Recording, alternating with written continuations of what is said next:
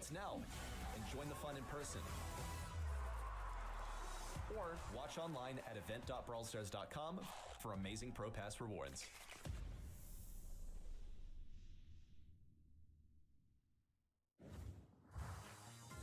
For the 8 teams from all around the world that are going to be playing on the big stage in Dallas, there's 1 extra regional slots up for the World Finals and 2 slots now for the LCQ on the line. Let's take a look at what's waiting. Let's take a look at what's waiting for you. If you get a ticket for the Brawl Cup, you can do that right now. And with every purchase, there's an add-on available. You can get those socks in, keychains, a sticker pack, Kenny's favorite, a pop socket. I'm looking for that as well. Yeah, make sure to get that. And we're now heading into our groups. We're looking at them for the very first time here already, now with Loud as well. We don't know yet who's going to be seat number 1 and 2 in North America. That's right, things are looking a little full now. We got to add our second to last region just yesterday. And as you pointed out, we are still waiting on knowing what that seeding is going to be. Tribe, they've already locked in that first or second spot, but it's up to BC Gaming and Pioneers to dictate how the rest of the stuff is going to go today. And again, I like Riddick was saying, we don't quite know who is going to be representing North America, or rather, we don't quite know in what order. Tribe Gaming have definitely made it there, and BC Gaming are in a pretty good position as well at 133 circuit points behind them. We have 1 more ticket left though, and we do still need to see how today shakes out. And that also will determine whether Tribe get that first seed or end up in the second seed, because again, getting a favorable early matchup is great, because I think the last thing you want to do is go up against a Zeta or a Humble or even an SK straight out of the gates. As mentioned before, in the North America region, we have some team that established themselves as a very top-heavy region here. Looking at the leaderboard already, it tells the same story. Yeah, this is the now, but let's go back in history just a couple of months, and even the last month as well. Tribe Gaming taking first place twice in a row. BC Gaming getting second place twice in a row. And the rest pretty much left to fight for the scraps. But due to how the points have worked out, you see Pioneers, they were there with 84 points. That puts them actually just in the right position to overtake BC Gaming in points, given a very particular set of circumstances. And also, just want to point out that this is coming into these games, and you know, all of those top 4 teams are guaranteed at least 10 points, right? Because that's what you get for just being in a quarterfinal, even if you get eliminated there. But have a look at this one. This is quite the bracket to behold. Tribe Gaming get what I would say is a little bit of a safer start to today's matches, which bodes well for them and their seeding. But I'm looking at this Space Station Gaming versus Code OG game. It's an interesting one. There's a lot of history there, of course. We'll dive into that later on. I'm fascinated to see how that plays out. And I'm looking at this STMN team. Do they have what it takes? Because I don't necessarily know if, you know, they've been carrying the torch for that brand as high as we've sort of seen in the past. And they've got some stiff competition in this region. And then we just put Pioneers and Elevate head-to-head because we like watching Utter Chaos. So that'll be a fun matchup as well. But as Livy going up against some previous teammates. Means the team have locked in our predictions for those first 4 matches for the quarterfinals. And looking at it, it looks pretty similar. We seem to agree in most of them. Uber, what's up with that second quarterfinal? Listen, I'm unk-pilled. You know what I mean? I'm boomer-coded. I'm ready for Code OG to serve up a bit of an upset. Don't forget, this team is Charles OG in second best. Really quality players. They're going up against the Space Station game of obviously, you know Bobby Chino and Sands, but this team is looked a little shaky. I'm not convinced yet of what Space Station are able to provide. Right now, they're in 5th. They are tied with Code OG for circuit points. My bad, Vay. I'll speak up for you. After that first round, respectively. So that to me is a fascinating one. I have decided to pick the one game that is a little contentious and just go with my gut. Come on, OG. Come on, buddy. For everybody that didn't do that yet, Yo, you still Pam, have how are a you? little bit Welcome. of time to lock in your predictions over at the event site as well. You can earn a pin at the end of the reward track and also some Pro Pass XP, so make sure to do it right now. You better do it. We're heading into our very first match of the day already, and it's gonna be a banger. Tribe Gaming versus Mountain Men FA. I'd say there's a heavy favorite here, but we Mountain got Men could cause the Tribe. biggest upset all weekend. And that's Snicker, how are you? Yeah, this wants to say something ready. I think we've said this for like every single opponent that Tribe has faced. Like, oh, they could be the one that's gonna do it. But Oh, that it sounds hasn't good, happened Kong. yet. Tribe Appreciate have for won 6 lurking. matches in a row when it comes to these monthly finals. They're your month after month champions, and they really did prove themselves also at last year's LAN in the World Finals. They don't need any introduction, but in case you're tuning in for one of the first times, it's RBM Luffy. and OG is Zeus that literally will be 30 years carrying old that now. Tribe That's banner crazy. and have kept these guys on the map as a top NA organization. Tribe Gaming was just walking through the last 2 monthly finals, February and March, and now they're trying to do it a third time over. Yeah, I mean, look, these guys have had a great start to the year. Basically, the only thing that would sort of cause them not to get the top seed going into Brawl Cup is to lose in this round. They are like 30 points clear of BC Gaming in second place right now. So that's the only way things could go wrong. This team have done everything right so far this year, right? February was so clean, generally. Even if they dropped a set each series that looked very, very good.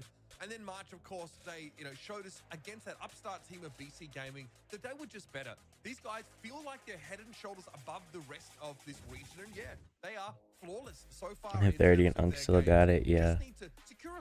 Oh, yeah, no, Gito. And then they can already start thinking about what they're going to roll out for us in Dallas. Certainly an opponent to fear. On the other side, we have Mountain Men FA, and they've been already in a monthly final. They played in February, didn't come back for March, but are now back for April already. Yeah, I wonder how their February journey ended early. Oh wait, it's a rematch against Tribe Gaming. Mountain Men FA, they have played against top teams before, and they've actually done quite well. Even in just our last qualifier as well, they took 2 sets off of BC Gaming, our second place team in North America, currently keeping an eye on that spot for the Brawl Cup. And Thanks for also, the UR interestingly, streak, they've decided to Jack, like right? steal a name from Tribe Gaming. This roster has been known as Right below, Mummies, and he then, doesn't use a also subsequently face as cam. Mountain Men, because I think he it kinda gets sounds a like penalty Mountain every Men. time he So doesn't this is a use funny it, but reference that you see the Mountain I Men just think he themselves doesn't in care. Tribe Gaming now facing a team that have called themselves Mountain Men FA. You already mentioned it. It was quite a close matchup in the February monthly finals. 3-1 overall. Uber, let's have a look at just how close it really was.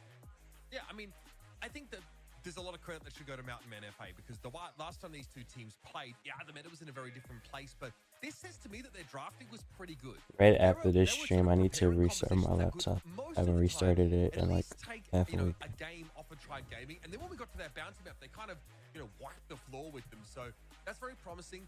I would say at this kind of tournament, they're one of the weakest teams. Just Hello, in right, terms thank you, of, Kyrie. circuit points and overall standings. They still have a whopping 60 coming into today, so that is pretty good. I think they're tied with STMN right now. So their team is always good for an upset. It would be mental if that happened here against Tribe and actually threw their Again? top seeding No. into question. But I just feel need to it's gonna be restart pretty it. unlikely. Okay, you guys, now we've talked about the stakes here. I hope you two are ready. I know I certainly am. All we need are the maps still. We're starting on Hideout. Heist is still not going to be played today already, right? Nope, it is not. Yo, I Mythical, confirm. how are you? The Welcome, reason welcome. is that there have been some fundamental changes to the mode, and so to keep things fair, we have eliminated from the pool, substituted it with some other maps as well. No repeats either. It's not going to be unfair, but oh my goodness. Okay, audience seems to think this is not a fair matchup at all. That is Hello, Leonie. probably How are you? the It's not a fair lowest that matchup. I have seen. It's Yeah. Damn, I 95%. mean, this is That's number 8 insane. versus number 1, pretty much. I think that Such a shit day. Mountain Men Oh, what's up, deserve to be Leonie? in the What's top going 8 on? here. I think they could absolutely Oh, break into the Tilko, top how are 4, you? which is maybe a crazy thing to say, but they've been faced against the toughest opponents in the bracket every single month, and each time they give us a pretty good show. Just saying, yesterday Zuridagan made it from that 7th spot on the leaderboard all the way to the finals. Came in 2nd in the end, but still, Mountain Men FA is right now sitting in that 7th Jag, spot. right? They could do the same. You want to get one tapped? It's You'll get certainly one not tap. over their hope. Hideout Did you see a first map, crazy first Mandy play draft is today? already From who? rolling in. Well, Kit and Buster are going to be banned out by our Mountain Rotten Men, Pancake, and thank you Tribe for the Gaming, 3-watch streak. Jean, Appreciate it. Angelo, and Lumi. I wonder if we do get to see her one more time today. So far, she has a 0% win rate, Uber. Ali, oh, Yes, wait, they have a Rafik. She still looked absolutely And the other terrifying team in has that a RBM. fight, in SA yesterday. Is I it too like late for what we see from Ollie Preds? right now. For The this strategy's match, it changed. is No too longer late. is Ollie using his kickflip gadget to jump in and then get a big super off. Basically, he's making use of the all eyes on me gadget that will cause the person hit by his next shot to become hypnotized, walk towards him for I a want to long see time. some M's. And There's that like will a already 1% get a big chance that there's super an off M's on today. him, if he's already already moving forward here. So There has been an M's. There was one M's last month, I think. We're just trying to take down those individuals, which of course is crucial in bounty. It is a little odd. Choco, you gotta see, wait I until think this all the match is prioritized done. fight on a bounty map. But try gaming and no strangers to trying to play tanks where they otherwise We shouldn't played Imps. play. I don't remember They, which however, player. I just go know with it Gray was. first. Well, Yeah, you see a I lot don't of good remember Gray which here, region. I just think it even was NA. before Gray absolutely rocketed towards the forefront of the meta. See this often combined with Hank as well. Getting that mobility for Hank has been absolutely huge. And Gray's going to be just good in general for securing that blue star at the beginning of the game. Chester now making an appearance. The reason why he's meta, it's basically Wait, because of they his didn't hyper lock the charge. predictions yet? Quickly, They usually lock it maybe we before can see an the adjustment match to that in actually the starts. future, but for now, that is what he's rocking with, a super fast charging hypercharge, which gives him an excellent super. A lot of the times you see Try him use going the it is, they utility should. of the bomb, okay? It's all about breaking open those walls. And if you can outrange the Ollie, then you're looking pretty clean. Can do well against him in close range as well. Gives Tribe Gaming quite a few options here. Keeps him flexible for using that last pick. Hey, why was that held, Yeah, Ali? you know, I've kind of put Nah, Chester we almost in the allowed same that. category as the Carl at times. It's just kind of giving you a bit of everything across the map. Obviously, varied super effects, guaranteed super effects with the hypercharge. But we're going to see a. Is Juan Carlos in here? I believe so. With Elevate.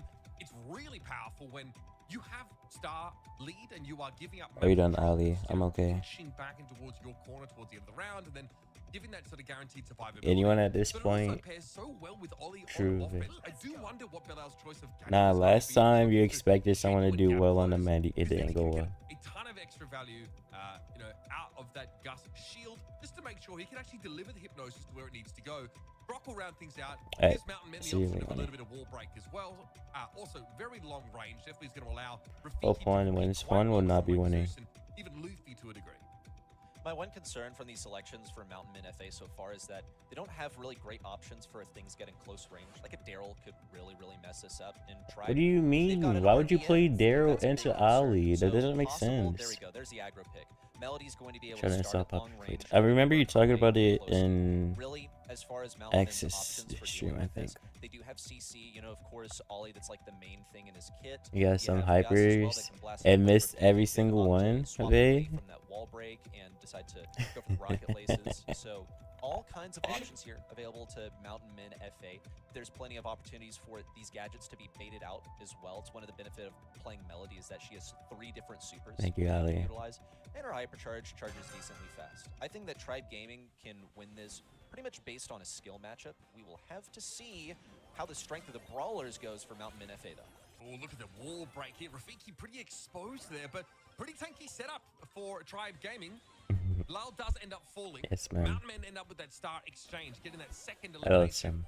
And on the blue star carrier, no less, is pretty helpful for them. However, Tribe wasting At no the time mall trying to is push up here. crazy. Rafiki knows this, and he does have the all eyes on me gadget. Almost catches Luffy out. Bomb there for RBM. Super drawn out of Rafiki, probably just for the extra durability that it comes with. And Luffy really wants to tangle. These Thanks guys to hug him. are not pulling any punches early in the game, but Mountain Men Oh. are winning out on these defensive trades. This is how Tribe Gaming. You know, this often, is the warm-up do game. Plays they can get super aggro, but usually they are able to escape. Mountain Men FA are doing quite a good job of landing these shots in close range. Excellent dodge of the hook from Zeus as well, dropping him to low health, and they continue to hold their ground. But one little shot from Luffy is all it took to shut Crazy down Sam, Ali. and continue to close this gap now down to 1 star. This is tough for Sam. In close range, his shots are not very fast, they're kind of unlikely to hit. It's a total skill-based matchup, and he's also a newer addition to the roster. But Rafiki is picking up the pieces. Also, Nah, dodging that Zeus. long You gotta tilt make from sure it Zeus, actually connects keeping before you Mountain Men in the lead super. by a safe 2 stars. Luffy, though, keep an eye out for that Melody hypercharge. It's going to be quite dangerous, especially if Zeus can deliver Luffy a little bit easier. Here it is, hyper at the ready for Luffy, and we're going to go straight away, trying to make short work of Mountain Men, but they, again, went out on the defensive Yeah, trade. I don't know why you would Rafiki's gonna use check any because assassin 6 into stars right now, Ali because Ollie when he has a is gadget that not makes you just unkillable for stop Tribe so doing far. anything. RBM, not quite the purchase he's looking for on that hypercharge super, but it's now a 1-star game. Zeus has another hyper to work with, but time is a little bit short. Bomb going to be thrown down by Wait, RBM. RBM Falls moment. now, puts Tribe Gaming in the lead. They're out of there, folks. It's the getaway plan. 3-star Good lead. comeback. Despite Rafiki never having died in this round, there's not much he can do to salvage.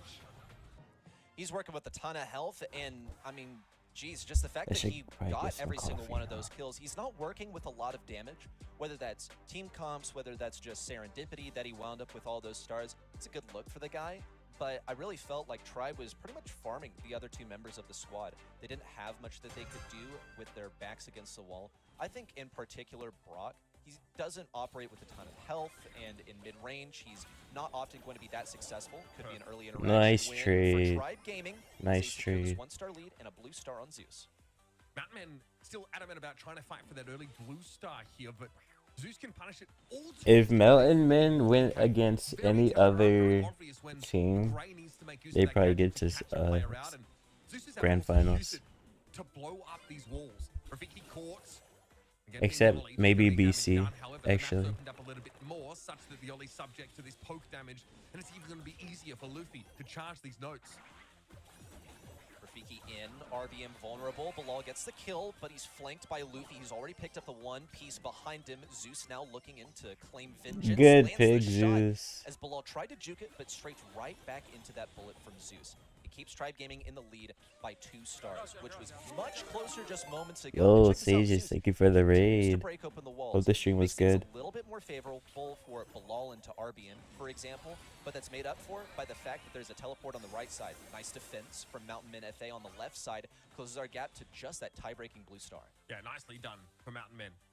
They are dealing with a fair bit of pressure, but Bilal had a pretty timely super there to give that extra shielding. Try as RBM might, he couldn't bring him down. However, Did the shout out go super's through? ready. I'm not He's sure actually because I'm backwards doing with it from that my dimensional phone. door, maybe hoping to draw an Ollie super out. Either way, ends up using more passively. Luffy wants to come forward now, definitely telegraphing an intent to dive. Walking Cane, though, pulls up a little bit short. Rafiki's able to avoid it. Tribe have the lead, but they're trying to negotiate from a position of power here, Ready. They're gotta push into this hypercharge from RBM. The super out, Rafiki's done. It's just Bilal and Sam to try and claim this victory. Only 2 stars separating the two. A kill on Luffy, but then one more could do it, but they absolutely are Nice. wiped by Zeus and Luffy in tandem. Tribe Gaming cleanly secure this very first set. God, there's so much to work with in that composition. The dimensional door means that the already highly mobile Melody can just appear anywhere at a moment's notice. Really scary stuff, and we also know that Chester tends to just produce damage from God knows where, with pretty little warning as well. Very different tempo that we normally see on this map. Usually teams, Sunny, are a little bit more careful. They want to play like a longer range poke game, but no, we're in NA now. We're throwing down. It's the freest kind of Brawl Stars you could hope for. Beautiful analysis there. Usually you see a lot of sharpshooters. I now want Tribe Code is coming OG in to with a win, super but I don't know if they aggressive will. comp, and it just works out because, as you mentioned, with the dimensional doors, Melody can come in and wipe the floor with Mountain Men. Honestly, it looked kind of promising. Mountain Men had the lead for the most part in round number 1. Once Tribe Gaming got into rolling, it was just over for them already. I think legitimately Zeus facilitated all of this for Tribe. Like, Luffy did have good plays in there on that aggro Melody, but in game number 1, we actually saw Mountain Men F8 successfully defend it. A lot of that was due to Sam over there. You saw him highlighted in the magenta. He got so much damage. I mean, check this out. And Rafiki, of course, the last one standing after that hypercharge attempt in from Luffy. Mountain Men F8, they did like a pretty good job of defending in game 1. And come game 2, we got a taste of what they looked like on offense. And it likewise looked very, very close. Let me see if there's an Just update for in those last Twitch, few moments because there, I Twitch think has Rafiki in been bugging out particular on struggled mobile. to operate on that range game with most of his walls broken down by Zeus with the walking canes. He didn't have as much play as he did on defense. I think Mountain Men showed us so far that they know what to draft. I like their draft as well. It was just not really there to handle with what Tribe Gaming had in their minds. Just nothing really to control the aggression that Tribe Gaming is showing up against them. Now I really hope they do plan for all eventualities if Tribe Gaming wants to come up with something a little bit out of the ordinary on Last Stop as well. The Ollie was a little cheeks. I'm not gonna lie. That for me is, I mean, Rafiki did very good at not getting blown up, I guess. But I don't know how much credit I can give them for that. So yeah, maybe ended up being a little bit of a liability in terms of their draft. But this team is the one that, have managed to take games off of Tribe Gaming in, almost every set that they've lost against them, I think. So that's a good sign. It does mean that their draft is such that they never get completely blown out of a game. We're hitting the last stop though, Sonny, and already we're seeing like the regular offenders, the kit the Meeple and the Buster still being looked at here by Mountain Men as brawlers they just don't want to handle. They double ban them now. Really interesting. Chester is going to be their first pick here. Talked about it before. Just a lot of DPS. Very strong. I don't know, Obito. I wasn't listening. We do see a little bit of a pattern over the course of the last week and yesterday in the other regions. Hank was the brawler that was picked up most by both EMEA and SA. In East Asia, it was more like a bit more of sharpshooters with the Bell, the Charlie. We didn't really have Hank in the top 3. I wonder if NA will follow along with EMEA or more East Asia. Carly's going to be picked up here. Yeah, just super strong as well. Heat ejector gets you down the lane. Will just control that lane so easily. It's perfect for last stop ready. I feel like those are pretty much the only comments to be made about Carl because he's just a good all-around brawler.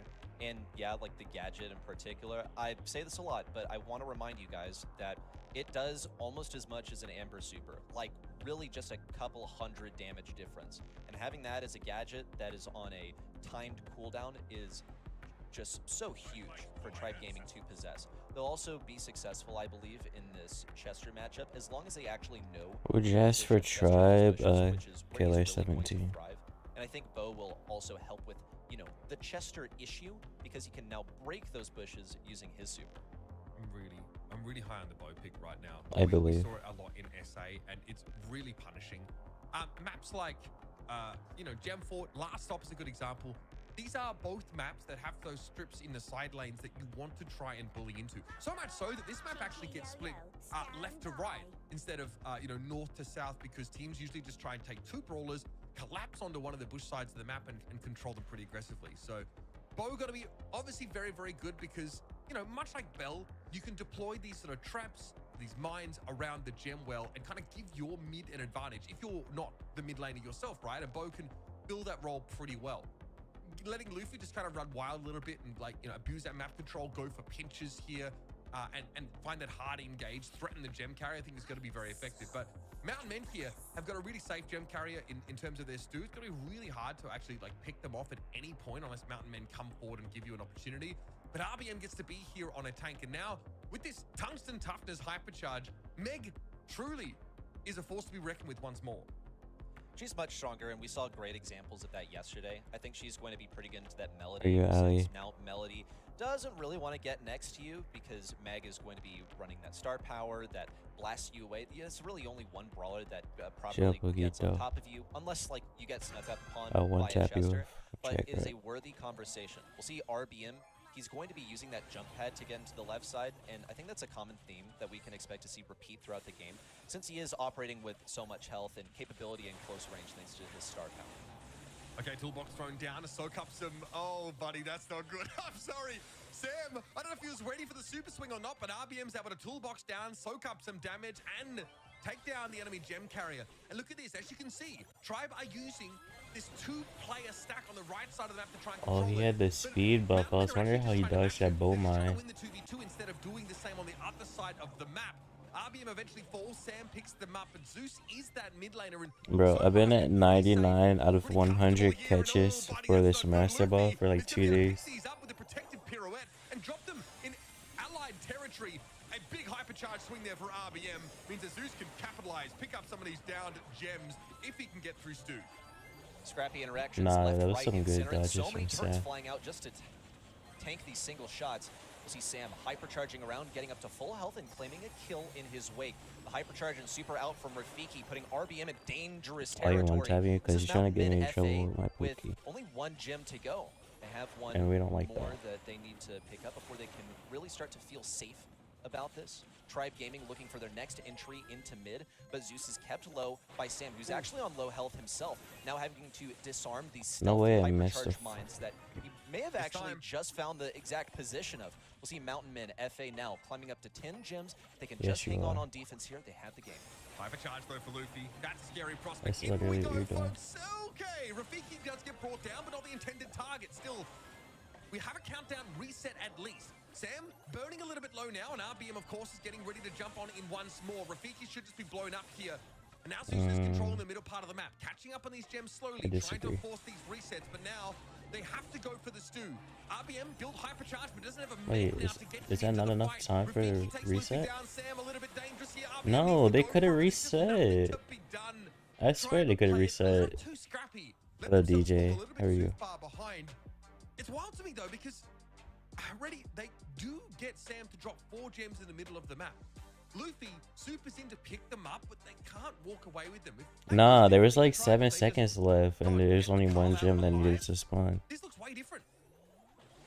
Their primary struggle has just been permanence on the point, and a lot of that is owed to how Mountain Men FA are playing this, so the brawlers that they've selected, Stu being highly mobile and being utilized as an assassin, Bilal literally fitting that description as Melody, and also just using RBM sort of as cannon fodder in some circumstances. We're seeing a different layout this time, especially different in the success factor. As Tribe Gaming has taken this initial control, and we'll see Zeus place these mines over on the right side to prioritize taking down Rafiki, who makes a misstep, gets stunned there by the Snare Bear, but luckily for Sam, he's been able to get those gems to drop onto the ground. Not too much of an issue though. RBM has now shifted to the role of gem carrier. Okay. RBM doesn't want to take the risk against such a highly mobile. I think I Mountain Men prefer team. They might RBM be being coming gem down just carrier for him. because he has Here the goes health Luffy, and that's what for he's the looking Melody for and the with Stu. Carl. A nice little almost wipe as Rafiki barely is left alive, and RBM's going to be able to come in and get these gems picked up. That was a And very super interesting swing decision from performed Bilal. into by Bilal. No time to get shielding, no time to get notes. So now we're up to 9 here on the side of Tribe Gaming. Luffy with yet another super build. Speed zone destroyed, and a countdown has begun. It feels like in their heads, Mountain Men FA lost this game 20 seconds ago. They're still trying to find their way back. They need a DMAG RBM and then take him down. Oh, but RBM no, gets the Bilal. kill with the star power. We knew that was going to happen. With only a few seconds to go, Zeus being the highest priority brawler, still can't be taken down, dropped to just within an inch of his life, but still hangs on, threatening another set secured for Tribe. Yeah, good looks here, I think, for Tribe, and a much more realistic way that their composition is sort of supposed to play out. They should be able to beat the Chester on that right-hand side. Even in the Carl matchup, I do think there's a lot of pressure on Luffy just to straight win that matchup. But as soon as that happens, Zeus gets to take one of Sam's gems, get that gem lead, and RBM can attract all the attention he wants as long as Zeus can pinch to the left and help him. Lane difference this time. They put Rafiki on the left side to try and deal with RBM. It's been quite successful so far, but a bit of a stalemate. No one actually taken down. The right side seems to belong to Luffy. Bilal diving Zeus. Unsuccessful. This is how the Melody operated much of last game, with Bilal just going for the heart of the whole operation and finding himself in this 1v3, which didn't succeed really even once, but you only need it to work once is the thing. Steal those gems, get back to the base. If he can keep up this aggression as well, it creates a sort of buffer zone between all of Tribe and Sam, currently holding the most gems in the lobby. RBM, big swing. Bilal taken down. That's big map control now for Tribe. Luffy was looking for Sam, I think. Heat ejector deployed. Sam gonna burn for a little moment because of that. That means it's longer before he can get back into the fight, but RBM never had a chance to swing on Bilal. And the gems get dropped here by Tribe. Not good at all. Luffy now has to salvage the situation, but he's so low, too low in fact. Easily burned down by Mountain Men as he pursues them. And without a mech in the game, RBM is virtually useless on the map. Not a whole lot that he can offer. 11 gems now for Mountain Men, and they are in position to close out this gem grab map. Seriously well played here for Mountain Men FA. I think that final lane swap is really Drive a good S? thing to Nah. make. Is that Ain't no that's way. that water. Ain't no way, brother. Mountain Yeah, Men okay, is so I guess probably his morning the routine started at 3rd 5 best a.m. team when he dunked his in face. this region right now, Maybe or that- 2nd best. What Banana helped- peel on the face, you know what I mean? That's right. You got to eat it and then rub it on your face. Okay. And, you know, make sure you go do some push-ups outside. Maybe, like, think about some things on your balcony. Is that how they won set number 1? I don't think so. I think Yeah, a he lot of did. it Okay, comes cool. down to the steal. That does not look a guy that takes 8 minutes to put on a sock, by the way. These guys look pretty switched on. I hope you guys are doing this every single time before Charlie the podcast instead as of well. Meg? I want some Would've been locked-in interesting. passes at my side, please. I mean, I don't have... I'll take the sponsorship from, you know, insert Saratoga. artisanal water brand here in order to do it. Because you have to. You've got to dunk your face in that stuff. Like, how much water do you have? I don't know. I come from a place where water is really scarce, so it's just bizarre to me. Mike But you Toby. know what's not scarce here for Mountain Men FA? The deeps, baby. This is nuts. Sam not only was hard to kill, but also was able to stay alive with those gems for a lot of this game. the fact that RBM ends up getting used as a backup gem carry here, Eddie, is probably not great. It's a comfort tribe that, you know, they had to be very aggressive with. And for me, the bow, I'm not sure if it was the order of the day here necessarily. Not really. I mean, there were some moments where it really worked. Like game number 1 comes to mind where we saw Rafiki like inadvertently trigger one of those mines, get stunned, and the game pretty much devolved from there. I feel like that's like some pretty serious mental there. But in terms of like what we saw from the rest of the team, I think it was just the pressure that Melody applied. Like they couldn't allow those gems to sit on the ground and let the gem carrier come back to grab them. They had to have RBM grab them. That way Melody couldn't steal them all and get the countdown. Yes, I know, Talked Jack. about Right. it, how Melody is not really picked up anymore, at least not Okay, in the son, how are regions you? now. And A comes in here, and 100% win rate so far after 2 sets of Melody being in play. Looks great. We just need some aggression in this region, it seems. We I've did already have played some Clash of Clans on surprises stream that plenty of shifted rankings times. Of the other regions, Mountain Men FA so far so good. Once again, if they win against Tribe Gaming, they're the first ones to do that in any single monthly final, and that's probably an even bigger So upset than happy. all the ones that we seen yesterday. Oh nah, Rafiki is drinking Yes, Saragato. That's I'd say crazy. it would be, considering that, you know, Tribe Gaming have been so flawless so far. Oh wait, But dropping sets have I been here and saying that there in wrong each this of whole these one time? series is Actually, not no, I don't exactly out care. of the ordinary. So no one has sounded the alarm quite yet for Tribe Gaming. Did I not sleep again? I did sleep. Questionable, I guess, execution on their draft in that previous game. But now we have the Ollie locked in here for Mountain Men. They really want to secure this pick. It didn't work out for them in set number 1, and I think But Tribe they Gaming, can't vouch they've left because this she open slept because like 10 it's not hours today. really important to them. They have other higher priorities for that first selection. I mean, this is Bell's Rock. Angelo's quite strong. I feel like Gray and Lumi are just sort of given in terms of bans when your enemy has that first pick. Now, how they're going to deal with that Ollie again in a mode where you are actually forced to share that mid is the question. You know, Hank, 8, I'd say, 10, is same a difference. pretty You were reasonable knocked out. response over there. They just got to make sure that they actually get that super. Usually not too hard, but depending on the way that Mountain Men FA decide to play this, they could deny that super to him for kind of a while. Just Isn't by, Ollie the keeping best their pick in distance. ranked? No. This seems to have been the plan for Tribe Gaming from the outset. Best pick There's is Gray probably Man Lumi. here, just to make it harder for But chill Mountain Men 3 to to quickly 4. close the gap onto the Hank and I don't know how Ollie. much I slept. I just know I went to sleep This is after really Vate and I what they're woke having up to set before she their woke strategy. up. So that kind of makes sense. They want to I texted her, her phone was dead. arm's length or hand's length. If they get dragged on in, the Gene will be the next pick in this composition. So sometimes a bit of inevitability the Magic Hand can offer. Also a bit of extra sustain here for a Hank that likely is going to take a decent bit of poke. Nah, that's why I thought you were gonna sleep more, Vate. That's why I was like, I'll see you after monthly finals. They also fulfill that role of like getting Yeah, that all hold these that Gray stitches. usually would offer. Then tell them to Now, get there better are at the game, opportunities for Toko. Mountain Men FA to get some turrets up. They're going to go with It is what it Rico, is. which doesn't show up here in competitive very often, but is many times a pretty solid selection. My concern for Mountain Men FA, though, is that they're kind of just Hello, like loading. How are begging you? their enemy to play Sprout, practically. Like, having the Gene there makes Sprout a much safer pick. Sprout's going to, like, 3-shot a Rico since it was introduced. I in the mean, game, they definitely but puts in the Rico hours to has go been a pro. Rico counter, and Not it's a gonna lie. phenomenal selection here. The only counter they have to a thrower here is really the Ollie. That's also gadget dependent, and I don't think you want to get in close range versus this Hank. You know, they'd have to play an aggro game. It conflicts with how they would be playing this Rico. Okay, so pretty solid Am I balls being to sexist? Who's being sort of sexist? play around this Ollie to some degree. Remember, this is knockout, so Ollie obviously a great option when things start to become a little bit more confined. Nala? Another I block mean, pick yeah, here. Nala. This time for did. Tribe Gaming. Saw that obviously in the But bounty I think she map. got first round in Obviously monthly crucial to be able to finals. open up the But map she just a did little make bit it, I'm more. pretty sure. Very, very potent, especially as this is the kind of map where as the gas closes in, you can get stuck in these little nooks and these little corners. Something you've got to watch out for, especially when a rocket rain starts coming in. The Brock can be a real nuisance. She's the, I think she was the Open second female up player the to map make it to however monthly you like is finals. gonna be The pretty first one helpful. was a It Chinese might also be woman Tribe Gaming looking to in the set China stage region. for like a positive matchup for their tank as Yeah, well. exactly, Or Ogito. just punish I the love Ollie women. for a They reinforce, knows maybe this play a already. little bit more in the open, even if he does boast a longer range than Hank. They know. Okay, well, we I see like the her, initial wall so break, and it's going to come over to this Indestructible on the right side. That allows RBM to sit in this corner where he cannot be touched by Rafiki at all. It's a pretty high IQ play there. Yeah, you're It hanging means that there, your Rafiki brag, has to that was retreat clearly from for you this side. specifically. Keeps RBM in a Literally. little stronghold, Wait, and Luffy, also what was gives that wall Luffy break? the opportunity to open up the map to, as you said, punish that Ollie, but also importantly, the Rico, who pretty soon here won't be able to do precisely what he's doing now, ricocheting those shots down mid.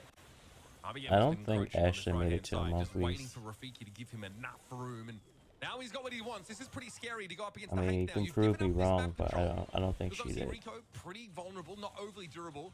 Sam has done well to hold his own in this left-hand side of the map, but Tribe Gaming have just sat the Brock there. Where's to monthlies just to hold that DQ position. because I stepped in? Rafiki, super Nah. on RBM, no good. Bilal now in danger, trying to pop the super. RBM does take a face full of damage, but If I he made it bursts to the bubble off the monthlies, Rico, I would and Sam definitely be up. will be left upon. Somehow it got closer than you would expect, but either way, that's a good start for Tribe.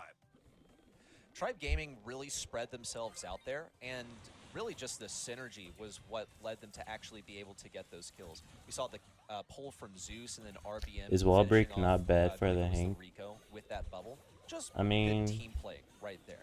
Now Mountain Men FA have it been forced is, to but it's retreat from not it. at the They no same longer have time. control of that You'd area, rather have and less they're gonna have walls to for make Rico to Brawl bounce off reposition of over here. and He's going to for be a Ali to hide complete behind. opposite side of the map, where he's still going to be vulnerable to this wall break from Luffy. Tribe Gaming seem to have gotten it locked down, but here come the hypercharges. Yeah, exactly. Hypercharged fish torpedoes for RBM means he can absolutely I mean, handle she it just if does the casting Ollie now, were to and she's walk up also on him. a Bilal doctor, trying to put himself in a part of the so map where I don't he's think gonna she be really has the useful, time but to not good much he can full do to answer use. these bubbles that come in from I don't RBM think she really now. has the time Down to 2,000 coach HP. Zeus a- will chase a him with a pro- vengeful spirit that or accounts for a about competitive 75% team. of that health, and there it is. Nice round for Tribe Gaming. A very strong showing with this Hank composition. Judging by how we saw this last game go, it's Let's a let that big look quick, question yeah. mark. What are we even going to see Mountain Men attempt into this? Because they can't play into that Hank lane. Maybe they'll opt to just place Ollie on the other lane. That way they don't even waste the time putting him over there and having that lane swap occur. And it looks like they have done that. Rafiki now is going to go over to the left side because it's I sort do of like, worthless well, for him to no, attempt loading. I wasn't facing talking RBM about when he the can't wall get his break, shot that around that the indestructible. first one. I mean, I didn't here's even where he gets notice the that ball. until later, to be honest. Yeah. Doesn't seem much I meant better the at all. one that was on the Luffy's left already, side. shut him out of the map, Kind of essentially. confused me, would it make sense now? Rafiki's had to fully Hello, key Santa, on, how are and you? presumably he'll probably Welcome. try and do the same thing, which is keep Luffy honest here and try and play within the range to potentially catch him with a gadget. But Oh no, yeah, moving okay. RBM across Fair the map enough. here, Tribe Gaming know that they have basically 2 out of 3 favorable matchups. Yeah, it makes sense because given of the that Hank. Jing's not really expected to be At a first lane it bully confused per me, se. but And now they're grouped up, which is very good for a Hank. That's ooh, exactly what RBM imagine wants if to he see. died to And the they've lost the Gene map control. gadget. It's not looking good here, Eddie. Not at all.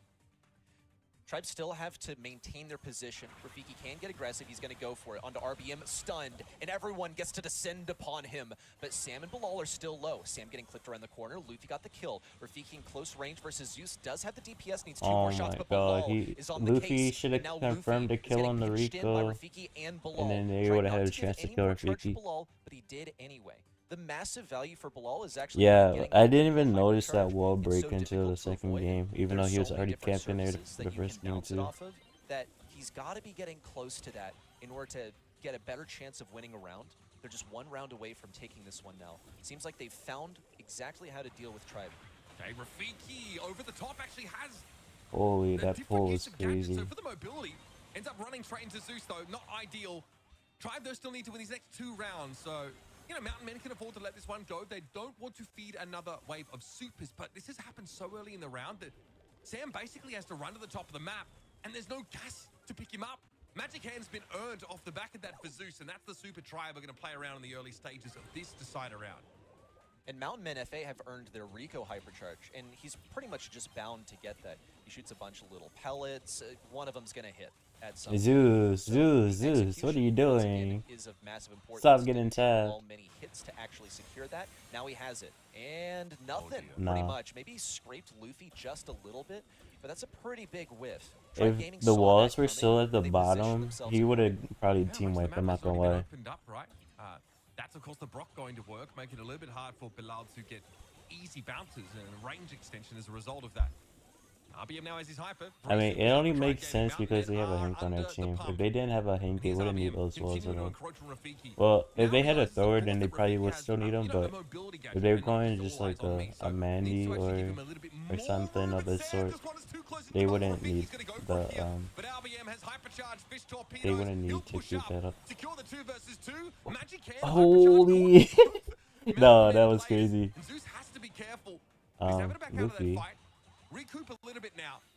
And it's just Bilal left. This gas surely is going to claim the Rico before Tribe suffer any more Nah, losses. that hyper And pull there is you have it, crazy. folks. Another set snapped up for Tribe Gaming. If it had not been for that Gene hypercharge grabbing 2 vulnerable brawlers, then that would not have been a Tribe win in that game. That was locked down for Mountain Men FA. So No, you don't need those as a lot of Brock times we actually see loading. like Gene hypercharge is not They're really gonna be amount to further anything. back at the So beginning of the game execution either is way. still here. It's still online for Tribe Gaming. And if they My go favorites are aggro, you usually got a if you Hank pull right with beside you. Jhin Well, and you end up I guess when in you that hunt specific it down, situation, they you would take have a you Hank out, beside and you. You lost the match for your team, even though you hit your pull, which is hard enough as a Gene. Well, it worked out for Tribe Gaming this time around. Once again, a set that goes down 2-0 for Tribe, but it was so close. Mountain Men FA almost took if it was the triple second long round. Nobody range, can, say something else in this one. Bilal, then he you gets wouldn't the need star that player that here in pink. 3 kills on his those side. walls On right the there other at all. side, so RBM showing us once again how strong Hank is right now. I mean, I liked it. you know, we can see Yeah, how much of a I problem it is, agree. right? That was pretty RBM is cool. always asking for more in terms of map control. And unfortunately, Rafiki can't really do much about it. He has good range for a tank. Like I was saying, he if doesn't really interact Mountain well Men at all played when he's against on the any wrong other side of team one of those walls. other than The only Tribe, time that Mountain Men were able to do they anything would about probably that sweep.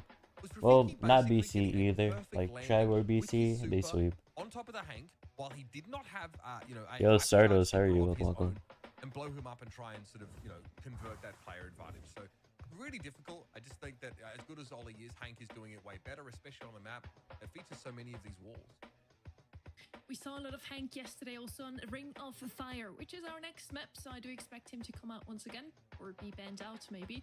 We talked about it, how maybe he needs a healer in the back, maybe a Byron could be a nice addition, but we have a couple of teams that prefer to play him with a Bell, for example, with something that has a little bit more range, and the Hank just kind of does its thing. If he goes down, it's all good. He plays it kind of like a Mortis. You just try to make pressure. If you do go down, just come out of spawn and do the same thing again, ready.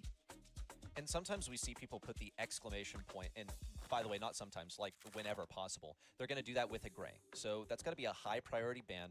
Hank, Gray, such a good combo that a lot of times has just dictated the pace of the match and overall the meta. We'll see both of those brawlers left open.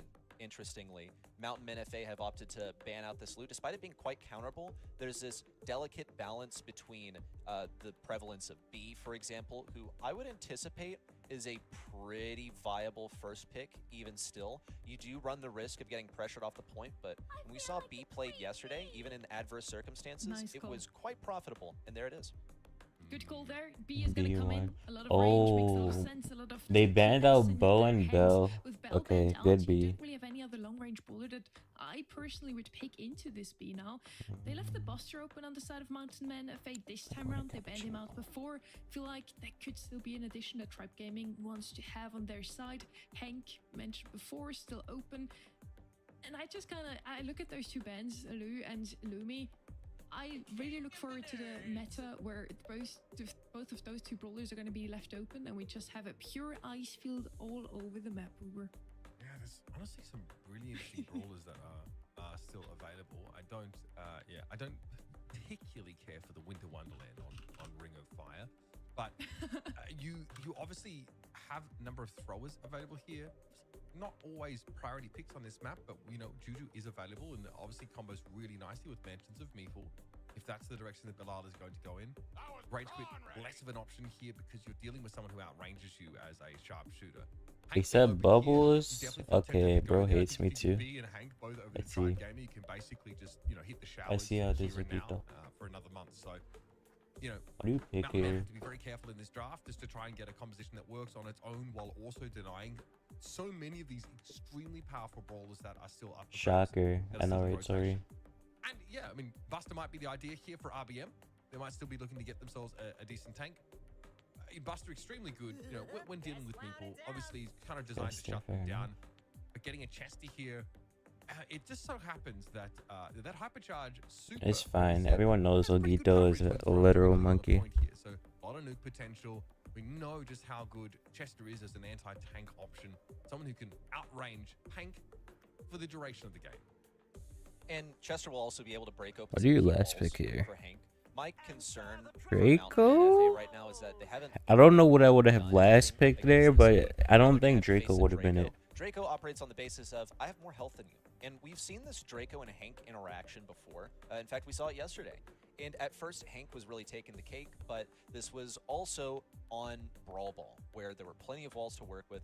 Now it's quite a bit more open. I anticipate also Draco's going to be getting some support from that B at long range. I don't think there's really a one-size-fits-all solution for Mountain Men FA here. Like, they have that combo of the mansions of Meeple, that, and the Hank you're able to hit through the walls, but it takes kind of a while for Hank to charge up that bubble. You're not going to be killing a Draco. Meg into this is very interesting as well. Fully charged bubbles. With the Meg in, this makes sense. They need a sort of like high health tribute. Thanks for tabbing a but YouTube still, stream. nothing that's going to be able to outrange that B. The priority is going to be on establishing some kind of pressure on that point that keeps her from even getting close to it.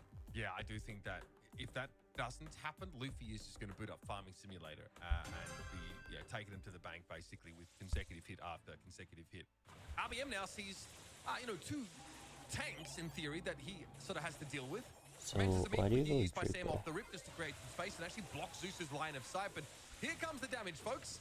And it's hitting pretty hard. Belal brought down by RBM, who's now thinking about sneaking his way into the bushes. And that one elimination means that Mountain Men need to cede control of the point to drive. I'll be honest, Mountain Men FA have done a pretty good job of dodging those Bs, though. Here comes Zeus in with the super on the right side. It's an easy pinch between himself and RBM. Rafiki next up on the chopping block. Go next. With RBM in position in these bushes, he's going to be a difficult pest to remove. Mountain Men FA need to think about winning this left lane before they can even get over there. But Bilal has been stunned by RBM. That's the use of the gadget right there that makes it so useful. Why are we giving RBM a tank? Oh yeah, let me just ban out all like 15 tanks in the game again, and RBM doesn't have the gadget with to my do it 3 once more. bans. We see the mansions of Meeple come in. Zeus is trapped, but there's not any Hank to get on the case. And Tribe Gaming are looking for an indomitable victory. I love that we're seeing the uppercut gadget getting used by the Draco here. Over that last stand. Zeus It is so shot the good. wall. Obviously, like, your lance is actually pretty long range, longer than you tend to think as a Draco player. You know, I questioned the Draco pick, but it's RBM, so it doesn't matter. Hilarious, and Bilal just says, "Yeah, okay, I'm cooked here. I got nothing." Oh my goodness, that is a sick game from RBM. The dodges of the B shots were good, but the fanning flames from Draco and his dragon, less stellar. You It's suit difficult to get in press well. position, right? Like, But they this don't is need a consented, sharpshooter to deal though. with the beat, but man, would it make things easier? The struggle there is that it's not just all three of us. They get one consented to brawler this. versus 3 different brawlers. We'll see the same play from Mountain Men FA off the beginning of the game, where they throw down those dice towers. Luffy's going to be softening things up and moving Rafiki back. Meanwhile, RBM getting aggressive on the left side. See, Mountain Men would love to be in that position on the side of Tribe Gaming, get in those bushes, but they couldn't really get mid to begin with, so it's not even an option for them. I do like this honeycomb star power we're seeing so much of at the moment. Zeus is constantly, has that available because constantly hitting that first shot, especially when you're cycling these supers as well as he is. RBM in dragon form right now. Sam respecting the range of that. Another toolbox cleared out. Zeus with the hypercharge pop. He's ready to develop a super surely. Or just wants the extra stats. Bilal gets caught, knocked aside there by the Chester. And very quickly, that big pool of health the Hank boasts goes by the wayside. Sam has no choice but to step up to the mansions and try and stay in this game. Luffy with another hypercharge. That is dirty. It also starts to break open those bushes a little more, meaning that Zeus has a clearer line of sight. Mountain Men FA have come so close to success on these plays, but just one after the next seems to be just barely out of sync. It's led to a situation where now Tribe Gaming possess 85%. Bilal's going to pop that hypercharge and try and get in position. This is so rough for them. Making the last stand. He's still alive. Bilal on the point, trying to force Luffy off, but cannot land that torpedo. He's got a bit more health to keep people away. RBM also at risk of going down, hangs on, but Rafiki's on the case. He got the takedown, but he doesn't have enough damage to chew through what Zeus and Luffy are operating with here. Tribe Gaming for another consecutive win here in the BSC. Number 7 for the guys as they now go on to the semifinals. They're beautiful stuff. This should, in theory, secure their seeding as number 1 from North America, which is great because you've seen just how fearsome the rest of the crazy lineup Ali. will be. Alex, thank you for the raid. Find out is who that was a stream. will be. But Sonny, it does feel like Tribe Gaming just kind of took care of business today. And this is what I was alluding to earlier in the show when you asked me if I expected a lot of upsets. Some, maybe, but not in matchups like this. I do like when matches are getting a little closer than we might Hello, expect. At least Fahim. How are you? We're able to take a set off of Tribe. Those matches just really show the skill on display in all of the region. But yeah, That's it's not really crazy. close. Also not looking at those stats here. 12 kills on RBM, a lot of DPS. Almost 600 DPS. This wasn't the best showing for Mountain Men FA in the last round, but they did win last stop, guys. They did have some success today, really. Well, today this is their last stop right here, once again in the quarterfinals. So it's not the greatest way to go out. If versus anyone, like Tribe Gaming is the most respectable opponent, but that Draco was the answer. Like that was exactly what Killer, their coach, I assume, prescribed as the medicine that was Mountain Men FA. It was so interesting as well to see like the star power pick up there. Sorry, we saw Draco build a little bit differently than in the past, having access to the stun to really mess up the Hank. That's fun to see. Zeus and the B did a pretty good job as well. They dodged mentions of meeples at times. It was just a great display from Tribe Gaming, and I feel like we're going to see a lot more of that coming into the semifinals later on. As you mentioned, Uber, with that, Tribe Gaming now secures themselves the first seed of this region. We did a little math in the background, and they would actually still be up 1 point above BC Gaming, even if BC Gaming now won the whole tournament today. So yeah, there you go. We know now who's in the group. I think it's together with Toxic Lotus, Humble, Loud. Is that correct? Maybe we're gonna see later. Well, looking at the brackets here, next match is gonna be Space Station Gaming versus Code OG. Ready? Why did it sound like that? Yep, that one's going to be pretty exciting. And this is one where we actually pit old teammates against each other. And as you alluded to at the top of the show, Uber, it's OG's birthday. Like, he's officially Unk status now at 30 years old. He's 30. Yeah, I mean, it all changes. You wake up at 30 and you've already got that lower back pain going on. So hopefully he's got a very ergonomic gaming setup, especially if it's going to be a long series. Big shout out to OG for his 30th. Look, honestly, the 30s are good, man. Good time. You get a bit wrinkly, you know what I mean? But outside of that, you have a good time. You're in the prime of your life. And yeah, exactly, Lily. Dub for his birthday today. It was a RBM moment. Still ready, it seems. Well, I won't guarantee you guys are going to look as good as I do. As well, because he got voted as our MVP of today, at least for this quarterfinal number 1, by the people at home. If you want to get your votes in as well, if you disagree with that, you better do that on event.brawlstars.com to get that pro rank. Tell about XP, me? pro No. XP, and the Tell about you, Agito. The If they ever yeah, mention a RBM did monkey, decent they tell about job. you. We're looking at him here also with that Draco, 12 kills in the last round. He just had to get that vote. Who's up next? 12 kills. Yeah, I'd say that's like, you know, pretty run-of-the-mill, pretty I decent think it's right Code there. OG This guy was tearing it SSG. up on the left side. And you saw the stats. Like, that was all he was doing. 3% total in that zone. And probably just there to show that, yeah, like, he actually did contribute something towards the... Mirror? Yeah, I know you look He's in the best mirror tank when they player in mention North monkeys, America. Like, Lolito. what can you say? He's made this roster unstoppable. After the break, we're going to have a look at 2 former teammates facing off against each other. It's Space Station Gaming versus Code OG. Stay tuned. 94? That means you turn 95 right before I do, Tori. Ollie?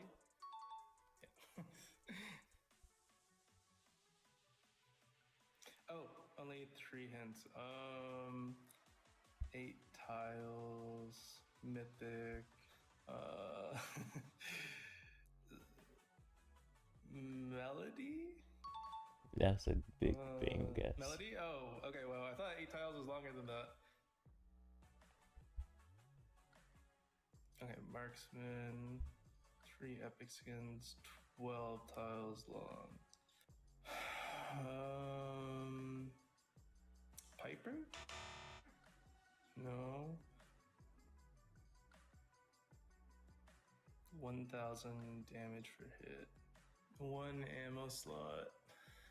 And If you see one ammo slot, it's either 1 ammo Carl slot, or so B. it's like B, Carl. Oh, Lily. Oh, it's Carl? Carl?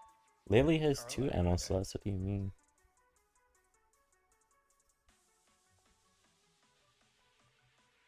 6,800. Oh, hell no, it's intro. Oh, Mo. And it dashes with the. Okay, yeah, Mo. I didn't even stream this morning. What do you mean? My last stream was for South America monthly finals, but I didn't even stream the whole thing. I got tired. Once and for all.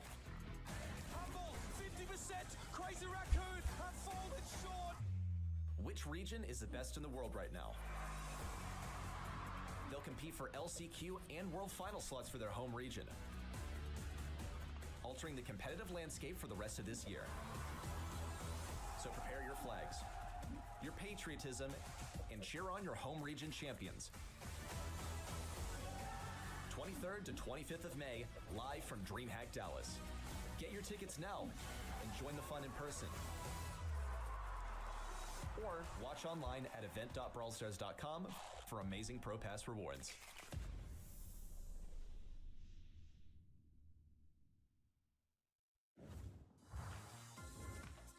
Welcome back to the April monthly finals. It's the final day and we are back in North America, your home region, Kenny. It is, and it's good to be home. I mean, this is an exciting month just because of Brawl Cup, but I feel like every region, it's felt like playoff Brawl Stars, and there's something special about that. I mean, every monthly finals is awesome, but ones before we get to a Brawl Cup just mean more. Talking about Brawl Cup, everybody that is watching right now can go there in person. Of course, you can still watch on the event side to get those pins and the Pro Pass XP, but you can also get a ticket and an add-on and some merch over. Yeah, absolutely. Yeah, it's not semi-finals, it's just quarterfinals. I think it was like teased in a Brawl Talk at some point, got everyone kind of hyped. So we're actually getting it in real life before, in theory, it's in-game. But I'm definitely keen to get my hands on that. Popstock is also just mad convenient, by the way. You can prop your phone up on the plane. It's kind of my favorite application for them. So if you haven't tried it, you won't go back. Trust me. I guess. Come out and get the add-on at DreamHack. And you can also just out yourself as a huge Brawl Stars fan. I'm gonna make sure to have that pop socket on my phone, that's for certain. And it's some beautiful art. Monkeys like don't need the things keychains. you drew. I'm super excited to have this year a Brawl Esports fan art contest. We asked everybody out there to draw their favorite moments, players from Brawl Esports, and you can win some gems. The two of them that received the most likes we are looking at right now, and you can vote for them. Until Monday, you still have time, 3 p.m. UTC. Vote for your favorite this weekend. What is your favorite, Kenny? The one on the right, it just brings a smile to my face. I just love that such talented artists are able to capture moments in the BSC. There's ones like this and other ones. Obviously, I would absolutely rock any of those as my profile icon on the left as well. So super cool that there's some unique Brawl Esports art because we have so many talented artists in the Brawl Stars community. The fact that they focus on our level esports really cool. Honestly, same. Head over to our socials on X. You can vote for your favorite between those two. We already had a vote last week, and the winner of this whole contest can get some gems. So make sure your favorite wins it all. Now, we want to kick things off right away with quarterfinal number 2. We're heading into Space Station Gaming versus Code OG. Space Station Gaming, they swept Elevate in the quals. Bobby is now to face a former teammate, OG. They could be the dark horse today. In the end, both of those teams have the exact same number of points. They tied in 5th in the leaderboard over. Yeah, I mean, again, neither of these teams are, online, I would like to say, for LAN, but they are obviously very familiar with one another. Bobby, Chino, and Sands, of course, 2/3 of that STMN roster that came under the SSG banner and brought Chino along for the ride. These guys have been good, but I mean, getting knocked out in a quarterfinal and then getting knocked out in a semifinal. I mean, I think Bobby even tweeted, he said, I haven't won a sort of a monthly final since 2023. So that's pretty rough. That's also a lot. And it's gonna take a lot to sort of get them there, I think, with the kind of opposition they're up against. But there is a reason why this team were the best in NA, or at least two of these players, and, respected by many in the world. They are the real deal. But it's a different world out there in NA now.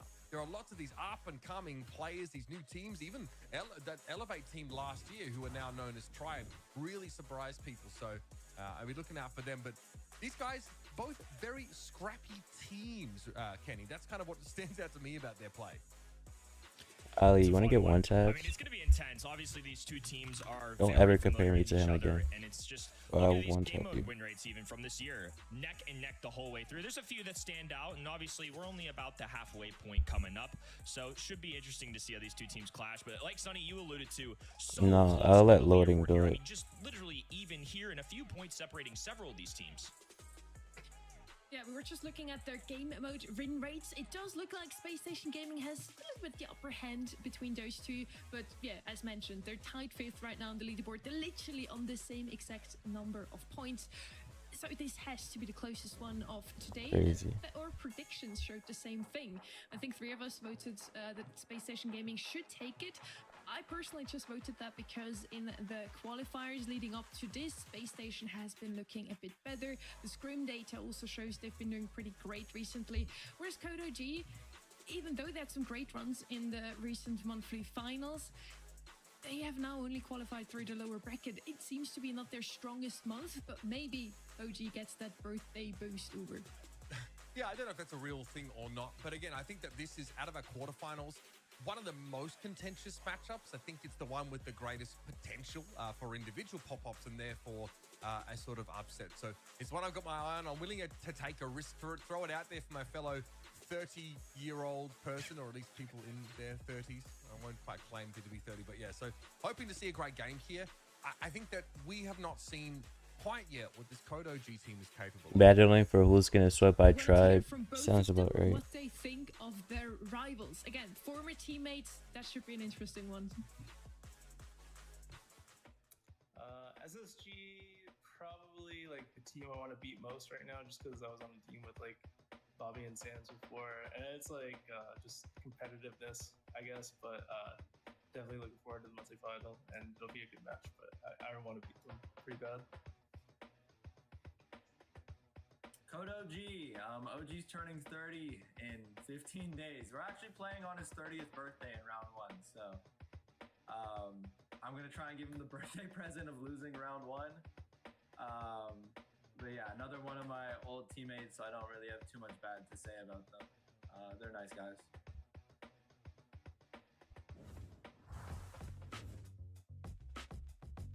Beautiful to hear that they still have some kind words for one another. It is the first face-off in BSC history, Kenny, though. Those two have always been playing together. Now they have to play against one another, and I don't think either of them wants to give in and take the loss here. The way I look at this, they both want to win the breakup. You want to win the breakup. Nobody wants to lose in a breakup. It's how it is. I mean, We've all been there Crying in It life. depends These on two why teams they were broke two up. guys played with each other for 4 years. I would consider them friends. They were very friendly with each other in those interviews, but they are competitors. They are dogs. This is a competition, and they want to win. The birthday or not, Bobby's looking to play spoiler here and make OG's day just a little bit worse. And OG can say the exact same. I mean, he wants to go off on his own and beat the team, return to North America, get a big victory. That's what's so exciting about this matchup. Both teams here kind of struck out a little bit last year in terms of finding success, right? OG literally went over to Europe, to try and build a team in EMEA, compete there. It didn't pan out the way he wanted. And Bobby also, on that SDMN roster, they could not quite get it together. And there were so many of these like reverse sweeps in grand finals, so many close calls. It was honestly heartbreaking year for that SDMN team, now a Space Station Gaming team, for Bobby and Sans especially. Frustrating after being one of the top competitors out of North America, representing in Worlds in 2023, looking great. There's a lot of history for these guys, but what they have in common is that their 2024 was a disappointment, and they're looking to show that they've still got more to offer in the current year, the big 2025. Nah, Crying That's why I said it depends on the situation. Already the bands have come through. If they broke up on bad terms, then of course they're not gonna like each other. Like if someone gets drops, why would you not hate a team that drops you? Super Beach is the map. B is banned out. no surprises here. In my eyes, still probably the best brawler to have on this map for mid.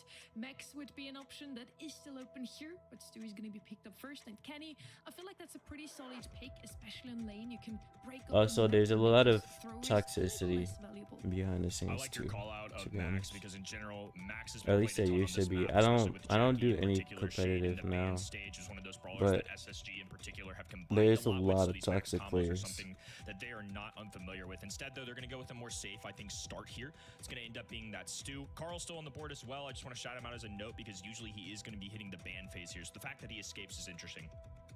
On a map like Super Beach as well, you're dead right. A great aggressor. It's where a heat ejector becomes even more potent on these kind of maps that can be a little claustrophobic when you want to lock the enemy inside their own half of the map, inside their own goals.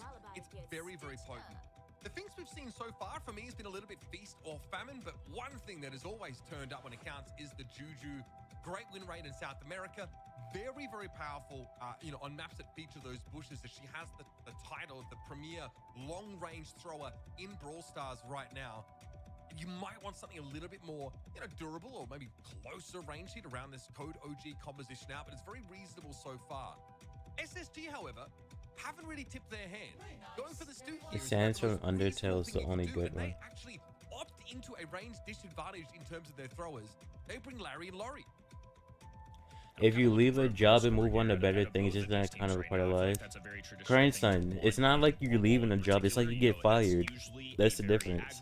If you get fired, of course you're not going to like it. You're not going to have, you're not going to want to go back. You probably won't even be able to go back if you got fired. Elect to go Larry Laurie. I think anticipating Code OG still need that goal score. They kind of see the weakness in their armor right now. There's the El Primo. Yeah, I feel like loading. It only knows the good sound. sound. Ones that I see in North America, especially with all of these, B, Chestergon. We have a lot of these traditional anti-tank brawlers, or at least the top ones in the meta, out of the way right now. Okay. I've seen the Primo. Obviously, that's something that really starts to put some pressure down on Code OG. It's something that Finks can't really do much to interact with. We know how powerful, the wall break is. It's offered also the ability to strip possession of the ball. Primo just get bullied. One of these Code OG brawlers away. And so the Cordelia's comes out. This, to me, is a very niche pick. It's often brought in to try and neutralize the impact of a particular brawler. And I think I know which one the plan is.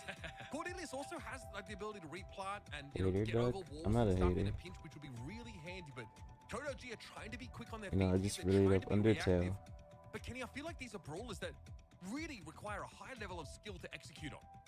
Code OG have to perform well. I mean, no doubt about it. And the other thing that scares me too, especially in this day and age of Brawl Stars, it's just so reliant on tank and anti-tank. And obviously Code OG are relying with that 6 pick on anti-tank. They're going for defense. You can get some cheeky goal scoring opportunities if you're a high mechanical player, just like by dropping that super, disappearing in the Shadow Realm, wide open net. But that is such a hard niche thing to pull out. If there's anybody that can do it, though, second best might be the guy. Gino already demonstrating just how scary it is to deal with the Stu. Such high mobility. OG's on Finks duty. A lot of lane switches is hilarious. Through the field. So much second best can do there. Ends up with the ball in his hands, and Bobby just kind of walks up, gives him a couple taps, and then gets on his merry way. So this is kind of the issue for Code OG's comp. It's not super durable, and second best has decided to immediately drag Bobby into the Shadow Realm. Bobby doesn't really want to fight this. Second best can't force him to either. So this does give at least some room for Code OG's comp to move up the map. But they've done very little off that Cordelia super. Small mistake at Chino, still ends up getting that kill. Now a diving from Bobby. Charles drops the shield, another jump, a little extra wall break, and Charles will stay alive. That is a big deal, especially now that Finks super is down. It's going to be very easy to dodge all those incoming shots. OG uses it pretty defensively just to try and accelerate his Finks good, yeah. And now you're dealing with this pretty frustrating. I mean, there's usually better picks to make, but Finks is good. He's got a lot of utility in terms of his gadgets. He can put a lot of pressure down, and Chino can simply just walk this one in. God, it's hard to see this any other way than Space Station kind of being dominant. He's usable from the very start of this map. I feel like it's just going to overwhelm them eventually, right? The aggression coming out of Stu, Larry and Laurie pummeling them with shots over the walls, and then just an El Primo running at your face. I do like the choice of star power there. The slowdown one into tanks is so powerful, but that's one of my concerns, I think, in the long term with this Code OG comp. It's just, do they have the health points to match? Can't imagine they really want to get caught in any prolonged brawl situations. OG's got to get out of there with the gadget. Second best does get in, though. Hello! Nice. Here's the scoring opportunity. Code OG going to be able to even up the game. They're waiting With for under 30 OT. seconds, excuse me, left in it. Nicely done, and that was a great demonstration of control. Once they just built up their time, slowly moved up the map, found 1 kill at a time, and then finally with 1 good team wipe, were able to knock that one in. Second best has a hypercharge in the back pocket. 10 seconds to go. These walls are looking like they're going to come down, which is very interesting for Oh, both sure, of these you got rosters. egg, nice. Second best being able to hit a hyper super here could be pretty massive. Bobby, though, is looking for his next victim. Second best doesn't have super. Bobby's going to run into the back line. Charles has the shielding from the Elementalist gadget, though, and that's enough to deal with the onslaught of the Primo. OG, good heads-up play, corners the ball here, knows there's going to be a lot of pressure coming down, but it gets a lot harder for the Larry and Laurie to be nearly as effective now that these walls are gone. Charles, much the same, doesn't They're have gonna any way to get score a here. range increase. Oh, Bobby that's- will just have to walk up against second best to get taken down. This is dangerous, though. Charles has to be the sole defender here. I don't know why Best second went but for a super He Chino took there. himself out of the game. Yeah, it was a risky super. I mean, at that point, I think their hand was a little bit forced. I think that ball was getting put in the back of the net regardless, but closer than I thought it was going to be honest with you. I think this Code OG comp, like we mentioned in the draft stage, is just one of those compositions where you have to be playing your A game. And Code OG certainly have that potential. We know what second best can do. We know how good of a player he can be. Charles on a Juju, which I still like Juju. It shows up a good bit here in North America. And Finks still kind of figuring it all out. Where does Finks do well? Where does Finks do poorly? I think it's safe to say that this is one of those maps that I do like Finks, just depending on these matchups, man. It's a close call either way. Obviously, they got themselves to overtime. We've seen it on Hot Zone as well. Kind of like the extra utility the super offers just for dodging shots. It's quite handy, but Finks can do a lot of different stuff depending on star Why power did he as get well. an Really egg? changed, Because like, there's an event the right now complexion of that his spawns super eggs, uses. or it has a chance to Still, get eggs. Space Station looking a little bit like they want to choke Code OG out right now. They've slowly taken up this map position. Gregory does buy Charles a little bit of room, and he's able to clear the lorry. So this will allow the Juju here on the right side of the screen to start to walk the ball down and create a bit more breathing room. Juju in perfect placement as well. She loves being behind this L-shaped wall with the extra range from that shot. The more grass gets torn down, the less value you're going to get out of Juju. OG, now second best, rotating towards this mid. So Sands is going to hunker down behind these indestructible walls. All the spawners on the map make this extra interesting too. We've got Grigri coming out to help with the El Primo. We've got Larry Doesn't mean with anything. Lori, Yeah. who really makes a difference, especially into somebody like you can Finks. spawn a Cordelis, they really Pokemon have to from gun it. him down. Topo, Charles here thank trying you for to the use 10 mod whatever streak, just strips noticed. of shrubbery that he can. Here's that Finks super getting dropped down. Sands gets nuked as a result, but Laurie makes a brief appearance. Bobby dragged into the Shadow Realm now to second best, get the fight he's been looking for, but it doesn't matter. Charles should be able to walk this one in. Gadget Shield lets him get it done, and Code OG now finally have themselves a lead in one of these rounds. Extra style points for me too. The little bounce off the wall, hit the gadget, catch the ball yourself, and walk it in. Just a little extra precaution. The little things like that are what you love to see. Can they do it again, though? Bobby dies with a super. OG knocked out, able to use that gadget to get back away, and Bobby just ceases to exist. He practically vaporized. Second best now might look to just extract Sands, remove the thrower presence entirely, and this would allow Code OG virtually to have like a 2 versus 1. Now it's going to be Bobby, and he knows he doesn't actually have enough distance from second best to win the fight in the Shadow Realm anyway. Code OG are happy with this. With less than 20 seconds left, they've got map control, a cornered ball. Feels like they're chilling. Bobby does have a super, though. They can throw up a Hail Mary, and they're going to need it. He's now moving to the right-hand side, diving right at Charles. A shield goes up, and he is taken down. So this ball going to rest comfortably on the top right-hand side. Fantastic I'm back. mechanics I was talking coming to out my of Code brother. OG in that game number 2. And I think a big part of that, I they addressed the literally El Primo looked the entire away game. as El they were Primo scoring, never so took I off. didn't Bobby even had see a how they really hard scored. time there. Well, I well, like this a well. lot from Code OG. Hello, Muffin. I mean, looks night and day for that first round, even if they made that Is it competitive duck and best ended up stabs? taking I it to am overtime. indeed a duck You're best dead right. stabs. This time, because How are you, Cordelis is Muffin? able to not Hope you're only doing well. hit the old Primo with the super, but actually take him down in the Shadow Realm. Muffin, you text you later for Mega Pig? I'm not gonna remember. I'm not gonna lie. When it is a massive health pool with real dive threat. So far, that pick is working. And obviously having the Juju advantage here. They for asked me to Charles do has been a a big deal. prayer Right now, on he's busy me, bullying so- Bobby in this bottom corner. And Grigri's going to be there for Wait, extra ignoring me, I'm assistance not on that gonna help left-hand side. Sands lobbing up shots. Chino without a super is much less useful than if he's skating up and down the map. And once again, we saw this in game number 2. Code OG slowly climbing their way up the map, just chiseling away at this other side, getting positioning, grabbing the ball. But now Bobby looming on the right-hand side. Sands and Chino creeping up, so they're going to back down for now. No phone call? Charles here. Did you think I was gonna call you Just for wants this? to maintain this position on the left. Kodo G have a chance here to just drag the game out. Eventually They score a happen at goal, the have same good time defense, every nice little month. slow. Bobby and Chino getting peppered here. This is getting a little bit scary for them. Second best needs to get a little bit of a distance here, and there it is. Okay, Shadow Realm achieved. Bobby surely will be run down there. But second best would love to have had this OG turn into a goal, but Chino's hit a doing such shot. good job on the right side, stalling things out, that OG couldn't really get close enough. Now, though, it's a bit messy. Second best. What? Oh, Wait, what? picks the ball up from behind Sands. Huh? Converts. How did they score it? Bobby just kind of disrupts things, knocks the ball out of his hands, but in the fumble recovery, it's going to go Code OG's way, and they're going to be able to get a bucket outside of it. Bobby now left-hand side, running for the hills as That was Charles crazy. and Gregory encroach. Sands right-hand in, just trying to deal with the distance here as Bobby tries to make a big play happen. Won't go. Charles survives, and the full Code OG roster remains in the middle. Second best and Charles constantly trolling OG with the foot pin. Obviously, a little bit of his European Brawl Stars history there.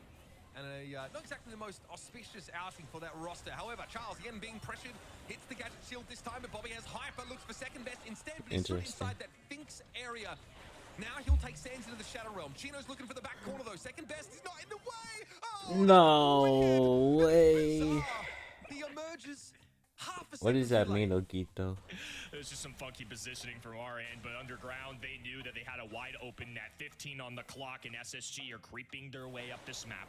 Charles with super available, and second best in OG, holding on to this indestructible wall while they still can. The fourth What does baller has that now touched mean down to the map. SSG to trying sound to cycle in normal? these supers. Once they get Bobby going, Chino going, they'll have more of a chance, but right now, they're just stalling out.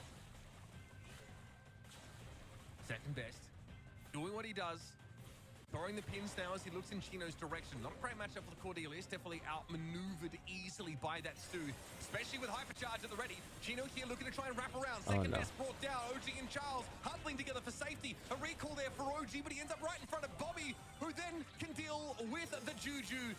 Chino, easy shot so across the face unfortunate. of goal, and Space Station Gaming secure themselves a very close set. Back and forth the entire time. 2 overtimes, in fact. I mean, what a start here. I do expect this to be a very close let's match see, regardless. I feel like Code OG, SSG, 2 very legitimate teams in this region. They went SSG's way when it came to monthly qualifiers, but Code OG last month surprised us as well. They got a very marquee victory for their season, I would say, in that Oper quarterfinals. Obviously, in the semifinals, didn't really work out, but these are 2 teams that have had very similar years. They're same on the leaderboard. Last month, they had identical results, so I feel like there's a lot of parallels between these 2 rosters.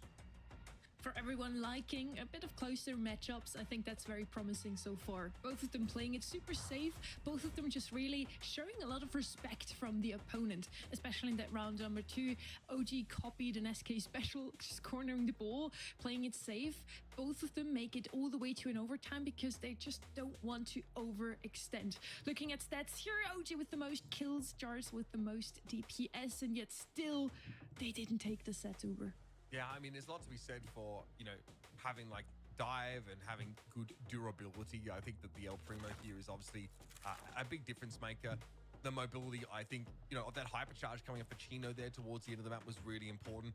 I think if you're Code OG, you're pretty disappointed because you started terribly, off in this set, and it was kind of clear that they weren't able to get the most out of their Cordelias, but that changed pretty quickly, I think, in those second and third rounds. For them, it's tough when the game sort of goes to overtime. In theory, they do outrange Space Station Gaming with their composition, but I'm always terrified of Stu in those scenarios. Yes, he's a little bit of a close-range brawler, but when that hypercharge gets up, but even when it doesn't, you just got the ability to break ankles in those last few moments and score goals like we saw there. So great stuff for Space Station Gaming. They bailed themselves out of what could have been a really dangerous situation. Another round of super aggressive brawlers winning in the end.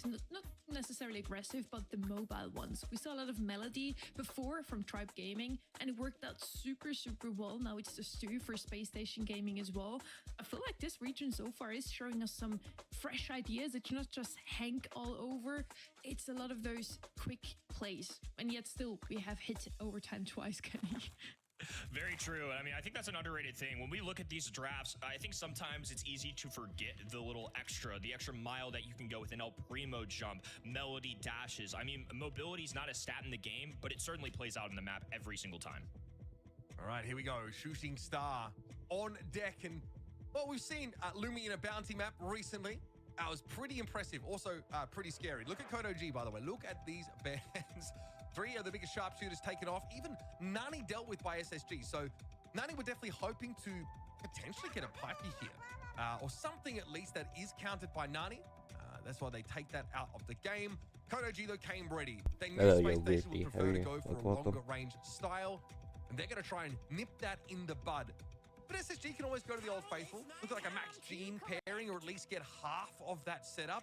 Kodo G do know there are other sharpshooters that definitely deserve a spot in the game. Bell is one of them.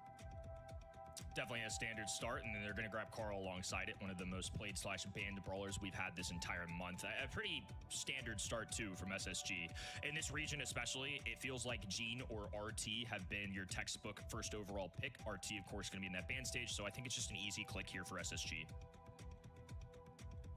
I mean, the Carl is so powerful in the hands of a playmaker, truly defining Brawl Stars at the moment, and honestly, has for the longest time. I think the hypercharge kind of brought Carl back in line with the power creep that we've observed with a lot of other brawlers, and you should expect that, folks, to continue to happen over these coming months as more and more brawlers receive their hypercharges. We'll start to see them really achieve that same level of relevance again, because it's the same stuff that made Carl good in the first place that makes him good here. You could say the same also for Gus. Seeing him come back here now in the hands of Bobby, very potent when paired with this Melody. It's an extra layer of shielding for the Melody, who obviously has that capacity with her gadget.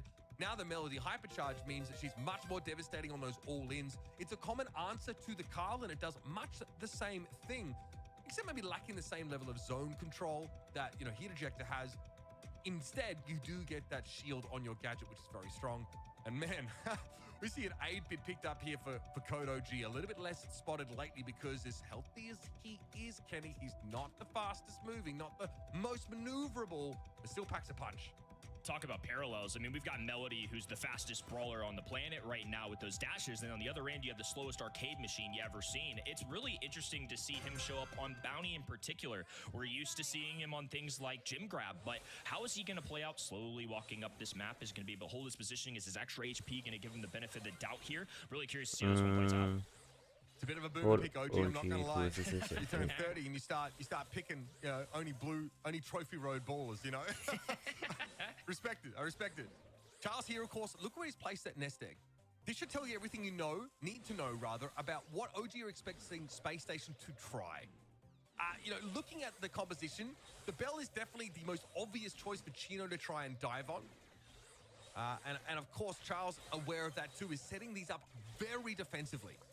Bell seems like a responsible answer into Gene comps as well. The bounce shot prevents people from kind of clustering together, so normally Sans is going to want to play with Bobby or Chino, play close to them, give them those extra heals, but if Gene receives one shot from a Bell, it's just going to bounce off of them, so it kind of defeats the whole purpose, so I like it for the extra range, and also when you gain control on this map, Bell's nest eggs are such a difficult thing to deal with. You can't do it unless you trip over them, like you mentioned yesterday, so it's just one of those things you got to deal with head on. All right, Bobby eats one. Charles would like to capitalize, but OG gets caught with a magic hand. In comes second best now. OG's still alive. My goodness, he's a fridge. Eventually, though, he does go down. Chino, with all the shields you could hope to have, impossible to bring down. Virtually a hypermobile, high-damage tank in that form. And this, of course, as the smoke clears, means Space Station are ahead by 2 stars and the blue. I really thought Kodo G might pop out of that with the lead. That was nearly a great play out of 8-bit and second best who swooped in. Now Chino on the back lines. And without that super, Melody is much more useless. Sans going to pop a gadget, spam some attacks. And with 15 on the clock, Charles will be on this right-hand side. Sans moving to the corner. Now Chino expanding. Hypercharge is going down for both ends. A dive away for second best. They have to time this perfectly. One kill would make the difference. And SSG Bobby will fall. Blue Star still with Space Station, and they don't quite get it in time. Blue Star difference is what's going to give this blue side the lead. Pretty close game there, but I think Kodo G at that point realized they need to get rid of a brawler that has 3 stars or, 1 and a blue, and they just did not find the correct pick that they were looking for there.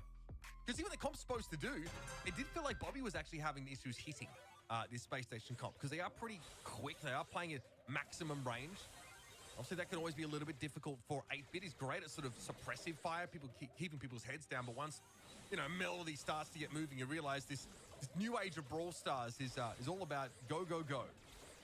It's nice to see some classics come out, though. Pulling for 8-bit a little bit just to show that he's still got it. Chino, Sans, Bobby once again in position. It's going to be Code OG early on, falling onto the defensive. This is what got them in trouble last time. Sans landed a nasty gene pull.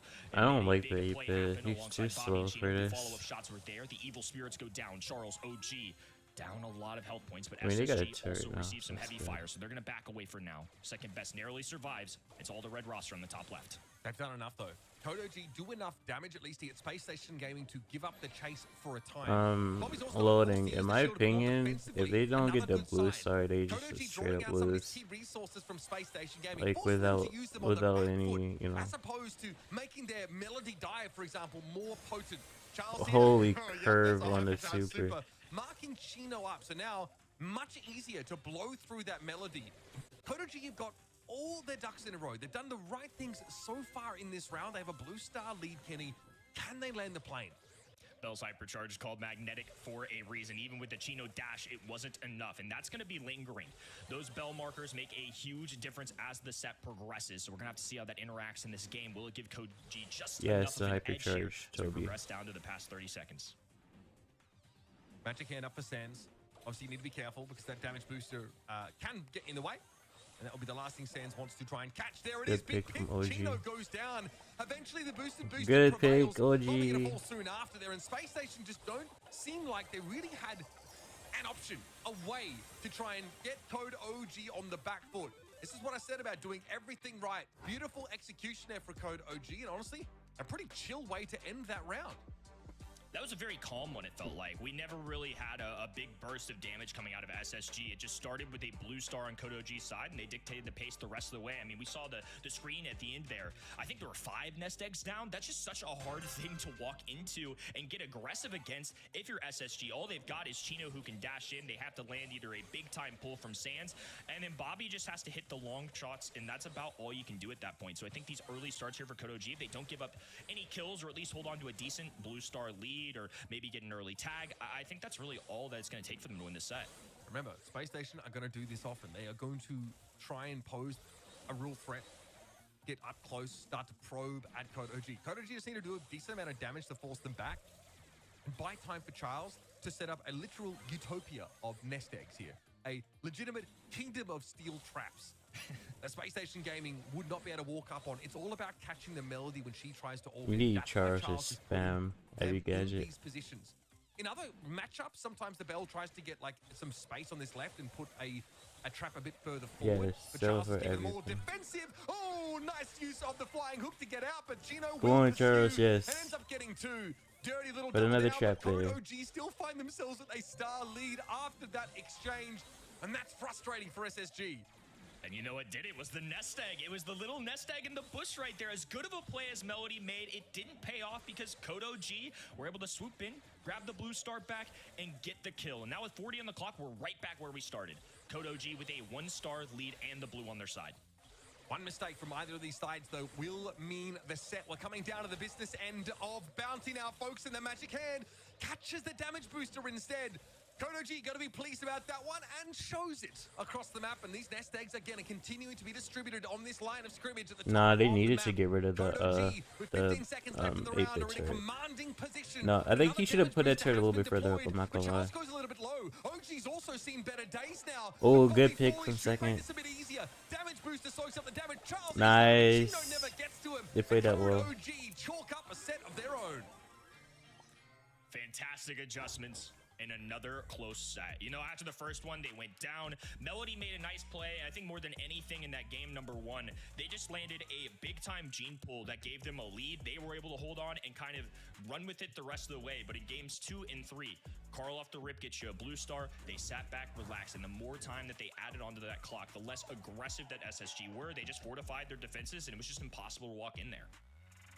Those gene pools are really coming in clutch today. Not for round 2 and 3, as you mentioned, Kenny, though. Beautiful adapted by Code OG. They turned things around after losing that first round. And even there in the end, it looked like SSG still had every chance to turn things around in that last Sorry, couple of Crane. seconds. Code OG didn't really go aggressive. They were just staying back. They were down low for And a it's still second. another Yeah, me team winning this neither. set, Right. evening out the score overall. It's Well, 1-1 according to the now. plan. And Kenny, we're just talking about that gene pool.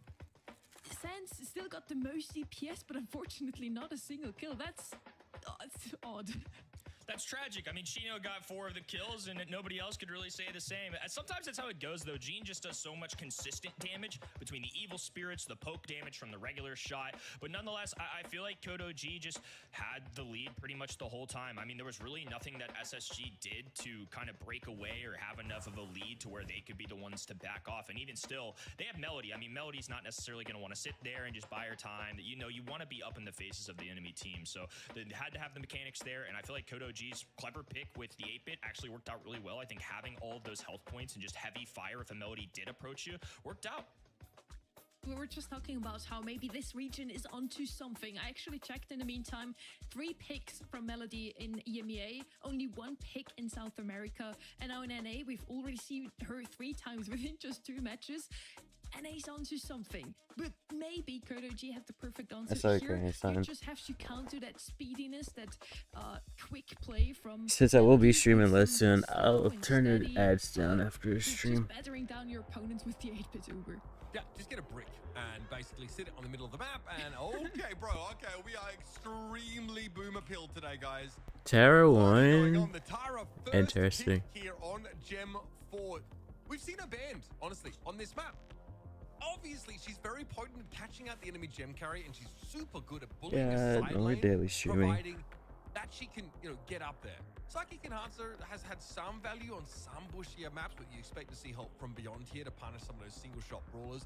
Tara's good, but again, she is somewhat short range. She can Muffing out of your draft, and she will go buy her in her see what crown. Carl has to say about that.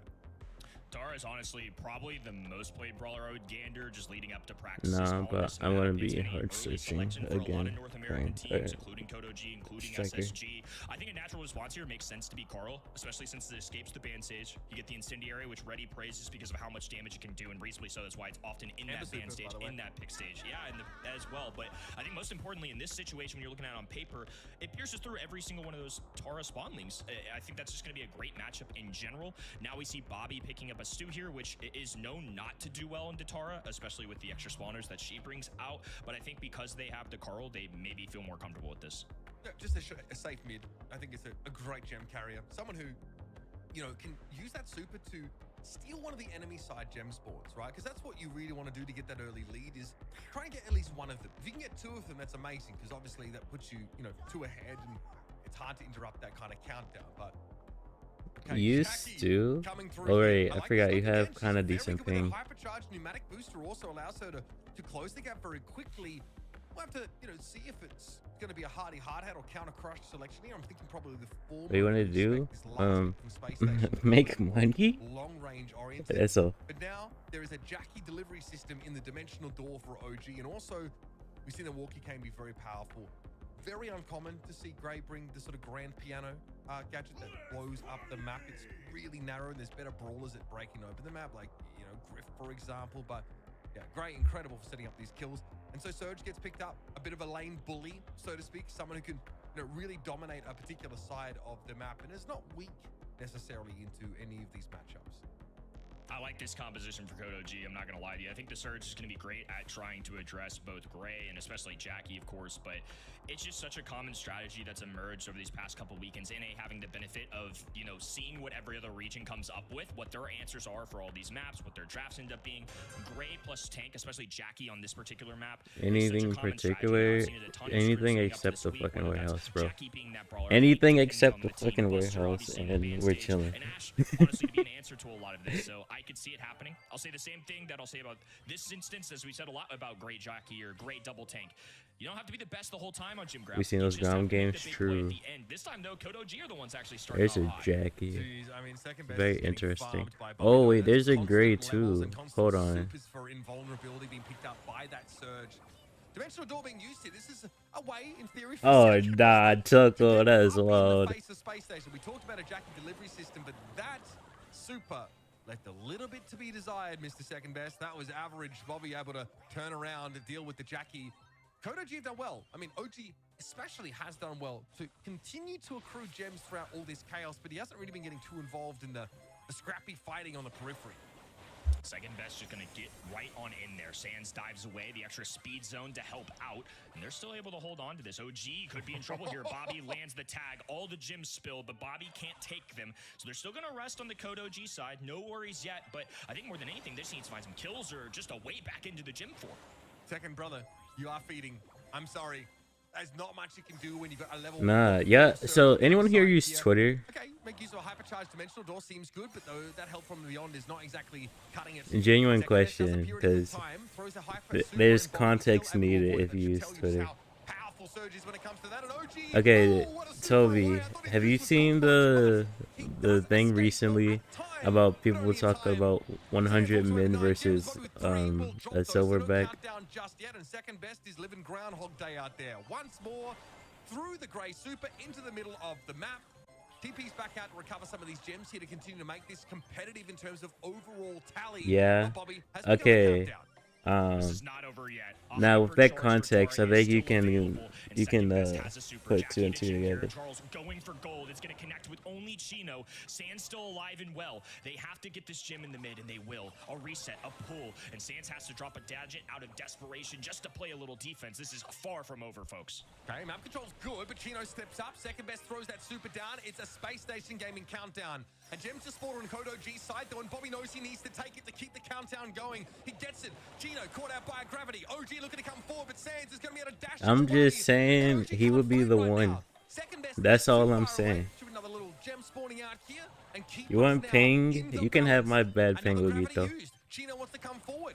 Heat ejector used to create a bit No, of this is a close zone away in this game. middle part of the map, and now back and forth. Countdown's being picked up. Code OG should be able to start theirs, but there will be another No, second died.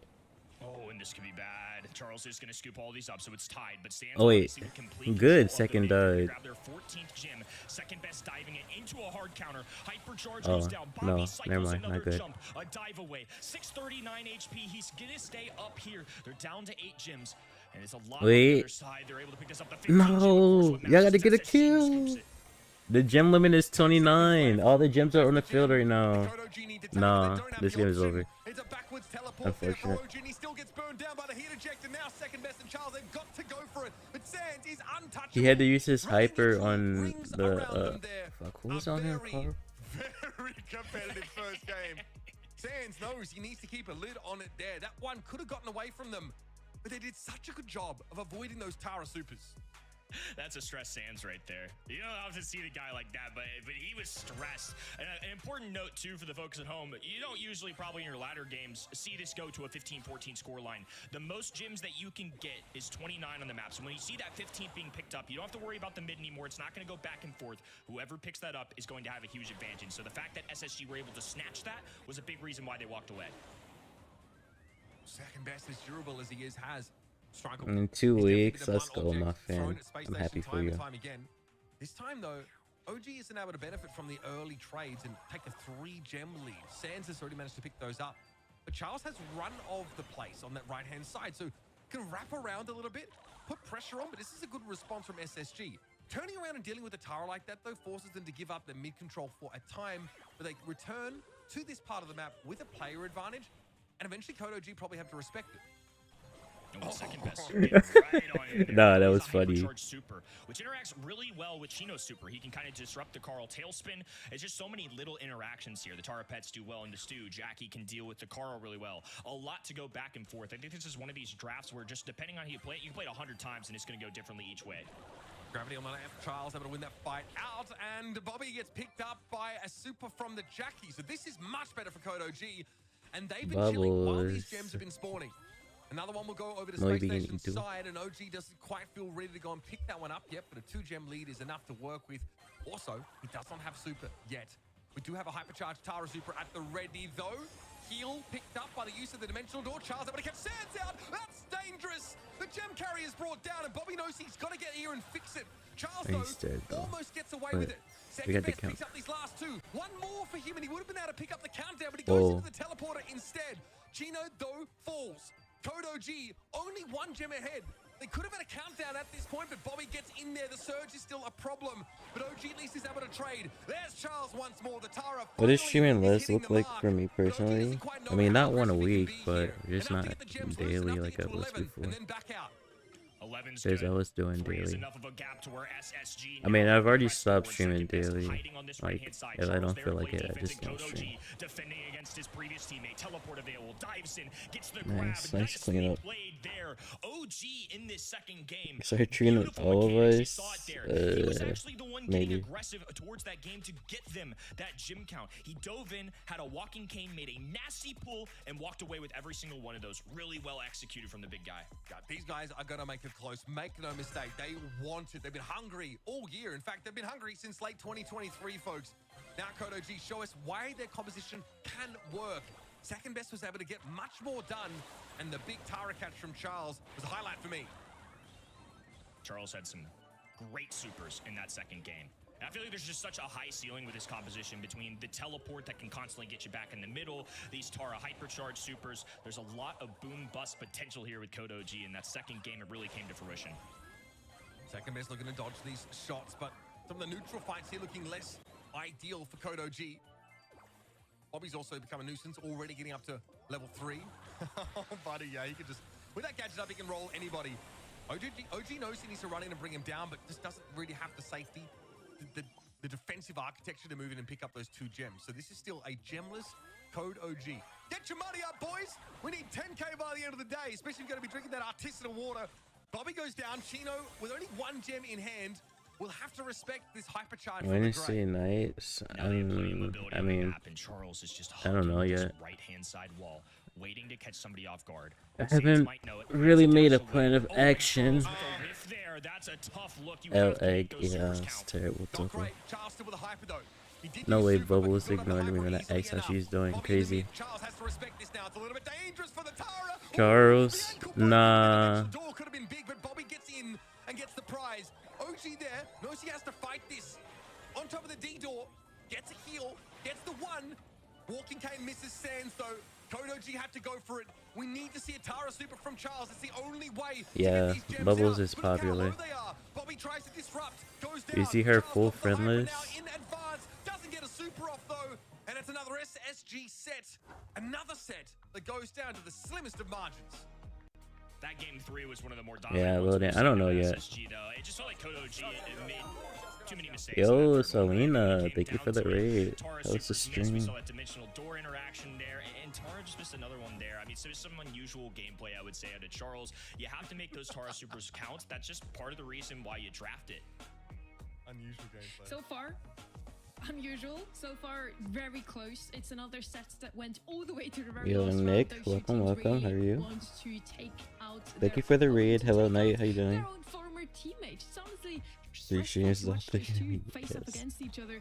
Charles on 14 kills, Gino on 17. This was a round of rounds. Again, we have played all 3 rounds, so it makes a lot of sense that overall we have a lot more kills. Yeah, gems picked up on both sides. Both sides could have won this one. I could not predict what's happening next year, Uber. Oh, look, I mean, the fact is... Let me get my food real quick. Charles has to hit 1 big super, and then the game is over, right? It's what we never say never when we have this kind of matchup, right? A second round went to 29 gems. That's always exciting. Charles was hitting these supers, or rather, Space Station maybe wasn't respecting them quite enough. I thought OG did a great job. The way he sets up these dimensional doors, he's also making use of them for the utility of the heal, which is really crucial. And finally, second best started to find a bit of a rhythm, but you kind of last pick Jackie, leave yourself open to the surge counter pick. That is pretty rough. We saw what Bobby was able to do in that first round. Carl also super valuable here. I think that honestly just being first pick kind of hurts Space Station in the end, or rather Code OG, excuse me, as SSG have a chance to kind of counter them at the end of that draft. Well, let's see who's going to have first pick now. We're heading on to Golden Gulch. The possibility for Space Station Gaming to close it out in a 3-1 is here now. It's so close on arm's length here. And Code OG, they want to prolong now. It's 2-1. They are the ones in the back foot. They need to push here for 1 more set to still have the possibility to make it into yet another semi-final, Kenny. Yeah, and I call it unusual for Charles just because he's such a good player. I mean, just a couple mistakes there. You could even see in the highlight reel kind of what I was talking about. And in the stats, 14 kills. He was great throughout most of that set, but it's just little interactions like that, especially in these matches where it's going 2-1, 2-1, 2-1, or 2-1 overall on the scorecard. It's just one of those that every little pixel is going to matter. This scoreline could be going a number of different ways right now, just based on how these sets have gone, and I expect Gold Arm Golds to be about the same. Absolutely. I think these teams to both draft in a really interesting way. To me, I feel like Code OG are trying to draft some of these pretty classic comps, which I enjoy watching. It's something that we saw Loud kind of do a lot yesterday, but try and go for those really powerful brawlers if they are being left up, right? We've got some 8-bit, got some Tara. These guys like to, stick to their guns and stick to what they know quite well. I'd be frustrated. Thank you for the like, Serena. Thank you for the rating. Damn, I was grabbing my food. The phrase, unusual or even interesting. That means that, something's a little bit sussy. Something's up. So I do feel like, Sonny, there's a little bit of criticism being leveraged at Code OG because they do everything right, I think, until it comes to that final step, that execution. And then, honestly, feels like a coin toss. Yeah, I would agree with that. I was giggling, by the way, because I do that so often. I'm like, oh, that's interesting, because I don't want to be like, bashing on the draft of one of the two teams. So I'm just like, oh, okay, that's new to me. But yeah, at Code OG, they looked once again like they had what it takes to turn things around. Space Station Gaming winning round number 1 in Gem Fort. Code OG seems to be able to adapt and change their gameplay, their strategy to, in the end, and Mico set the alarm off. Oh no! But Space Station said no to that. So far, too big for me, Bubbles. Equation seems to be, that's actually how you were, and you didn't respond. Then they win. If Code OG Carl, then they win. And if Stu and Carl are both on one side, namely Space Station Gaming, then they win. Again, this NA region turns out to be one of the most aggressive so far in all of the last 3 monthly finals. Kit, Lumi, Jean are going to be banned out by Code OG. We have RT, Lou, and Hank on the side of Space Station Gaming. So a lot of range, but also that Hank Wait, that who? they just don't want Sim? to see in this draft. Huh? Okay. Yeah, I think Angelo probably in the cards here is a first overall choice. Just the long range, being knockout. I think just a very safe one to have. And I know this is a team that has favored it a good bit. It's going to be Buster here. Crazy, I think it makes a lot of sense too. As a first pick, you run the risk sometimes of getting countered down the line a little bit. But I think on this particular map, it's going to work out a lot better. He's just so good for the game mode. Yeah, and also Buster is a very powerful brawler when you want to, your strategy involves you making a move at the end of the round once the gas closes in. We used to see like a Melody, Buster, Max combination where you just sit and you just wait till the end of the round. That's Sim's and you come goal, out not with the montage, mine. And all of a sudden you're good to go. But Code OG here'd have a ton of opportunity to kind of counter that, right? They now can think twice about how many projectile-based brawlers that they want to involve in their draft. Yeah, they process. did, Sim. But very powerful. honestly, if Mountain were playing like any other team except Tribe or even BC, I think they would sweep them. So, good little pick here. Ollie is always concerning to any team that has a component that wants to dive, because the hypnosis is an extremely powerful deterrent. I was kind of waiting to see if they would go for this double tank. It's something that's become more common, especially on Gold Arm Gulch. I mean, Bell has the range, Daryl a natural counter, I would say, in the Buster, and having the shotgun can do fine into the Ollie. Mandy, one of the few sharpshooters I would say left that makes sense. I think this is just going to be two sides. Probably playing it pretty passive off the get-go, and then as things let loose, wait, as the did they not? in, Wait, did they take a set? deal with those, Buster supers that have been charged up. Now they can go in. They're just going to be waiting until they get that utility to kind of make their move. I like that a lot. Someone with the range to rival or even sort of out. Oh, okay, hold on. This is so interesting. So first of all, Manny obviously can outrange the Bell, but Kenji makes his way they did take a set. It was 3-1. I think we saw it yesterday in one of the sets, and it performed quite well. Bit of a bruiser with good mobility, and somebody can stave off damage really quite well with that star power. So it's a ton of fun. You've got Daryl and you've got Kenji. So Code OG still, man, they really want to throw down, Kenny. Yeah, to your point, Kenji showed up once yesterday, and I believe that's the only time this monthly finals. It was 1 for 1, so trying to keep the undefeated streak here. It's a very unique brawler right now, especially when you're looking at all the HP on the other end. Second best is just going to get aggressive. Look at this, he's diving right on, and he already has a Holy super. Slices his way through second. multiple brawlers, a Buster Shield to reflect. It's ultimately a trade. Charles goes down. It's going to be a one-on-one interaction. Bobby with the super. No, if OG had the balance, oh, that would have been so funny. We're about to find out, because he probably needs the ability to dive OG if he wants to win a fight like this. Here come the nest eggs. They're a problem. Bobby has the gadget that, you know, okay, it is going to be the dash gadget. That's nice. OG stunned up, Bobby. He's marked. No way. Okay, No, that is all right, hilarious. fine. I've seen it all now, folks. Let's run it back. Oh my goodness. Well, one round here would make a huge difference. It guarantees you're not taking an L. A pull through, the gadget goes in. Bobby connects. Now it's a double dash here. Kenji in the air. Look out, folks. He's going to take another dive at it. Chino barely escapes it. Sans hypercharge. Wait, Kenji actually heals so much. Situation as Charles rolls forward. It's a hard counter. He's got another one, though. The long No way. way. What the hell is going on here? Okay, bro. I thought that was supposed to be Daryl's MO. That is ridiculous. Hypercharge there for Chino to make sure he had the extra damage. A very well calculated moment. Ridiculous stuff. Second best is able to get in there. Hello, good Mike. How are and you? do some work. He wants to cycle those supers if he can. Make use of that Hosamaki healing gadget, presumably. But now we have a much more gentlemanly start to this round, as we're going to play the long diagonal with our sharpshooters and hide our tanks in the bushes. Very, very based. This is as civil as I think these two teams have gotten today. I mean, this is as quiet on the Western Front as it's gotten. Sands on the left-hand end already has that supercharged up. He's going to play right next to Bobby. Several times now we've seen our tankier brawlers dive in together. Okay, it's been coordinated. Now they've got these nest eggs building up too. So the more that I think OG can place down the middle here, the better for them in the long haul. Chino there with the penetrating gadget used. No hit though. I'm keeping score, and the sharpshooters hit each other once each. Here comes the gas, though. That's concerning. Charles rolling on up. If we ignore it, it'll go away. Maybe. Goes low. Sands has seen better days as well. Good clean up, even though it's a draw. This time, rather, to Sad. make sure there'd be no Mandy plays. Sad. We have a draw. Have we ever shown this? I mean, can't believe we have not this bracket. actually not sad. That was funny. When was the last That was time good. We had a draw. Only like thing three, is, it just not takes a more round, time, game obviously. Period. That's insane. Yeah, I've never seen that graphic. I'm very surprised that we have one prepared. That's Great job, team. yeah, that talk about getting ready for any eventuality. So we're running it back just like we would on a brawl ball game. Charles got absolutely rolled, but Sands is still low, and second best can get in there. Now thinking twice about it. Backs out, had the mobility to at least change to even the odds, and Chino, the developed super, will look for a chance to make use of it. Oh, gee. What was that super? Sneaky once again. Oh, the bounces. Ooh, getting right on in the hypnosis, though. Oh, they didn't finish the job with second best, though. Bobby, Second! he's gonna die. A miss super out of Chino. No, they would have hit that super. Good round for SSG is actually Kodo G. They hit those. Player advantage for Kodo G. At best, they've been trading. Chino does actually eat a nest egg there, and it's free damage for OG.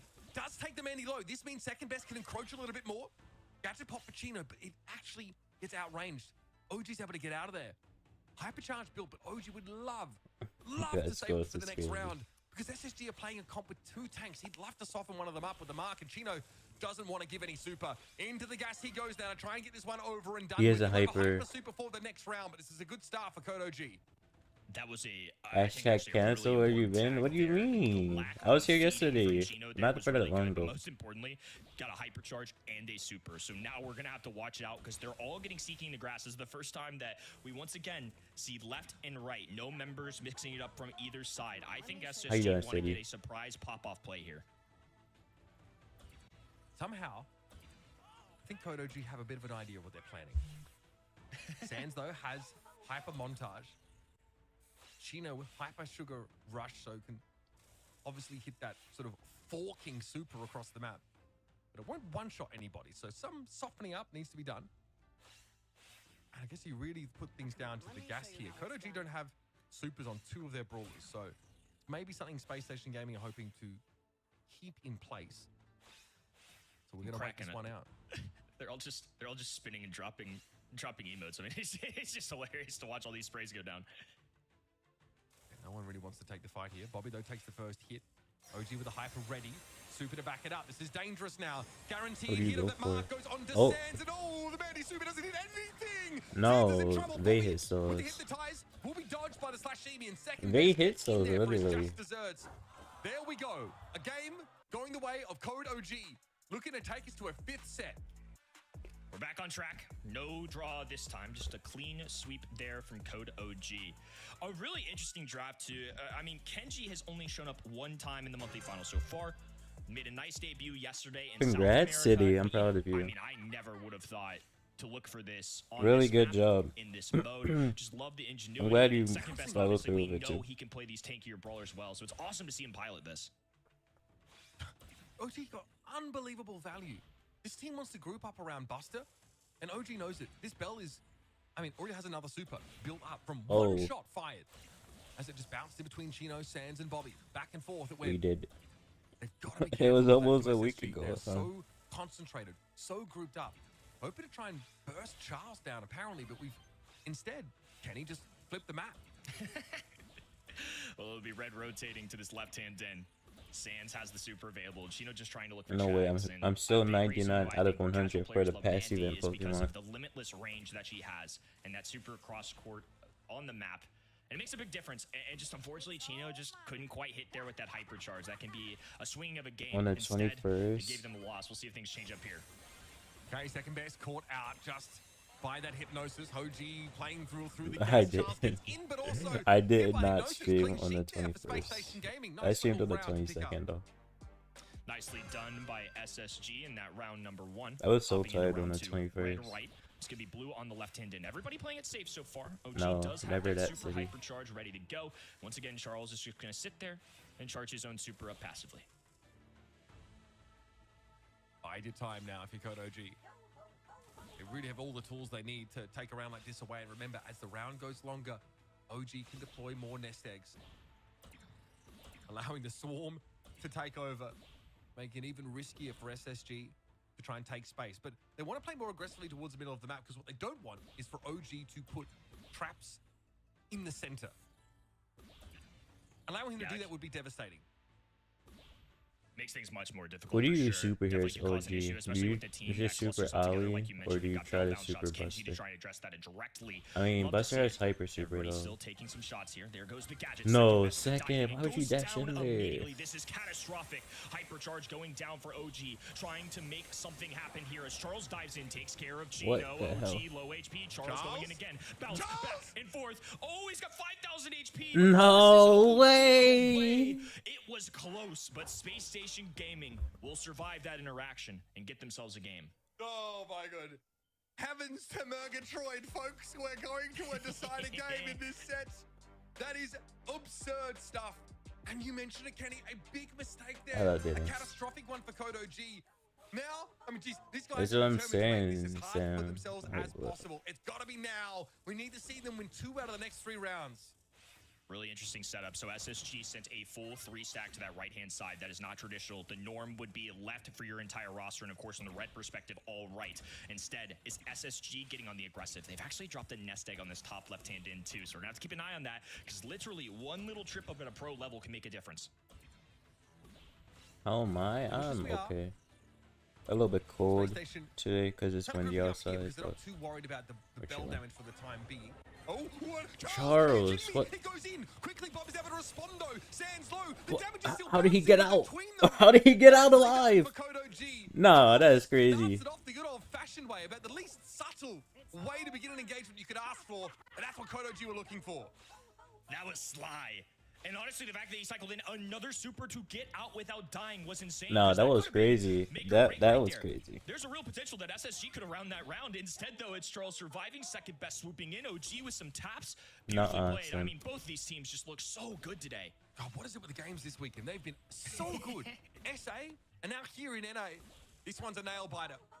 OG with the advantage though, around to their name. Supers for 2 out of 3 of their brawlers.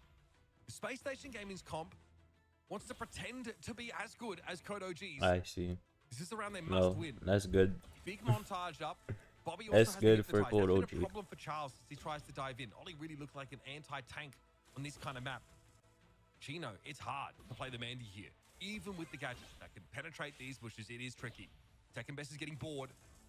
Clearly, APM not Is high my enough, even with the friend spamming of the list free pings. on He's my looking for an main? opportunity. Charles, rolling in the bottom. Hypercharge activated. They're going for Chino.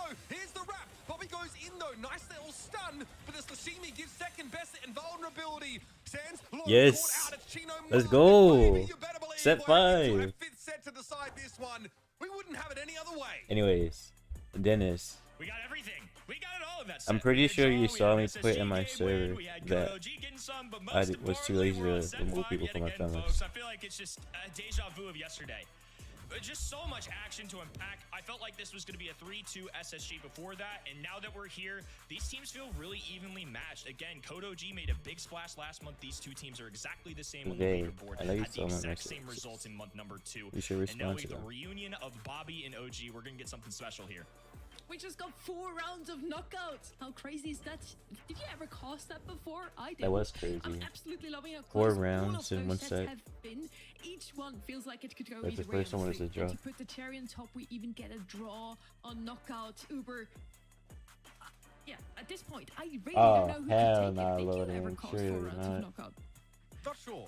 Actually, it's been a few years, and honestly, my time in Brawl Stars has been a fever dream, albeit a good one. But I just love watching these comps interact because it's like a game of chess in the drafts, right? Literally, They're so good Sam. against busted You would have comps. saw me That's what die, Bobby and then you is see the super, little cutting board on the that's how he ground charges it up. afterwards. But the Ollie also is really good at disrupting both the Daryl and the Kenji when they try and go in. But then Kenji has invulnerability windows when he uses his super. He can get out of there. He's also really good at eating the first shot that comes in from like a Mandy, who also has a gadget that allows her to penetrate through the walls and potentially hit a first shot. Then there's the nest eggs. Then there's the Daryl rolls that come in. Then there's the montage impact against the bell. There's just so much to keep The track goat of here. swine. Really interesting Alley. draft. These teams showing us that they really understand what their win conditions are coming. Did into Mandy the have one knockout. super? I Showing don't us think one so. of my favorite sets, I think, that I've seen in a little while. Every single set has Honestly, been after 2-1. 3 monthly finals already throughout the regions, we're now in the last one. I felt like we all knew kind of what is the current meta, and Ace showing us some new drafts. Kenji, we've only seen once yesterday, and it works out perfectly for Code OG, just like they already showed us a Cordelius on Super Beach, also not really a often picked brawler. Melody coming back into the region. I'm super excited to see how the rest of the day goes, Kenny. You know, I think an underrated storyline coming into this month for North America is the fact that Tribe have not just won, but it's been a pretty convincing way through. And I think last month especially, Tough in the sand draft stage, was bubbles. a They wake-up call probably for would have Twitter. I don't know actually if y'all won saw that. Twitter a couple days after the NA monthly finals, but it just felt like every pro player, the sentiment was, we're kind of disappointed in ourselves. We're not matching what we used to be. This region used to be what we saw in SA yesterday, where you just never knew At who's least going to one win. super that I I, think no, SSG 2 Kodo supers OG, there. I Oh expect no, this it was to 1 put super and 1 players hyper later down the super. line. I think last month Would have at was least what they connected needed, if a little Vay bit was of a playing the shakeup. Mandy. And certainly when Brawl Cup's on the line, when we're at the halfway point Oh, of the year, teammate's all these crazy. teams are really starting to bring it. You love to see it. I can imagine here that SSG and OG are probably, they've probably got players on bio breaks and stuff like that. You want to take a deep breath before heading into this kind of draft, Sonny. Dueling Beetles is such a based map to end this set on. So many ways to play, so many options. I think I'm looking out for berry comps here as well. You're so right, Very comps. You've Cranston. been calling out Code OG all day long, Uber, about their own comps. I can't wait to see another Terra, Poco, just the good old Pam. days comps come out here. Pam, yeah, that would be the perfect pick, and we've seen her so often She on was this map, just not pretty really tough. in this Crazy. season. Let's see. Jester, Bo, Stu banned out. Pretty, not really controversial bans, pretty conventional bans here with Lumi on the other side. Let's see what Space Station Hank Gaming picks Wine. up first, showing us a Hank. Yeah, top picked brawler in East Asia, in EMEA, in SA. Kenny, no surprises here so far. It's a little bit easier to click this Hank because we see the B and the Lou out of the picture right now, and Chester gone too from that left-hand side. So I think it just makes it a little bit more convincing to go for it. We've She's seen a other takes show struggle up here. crazy. Draco, Ollie, Shade is one that I'm going to call out here. I don't know if it's going to show up right here for Kodo G specifically, but in this region, Wrong in stream, particular, especially Pally. this team Get with out of here with SSG, that it seems like they bulky like goodies. picking him a little more frequently. There's the Draco, so one of those other tanks, and there's the Barry composition. So Uber, pretty on the money with that one from you. Yeah, I mean, look, it's probably not the #1 go-to setup right now because Barry we have, like, into the Hank? the B comps, the sort of bow and Chester, but it's still pretty effective. It's Does pretty Kodo G cheesy as lose well. here? However, the amount of burst damage that Hank has available to him can invalidate some of the healing that Barry puts out if you're combining like the Hank damage with other stuff, right? If the fights are quick, then the Barry doesn't have the ability to get value. That's why second best on the Draco here, and I imagine the last stand gadget is important because Kodo G will be looking to artificially lengthen the fights so that they can get value out of this healing. The Space Station have given themselves access to that as well now through the healing tonic, as well as a brawler who, when he has that super or hypercharge, will just clear the point. Barley is going to match the thrower on the other end. Obviously not the same role as something like a Barry who's going to be support, but a lot of damage can be poured out from those bottles from Barley. It's just one that's an old-timey brawler. It's worked for a long time. Barley's still a really good one. His hypercharge, of course, can cover a ton of the map. Jackie is an interesting one, though. This is Dueling Beetles. This isn't Hard Rock Mine or Jim Ford or some of these other maps. I think this is a bold call, and I think their intention is just to build up a ton of health for their side, have Barley from the distance kind of supporting with cover fire, and then just getting Jackie and Hank up in the faces of the enemies. I mean, there's not a lot of good anti-take options, like I said, and I think SSG realized this, and they're either going to have to Garrett Kodo G I mean, go down yeah, the tier list, that's take what an I do anti-tank brawler sometimes of their with Heat, own though. that's maybe not as good in the meta, or find a way to match what they're doing. What do you pick here? Honestly, Draco can Frank. be an anti-tank brawler. Hold If you up. take the exposed star power, Hold on. you Hold can on. Hold obviously, on. Give you know, second to basically put Frank a virtual belt or on your opponent. Charles Like every to 5 Frank. seconds, you hit somebody with your attack, and it makes them take 35% extra damage for that duration. So, you know, there is definitely options. You take that star power instead of like the one that heals you when you pop the dragon, because you already have healing from the berry. So in theory, you maybe don't need that extra one. Now you have someone that makes those tanks a little bit more squishy, a little bit more vulnerable, to getting burned down Ali. with Draco in the other form. Or Say you sound like that again, you getting tapped. Swing on All right, them. bro. So I like the double tank look with the healing. Both teams with a similar sort of style or idea, but I want to see how those points of difference in the brawler picks change. Or maybe the I'll outcome. let loading do it. Frank obviously going to be swinging on them like you mentioned, but I think importantly and notably has a wall break option, which I don't think Hank's going to necessarily love to see. I know Barley won't love to see it. Charles now diving Literally, in. Sam. Early lead here for SSG, and Sands meets him. Herbal Tonic's going on the ground, so I did say Barley is not a support brawler, hell quote no. unquote, but he does have a support feature. All right, Chino falls. OG now There in is a Dragon very form, and Kodo G clear are able to force superiority SSG back off the point. there. You do not mess with Draco when he's in this form, and he's been able to cycle those supers, which is big. Chino getting flattened here. Second best knows he's the sacrificial lamb and Stein in that situation, and this has allowed Kodo G to get a bit of a lead. Watch out now. Last stand popped. Kodo G able to cycle a couple supers there, and second best doesn't care. He's getting in to break the map apart. There's the super. Not a hyper, but Bobby is brought down nonetheless. Second best with a nice play there. Gets the wall break, gets the tag, and survives. So now OG can, on this right-hand side, apply a little extra pressure. Chino scoops him up, and now the full SSG This roster ain't looking marching good. to the middle of the map. They will take over the hot zone. Hank's going to be a problem, and Kodo G don't have a long-range thrower that can really punish it. Second best just wants to open up the map. Deny Hank those good angles. Now Kodo G can work the right side of the map a bit more safely, but you still need to deal with the fish torpedoes out in the open.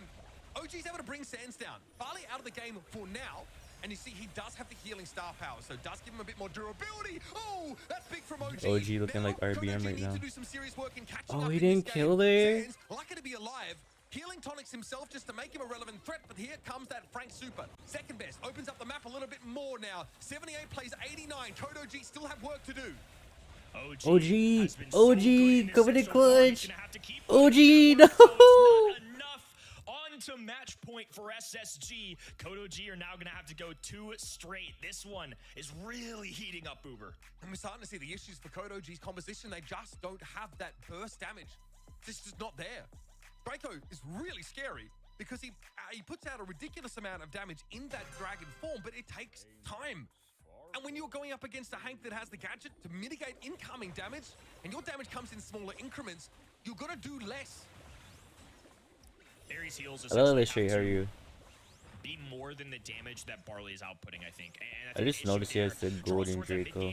That's clean. He was getting taken down a lot, which is great on SSG side. It's a good focus. Code OG in the corner will go down. Super available for Second, Charles. you want to start? You want to get your super? Dipping his toes in Hello? and out of this hot zone. Really good job playing the objective, but once again, we're going to see this SSG have a full 3-stack in the middle. Charles, though, immediate response, second best, swiping away. OG, Dragon's Breath trying to connect with the other end. It will scare the SSG side off. It's going to force them away and force another healing tonic use. Although Code OG spent a lot of that time. You should have off just the point given the because of flank threat of Chino to behind them. Charles. And here's where the issues creep in for Code OG. Just how You're good is their playing composition this with so bad. taking map control against this Hank? That's why Hank is so good in general. OG dancing around here. Notice he doesn't have the gadget that. At this point, he should have just played last Primo. stand in this He would have particular did more. matchup. And now Space Station Gaming have just had more durability, more sustain. They've been able to stay on the point for longer now, and it's to the tune of about a 20% lead.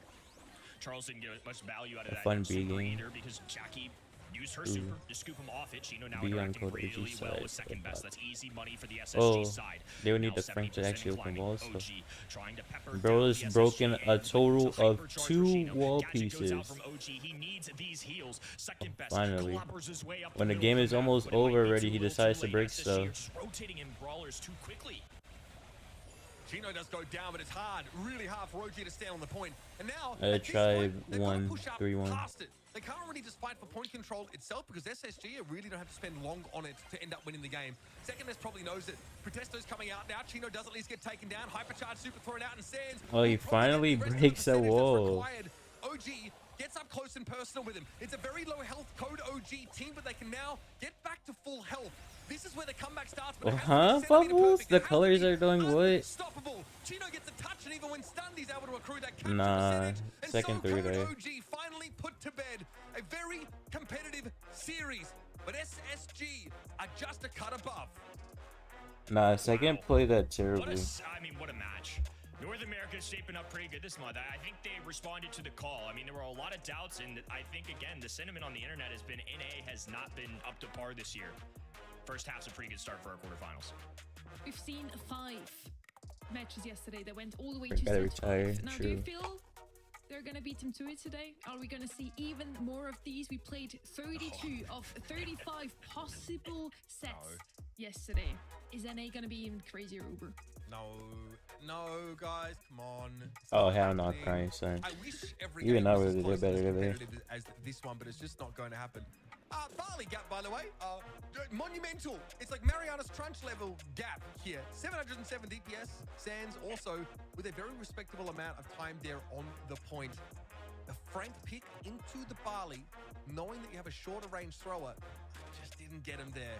It's a bit rough to see, honestly, because I like the Draco play. You can see how scary he is, but ultimately, both teams with the same idea, just a little bit better in the drafts were the Space Station team.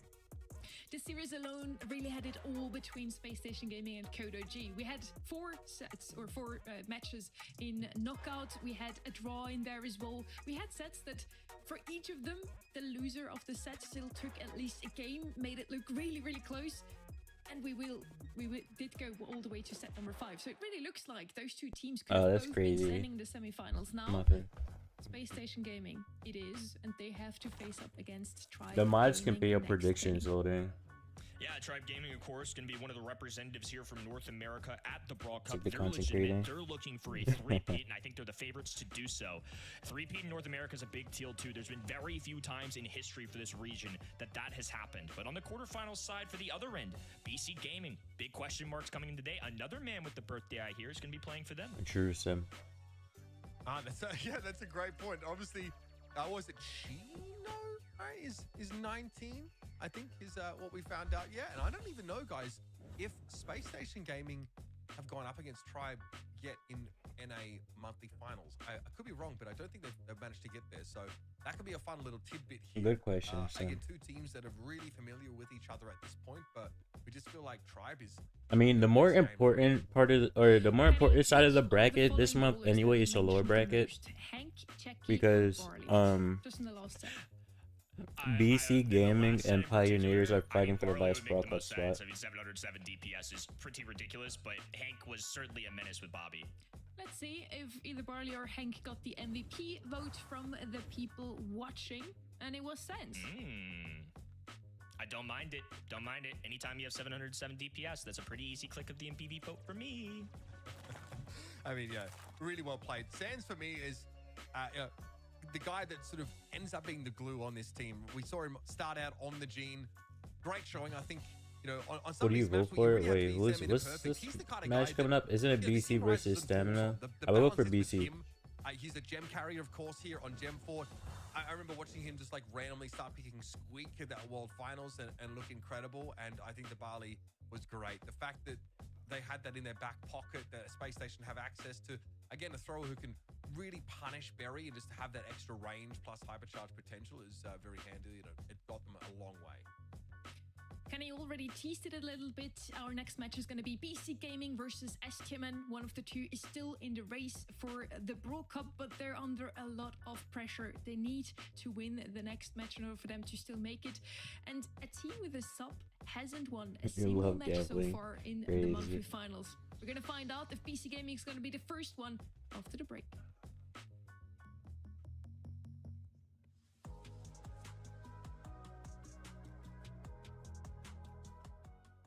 I think the best thing our team have is be a really good team or play aggressive brawlers like aggro style. But our weakness could Why is there be one not trade near your enough name? we Because don't you voted scream a lot, for so the maybe first that's our option big and the weakness, prediction. I think. I think we make a really big chance to make Brawl Cup. We make 2 finals in a row. That's impressive because we are a team underdog, I think. So we are really, really impressive. Like, I don't know how we got it, but we pro, we try our best, and we play with the heart. That's all. I think the more tough thing was Elevate. That was our match more close on monthly finals. That was a double match point, so I think that was a more tough. And they're a really good team. They have a problem in the last month, but I think they are a really, really stronger team on NA.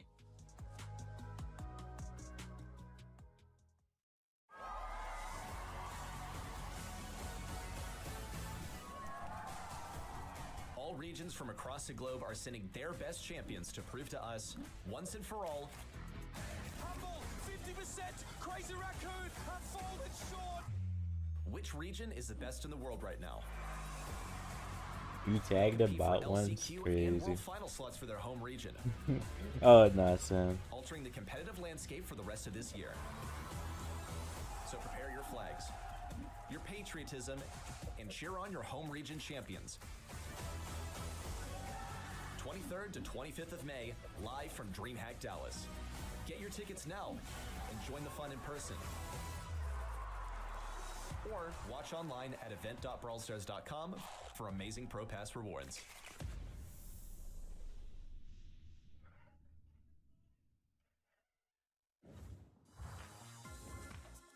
It's day number 4 in the April monthly finals. We're in North America. Ready? You know both of them, OG and Bobby. How is it to have watched those two face up against each Hello, other? Duck. How are you? Man, I mean, yeah, Hope I've you done spent good. the last like couple Are they of typically years full? watching Yes. folks What that we I'm getting, actually quite Alex? close with face each other here in these monthly finals, and We are this back is from not really Switzerland. any different, except for the fact that we watch these guys be such close teammates for a while. In fact, Actually, I don't know if you can hear like me right now. watching, I some just thought content about that. outside of this, you got to check out this. You might not have video that the Square audio Esports on. put out, where they talk about how Bobby and OG were enemies before they ended up becoming this dynamic duo that wound up taking things all the way to the world stage as S-Human. So definitely something worth checking out. It's sad to see one of them knock each other out, but it's a good move for SSG. They've been on a El pretty, Fischel, tough Duck. run Wait, through the who did early you part of the vote for? season, and I Does think that a mean lot you of voted people for hope to see them Stamina? get further in the Oh, bracket. hell nah. Both of you are probably close with a I lot can't of those support players, your decisions, and they're Duck. coming to your home ground. At least some of those. Oh no, I'm about to Hudson lose my World daily Cup streak. Is getting the chance to play for a monthly final, world final slots and 2 LCQ slots, and there's also a possibility to go watch all of those teams. Get your tickets now, and you can also grab some merch, Kenny. Got to get my hands on a pop socket here. Would love to decorate some stuff with the sticker pack. I don't know, a lot of good stuff there. We're gonna kick things off here right away with match number 3, quarterfinal number 3. Is it gonna be just as close between those two? BC Gaming, Patchy is subbing in for Vegeta today. They're still aiming for their Brawl Cup qualification, but they're under pressure. STMN, for the monthly qualifiers, it was either Eternal or them. They in the end beat them 3-0, and they could be the Surely now that helps Pioneers qualify by simply beating BC Gaming here already. Yeah, both of these teams are going to have a tough journey ahead of them, okay? Because Literally STM just did it had a because everyone else did rough BC. season. Okay. BC Gaming, That's a fair. rough start to this monthly final. I mean, they have someone filling in for one of their core members of their roster. Patchy is a good player, but Patchy's retired. I mean, he's a sub. Look, Patchy literally retired for like 3 months. Kenny. What do you Patchy's coming back. We mean? didn't see him in quite some time in esports. Yeah, I mean, announced retirement after the World Finals. Obviously had an incredible run, and you know, I saw them practice with a few players, and this could just be coincidence, but this guy's beating Vegeta organization a lot. I wonder if that had anything to do with it. was not able to be BC a is playing player. with a sub today. I don't We still remember wanted what to they hear said from for, them how they but feel like will that impact their match against STMN. We are facing STMN again, so I want to run it back. I'm really excited for that match. Tacos and Steel are big friends for me. They was my teammates in the last competition of the last tournament, so I'm really excited for that again. oh hell no, Gito. They are getting swept. As he mentioned, they faced off against each Hold other on, in the I gotta March do my monthly fucking finals. daily In the streak. quarterfinals, it was 3-0 for BC Gaming. You feel like they can do that again and move to Brawl Cup already? I do. I think that of any journey that they've had through this year so far, this is going to be the most difficult because, as I mentioned earlier, they are playing with Patchy, which is just not their usual squad. And I even got the chance to like chat just a little bit with Evex before this, and I said, "Hey, how are y'all feeling with Patchy? Like, are y'all feeling good?" And he just went, "No." I'm like, "Wait, what?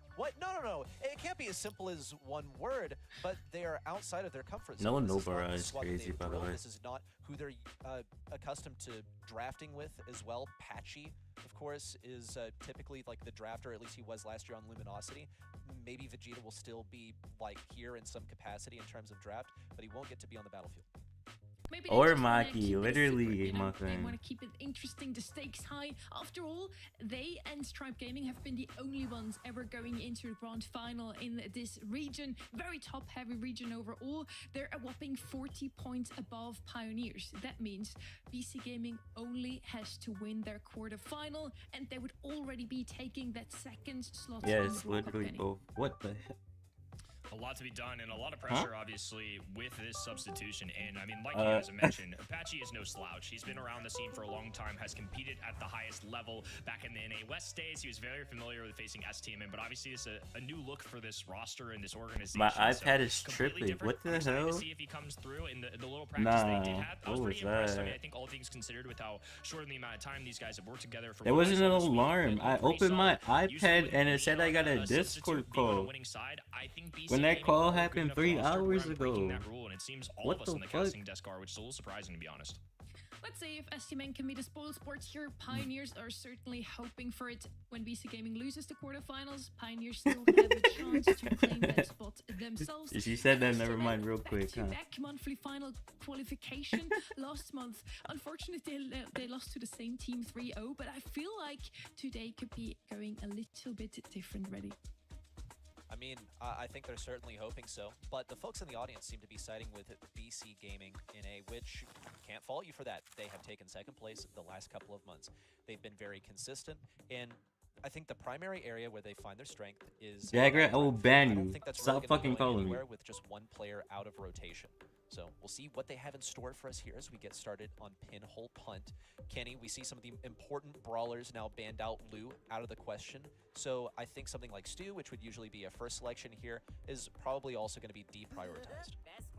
An interesting one for STMN that they've actually chosen a lot in practices leading up to this is Meg. So I'm curious to see if they go for the crazy pick or a little something out there that we're not used to seeing off the rip. They're going to choose Chester, especially given the bans. I would say that's the #1 most picked brawler still available for them at least on this map. Some other interesting ones that come up. We see Meeple a good bit. Stu, like you mentioned, I really like that idea as well. I think on a 2-3 turn, that is certainly has some legitimacy.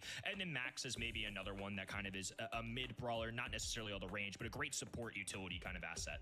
Another important question is like in what capacity is B going to show up? Okay, yeah, she's going to show up as pick number 2. Nice. Because this is a wide open map. You can get good coverage of those bushes with your super, and just having the area control in general. Like, yeah, there are some indestructibles on the field. You can't shoot through, like you can't break those. But aside from that, B just has fantastic area control at long range. She's going to enable some other things. She's going to disable some important things like a Poco. I mean, this is always part of the conversation in this state of Brawl Stars. B also enables them to go something like Hank if they want. They're going to opt for the Meg this time, which you brought up just now. But I still think Hank, you know, he's part of the conversation in that he's banned, basically. So now they have to find an answer for the Meg. And a common answer for this has been Lola, even on this map in particular. It does really well into B. Meg, Poco commonly shows on this map, so outgunning it has been something these pro players have done. Gray shows up occasionally here, so that's been a way that these teams have aggressed it, and that's exactly what they're going to do. Okay, Lola up here. I'm seeing a potential thing that could be a good into that Lola would be the Carl, which is quite popular right now. Going to be able to outrange that Chester, can slice right through the Lola and her ego at the same time.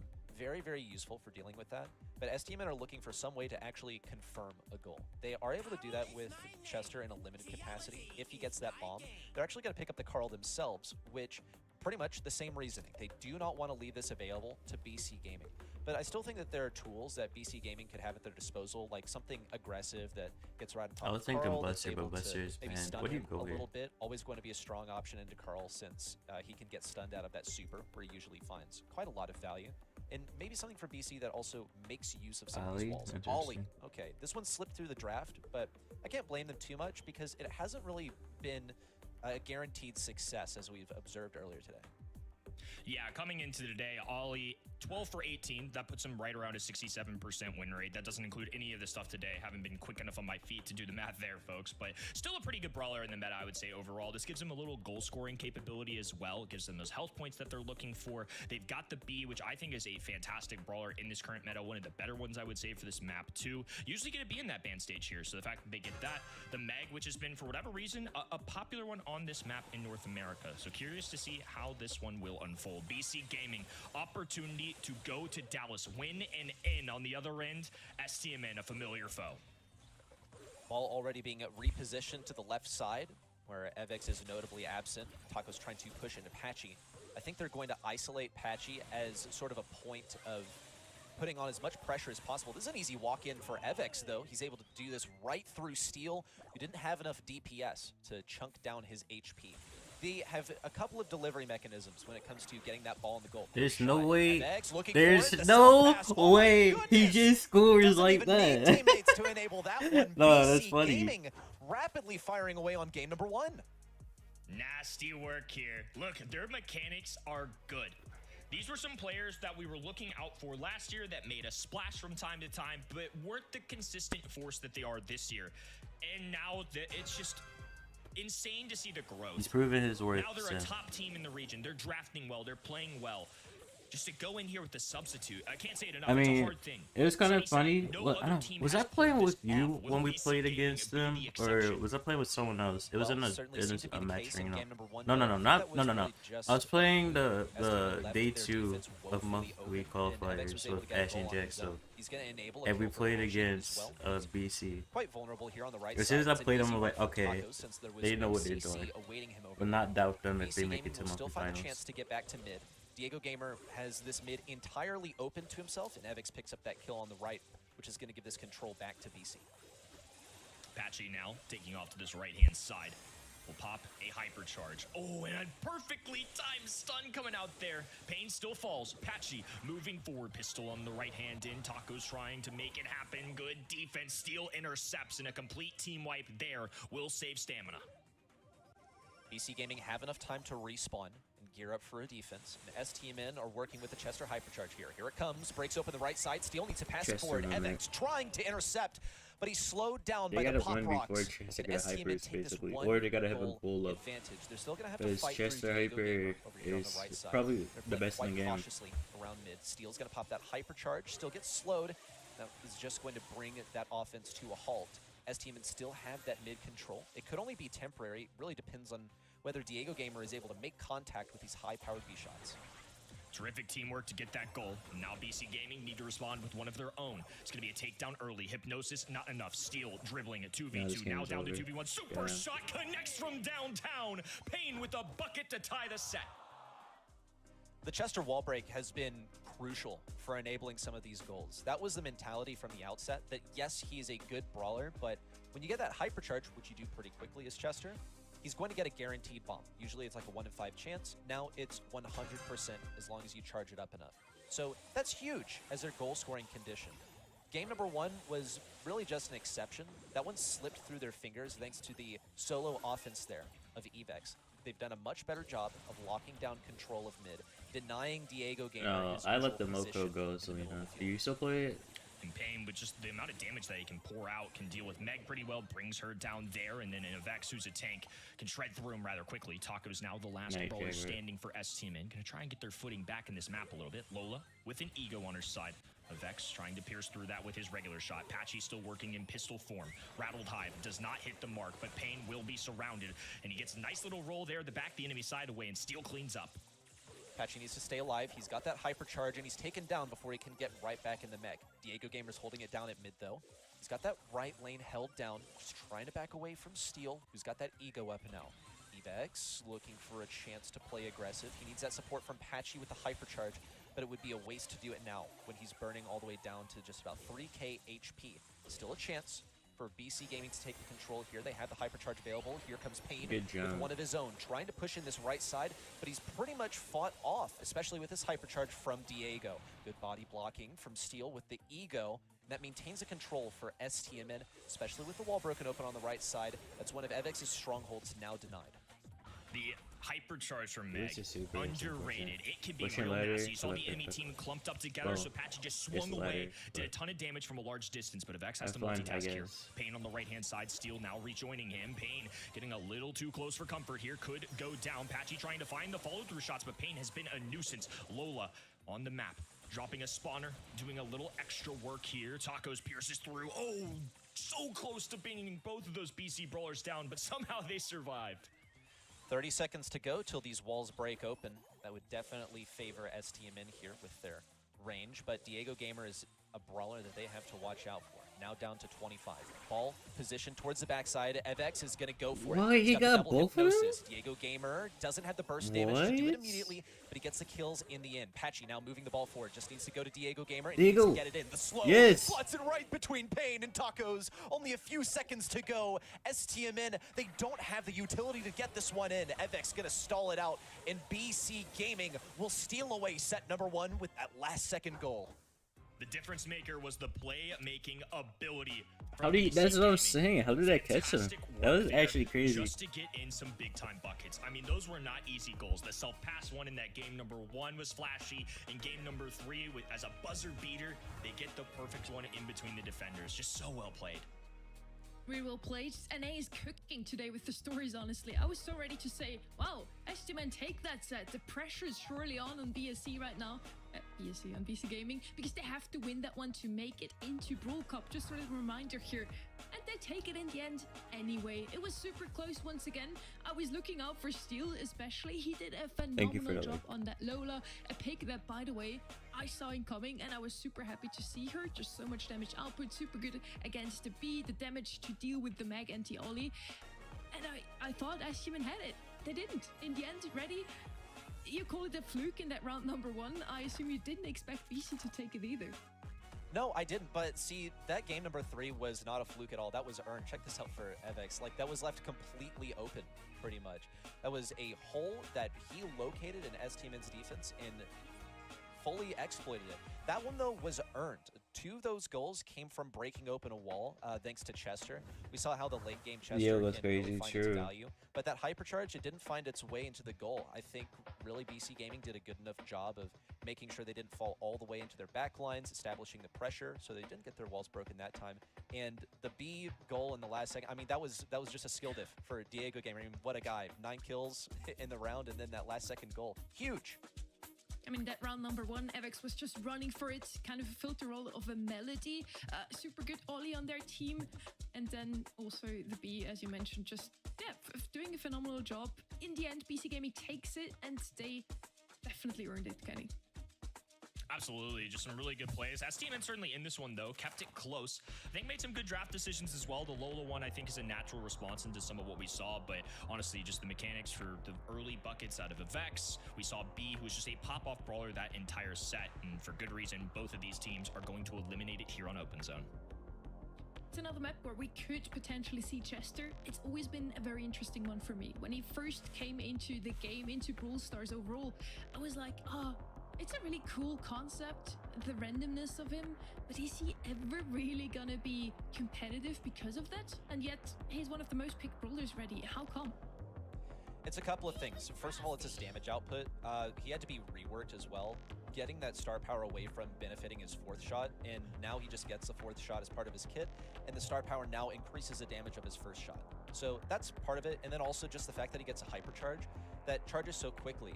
The randomness is all gone. Like, that hypercharge is guaranteed to be every single super in one, so it's just a good brawler right now. There's, I think, really not much more to elaborate on it there. Let's talk about what's happening here, though, Kenny. We see the Lou first selection. Lou won, Poco's banned, so there's no banned, and B is counter banned there. too. You also see the B banned out. Stu, but STMN knew good that this into was Lou coming, because he can dodge they the got shots. rid of pretty much a couple of the most What did he important pick here, though? brawlers in this interaction of B and Poco in Lou.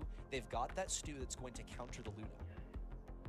It's definitely an interesting Low-key, one. Poco, of course, would have been nice into the Lou, so I think Oh, now would that that they be have enough easy access to DPS? avoiding that gadget, BC Gaming going to pick it up here. Stu, a very common brawler, and Oh, also shout out to okay. BC Gaming, who I think Well, did that pretty works. well at researching the other end. Byron, not a common brawler pick on this map, I would say. At least not, one of our top 3 choices or anything like that. But Byron Ollie, a frequent combination for STMN, did they so by go removing here, that, though? I think it's going to make STMN go for a different direction. Stu, a common pick.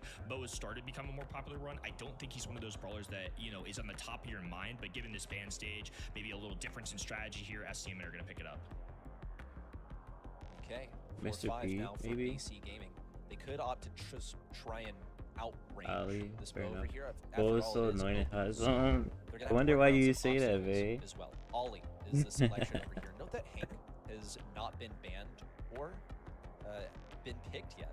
I think BC Gaming are quite aware of what will happen if they pick Hank without getting rid of some of the counters. Like, we saw how powerful Draco was, especially in the hands of RBM, sure, but just in general, as a response to that Hank, not something that they want to toy around with too much. There's also the possibility of a thrower here, which they need to account for, which Ollie is going to help ameliorate, but it's difficult for them to play one of their own facing a Stu. They've gone with the Meg. Interesting.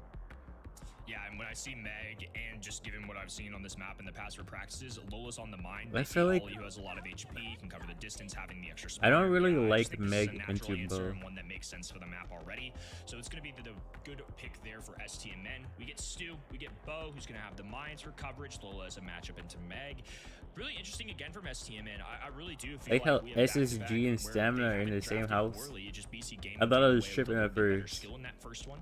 No, Maybe things at least change up still. here I don't know in about the Zone, other ones, but though. I do think this is another one where there's a chance for both teams.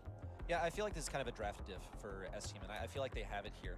Reason being, Meg with like, check infinite this out. bow I'm gonna mines. draw your Yeah, attention to it once again. that's This is an interesting. important trio of brawlers in the game right now that forces your opponent's hand. Because with B and Poco eliminated, it completely makes Lou available. BC Gaming knew that if they didn't pick it, then they would be I don't giving like that STM start you pretty much a picked. free Lou game. Now they're forced to pick it, and STM decided, okay, cool, now that you picked it, I'm not going to go a single thing that's good into it. In fact, I'm going to go Stu, which is good This into is that not Lou. a good And we'll Meg see game. that Lou has not been offered a single opportunity on the point just yet. I would have down as first well, picked so the Bo, Lola to picks be are honest. paying off. Taco's steal helping multitask Instead of Perfects, Lou. diving and shredded by that Pain brawler. Just a tough one here. Exploding off the start. You're starting to see those interactions that you were talking about. Diego Gamer is still trying to find out how exactly he's going to fit into all of this mayhem. Just not a good matchup for him anywhere to be seen. He's still trying to fight Taco's through his already ego on the has left a side, where he's hyper. diffed by That's pain. crazy. Meanwhile, on the right side, Oh, Patchy and see, like, FX this is were why you trying take to leverage Bo. their health to get some kind of victory, but they're being You walked get a all over big by moment. Steel with insane DPS and Tacos with the mobility to stay out of their most effective ranges. Yeah, it's really feeling like an outdraft that you called it. I mean, honestly, good look by you, because Tacos is just able to skate away I'm here. They're not joking, able to get Vane, any joking. hypnosis. I feel like FX is just kind of running in, getting gunned down, and going out. Now we have Steel, Tacos, and Pain all still standing. There just haven't been enough takedowns. Counting up to 100 here, STMN really running away with this one. BC Gaming, it felt like there was pretty much nothing that they could do. They could probably switch up the lanes and look for a more Wait, optimal Tacos matchup. is I know not that there. Lou was having a Pain lot isn't of there difficulty either, it's into just that Steel. Lola once she I swear I gets saw the someone They're else. working with decently Oh, similar I think it might have range been as well. Patchy. I think it's a little bit tougher to dodge a Lola shot than it is a Lou No, shot. no, no. Patchy was He fires- also he at fires home. in the short little burst, I swear I and saw then another she had a person little bit more that range when she had fires in a cone, sands in and their they do opt background. to change up these lanes. Was Running it only Diego Gamer Steel? up mid and Evex on the left side. But same things are happening all over again. Had to worry Patchy about the D-Mac bull on right side. mines. It's not quite the Yeah, one tap that Tacos set did, of but he's bull still got a mines. couple, and look at that. Just He's for able them to get another effortlessly set glide past that first shot from from Diego Gamer, but those not the bu- second one. BC Gaming are finally finding a way to make some use of the tools in their toolkit.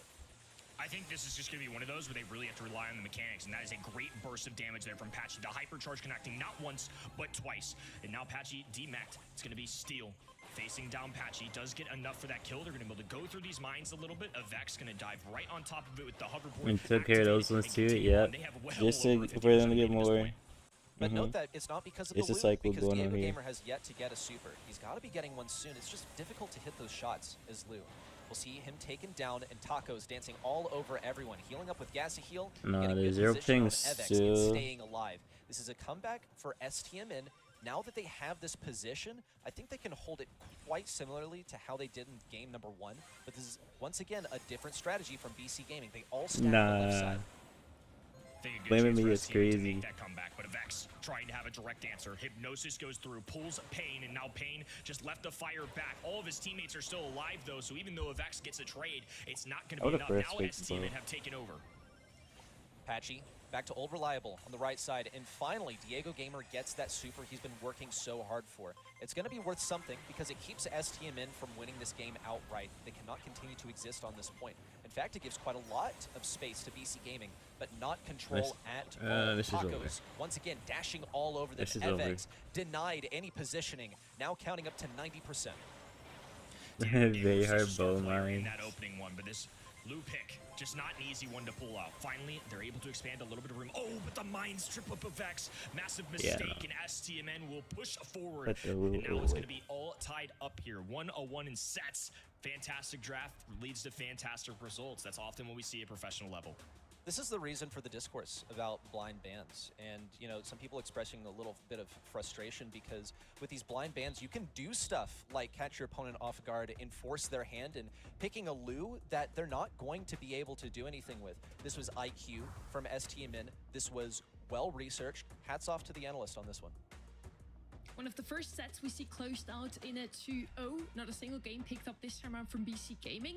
I would honestly just put it all on the draft. Really like the bow just to Yo, right, how are Lola you? once again. Welcome. They picked twice now, STMN, and they really feel comfortable with it, can they?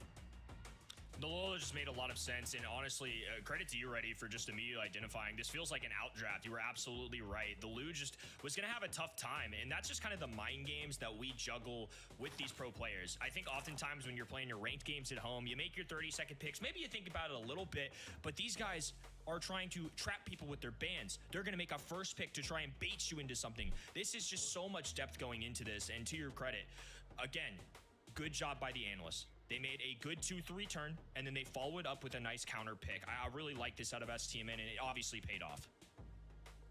I think this also gets in their heads a little bit too, because like you're in this position where your hand is completely forced. Am I gonna have to play a little bit more safe in these upcoming rounds? Jeez, look at that. Oh Tied my. up on the DPS. Now, how often do you see that? Whoa.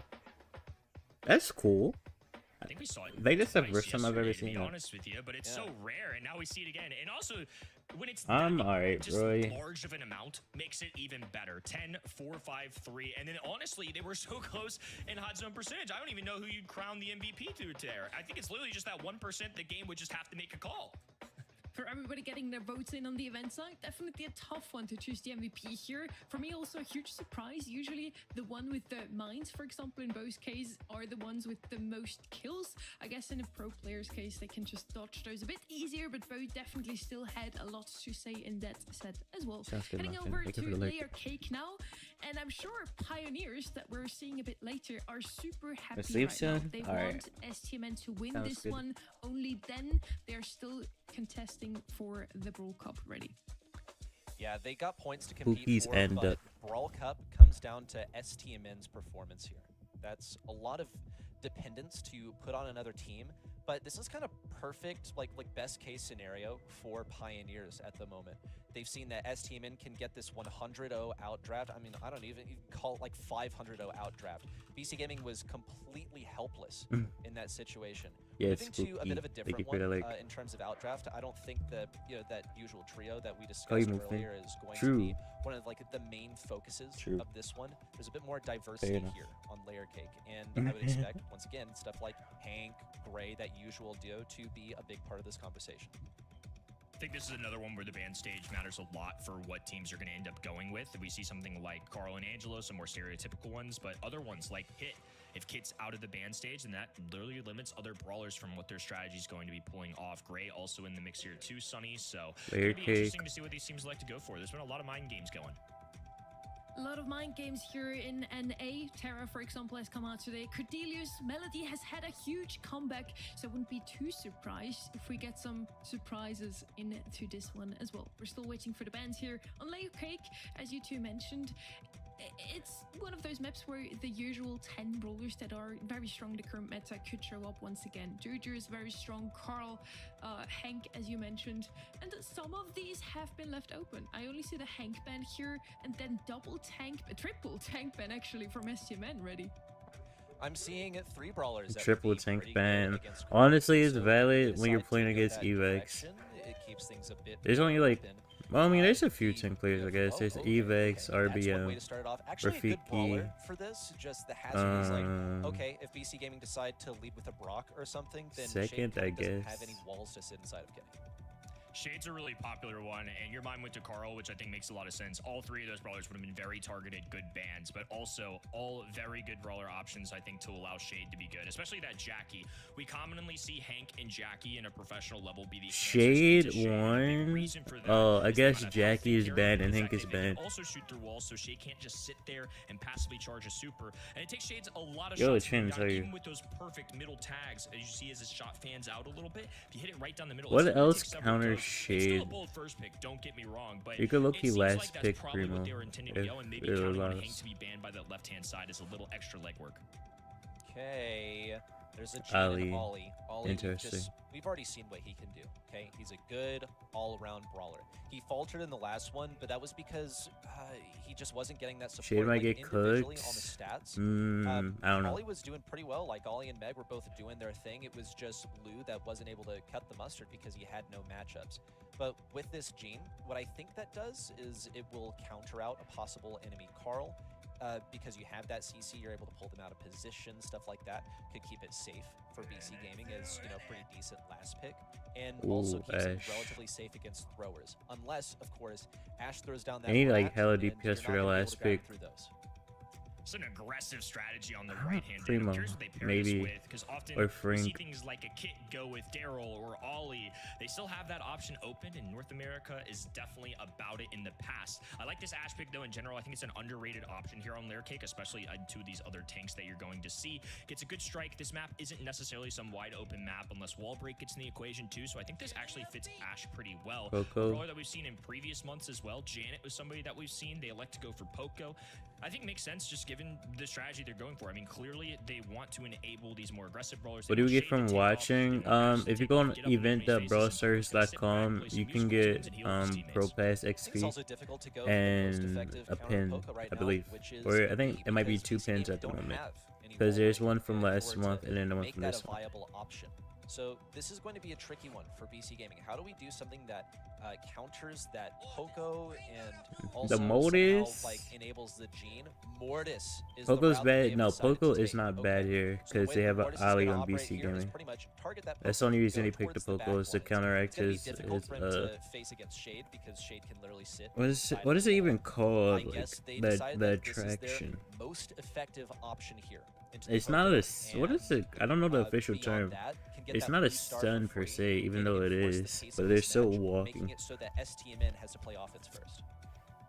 From watching mine, no, you just hang out with me. Because STMN's strategy, I mean, you can't really do much other than doing predictions and waiting for questions to pop up anyway. So, they've got spawners that Ash MVP has on the map. votes. It's good into Poco, but you know, if Shade runs through the walls, what are you really gonna do? You're gonna have less angles. Really curious to see how this one goes down because Mortis, on paper at least, obviously it's not the easiest brawler in the world to pop off. Nah, I remember Patchy used to be the Mortis player. Well, let's see where Evex is able to find that opening. Tacos is quite low. Evex was thinking about it. Diego Gamer kind of hung out to dry on the left side. Steel gets the kill as well. When you see Patchy get appropriate damage on Steel, he's not able to escape. He can get the lineup. Pain knew better than to go all out and try to get that kill because he would have been taken down with a shot from Patchy. Excellent interaction here from BC Gaming and really well played by Patchy. BC's substitute responsible for a blue star and has the kill for them, so really well played there. Vex popping off on the other end, but it doesn't. I mean, but he's kind of close to Hyper now, isn't he? Steel getting a nice tag there. Pain forced away. The hypnosis goes through though. Patchy smells blood in the water and he's gonna go for Wait, it. what? How does Shade live? A blunder coming out here and it leads to a team wipe for STMN. He's playing a brawler that came out after he retired from competitive Brawl Stars. It just follows that you might make a mistake like that where you're unable to attack during your super and you're not able to tank all 3 of those shots. And then give you rewards. You gotta do the predictions. Tacos taking down Evex, especially with the assistance of Steel, with that hypercharge out of Poco. STMN rolling through this one. We saw moments of greatness from BC Gaming, but it just wasn't enough. I think that STMN drafted them into a corner. I agree. I think that was a really hard spot. I mean, you see Mortis be that 6th pick, it has to have perfect matchups. That's just the way it goes. We're going to have to either see some adjustments for BC Gaming or maybe a little less careless with these stars. Vex diving in, going to grab that blue star. That's something you talked about before. It's just an easy one. Mortis definitely the clear favorite in terms of the speed, the dash. They're able to get that, but he's the aggressive brawler, so giving him that blue star, it's nice at least for the beginning, but you have to hold it throughout the whole game. Evex needs as much health as he can get here. He was deep in the back lines while his enemies, or rather his teammates, were getting pummeled back in the spawn. It's 3. They should have just gave the Mortis to Patchy. Excellent pull there, and Patchy now in. He's going to be completely nullified by that gadget from Steel that cancels out any negative effects, and we'll see Pain continue to kind of spank them on the bottom left. Nothing that they can really do against this guy who's trapped inside of the wall. Oh, and he's rapidly firing away. Look at all these supers he's cycling. Pain's moving 1,000,000 miles an hour. Blinking, you'll miss it. They're going to hit the clock here. 1:06 left, and they hit 20. They lost to the Shade first pick. Is just hilarious. He was rewarded very, very handsomely for his efforts over there, keeping the enemies on the back lines. And once again, you got to see the power of Poco over here. Doesn't really matter that Ollie has the ability to power of Poco, the power of Shade. Cancel it all out. That is why Poco is such a focus, and he's a brawler in the forefront of the current meta. How did STMN prepare for today? I want some what they are having, honestly. They looked phenomenal. And it looks like they need to catch a train or something. That was one of the quickest bounty sets we've seen all weekend, combined with last weekend too. Ogito, it's already too late for that. I'm not gonna lie. And on the other side, yes, Kenny, you mentioned Mortis needs good matchups, but it was the last pick. So you'd think that they thought Mortis had good matchups here. It may have just been the best of what is left. I think this is really difficult to draft into. And when you see the bans, they picked that Shade first overall Hello, pick Char, again, how are you? very intentionally. The Shade was too fast. Yeah, he was zooming. Are you cool? Nah, like, these players are already rich, especially if they do content. Like, Patchy, Evex, Diego Gamer all do content. I don't know about stamina. Still used to stream a little. He streamed like a tiny bit, and Taco streams a little bit. So it's already too late for you to beat them. You're cooked. Really, STMN just outdrafting them completely. Even in the first one, Pinel The downfall of BC already. STMN had the better draft. It was a maybe very close one. They at least won a game. BC Gaming was just mechanically still a bit more advanced, it seems. And sorry, I was just laughing because you were saying, oh, they banned out 3 brawlers that could have been a pain for pain on that Shade. Haha. Okay, I'm turning into an Ankh as well already. You take over. Did you turn 30 today too, or? It's kind of my job to make the horribly cheesy jokes here. You know what? We all get to have our gimmick here, except for Kenny, of course. That's kind of an OG one, by the way. Going back to of us, going back to 2022. No follow-up questions. Want to grind ranks? You get like chance. Let's talk about draft. How about that? We got 3 bans that we're waiting for. One that I would not be surprised to see is, of course, the Lumi. But Sunny, I know that you've been like hoping and praying that we see it go unbanned once again. I really do. So far, a 0% win rate for Lumi. She's been banned out 99.999% over all of the regions. Let's see if she's gonna be left open. I would bet a lot on saying no to that, and she's banned out, so I win that bet. Yay. We're heading into draft now. Boss and Janet are also banned out here. Janet has been showing up as one of the most picked players on the gem grab because she's just a phenomenal gem carry, can get out of harm's way pretty easily, and then Stu, Lou, and Max banned out on the other side. We still have some long-ranged options here in the mix. Bell, for example. Gus has been a pretty good gem carry in the previous meta. I don't know if she's still picked up that often here, Kenny. Chester's the first pick. Very standard. Makes a lot of sense. Gives you some anti-tank. Gives you a nice hypercharge. It's one of the better ones in the game, I think, right now, especially at a professional level. A couple other standard early picks, I would say, that are still open for grabs. Carl on the table. Buster out there.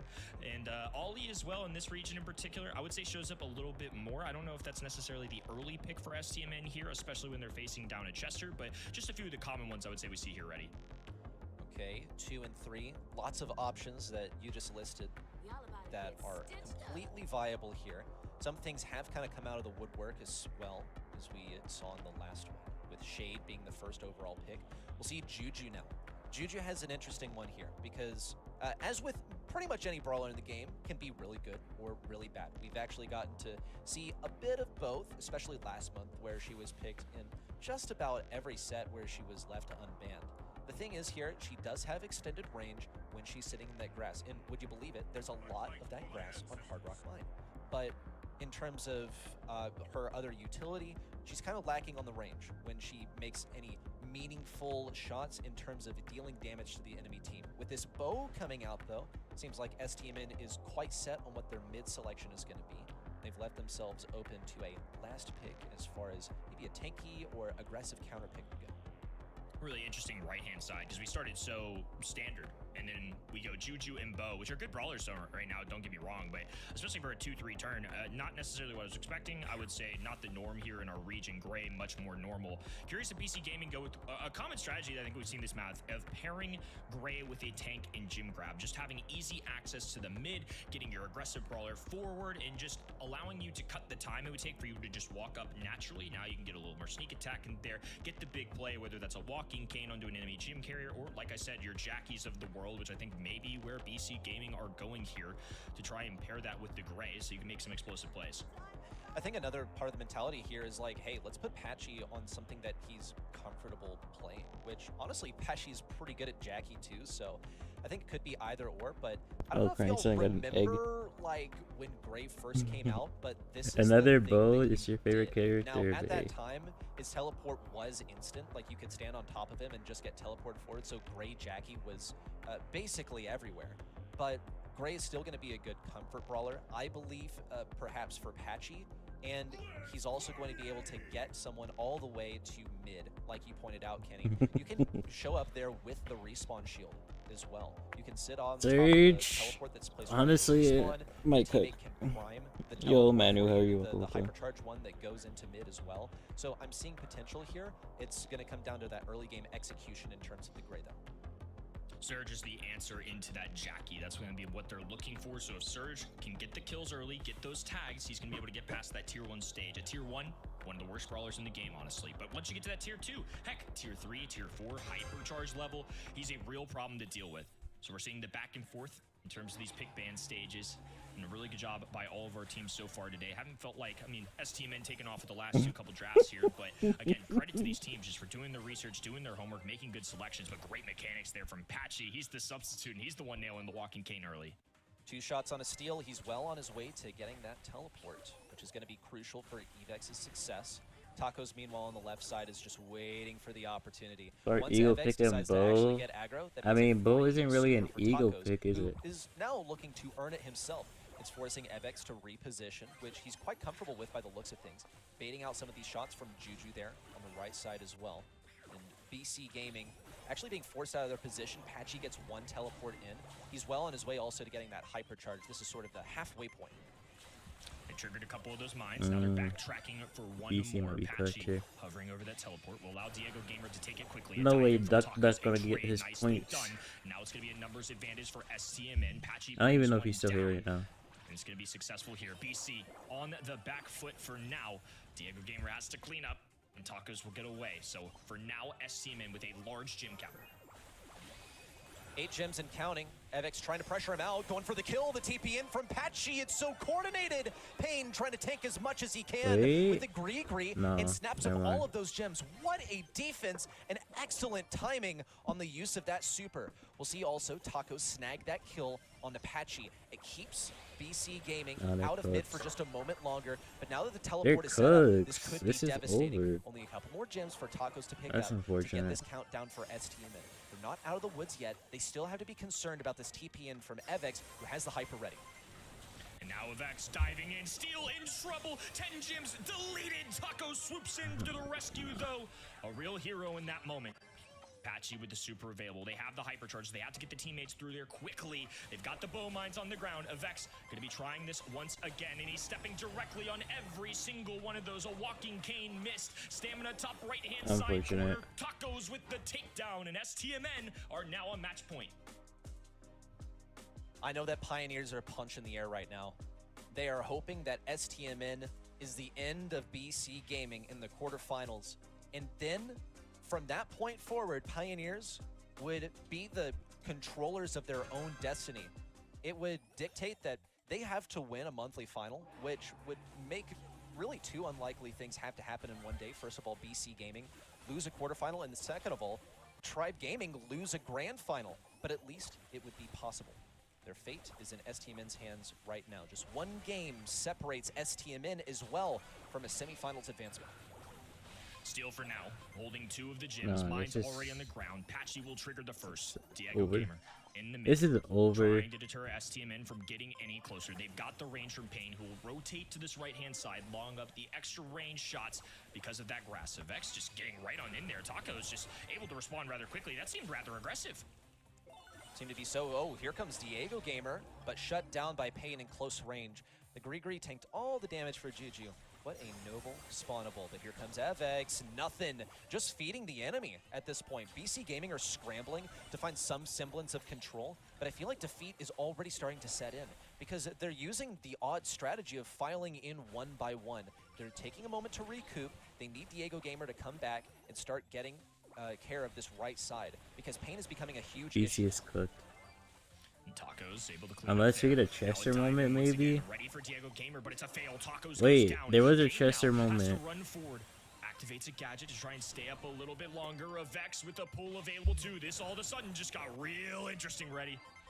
Evex looks for the kill on Tacos, who got the super just in the nick of time. Wait, couldn't get it on wait, Evex he's and gonna get the he's getting away with the elimination. gems. Evex down to very low HP, but he's got those 2 gems. Hold on. Nice attempt at a long pull there from Patchy. It kept him stunned just long enough for Diego Gamer to help finish off that kill. This is a hypercharged super available to Patchy. He's still got plenty of defensive abilities over here. Goes over to the left, now moves over to the right to body block so that Tacos can't Hold get the takedown. on. BC Hold Gaming prolonged on. the match They're point showing to this. continue this set.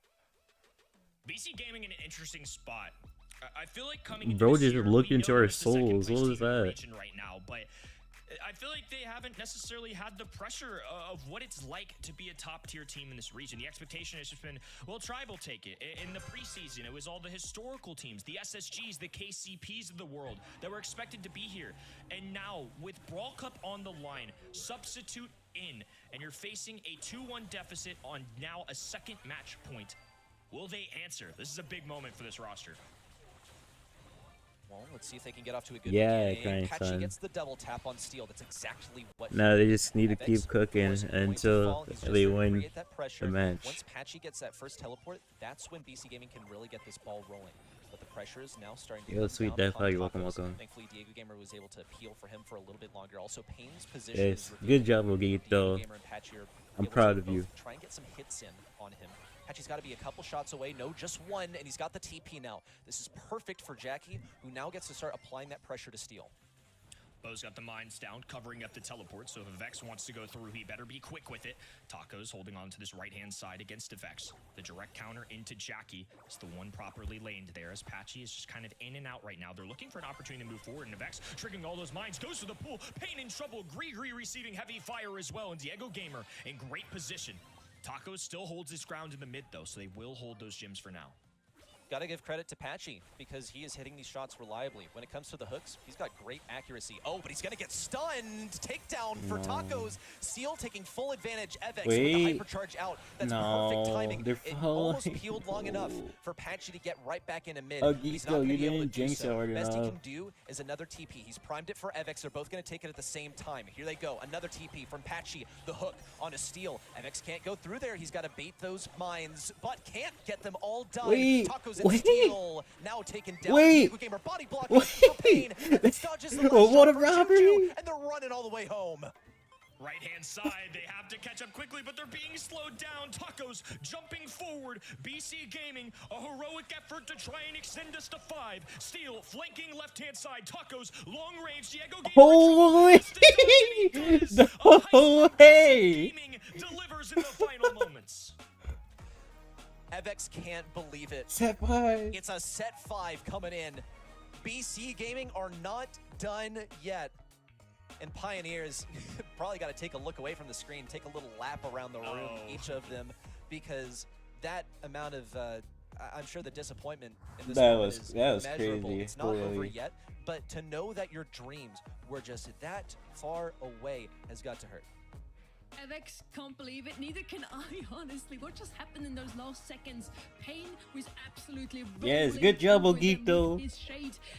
I'm proud of minutes, you. Diego You're like Gamer this son I never and had. Evex saving the Because dream I'm for too young BC to have a Gaming. son. They were so close to losing that World Cup slot to Pioneers potentially. And Pioneers must be so upset at this point. As you meant, they have to move on into a set number 5, even though they already have to count. Hello, yo, how are you? I mean, For it was 4 so months, close. have fun. I think Are for you gonna? KCP, You obviously, should play you're in just the waiting. Seaman not out of it yet. Oh That's wait, how no, close it's it was, too late, though. isn't it? BC Gaming had to face down 2 Well, match will there be points. another And I can't say it enough. Can't split stress for it enough. India, They're playing or with the are they just substitute. done They've been the second once place they're in Brawl team in the Cup? past. But now here we are, month number 3, Brawl Cup on the line, and Patchy's hanging in there. The retired guy hanging in there. Good work, and now to set 5, highest pressure of the day. You can see the relief on their faces and how the sudden stress coming out of Pain and his teammates. I just want to mention that briefly again. Yesterday we had 32 sets of the possible 35 sets in a 7-match monthly final. Do you think we're gonna beat that record today? I mean, look, No.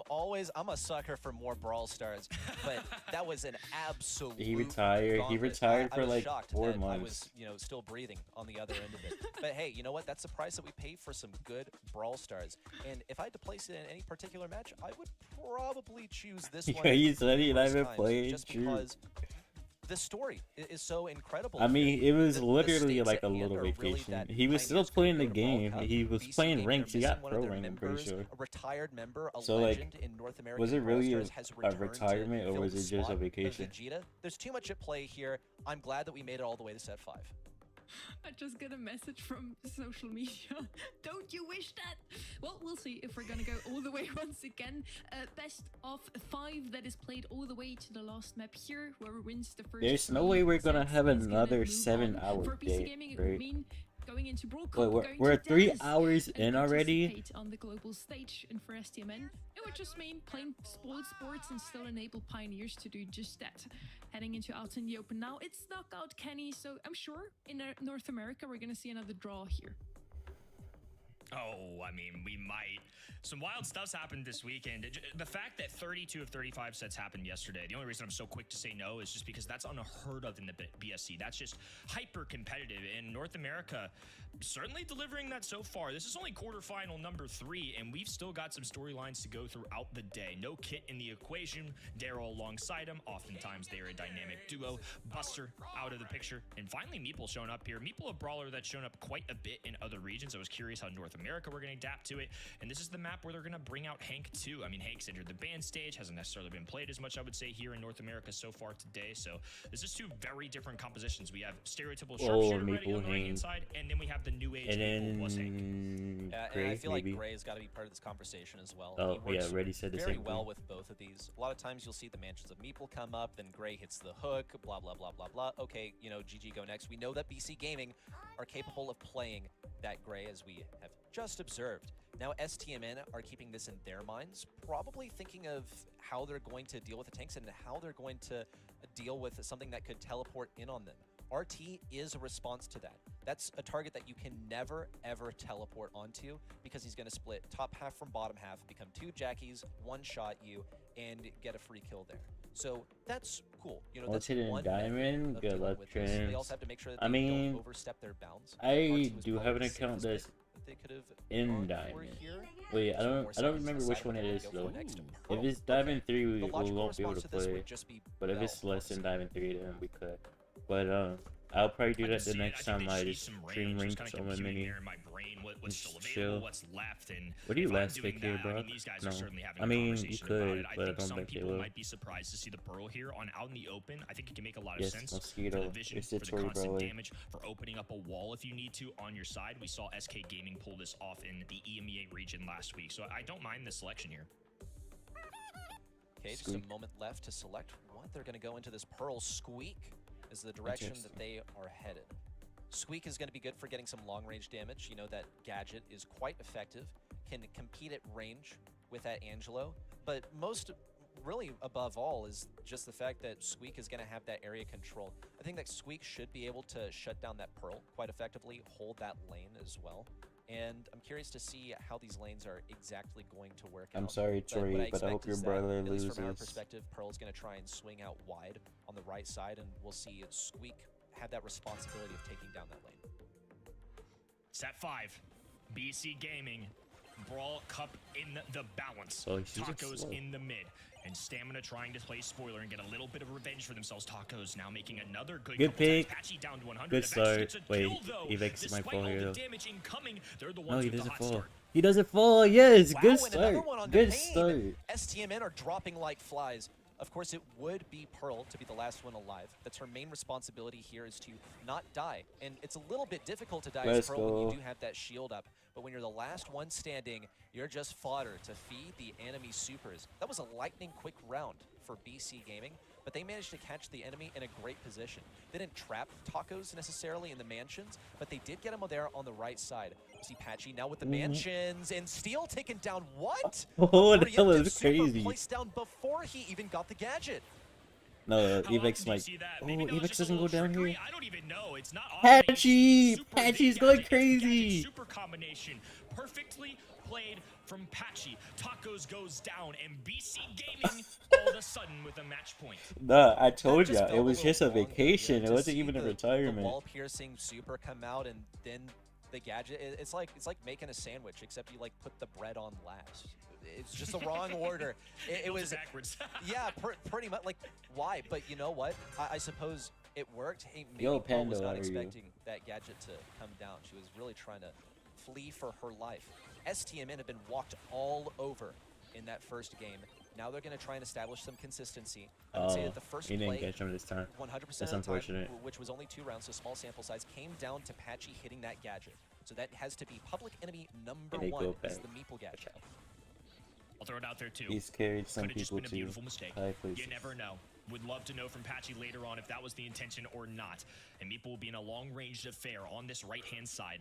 The sharpshooter Angelo just has the distance, is one of the better, if not the best sharpshooters in the game right now. And for the first time in a while, STMN have a little pressure built up. They've got their feet in the middle of the map. They're occupying a lot of space. They're spacing the floor on top of that. I didn't think it was going to be this close, I'm not going to lie.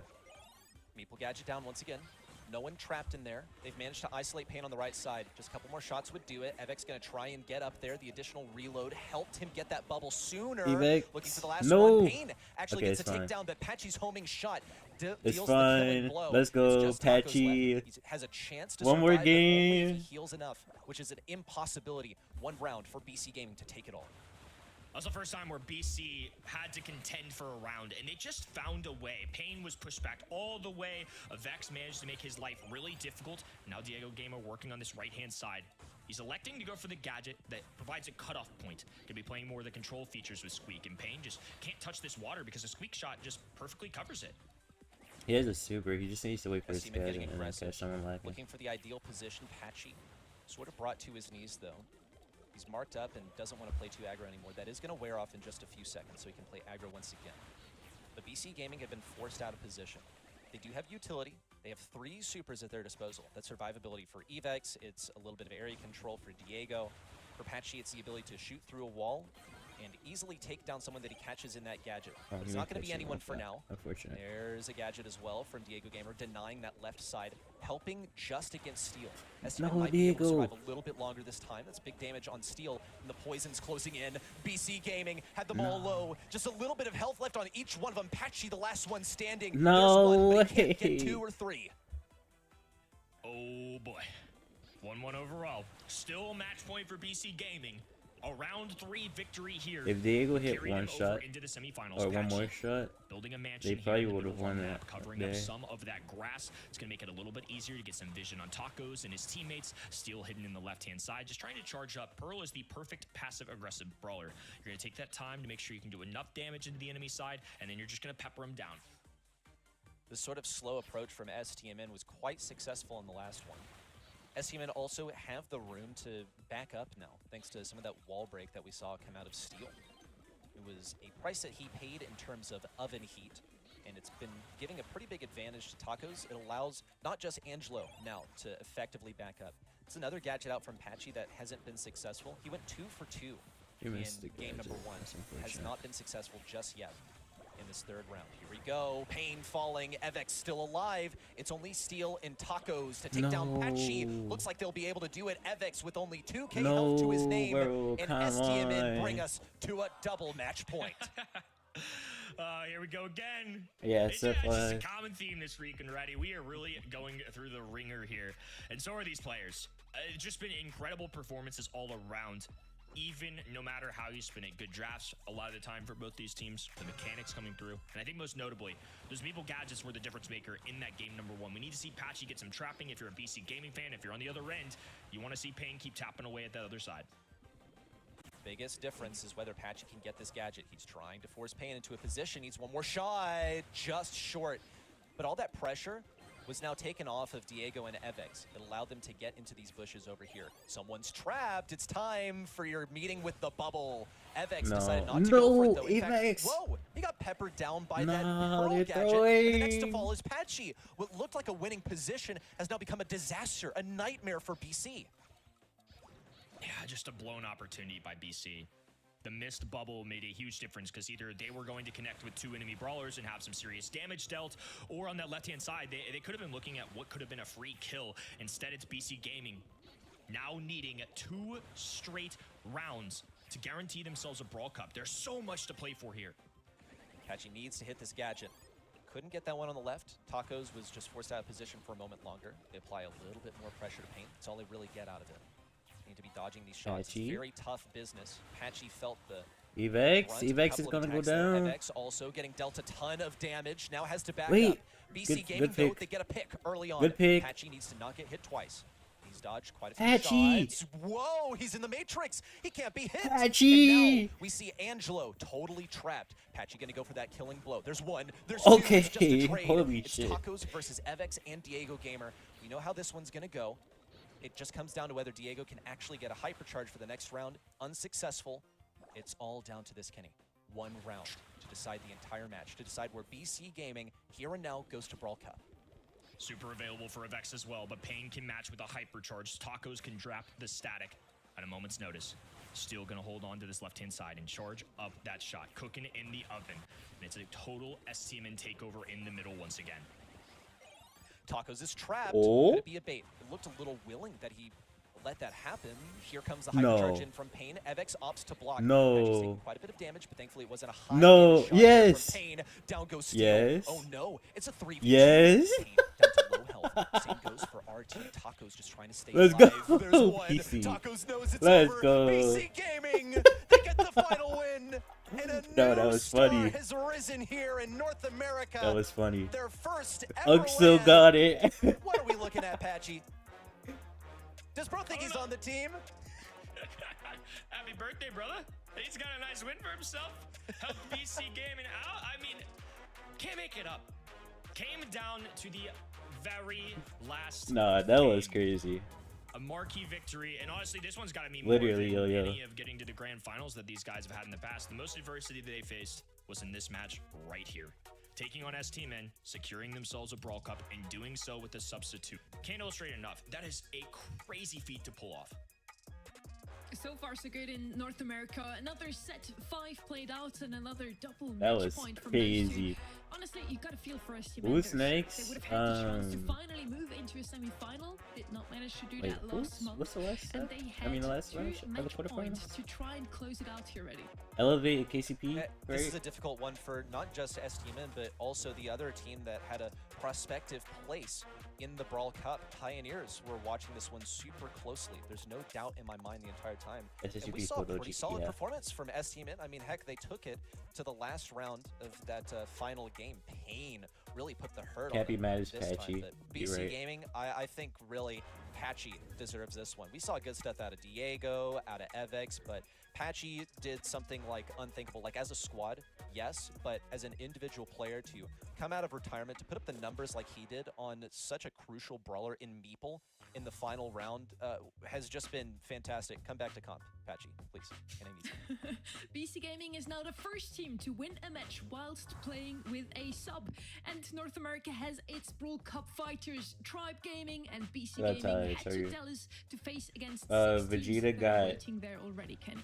That's an Admin, exciting nice. looking 8 teams right there. I don't know about y'all. I'd start getting those So, tickets, Patchy sub throw in a merch and- box if you will. Hello, Cat. I mean, it's insane. We have Tribe Gaming, who, to be honest with you, preseason We expected City that. Elevate. But Me too. Berlin City I agree Club with that. State. showing up this year. They signed these spunky upstarts who have been around in the BSC for a little bit, but this is the year that they have popped off, and once again, for the 3rd straight month in a row, they're going to be making a semifinals. Actually, love it since here you're waiting for for the BC. next match The now, I'm going to the bathroom consistency, real quick. I'll be right back, I chat. think has now been exemplified. But the fact that they only have 2/3 of their typical roster here, I think that this is going to be an interesting one to see at LAN. You know what? It's a first LAN for everyone. There is the conversation of like, okay, well, are they going to get nervous at LAN? Dude, they've been having like a LAN in Evex's bedroom every single month. They've been playing from the same room. They even have spectators, like people who are not even involved in it, just there for what? Moral support to get their faces on cam? I don't know, brag at school? They have the experience, I think. Patchy turned out to be the perfect choice for them. Again, they're the first ones to ever win with a sub. So, Patchy, congrats to you. You've also had some success this year, even though you only played in one monthly final. That's actually crazy. And now the next match, Kenny, it's Pioneers versus Elevate. And you gotta feel here for not only STMN, but also Pioneers, because they still had hopes. They could have still made it into Brawl Cup if only STMN closed it out earlier. Pioneers with plenty to play for, though. And honestly, an interesting matchup we've got coming up, too. It's going to be a little reunion between his Livy and his previous teammates with Tribe Gaming in a past year as well. Elevate with a big month here, too. I mean, I know I said no rather quickly earlier, but this is one of those matches that could be another 3-2, folks. And I think the storyline's there. I think KCP still have plenty to play for. Both of these teams are within a couple points of each other. That is a huge difference on our leaderboard.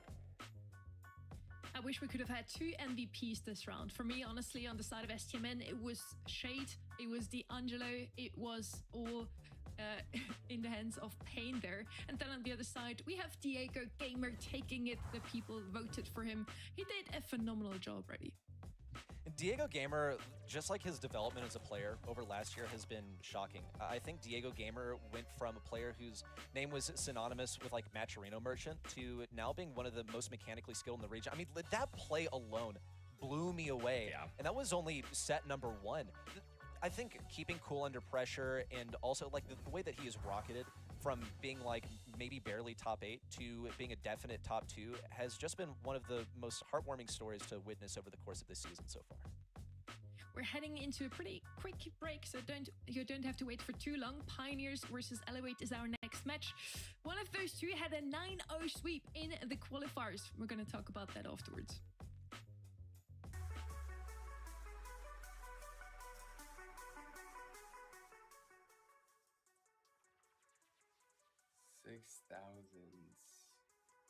Epic brawler.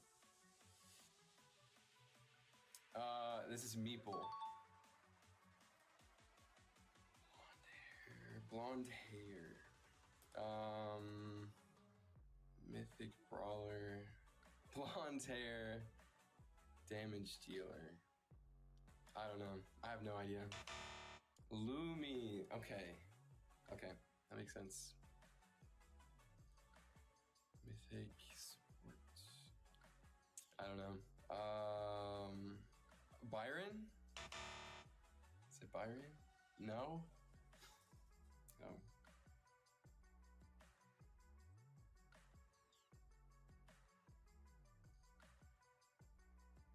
Okay, this is Bo.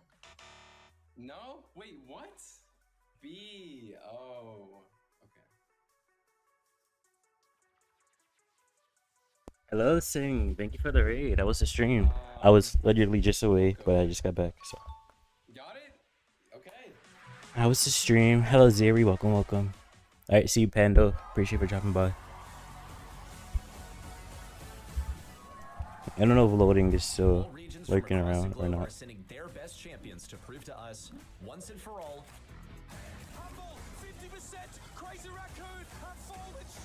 Oh, your shout out. Thank you. I don't see any like shout outs or anything in the chat from the restream chat. So Altering the competitive landscape for the rest of this year. So prepare your flags, your patriotism, and cheer on your home region champions. 23rd to 25th of May, live from DreamHack Dallas. Get your tickets now and join the fun in person. Or watch online at event.brawlstars.com. also, mobile Twitch is getting worse. I just updated it and it didn't change anything. It's still ass.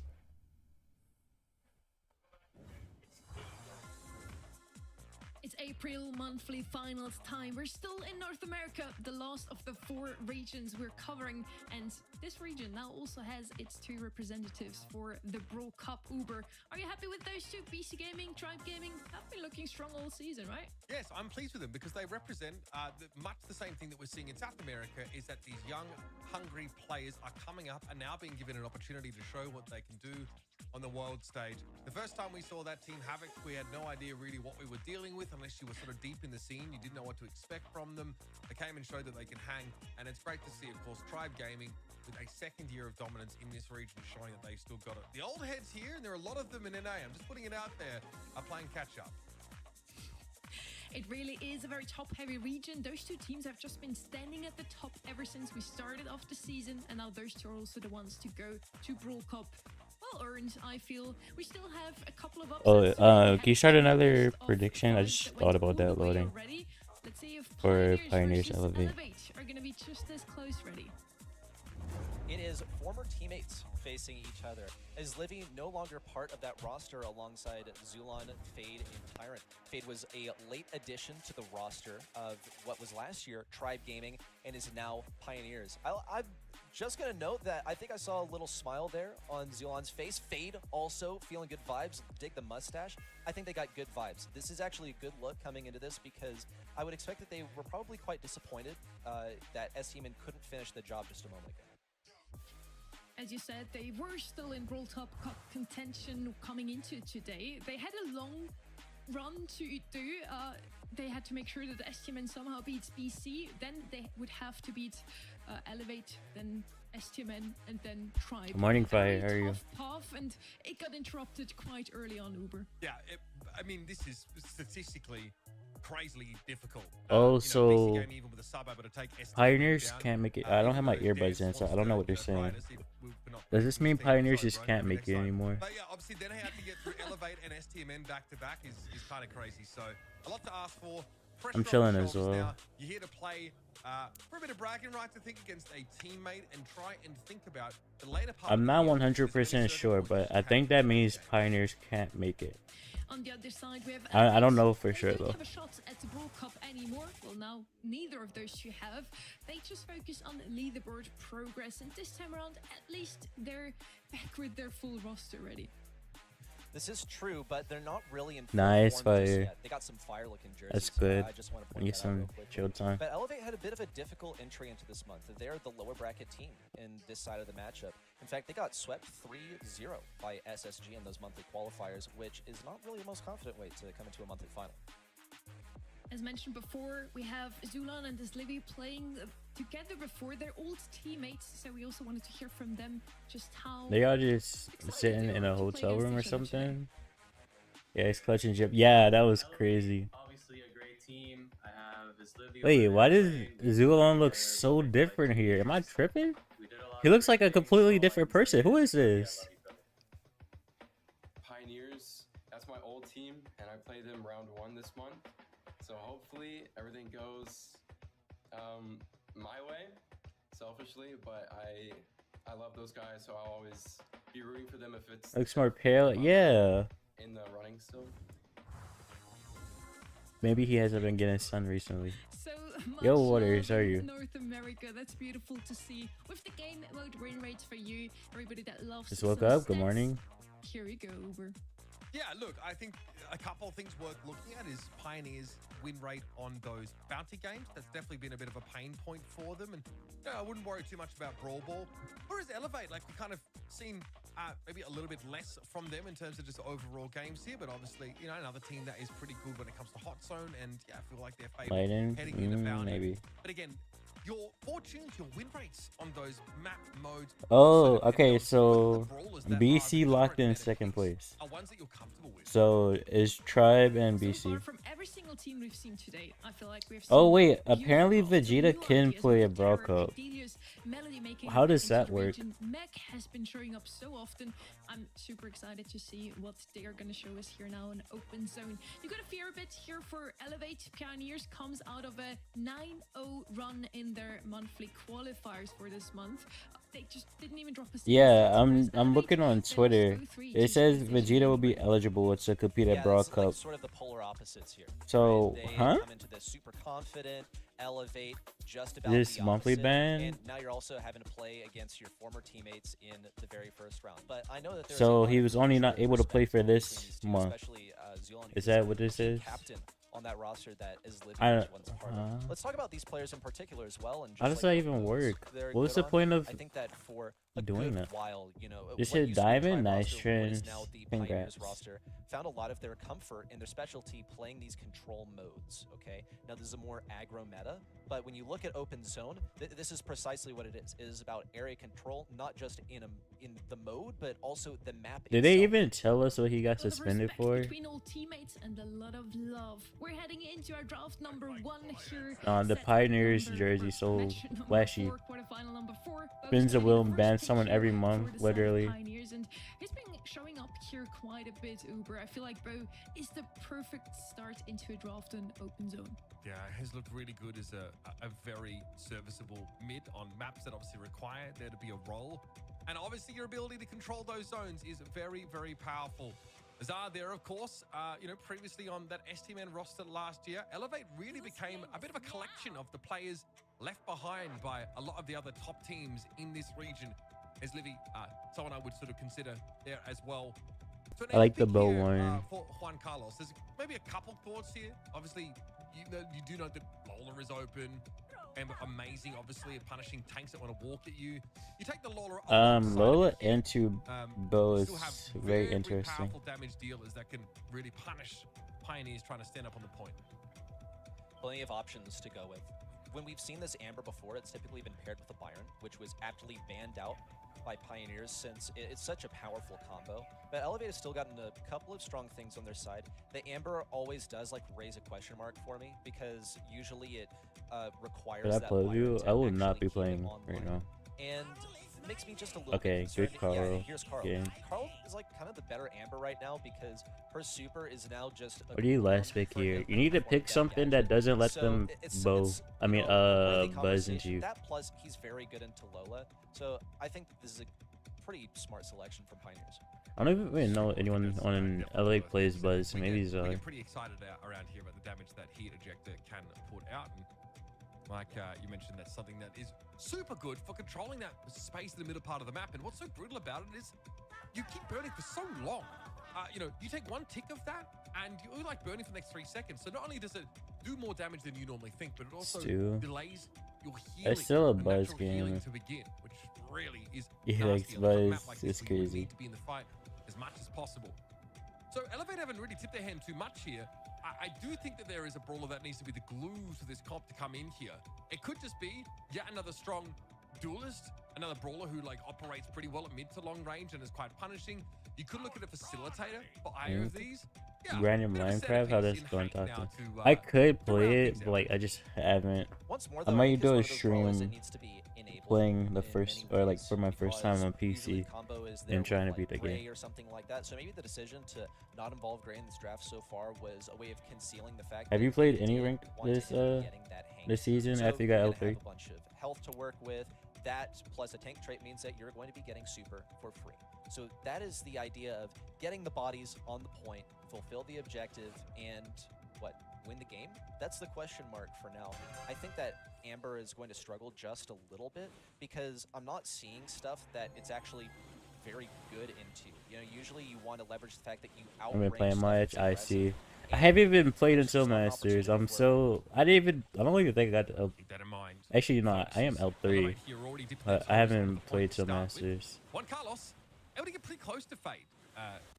And Fade, obviously needs to operate within relatively close range. It's not a mid. Oh, bow, nah, and there it he is. couldn't get away. Bubble burst there for Fade. Brutal stuff. Good stuff for Elevate. That's what you're looking for. Tyrant No also is gonna need. find himself pushed out of the map. I mean, quite that's often here. fair.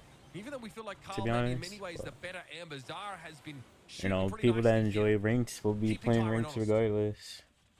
Not a whisper from Pioneers on this point just yet, but it's going to change now with Zulon popping the hypercharge. Juan Carlos. I brought to his saw, knees and then he's Sonny was right back up streaming. and healthy, using I think that yesterday. super. The way that And he he's holds his bubble and in snaps it quickly, it Masters seems too to already. catch Pioneers off guard Yo, just a Doc, how are little you? bit How was the because stream? he's I didn't know getting you were one live. kill after the next So with it. my Just watch getting streak is burned definitely down. gone. Thankfully, an opportunity for But Pioneers thank you to, for the I don't know, raid. maybe Hopefully you had sit a and good collect stream. their thoughts for a moment because there was no chance of them bringing back that point. That's one of the more dominant hot zone games that we've seen in kind of a while. Does this really play out the way you expected it to? We know the Hank can be a real problem, but flanked, I think, by that Amber of Zara popping off so much, it seemed like Elevate did barely break a sweat.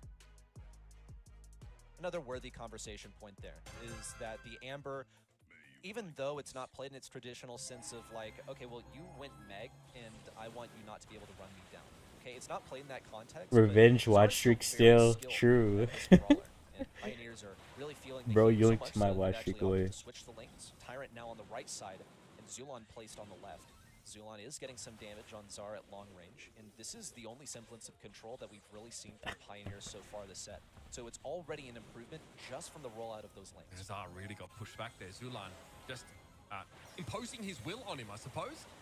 Nice little mine coverage there. Those hypercharged mines are going to be a bit of a nuisance to try and clear. And Juan Carlos has no reason to be out there on the open, surrounded by 3 members of Pioneers. And this is looking to be a very different round than what we just saw. Zar very much out of the game and attempting to get a favorable lane swap into Tyrant. Will have it for a moment. But Zulan now is going to go to work on his Livy, who's also very, very low. One more explosive arrow connection and he'll be good. But Zar gets what he wants coming back and punishes the Carl instantly. As Livy flew a little bit too close to the sun there versus Zulon. He wanted to bait out that ammunition, but he was only operating with 1 tap of health left. Fade, securing the kill on the right side, and now repositioning back to mid for even more damage onto Juan Carlos, who's using that shield. Oh, but now it's I worn see off, loading. Going in for the big damage, trying to keep I'm the glad it distance was from just a Juan little Carlos. Pretty accident, nothing successful. crazy. He was only hit by 1 torpedo. Well, not even an Almost accident, it was a within an inch mistake. of his life. Is Livy with the diff Nothing on the crazy left side. happened. Now slapping down the ego to get even more control. And now that he'll have the opportunity to heal up, this is looking like a successful retake for Elevate. Great that they can also clear those hypercharged mines. Zulan had put them down. That would have been a problem. This is where Elevate can start to make a comeback into the game. Zulan no longer gets to bully the Amber out of lane. Tyrant now has to do that. It's not been fun for him so far, and now that oil field They were is doing good, definitely but going to oh cause him no, some this is concern. over. This is a beautiful comeback. Elevate now are within striking This game distance is of over. Pioneers total and look to get even further ahead of them. Zulan might need to take some risks, but as Livy's long-range poke is definitely a little bit worrying for him. Juan Carlos pushes up. Nice little connection there off the torpedoes. I saw that. He gets topped back up, and now Elevate have a solid lead. A beautiful comeback, a composition that's worked to perfection for them. Not just that, but they played it so successfully. Hats off to Zar specifically for his Amber gameplay there. I think we saw basically both sides of what Elevate were coming at that battle with. Not just how effectively they can hold a point, but also that they can retake the point successfully, which I had my doubts about after we saw Pioneers successfully get that hold in the early game and climb up to nearly 70%. It's just beautiful to see Nah, how they seems like they the cheered for the underdogs, wrong ones that don't team. really get the popular vote, usually take this first set. It's really a back and forth. Even in North America, everything can happen. This is a perfect example for an outdraft, in my opinion. We have Ember, we have Hank, Lola, very huge damage dealers. Not really a lot of range. That was what I was kind of scared for. Bo and Carl just completely outranged them, just hiding behind that wall, standing in mid. The weakest link on Elevate at the moment. And then pushing everybody else back with the damage output. I that Ember and Lola offer. They mean, played it really, really well already. last month, I think it was last month, the last thing we watched from them. Is that Bo, like Neither Zar, did a him good or job of Zar getting that played damage on that the left crazy. side, but he wasn't like To be reading it honest. very quickly. If But we were just to, you know, they're focus both on him, playing well right also, now, like from what low I see. mines, they were pretty easily dealt with by the enemy side. Nah, I think that they- he was given sort of a tough position where this is a strong brawler. You gotta take it. You can't leave it open to the enemy, and was given some quite difficult matchups. Bo is a pretty interesting one anyway. When he has received his hypercharge, he was the only one of that six hypercharge batch that we have received in the game that wasn't really played. He was not picked up whatsoever. The other 5 that have gotten their hypercharge back then immediately got torpedoed into the top of the meta. I feel like it's because most esports players just know perfectly how to dodge that bow. I wonder why it is that we're seeing him a bit more often this month, Uber. Probably a couple of reasons. I do think that at some point you can't dodge it. That's why like he's so good on Hot Zone or these kind of maps where like your ability to, you know, to sort of move off the point or move away is a little bit more limited. And against compositions that want to group a bit more, there's a ton of value. I think that like hypercharge is really good. Some people might question like, okay, does he have the strongest gadgets? Do they really impact like the way he shoots? Not really, right? You know, obviously like the super totem is very powerful, but I think the hypercharge has definitely made him way more relevant. More mines, more area control. Makes him a good option because he has that area control and the long range pressure. Real loading. I guess Bo could also be an option on this map. For me, every time I read this name, Super Beach, B pops into my mind immediately. Also Max, probably the 2 best mids, together with the Meeple, and now a bit of a newer addition to that list of the brawlers that I would pick here. I expect some Stu. I expect Ollie again. I want to see Hank, since he's not banned out here, and he's super good, especially against throwers. And if you're the only team with a thrower on this map, the other team has nothing to open up the map ready, it's usually a free win. Best clown in town. I'm looking at like this Stu as being something that can be good into a thrower, but not really much else. I feel like it's possible for him to be run down as well. And by the fact that Tyrant is picking Chester here, I think that's quite indicative of the fact that they're not really going to rely on a thrower, or at least they're going to provide themselves that flexibility whether they decide to go with one or not, because they had that last pick. It's the most powerful position to pick a thrower and counter the enemy team. But the stuff that Stu is like usually good into is not even. Oh, Grindstone got an egg. Too tired, time to like. Thank you for the like. Appreciate it. For example, Juju now with the thrower. Okay, so they've gone for the thrower. Even in the face of the Stu, they have the ability to break down walls. And to be fair, Juju still gets good damage even without the walls. But I'm not going to say that she's better without them. I think at this point, Pioneers are going to consider like a Hank pick here if there's nothing that's too problematic for him on Elevate side. Elevate right now need to think about like thrower with some range and like the potential of bringing Hank in them as well. I think we saw, as Sunny sort of mentioning, we did see a Dynamite in SA on one occasion, right? Obviously, it's something that gets horrendously outranged by what we have on the Pioneers side, but Carl, Hank, and a thrower, they're the three brawlers that I'm thinking of right now, and we'll see where Elevate go after snapping the expected Carl up here. Okay, and something to accent it, especially something that can play mid if it's not going to be that. They need a Might have mid. the ability to get pretty much free damage at mid, just because of the way that your opponents are going I to. like the Primo. Primo now taken away from the Pioneers playbook. That's a strong brawler that's like the anti-enemy tank. So this is going to be a bit more difficult for. Do they Pioneers to try put Cord together here their too, like But if they decide to Code continue to OG's hammer down team, the anti-tank, or do that could they? also be a pretty What do they do valid here? route as well. But I think also they need to be considering like what on earth are we going to go at mid? I'm seeing two strong. You lanes can here, Chester but mid, nothing to that be can honest. actually lock down things in. Yeah, okay. There's the Cord and the Well, we're gonna Chester go mid, Cordelius, most it likely. seems. Cordelius will shut down that El Primo, but we also saw this as a response earlier. Absolutely, yeah. We saw Code OG actually pick this against Bobby's El Primo. And look, it went down to the wire. We were able to see just why or how, rather, it works so well.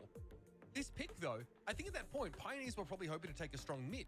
And when they see the El Primo, they've gone, well, we can't really do that anymore. Now we need to find something that can answer this. So I like the El Primo inclusion. When I get for my Elevate. iced coffee, I got a wrap and some hash brown, like some Dunkin' hash brown sauce. And his ability to Not that disrupt much, Hank it's while just a he's trying to snack, blow but a bubble. still. So, great pick here. Rare case in where the El Primo is just like a bit of a backbreaker. And Elevate already looking pretty good as Livy able to win A out against backbreaker the, is crazy. somewhat weaker in the pitch battles, Cordelius. As Livy's having a great game so far. He's gotten all 3 eliminations and 1 kill. Zulon should have just sent it. Tough fan dealt to Zulon there on the left Yeah, side. the commander's He missed, not like, here. one mushroom, and that tilted the matchup in is Livy's favor.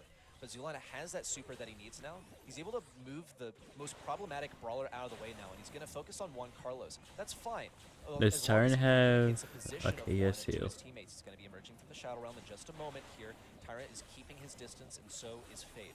Juan now continuing to apply that pressure to Tyrant on the top left. Meanwhile, on the bottom right, Zar has been given quite a bit of trouble. Fade, why did you walk into the car fire? There was Again, on no the top reason to left, do that. Zulon with a bit of a disjointed offense, leveraging the fact that there's only one obstacle to get a bit more damage onto Zulon, but that's all he's really able to get out of it. The Elevator not really interested in engaging, they're kind of shrugging off the offense. That's the cool thing. When you actually talk to your team, you know where Cordelius is going to be at. Zulon had a hypercharged super and couldn't actually bring I down don't know the why El you're Primo. removing it, because Movement people from were Juan asking her Carlos. Great crazy dodging when he things, tried to so get- it kind of was messed it pass up. to his teammate. That's now It not was really too an option, goofy. as Livy needs to sort of pick up the pieces now as he heads into mid. Juan Carlos will emerge and find a super instantly on towards Fade. Good gap closed, but big damage comes out in response from Elevated Pioneers, excuse me. The Quiet backbreaking. down. Okay. Today, that looked really good. Zara That's is crazy. very deep in enemy territory without the objective, so Fade will eventually deal with him, and now Pioneers have a chance to equalize. They need I mean, force yeah, super. but Zulon can get it. having Put the one in shadow. There AI it is. start Tyrant saying safe crazy and sound. stuff too. Whiff of a pass to the top right, but Fade clears out that goal for Tyrant to slot it in. With only 30 seconds on the clock, they have equalized the score. Pioneers, they got that Cord super exactly when they needed it. Folks, it only takes one. in order to get a goal. And also, without the obstacles to hide behind, Juan Carlos is going to be quite a bit more vulnerable to these supers from Zulon. He's probably just going to wait another 10 seconds before he pops this one off, or never mind, catches Livy off guard. Now keep the distance from Juan Carlos. Not possible. Juan has a super at the ready, but they're backing up, so hopefully they can get some reinforcements with a respawning teammate before they try and generate a goal. I think they got their wires crossed. Zara pops a super, but in the same moment, Juan Carlos passes the ball to him. What super does he have? He can't take possession while he's tail spinning, so the ball just uselessly clatters to the right side of the map. Elevate lose a window where they could have come forward, could have claimed a bit more space. But at least they do have the dive here from Juan Carlos at the ready. Okay, hit ejector. Big coverage on that one. Good super for Zulon. Does he kill? He does kill. Nice. Chester Hyper. A hypercharge down on his own position. Juan Carlos gets caught in the slowing field. Now it's up to Eslivy, looking a little bit uncomfortable as he has to face down the entirety of Pioneers. And surely Fade can find an opening with this shot. Tyrant has a super shot. Oh! Chester moment. Nah, that's crazy. Well, maybe they saw something that I didn't. A pass to Tyrant could have been that like a couple seconds sooner. That one had me. Oh no, that was insane. The perfect super. It was Zulon to place an enemy in the Shadow Realm that would have otherwise been blocking the goal. Now we'll see Pioneers lead with the same lane layout that they did last time. Juan rotating over towards the left side. Is Livy trying to encroach as he did last time?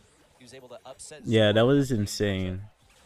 With the use of a breakthrough. That was funny though. Backup, little pass to the right side to give this one to Juan Carlos, and already, wow. Okay, Elevate. They're really against the ropes here. They've already cornered the ball. Yeah. But that should tell you everything you need to know about how much pressure. Wait. Elevate are feeling like they're being put under. This is so good for KCP. Doesn't really help them much at the end because KCP take map control. Fade moves up. Spamming some of those shots onto Juan Carlos here. Wait, has he been using this gadget the whole time? I just noticed. Nuisance in this part of the map. Common spot for her to hide. Here's Grigri. Oh, I see. Grigri comes out with nice attacks. Interesting use of star power. They're in a goal snuck through by what gadget? The meteor. I don't know why I'm just now noticing the meteor. Where you, as a brawler without CC, need to have it in some capacity. Here comes Fade once again with the slowing on Juan Carlos. No, really I don't like that. What the hell, Tyrant? And Tyrant threw that bomb to the backside to try and take down Juan Carlos. I think that might have actually, been a missed opportunity for Tyrant to break open some enemy walls. But if nothing else, Pioneers do have a lead here in the form of 1 goal. So if they can just hold this position, then they're looking pretty good. Kind of pinched here. Too much damage coming his way. He falls down. That's not good. Going down on his side of the That's map. a goal. Juan Carlos taken out of the game here, which makes it a 2 versus 1. Let's go. Easy walk-ins there for Pioneers, and they, folks, are back on the board. Elevate yeah, KCP. but they adjust, and they see the Cordelius. Bullet tribe in 3-1. Right where they want them. Forced to counter right, baby. with the Cordelius and not able to use it effectively. Still, I'd say for the fact that Pioneers had an 86% vote from the public, 14% only for Elevate, they made it kind of close. As you said, Uber, Elevate did score that first goal. It looked like they can double down and maybe make it a 2-0 after this set here. And it's also crazy to me. We have such a one-sided vote here. They're only 1 point apart in the leaderboard. 94 points so far for Pioneers, 93 for Elevate.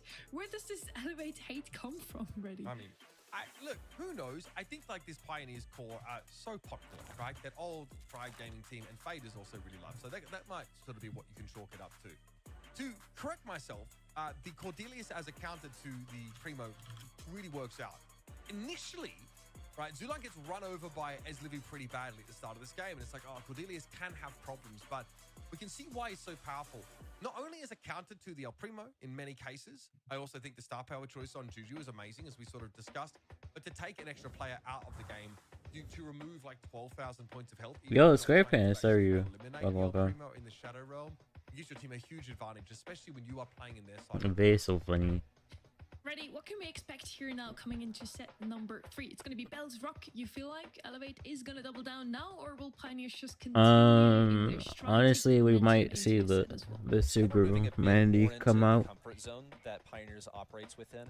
I think that there are He wants Mexicans to win. There's only 2 Mexicans on Elevate, and there's a Latino on Pioneers, so. I'm looking at the Fade Bell. I want to see the Fade Bell return. For Elevate, I mean, you ask about like why the Elevate hate, you know, why don't we see that percentage come out to support for them? And I think the reason is something that we sort of discussed before. Oh yeah, she's not even a fan of. These are sort of like the Well, remnants she's a fan of one of them. But I think that mentality sort of echoes throughout the region where they're presented with like the nice little package of pioneers. Like they're yeah, literally loading. They are capable of. They make it to LCQ. Elevate, you know, some question marks here. I guess it's also just a name that people still remember. Pioneers has been a name within Brawl Stars for a while now, Uber. Now on Battles Rock, we've seen this map before as well. What do you expect? Which brawler comes to your mind here? I mean, again, this is the kind of map where in the past I've seen Livy play throwers and look really good. That's kind of something that he used to bring to the Tribe team as a pinch hitter. They come in and will pick like a Sprout on some maps and look really, really good. But we know that Rico's quite effective here. Ollie has been picked often on this map. Tons of options. Races against our own races is wild. We took to the Rico having, you know, good ability to bounce a lot of shots off there. The Bell, definitely a go-to. Yeah, she's a fan of Zard and Livy. Lou and RT definitely. We often see RT just like picked up first on this map as it doesn't really give too much away, and he's just very solid in both phases of the game, regulation time, and that gas enclosure overtime. I'm looking at the bans here and ready. Your wish could be granted. A bell is left open. I'm kind of just waiting for that Gene Brock comp. We can open up the map, Gene. Expecting a Sprout, Barley, Brock, Hank, maybe Rico. Well, there's the Hank ban. And of course, picked up first here. Okay, 2-3 for Pioneers. Maybe something that they are comfortable with. But they got to operate within the confines of pretty much dealing with Ollie. We saw how effective it could be earlier to run the Poco into this. That was, of course, on Layer Cake, not here on Bell's Rock. But Toxin. Something to keep in the back. Hold on, I got something for you, Toxin. They had that last pick.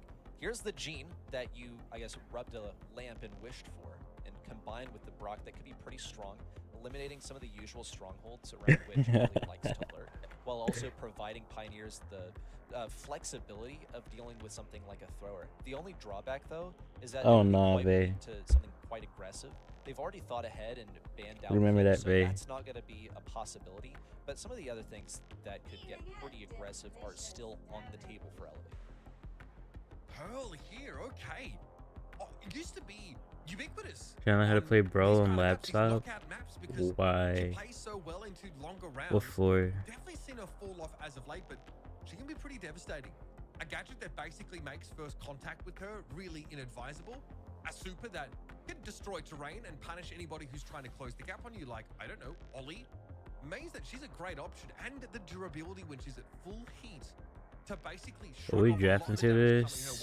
She's the ultimate. Okay, Squeak was definitely not what I was thinking, but okay. Pioneers be able to get that value out of her by making things stretch out a little bit more, because we now see a Squeak elevate up for what was that? And remember what happened in our last match when we saw Squeak play into that Pearl. It was pretty effective, and it even gets better. Gray? Do they go gray here? Locked down like this. These are very. I think there should be a gray, but I don't know if they will. Squeak, it's as if Squeak's shot and the reload speed are timed to perfectly hold a single area for. Oh, I see square pants. Interesting. I didn't even know that was a thing because I've never had those type of phones. Okay, surely we gray here, right? Or what if they Kenji? I'm seeing some viable options. I think we talked about as Livy as like having some specific combos that we look at. As Livy is pretty good at playing throwers. We love to combine his names with Squeak Livy as well. So we'll get to see some individual. Or what if they Mortis? That would have been funny, but I know they should Mortis into that. Yeah, okay, there's a gray. No, not you can't go. It depends. You can't really play like something that has to hard dive when there's an Ollie, because he just gadgets you. Oh, Shadow, how are you? Oh no, that's crazy, SquarePants. Supercharged Pearl into the midst of the enemy ranks and watch the fireworks go. So a ton of options here.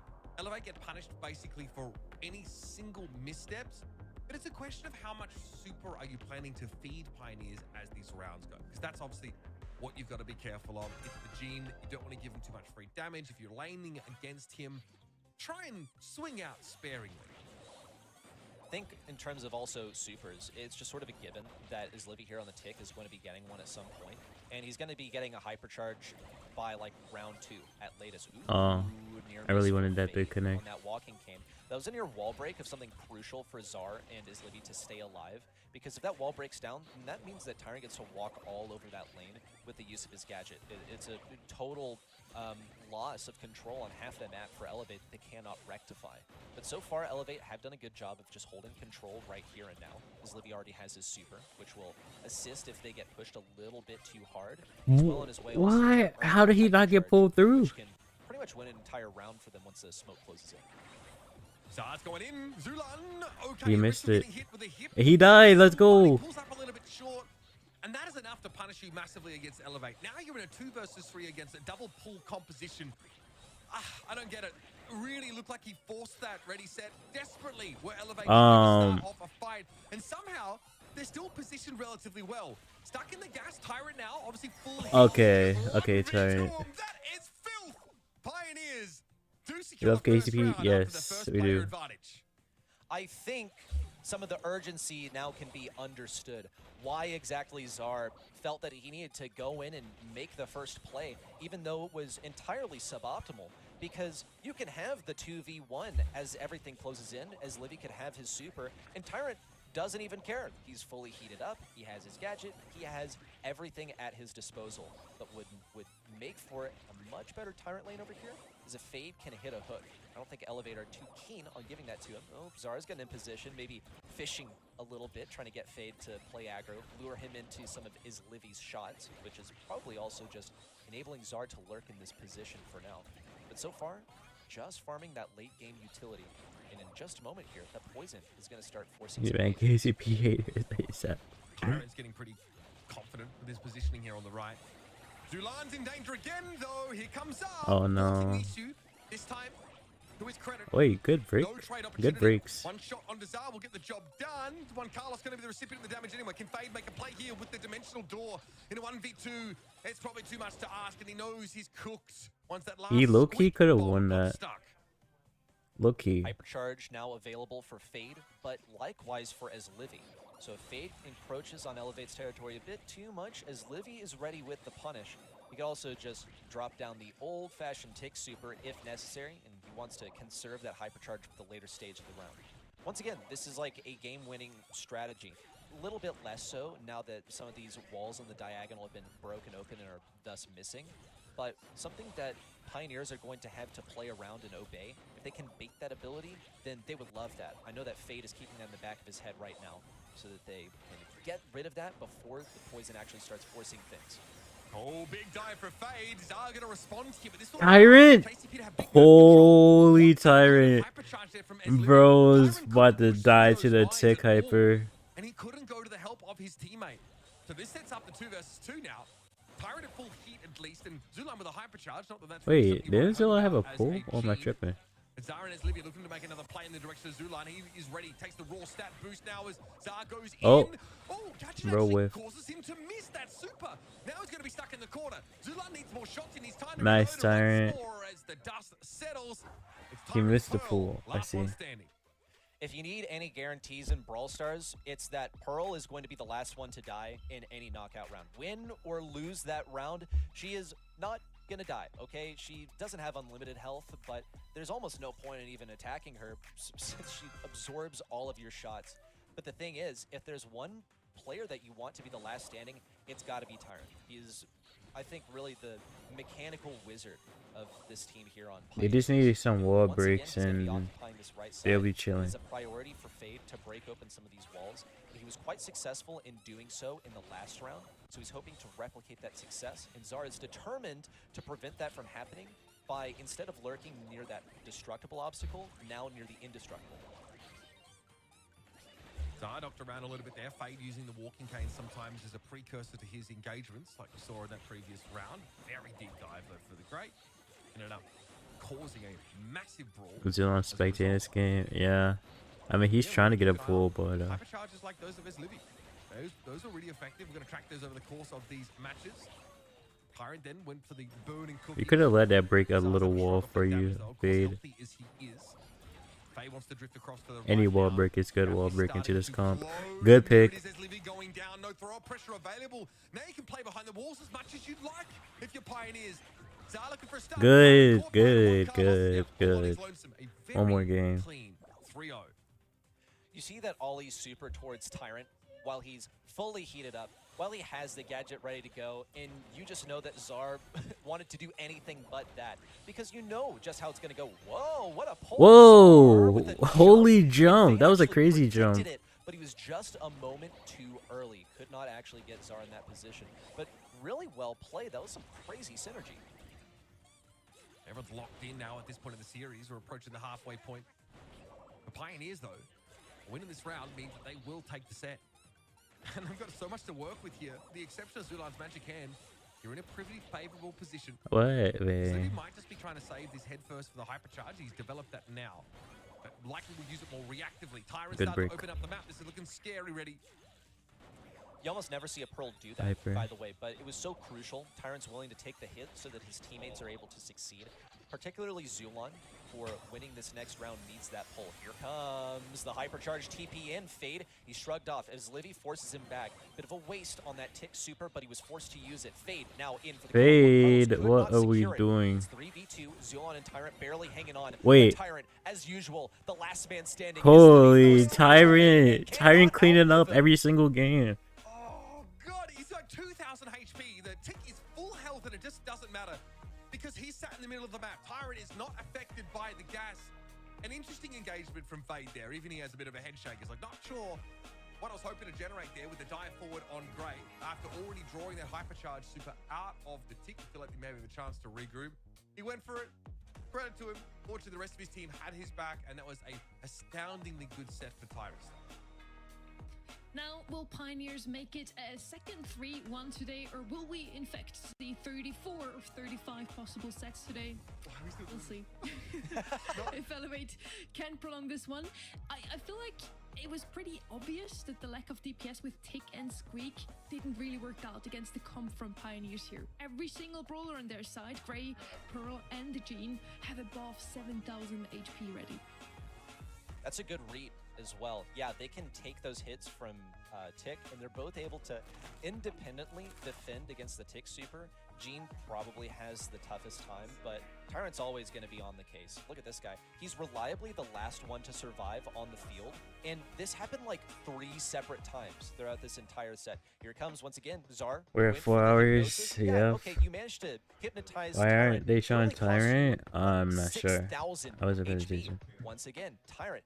Alright, sounds good, Uncle Mike. Tyrant's Good like a night. forever Appreciate you for kid. dropping You know, the by. stuff that like gets put out in the environment. Hopefully and you have a good week. Plastics, man.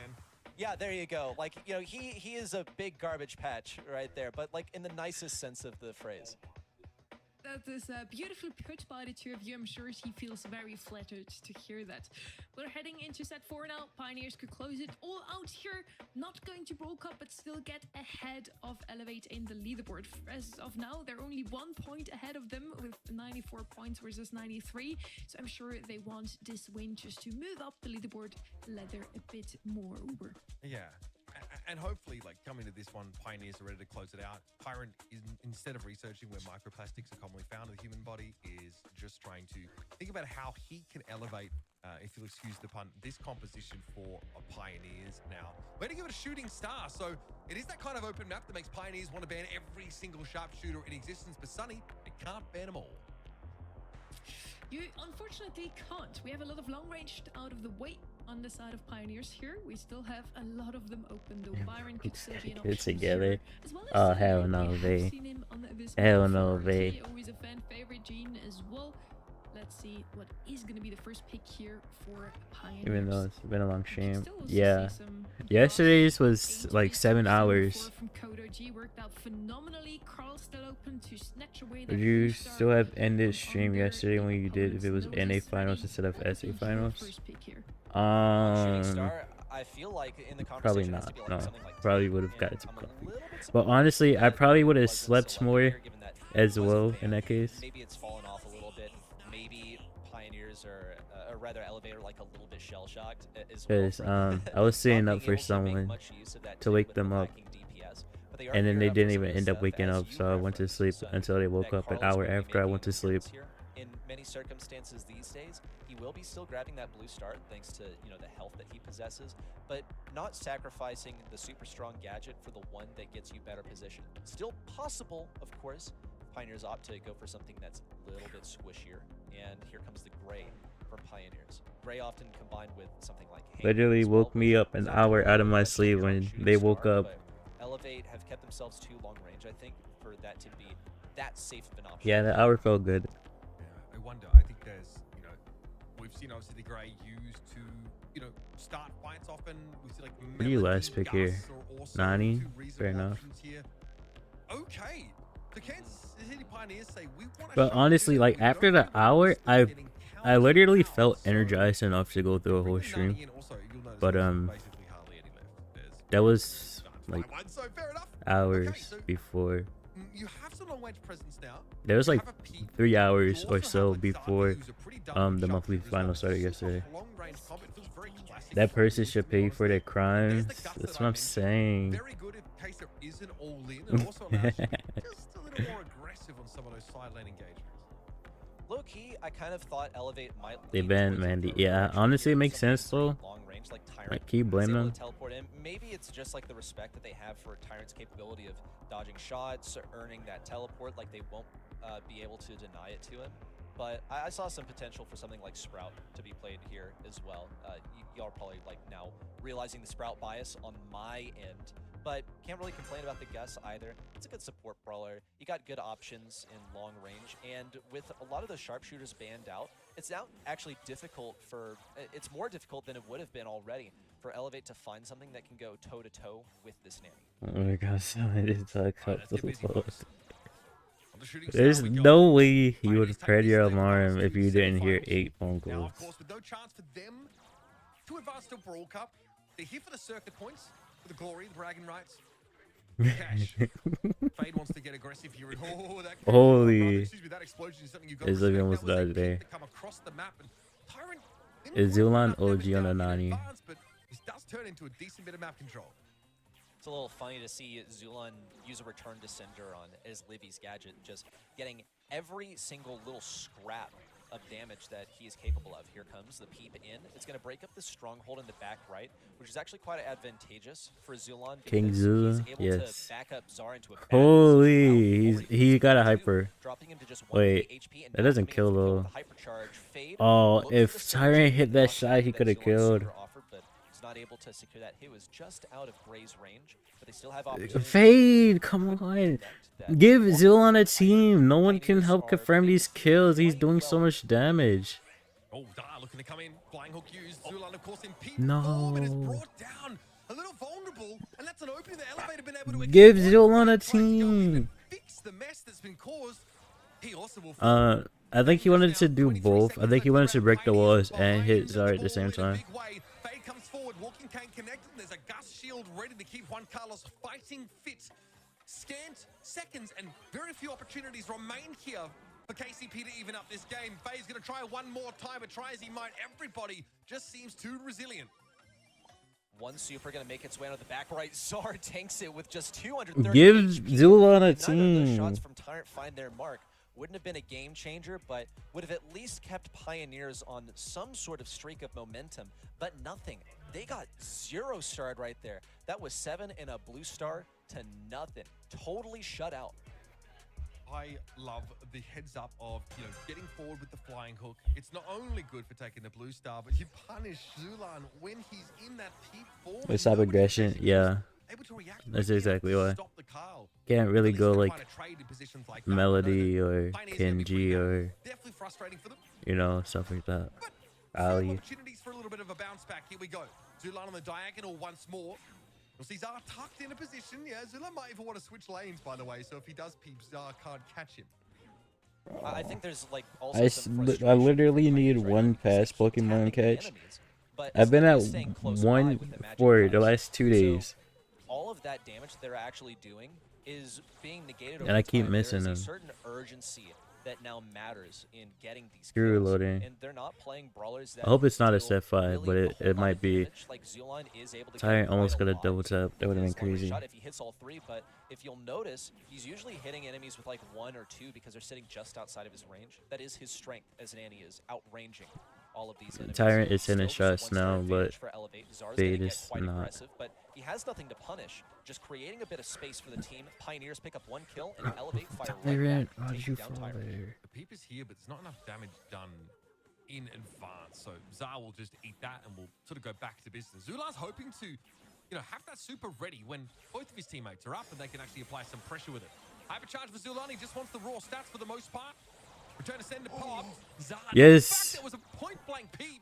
But it's still No, Fade. Fade, it gets taken there by one. Carlos and Tyrant here can only look on. Are we just here to play maximum Brawl Stars today, folks? It seems like we are. This one is Another on a collision set course 5. with a 5th map, unless Pioneers can put this to bed now.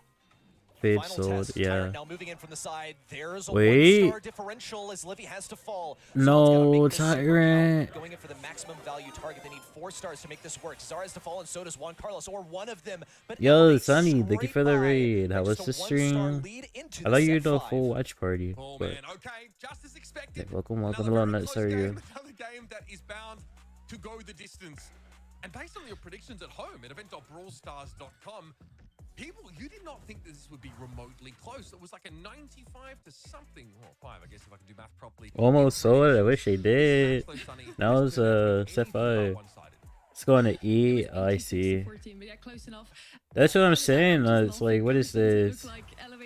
Fade is not playing good. And Tyrant wasn't playing good for like that set. 35 possible ones. Just a little reminder here. Yeah, comp. That's what I'm saying. They played that so bad though. Zulon was playing out of his mind, but he had no team. In the grand finals, we thought that the region was close. Now NA is shaping up to be even closer. Continuing on, Pioneers, they actually gave a pretty good effort here. Well, okay, effort is out of the question. Of course you want to win.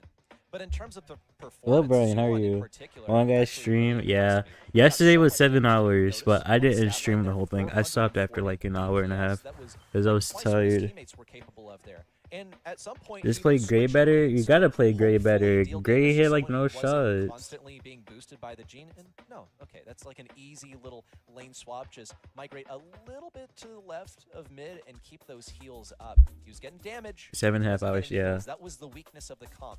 They played a control comp, but they didn't. Surely KCP brings this home, right?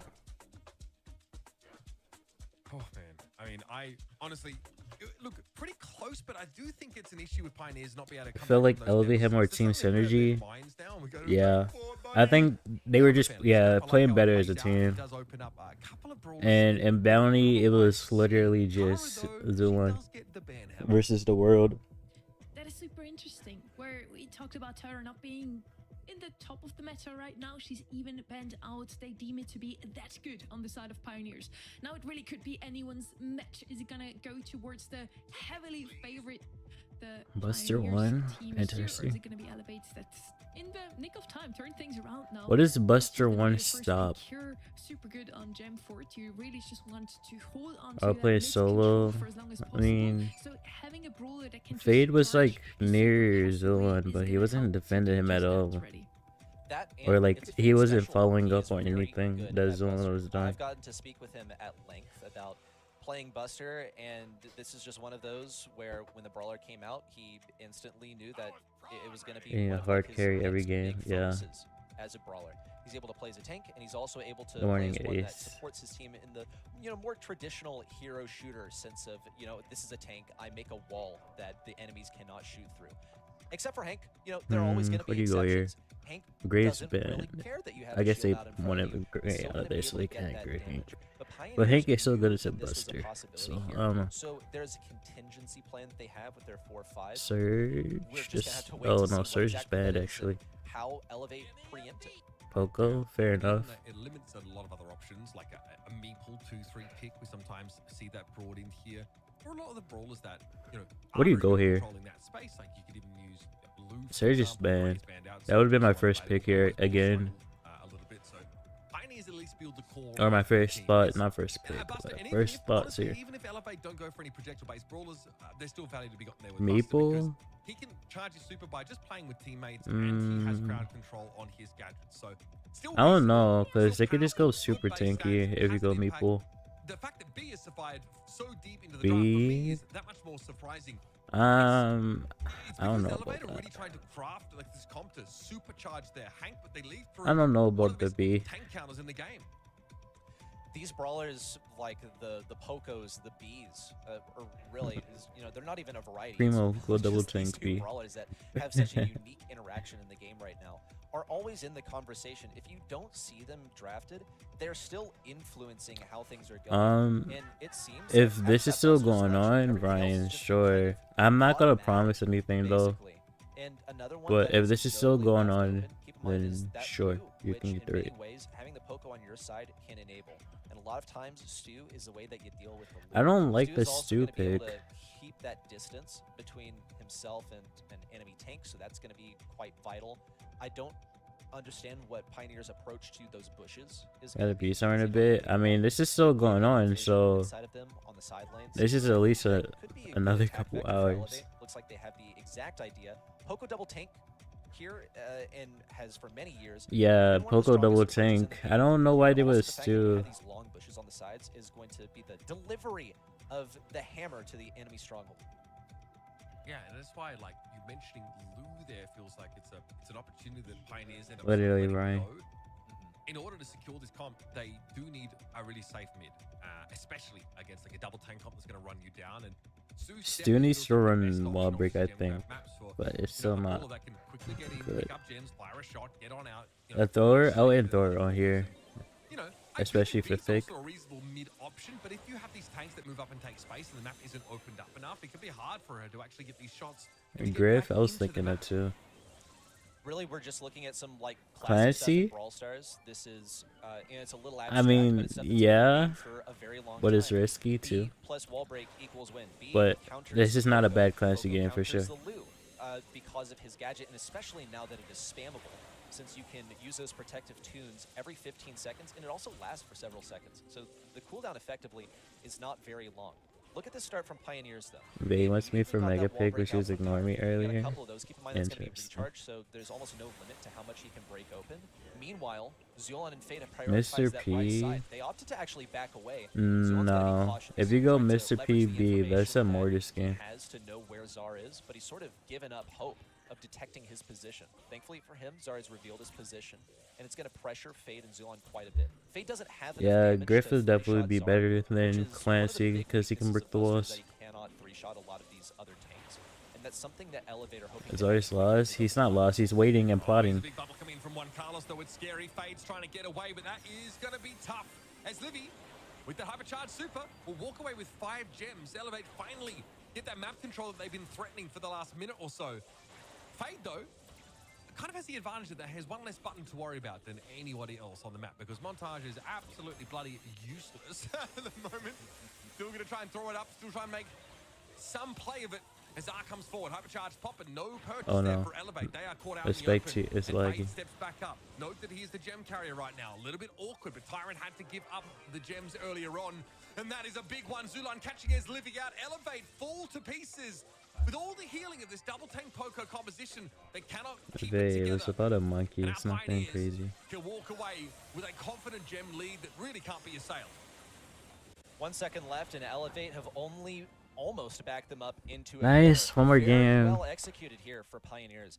They got pretty much the perfect start, by the way. I don't think they could have asked for a better one. Tyrant hit his Snicker. shot on the very first attack. He There's got no super rodeo close to the wall, Hank. and then he did it again I used once his gold gadget Hank. recharged once again. They It broke definitely that wasn't one bribed for it. breakable wall, which is one of the best positions that Elevate actually possess here. They're going to place Juan Carlos over here to try and stave away Tyrant, who this time was not able to get that super right off the beginning, and that is going to hurt just a little bit. Thankfully for them, though, Pioneers have actually managed to isolate that Poco. Zara's trying to push up. Fade does have a They good should shot lose to the shape trap, I in agree. order to clip Zara as he tries to hide in that corner. Tyrant, respectful of Juan Carlos, the damage he can put out. Also, the sustain provided by the fish torpedoes will continue just to chunk him with damage whenever he has the opportunity. Juan Carlos is trying to hide the trajectory of the bubble as Holy. much as possible. But they knew. Juan He knew almost it was sniped meant for him. Tyrant right He's the there. one carrying That the would have been gems right funny. now. Finally, Juan Carlos's reign of terror is brought to an end. Tyrant with the breakthrough gadget will further open the map up to set Zulan up for success. A missed slow there onto Czar. He was just on the edge of that range. Now Czar is looking to close in from the bottom side. The hypercharge pot by Zulan on the right side. Czar eliminated after an attempt at pushing, and as Livy is also forced back. KCP, they're pretty comfortable in this position. And look at this. Tyrant's even found some time to break open a key position for Juan Carlos. The spaces for Elevate to safely remain are diminishing. KCP in are fact, playing this so Pioneers well. are taking it to Elevate's home front, even trying to target as Livy. Juan Carlos lost that map control. Brick by brick, they have to try and build into the game again, Elevate, but things look... One more gem. One more gem. Separates Pioneers from the final countdown of this series. And Fade is going to quite easily have it. He can walk away with a hypercharge ready to give him that speed and durability. And there's not much Juan Carlos on his Livy can really do about it. Tyrant's happy now to get busy with a hypercharge himself. Hold them up. Get in the face of his Livy and Zara. Yes, let's go. Let's go, KCP. Yes, W. Just pick like Ash if you're playing like this. True. Another set 5 in the books here in North America, and this weekend that seems cursed to have every match go the distance. The Pioneers KCP my goats. in such a tricky draft as well, where they're forced to deal with some of these picks that you are forced to pick. The B, the Poco, I think that this was well executed. That Buster, that was their first selection, wound up being one of the more valuable selections on the map. In the end, the team with the most votes wins it. It was a close one, though. We had to go all the way to the very last set once again. And I'm loving how close these matches are today. Honestly, every single game feels like it could swing either way. North America We're at a is really delivering for so sure. far, and the level of competition is off the charts. Zulan takes the MVP here, and picked up a lot of gems despite playing B here. Damn, Surprised to me, actually, 543. Tyrant seems to be the Czar champion alongside did Fade literally here. nothing. Ready. Yeah, Tyrant was doing his job. Like, Stu, a lot of times, is a valuable gem carrier, but I think Tyrant's bigger responsibility was breaking open. Take those walls. notes. Did Take you notes notice that about as soon as he what? broke open the walls, Elevate started I to do my job on crumble. B I mean, every Juan single Carlos was time. pretty much inseparable from that top right corner of that central gem fort on the map. Czar was until watching Tyrant his got a single stream. gadget and a single super. He And would have went they're aggro basically in that free case. as Stu. And this wound up being such a valuable pick. Really hats off to Pioneers for drafting their way out of a difficult situation. Still kind of an awkward position that Buster was in, carrying 19 gems overall. You don't want the gems on the tank usually. We have the semi. I'm surprised BC won without a coach and Vegeta. Well, Well, wait, Vegeta wasn't there? Against BC Gaming. What's going to be Auto passing? first I thought Vegeta was there I helping mean, with Tribe coaching. Gaming, Space Station Gaming, which is going to be a ton of fun.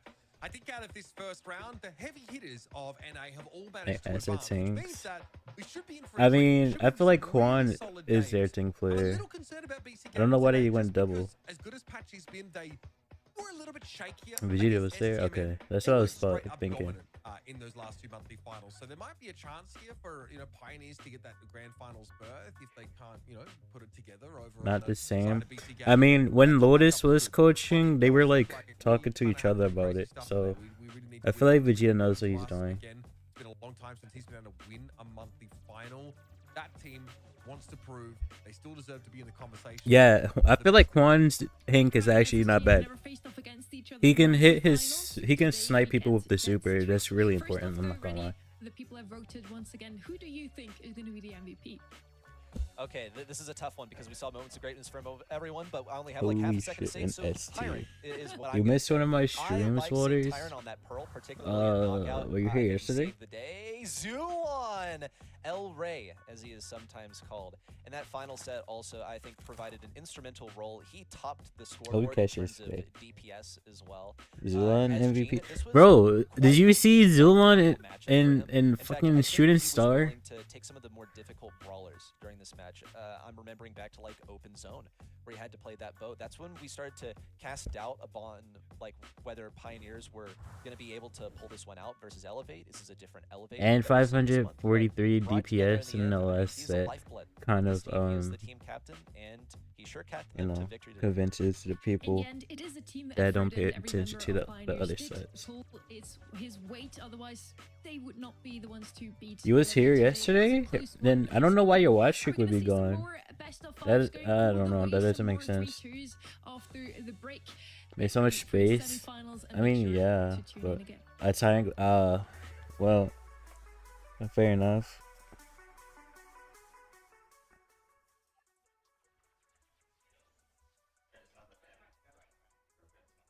So for the rage bait.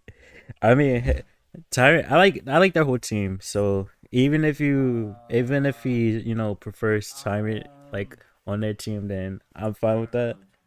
I just think Zilan played really well Okay, makes sense. and earned the MVP. May 22.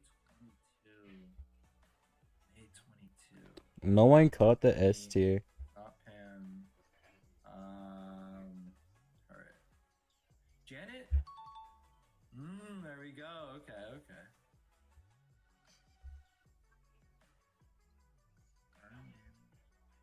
Epic assassin burn damage? I mean, rage baiting. I Um, mean, fair.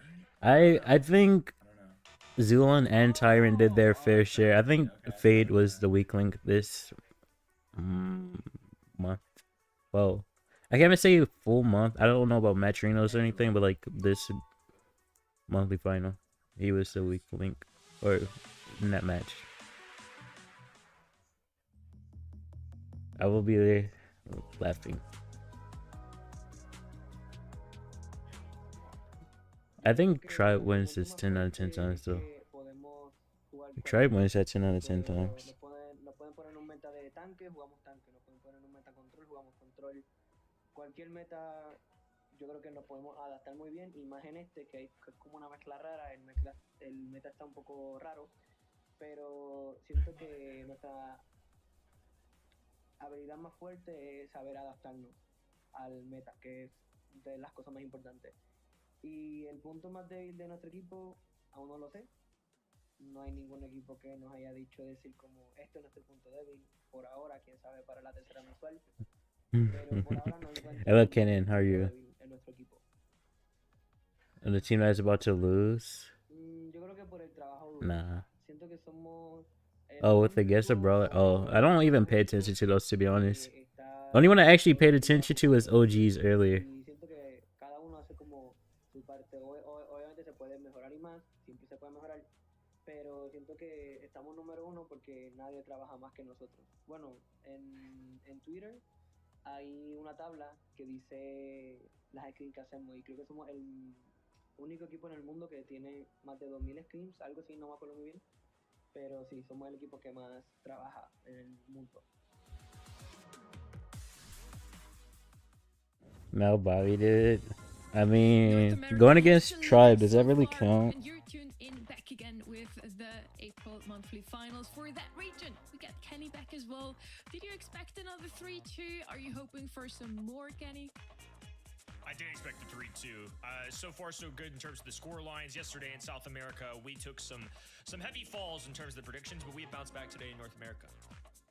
It really looked like we are gonna be prediction kings and queens after That's fair loading. Appreciate for that. We have a bunch of teams that are now ready to go to Dallas. If you ever always wanted to meet Sake Division, SK Gaming, Humble, Tribe Gaming, BC Gaming, Toxic Lotus, and Revenant X-Spark, you have to get. I want that keychain. That's all I want. Be in Dallas, and if you get a ticket for DreamHack, you also get a little. Kinda wanna see Bobby versus on. If you Patchy. want that, you can get some I don't think that's sticker happening. pack and Kenny, you just want that pop socket. I know it.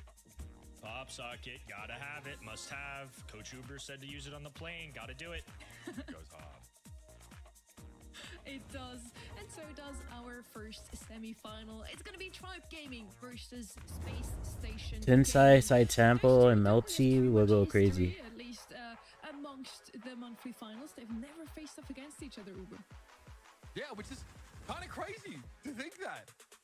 Maybe it's Space Station's difficulty sometimes getting out of that first round, but either way, I mean, they are definitely quite a match on their hands because this Tribe Gaming team looks pretty clean. You know, we talked about it coming into this month. We're 4.5 hours in, combos, folks. A lot of teams really playing it, you know, quite tough. Tribe Gaming only dropped that one set to Mountain Men. And honestly, I was even surprised to see that. These guys look clean as a whistle. I really do think they're going to be tough to This stop. match should catch us up on schedule, right? Hello, Sunny. Where did you go eat? 8 times match MVP in the previous monthly finals, Kenny. That's a lot of times, a lot of former teams, and just a long go at it here in Brawl Esports. In the last couple of years, especially, him and this roster have Down been in nothing short SSG. of special. And I think they have a I'm a real fan of opportunity to do Tribe something Gaming. special here today. If they win this, they would be in a That's third all. grand finals in the year. Nothing Having a else. three-peat is unheard of across the world, but especially in North America. It's something that is not I happened answered in any other history. questions. Luffy in the spotlight. Now we're shifting that to You Space can unlock Station either Gaming. Spike Their Leon or opponents that had a Crow. really tough run in today's quarterfinals. Yeah, absolutely. I think that In they've this warmed up. meta, No I would Space go with Station went up against Spike or Kodo G, Leon. and it was I about wouldn't as close really as a go Brawl with Stars Crow. game can really be up until we got to Dueling Beetles. And they 7 managed out to of figure it out. 7. They played a double tank healer style. Technically, You predicted with the SSG Bali, to beat Sands Tribe? looked Bro fantastic over the just course of lost that his series, though, and own Space win Station streak. team What are is looking this? to have their best month yet. We had the chance to have a little chat with Bobby. Let's hear what he has to say about Tribe. Yeah, They that's are going correct, to World loading. Cup. They're the top 1 spot in the leaderboard. We would have had one. Was it last year? Or was that 2 years ago where LG fumbled the last goal? If LG didn't fumble that goal, it would have been a double NA Grand Finals. And I'm not saying we're going to beat them, but if we can beat OG, I'm happy that we have the opportunity to try and be the one. Yeah, that was to take 2 them years down ago. if anyone Yeah, that was else 2 years thought ago. Stamina got second place. If anyone can beat Tribe Gaming, it's us. Those are huge words, Kenny. You feel like it's going What to be Elevate possible team for almost them? being CR? It's definitely No, in no, the no, no, no. cards. I mean, they're definitely I mean, better even than if they Elevate last beat month. The competition CR, in North they would have America had to is go certainly against heated up, Humble but right I do afterwards, think and Tribe are Humble favorites. For me, coming into today, no swept signs of stopping. CR. Qualifiers look good. Scrims look fine. I just feel like Either I'm not way, gonna it was really not bet looking against good Tribe for unless anyone I'm that had to convicted go do so. against Otherwise, Humble somebody in Grand proves me wrong. Finals. Love the mentality, though. I mean, that's the kind of stuff you have to have at competition. You didn't want to predict against Tribe, neither did we. We all said Tribe would take this one. I wouldn't be too surprised if the predictions from the website says the same. The viewers were able to vote, and this has to be the most one-sided vote we've seen yet, Uber. Yeah, definitely too one-sided, I think, based on the actually win probability of these two teams. There's something I want you guys to look at. 92%. Damn. Is this That made raw them drop so aggression far down the from ranks. Tribe? Honestly, You are not ready that's for a this good pace that they question, want to play loading. with? Sonny, I don't you wanna get know. bowled over. Like, Space they've Station still been hopefully have the playing composure to deal with this, but, consistently. I mean, these But, like, guys are going to I don't walk up on know. SSG. I think the other teams are Make just them throw playing down. better. Space Like, Station have Humble balls, wasn't right? even playing bad. Respect them. They have to pull The other a lot teams of have just weight, been pull doing their better. socks up here to win it for the Sound of Space Station Gaming. Tribe has actually been the Is it only just a team draft? today that has It been able to might close out be. a It game might be because of 3-1, draft. Kenny. Louis gonna be Because, first pick well, here. I didn't Gloves watch and like Hot Zone, third probably party the best stuff most, to be honest, but certainly so. And I'm just SK Lola, and she and has been going popping off crazy every against single time she Humble has at been least. coming into the draft on Hot Zone. Is Now Luffy she's on Humble? double Humble banned. is EMEA and Luffy Will's been is pretty NA. instrumental in the North You're about American to see meta for this Luffy map, here but in a also I second think anyway. largely due to Meg showing up a good bit too. So we see Bo Nice, off the nice. rip here Oh for yeah, Tribe there you go, Gaming. Luffy. Last month, Tribe Gaming were a team that were unafraid to draft this brawler, and so I think now that the rest of the world has kind of confirmed their suspicions, damn. it's showing up more and more. One of the top brawlers on this map, and largely due to the multiple. I sets of mean, lines you that can't. drop down the Well, height I mean, charges, I guess you the can 5 get stack, better and at the then the 3 game, stack for the but you regular can't get a score as better well. So there's so placement than much control first you can get about. place. I mean, I really think that this brawler is just, we're going to keep seeing more of it. The lower level Something touched NA on teams it, are you still know, the sounding good. hypercharged I say that spikes for is enough NA to too. get some brawlers back Some into the NA spotlight, and teams that's that definitely even the case with don't Bo, even get because to like not a whole the lot else about him changed. monthly He doesn't have finals. the They most still exciting take off gadgets sets from necessarily, these you top know, teams. and I think that, you know, what he offers in terms of his map control is just very good, but it's because it combines with being That's a what very I say, potent Casa sold everything, mid-range true. poke style brawler as well. So not many brawlers offer you that together. A good example is like Blue offers you control. Jubileo On his kill, shots, bro. he's really only good for disrupting tanks, and in terms of like that raw damage output, it's just not Oh, really there. thanks. So, you know, Bo does give you a little bit more, you know, bite attached to your bark for that value. But no, Here comes Finch South now America for was really Space Station competitive Gaming. this We saw this a little bit in SA, yesterday, Kenny. right? The use of that super to make it easy to Like dodge so many incoming upsets projectiles, yesterday. especially against the slower Only Loud bow arrows can be quite helpful. didn't lose, but they almost Kinda where my lost mind went, to a at least after the team main that stage. I don't think didn't it's even make normally it to going monthly be one of their finals top 3 or 4 until options, but in North yesterday. America, Finks has been tested quite a bit. And like you mentioned, into Bo and Chester specifically, I see that Chester, and I'm a little scared to go tank. They may not want to bring out Hank immediately, or at least think about it a little bit. So instead, Oh, they're really, going to go Illustrate? Draco here. That's going to be their tank of choice, largely due to that gadget. Just buys them more time. Yeah, to kill Alpha some 5 took out face-up Casa. They enemies, took out and another Finks, of team course, too. I is that forget who it natural was though. defense against some of those projectiles. I like what we've seen so far from the Draco play. They made it to Pretty scary grand to try and deal finals with him. He against gives you so many options. He can be an anti-tank. Loud, and they almost beat Kind of Loud ball too, that didn't he's they? great at taking up space for himself, healing when he turns into the dragon form, having invulnerability with a gadget, and it is very rare to Wait, see what Gale map come out are we as a on? I tank wasn't even looking at the counter. draft. But on a map like this, Gale is actually going to be pretty hard to outrange. Normally, he's fairly weak against Interesting. like sharpshooter-esque brawlers, but Space I don't Station know. got Maybe he was just mid-range playing for brawlers on top fun. of this Illustrate Draco. like This is kind of a rare an spot off where chance, it maybe. looks pretty decent to bring the Gale in, and you might take a jump pad for the mobility and easy access to side lanes as well. Twister on an open map doesn't really get you there. Gale showed up a lot for Tribe Gaming in scrims. It's one of the brawlers that I had noted specifically for them, and I think in large part due to this launch pad, so we're going to see them take that there. So that's a good shout by you. And after Lou, it's kind of been their next step to taking a tank counter. And I'm sure that's largely dependent on bans. I'm not saying it's an every draft kind of thing, and I'm #1 Gale fan in the planet, but I'm very real about it. I think it does have a chance of working here, though, very specifically into slowing down enemies. Look at this Bobby. Just can't move forward. If Draco doesn't really charge his super, he's either forced to pop a desperate gadget like that, and he's still going to go down. It ultimately doesn't make a difference. They have the range with Bo. They have some coverage with Chester for high DPS, so I think you can afford a Gale here towards the end. All right, well, very convenient sized super there from the Lou. Should cover over the point. But Tribe Gaming were able to get a pretty significant lead amongst all of that. This is eventually going to clear. Bobby probably has his gadget back in a couple of seconds, if not right now. I don't Not think couple this of is a seconds, I Draco guess. game. So won't The have a Draco chance to pick use is it. very He gets interesting. Pretty crushed here by this Gale pick, and Why doesn't it let you the slow as spectate? well, as Because Bobby the now tries to spectate is approach like this turned point. off during It's the going to be finals. quite a nuisance to get there. And don't mention this, there's even more where that came from, right? The Chester is so devastating, great area control, and Sands has to use a Fink super off the point. Bobby popping a gadget up in the faces of Zeus and Luffy. Gets the takedown onto RBM. Mine's going down. Hypercharge for Chester. He's frozen, though. He can't get the follow through. He's Zeus dead. there for coverage. And RBM will be able to slide back in here. Some good kills back and forth, but ultimately, it's just equated to Tribe Gaming possession. Yeah, and most of the time on the map for Space Station has been trying to wrest control of the point back and not actually sitting there on it. Imagine And if he no got point that they stunned had when he teleported back. 14 wipe, That would have been no point they had full hilarious. control. They're getting incremental, additions to their capture progress, but it's not really enough. RBM here, hyper super, it hits different. Sands knocked to the left corner of the map. Chino's forced to cower behind the Indestructibles, and Zeus can now pick up behind this Tribe Gaming formation and basically put them in a position to snatch this first round away pretty Nice. easily. Now Just they're gonna be able to tough. spy Bad some draft. Bobby can't close the distance here. Draco quickly doesn't enough, really and do it's much here. Tribe Gaming starting off strong here in game #1. Gale, according to our resource here, and Sunny on the sidelines, has not shown up a single time this month outside of this, which is kind of wild. But again, Tribe Gaming seemed very comfortable with this brawler. When I was watching practices for them, it was one of the more used brawlers for them. I'm sure it's down the totem pole a little bit, but just given the ban stages and how frequently anti-tanks are drafted, it's kind of the next guy up.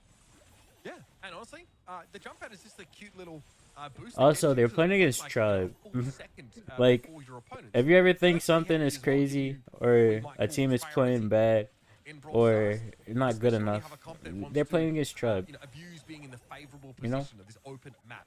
Zeus getting some good damage here. Bobby does have to use a gadget. RBM is playing Gale. His super pushes people back. If you use the other star power, they stun if you push him against a wall, but the one that he's using slows people. Can slow him up such that these bow arrows hit very, very hard. Luffy will make it impossible to pursue him as well, throwing down that AoE super. Surely I Gaming catch is in this. this top right-hand side corner. They've got mines down now, and the Fink super Try should versus help them out, BC? but they have to Yeah, dodge for all sure. of this. Bobby circling in, Luffy trying to deal with him, but not enough DPS, especially into an invincible gadget to trade their Sands TP. A little back in time to get that frag. Luffy, though, threatening with the hypercharge. He's trying to close it, and he does. Chino's going to be forced away. A mini Lou super, and he meets him with his own.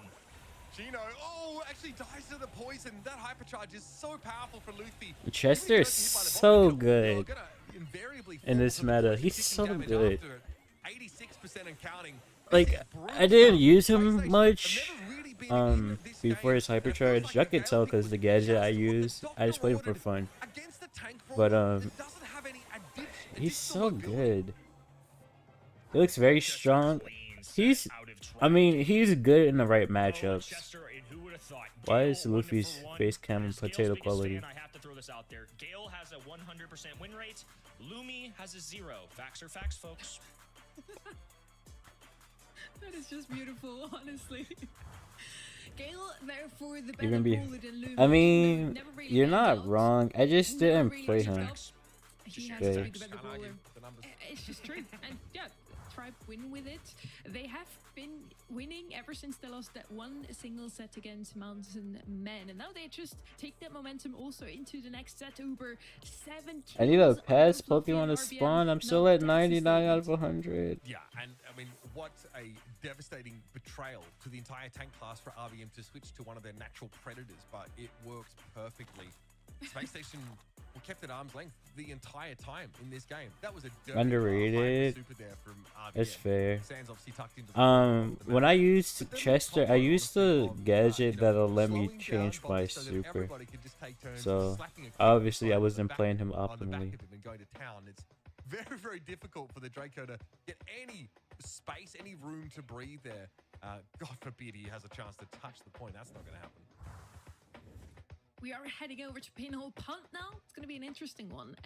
Brawl Ball sets, those are usually the ones that really can go either way. It comes down more to just surprises, to quick plays. We have seen a lot of Melody on the side of Tribe for that case. Let's see if she's going to be brought back in, Kenny. Melody's a good shout. I mean, in North America in particular, it seems like this is a brawler teams are prioritizing. And I'm not Tribe have sure, been very no. good about in the past. One thing Tribe It's the most really good oppressive at just in controller that general, deals a lot some of those poke surprise damage in this gadgets, game they're right not now. afraid to go with the alternative to the shield, which is something we saw last month on this map as well. Hank, Carl, Chester? Buster, Chester, all some of those top brawlers on my mind. Absolutely. I think that Carl and Melody are pretty similar, almost analogous to each other in that, teams are Yeah, loading. I used to use the gadget that changed my super, and I used plus one. either from protected pirouette, of course, from that gadget that Yeah. Melody makes use of extensively. But we know that, in general, Tribe just prefer that Melody specifically. All the regular suspects, Sonny, taken off the table already with the B, the Hank, the Lumi being looked at. Also, Buster and Lou taken off. Auto passing. I have no idea what or who that is. I'm not gonna For lie. example, left open here. We still have some tankiness open with the Ash, for example, with the Primo that we've seen before. And of course, Gale, the best brawler in the entire meta right now, is open as well. And Carl, we completely overlooked that. Of course, always an option if you don't. Really Never know mind. what you I don't know want. There are who a couple is. of Is that a brawlers person you or a can't thing? ever go wrong with. Carl is one of them, Kenny. I assume it's a person. And up next, I'm thinking Chester could be a part of this decision here for Space Station Gaming on the 2-3 turn. Buster would have been in that mix. B, of course, banned. Lou, not necessarily as much. So yeah, I think naturally just one of the better brawlers in the game, has a hypercharge. One of the most picked brawlers this week. Gadget. It's kind of useless. It's not useless. What do you mean? Let's go gambling. Space Station go for it on Brawl Ball before. Pretty decent if you're expecting to have to answer. Oh no, I don't watch soccer. I'm sorry, I don't watch soccer. But like, if I see a good post, I'ma retweet it. But I don't watch soccer. Again, fairly powerful. Gamble addict. I am not a gamble addict. I don't even use the gadget anymore. All eyes will be on that red side pick 3. Tribe though now have to finalize their composition immediately. They're thinking about a thrower, and they're hoping for one that can't be easily counted. Pinhole Punt does have a lot of shrubbery, so the Juju is a Best reasonable controller, option. You Lou, wanna try and Meeple, secure Mr. the P. long-range option. Yeah, We've seen Meeple Meg's for sure. hypercharge I think cause a Meeple's lot probably the of best one. problems, especially in maps with these closer Mr. P is packed still really good areas where hyper. it's an easy super swing. Meg Literally showing up Vey. everywhere in Brawl Ball, but for whatever reason, Pinhole Punch Anytime seems to be the Vey fifth hits an order in North off-screen America. super, That let's hypercharge go a big reason gambling. why she's getting noticed nowadays, but also I think just the way this map interacts with the decent amount of range you can get does help Meg out. She's very beefy, just hard to bring down. We've seen Lola be the answer to this. Let the Meg today, and a go. lot of the times we've seen Meg. Meg isn't Ollie even and Trace, bad. That's what they do here. The only risk they run with that is the Carl can do pretty well at stopping Lola, especially that tail. I mean, I don't know if I would use Meg as a Chester, but Meg as a brawler isn't even bad now. Is there a way to get brawlers sooner? I mean, you can pay for them, like with gems, or you can farm masteries for credits. You can, what else? Just like grind the trophy road and the pro pass. So you might end up seeing Rage Quit picked up just in case this is the more mobile version of Ollie that wants to gadget forwards and try and get those big supers off. Crazy advice is the realest advice. The quickest way to get brawlers is by spending money. Jackie's gonna be the goal scorer For those that have extra money to spare. Ollie versus the Chester, Jackie, and Meeple. A little bit of everything here in this draft. And it's going to be a start here of a Meeple gadget. Cutoff point. Zeus with the dish to the left-hand end is Luffy. Like, be rich? Some people are rich. I'm not one of them. I'm the very opposite of rich. But, you know, I can still say that as an option for people that are rich. Being declared. Chino, though, of course, is going to start making his way out. Bobby really just uses benches of Worst region, yeah. The worst main region. Right? I'm not rich. I wish I was. But to be fair, if I was rich, I don't think I would be playing Brawl Stars. To be honest. Arab. I am not Arab. He'll be called to account for his crimes, and he's hit with a hypnosis. Oh no. That is going to make it impossible for him to score right now, but he goes with a super. He actually lived it. Never mind. Early on the super swing. Sands was invulnerable with spawn protection. Good defense. Oh, that defense was insane! A perfect roll of the dice for Sands as well to get that off. A gadget from Bobby at the goal line. Rich in spirit and heart. Unbelievable. It should have been a sure. Tribe Gaming goal, but instead SSG are the ones now moving it up the map. Yeah, not ideal for Tribe. Just a bit of a misstep. However, they seem to have a composition, Kenny, that's just a bit stronger. At least it allows them to bully a bit more. Even Zeus, by the way, 300 health between them. Yeah, thank God. I mean, surely Sands has to finish them off here. But Luffy sees an opportunity now for a hypercharge. Nah, super. Luffy. Chino thought the same thing, apparently. And Zeus is demeched. Chino, though, gonna burn down. Zeus, 80 HP is crazy. 40 chicken nuggets? What's sauce? And now Bobby will be in the 1v2 to buy a bit of time. That ball gonna be resting right next Chester to him. moment, literally. RBM is gonna get RBM is cooked. Chino gonna try and go through these walls. He's sprinting straight at Zeus, though. Jackie is gonna be the way to get that Meg demect. Now 3 brawlers standing for SSG. Kick over to the right-hand end, but Chester is too low HP to grab it. Luffy holds on for dear life, clings on to that ball. Get him dry? No way. That's crazy. RBM caught in prison, not happy. Do not pass go. Do not collect $200. Do have a chance to break on out. We're going to see the map open up a little bit here momentarily. Wait, what is Uber talking about? Why is he talking about Monopoly? Bobby for walking up too far. Very patient, very careful play from both sides. Now the map will open up. Oh, SSG should win this. Hypercharge goes down from Chester. Kick to the top left-hand side. Brings down Luffy with him. Now Bobby racing down the sideline. Zeus, RBM, beating him as Sands has the super flash. No counter crush from Jackie, I just realized. It's a good call. It would have been stopped by both of those brawlers. Okay, James. That works. Welcome back, Ali. Wait, RBM?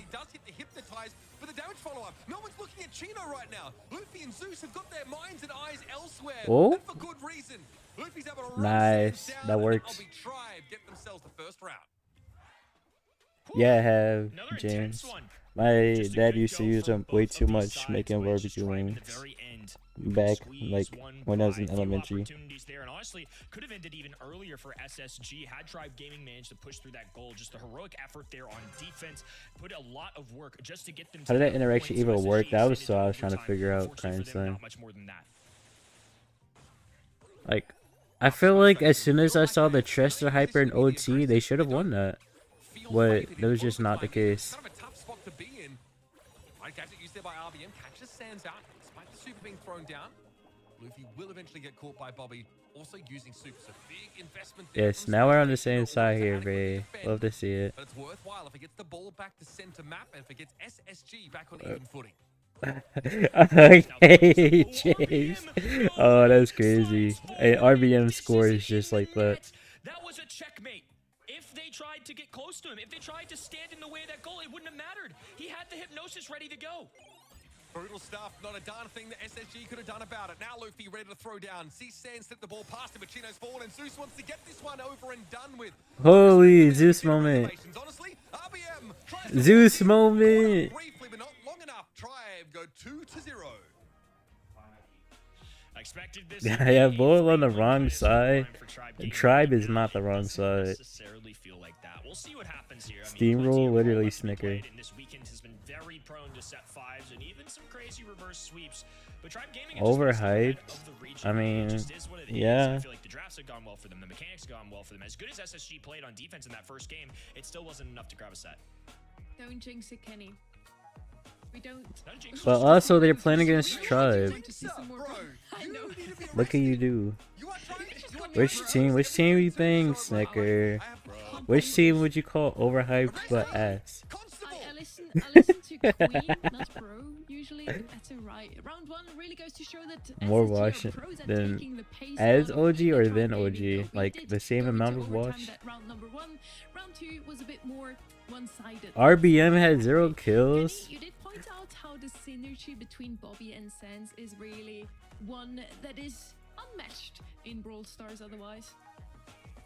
Yeah, I mean, some great work overall, and the numbers and Still the got the it. stat line there aren't too shabby. Who's but the just unk here not enough that goals, still got obviously, it? being Yeah, not that was a enough good play space right to there. Look at this play right here from RBM. That was perfect. If Bobby had walked forward, Nah, he the would've died, Zeus so moment goes RBM would've just crazy. kept walking it in or got some free tags anyways. And if not, it's just a stop. It's a wild You missed play. a That's great prediction? decision, No way and you Ollie's voted made really good brawlers this weekend. I SSG love that they're over still finding Tribe. ways to utilize them like that. That was an awesome work and job done by Tribe.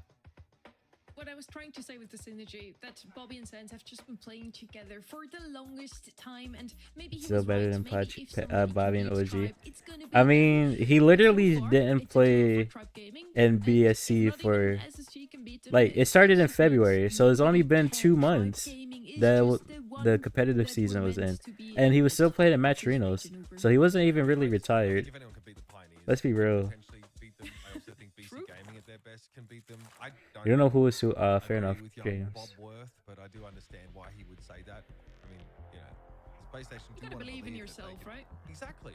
They do want to believe that they can beat the best. So I respect that. I don't have a problem with it. I just, you know, on an academic basis, I tend to have my reservations about his theory, fam. Hard Rock Mine coming up here. Oh, Hank's not bad. How interesting. That's a decent option. That is a good point here, Hank. Definitely a brawler that you want to have. Jelly? in Wait, what do you mean, roster grandson? in Hard Rock Mine. Jealous of Whenever I what? see this map, I just still feel like Rico is the pick. Having That's just good age ping and a old good science device? that Yes, I I'm am. applying here. Gray is gonna be the pick And here good for Wi-Fi? SSG. And Yes, I'm jealous. Later on, maybe we do see a Tribe or an SSG play up against BC Gaming and Pioneers. That's our next semi-final here, Kenny. Great to start though. Hard Rock Mine. Gotta look out for those tanks. Something we've commonly seen throughout our last couple of weekends. It's Winning a great either world's a double crazy. tank or a single tank. Some of those tanks have included Buster, Jackie. We even saw Rosa last weekend, and Ollie could be in the mix. But this is a start that they're looking for because it's a flex pick as well. If the other side goes strong anti-tank, they can still just go a different direction. Gray is a solid brawler in his own right, so I don't mind this from SSG. There's the Hank that we were talking about. Killer, I mean, yeah, Killer is definitely better than This is also speaking from experience, to be honest. Unfortunately, I've had to play against Killer and Bobby. Have I played against OG before? Knockups, stuns, knockbacks, anything of that nature. I don't know if can be a big problem. maybe. It really ruins the No, actually, I don't DPS know. of Hank, but if you don't have those, and most of those abilities are normally attached to like supers or gadgets. Sometimes Which you team don't is the use them lightning bolt? frequently enough. Okay. Stamina? 8-bit is obviously a classic here. Cheap Maybe. cartridge means that you I think you can might play be talking about aggressively, stamina pick up there. gems and get out safely. Yeah, that's Good option. stamina. Also plugged in means you know you have the Take that your extra retired little Patchy bit over of speed to SSG. overcome one of your Is he even really retired? He only missed 2 months of. No, But he played Didn't he play in both Yeah, the 8-bit isn't necessarily qualifiers what I thought was going that on. happened? Maybe He's not it's a even ball that's just a retired. core What the rock hell? line, but I just haven't necessarily seen it as a way to directly answer all of these tanks. Could make sense. I mean, he's a beefy brawler too, but there's that Jackie Actually, I don't know if he about played before. last month. He Gray played the plus first month Jackie. though. Now I'm curious to see if And he they played double this down month. and go for And he another was aggressive been playing in tanky brawler, Matcherinos. because with all the amount of health points, the biggest perk of this composition is you get these teleports set up, then you The whole send in your time it was brawlers, and just a you're stunt. constantly He was rotating never in and out. Your retired. KD might not be fantastic, but as long as you walk away with 10 gyms with 15 seconds on the clock, it doesn't super matter. Absolutely. What is the Janet? Oh right. Okay, so obviously this makes sense. You're looking for a a mid that can't be run down, because what can tend to happen, even if Space Station get a lead, they don't want to give map control to the Crazy Hank. Ali. It's a big problem. I think he It's something to do scrims. that Hank He doesn't was have, doing he scrims encroaches more and more. He doesn't care about with walls, he BC doesn't at care least. about, like, any other He spots wasn't that Space scrimming Station with. controls. So Sans might Who was he feel playing like, with? Alec alright, if we get map control, we start and to give space. We I might don't need a remember. way to like have our I don't think he was doing characters scrims with them. They were just playing for fun. I also like the idea of going on like a dive mission. He was to still try doing and take out the other Matcherinos gem though, carrier. so it still It's counts. just the problem. The problem rather is that Zeus is too tanky, as a pit to sort of die to a Sans hypercharged super. So Fire I'd say Sayer it's more dog for here. utility, more for that survivability that we see the Janet here, and it's very reasonable. I think like a gadget's also great on this map, and then a Ruffs to round it out. So really interesting Alec, draft from Tribe Gaming. yeah, I We think it haven't was seen Alec Colonel and Ruffs a Tooney. ton Yeah, this yeah, month, or really in months general as I of believe recent. so. But it's not a bad pick. You get the bounce shot. It's a reason why Rico has been so coveted in past years. It's just having the ability to get this left or right hand lane and play the walls has been super helpful for the team. Now he has a hypercharge that can feed a hypercharge to either RBM or Luffy. So I see the logic in it. I'm just kind of curious to see how it pans out. We really haven't seen something like this. All right, RBM bubbling up. Chino, excuse me, struggling. Obviously, like, Hank is amazing against Counter Crush. Really, really good. They had a new brawler. See, I am does those damage in bursts, financially in small constrained, increments. James. He has to try and We will outrate get the it for Cat. No, Chino credits. comes in with a super. Yeah, RBM's like, okay, you know what? I know I'm going to get hit a bit. I need to try and fight you. Chino thinks that he has the advantage here, but against the fish torpedoes, Hello, Doc. Welcome back. it's hard. That extra sustain for Hank is really scary. When does he come out for credits? For safety for Luffy, I don't know. Bobby, low I think HP. maybe next Take week. off to this left-hand Or side. Will survive for now. Has a walking cane ready to go. A little preemptive maybe? though. I don't know. RBN was long gone by that I point. don't. Chino, I don't Sans know. still holding on to supers on both sides. So like you mentioned, Sans might just attack the other end, not even necessarily as a gym carrier, just to try and get aggressive. Give a little gateway for Chino to try and move forward, but it's not doing great right now. Holy Sans super back in the sky, chain. though. Luffy has a teleport available, but it's just that easy cycle That was we were a good talking super about. chain, not And it's gonna gonna lie. lead to Tribe still in a lead, but I see what they're going for. Yeah, absolutely. I didn't expect to see the Wait, Janet use like Bobby hasn't the even Mark Phillips supered yet. instigator meme on the left-hand side, like always looking to just build super with poke damage and then put extra threat down. It's cool. I think it really works really well if Chino's alive and in the game and putting pressure on Luffy. It's not easy though to satisfy those conditions because Luffy has sick mobility with cheat cartridge, right? He just pulls back out. And now that map's been given up by Tribe, can Space Station capitalize, Kenny? It's gonna be tough. Sans has to move in. Jackie goes down though. Bobby, the only one left standing, has a hypercharge teleport. But into three. Doc, beefy I'm having a brawlers, great just time not streaming going Brawl to Stars cut on a it. Sunday. And with a GG game there, Luffy and his teammates are now going to be Over, one for game sure. away. This is going by pretty fast. Unusual for this weekend, Duber. Yeah, kind of owned, honestly. that was really tough for Space Station. And this would be, maybe the only 3-0 that I would expect to see today, unless Pioneers, end up just being a bit more dominant than we otherwise would have expected. But this is Tribe Gaming for you. What I like about these guys is they don't get Chick-fil-A complacent. today. They know they're going to broadcast. I saw this They meme know that people only think that about they're pretty Chick-fil-A on sorted for that. Sundays. And they are still here to continue to show that brand of dominance. They never want to take their foot off the gas, and that's good. It's going to make the rest of the teams in this region into stronger ones as well. Sans, as his bubble burst in mid, Chino's looking for Zeus here. It's not a matchup you want to be in as the Ruffs, and that illustrates it pretty well. Luffy. It's Still cheat day. holding on I to three see. gyms. Classic 8-bit.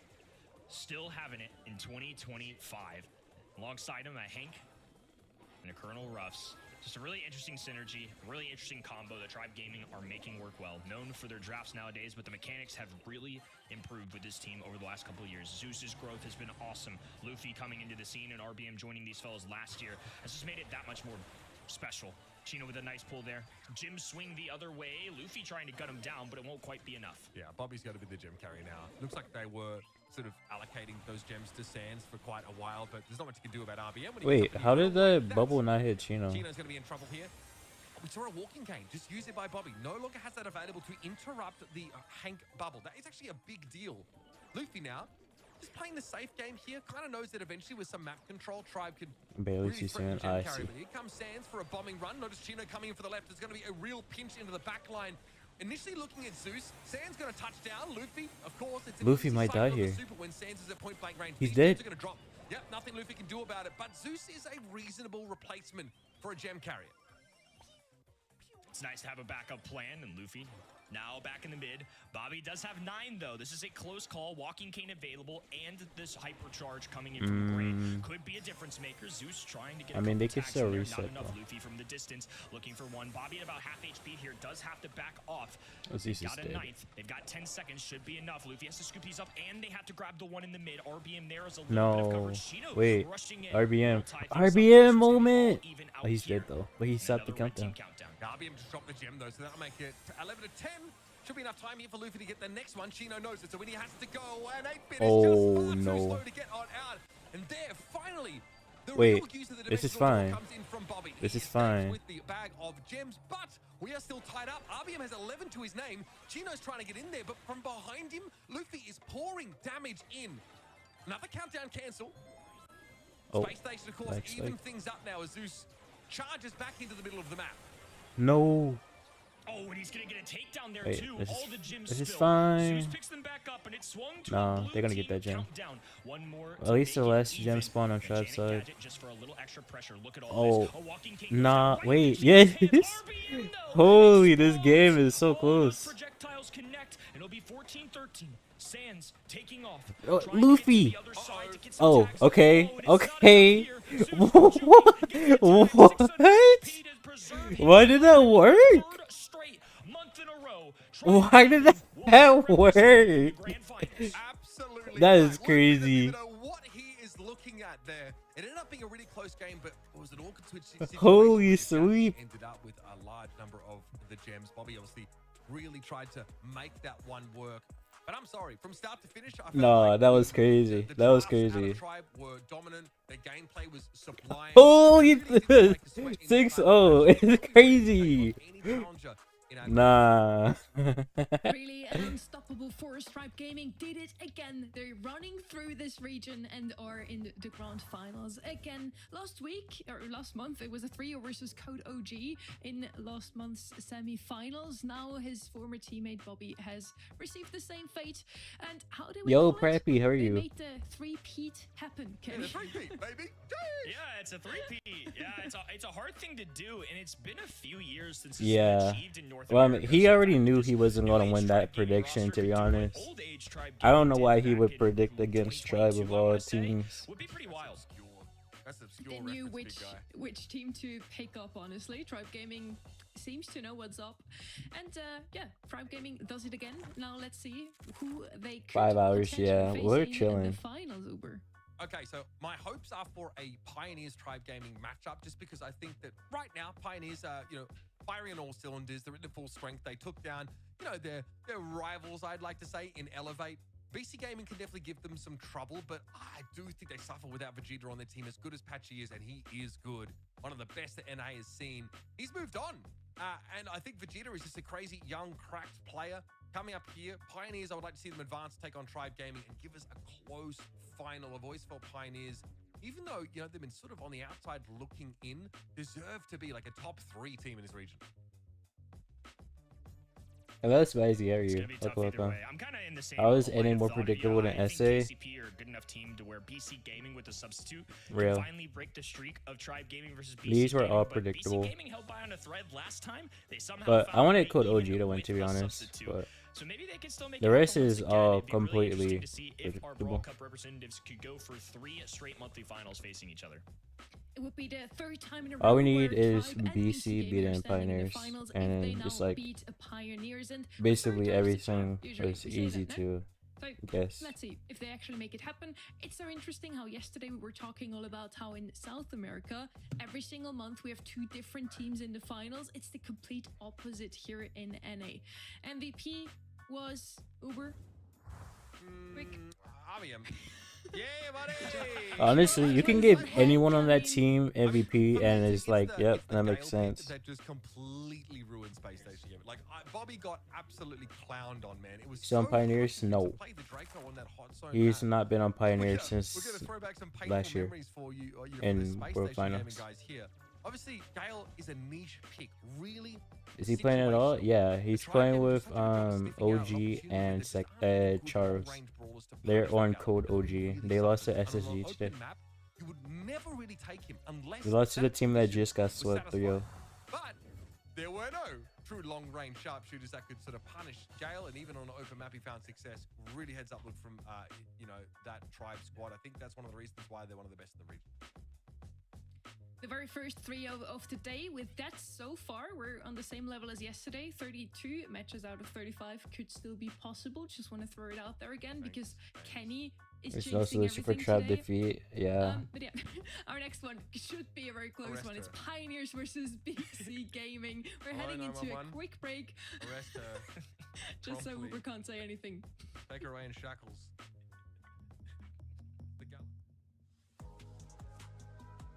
No, SSG is gonna be. SSG did beat OG. Strength as a team is when we have Fade on a tank and we're playing. Zion looks so different here. We can get those drafts more. We can do pretty well, and I think our weakness probably is when we just don't have to draft and we get outdrafted. That would probably be it. We need to work on the drafts.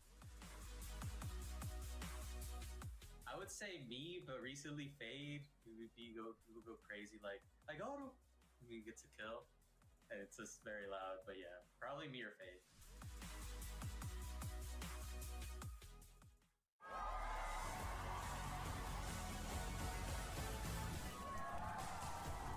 All regions from across the globe are sending Wait, their what did best you champions vote to for, prove to Vay? us I didn't once and look for at the all. prediction.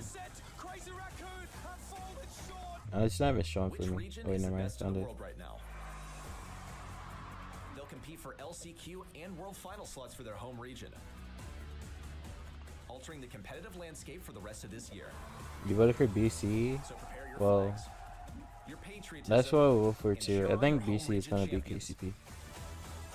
What happens is Aura. That's yeah. I don't know. Maybe it's a Live from filter. DreamHack Dallas.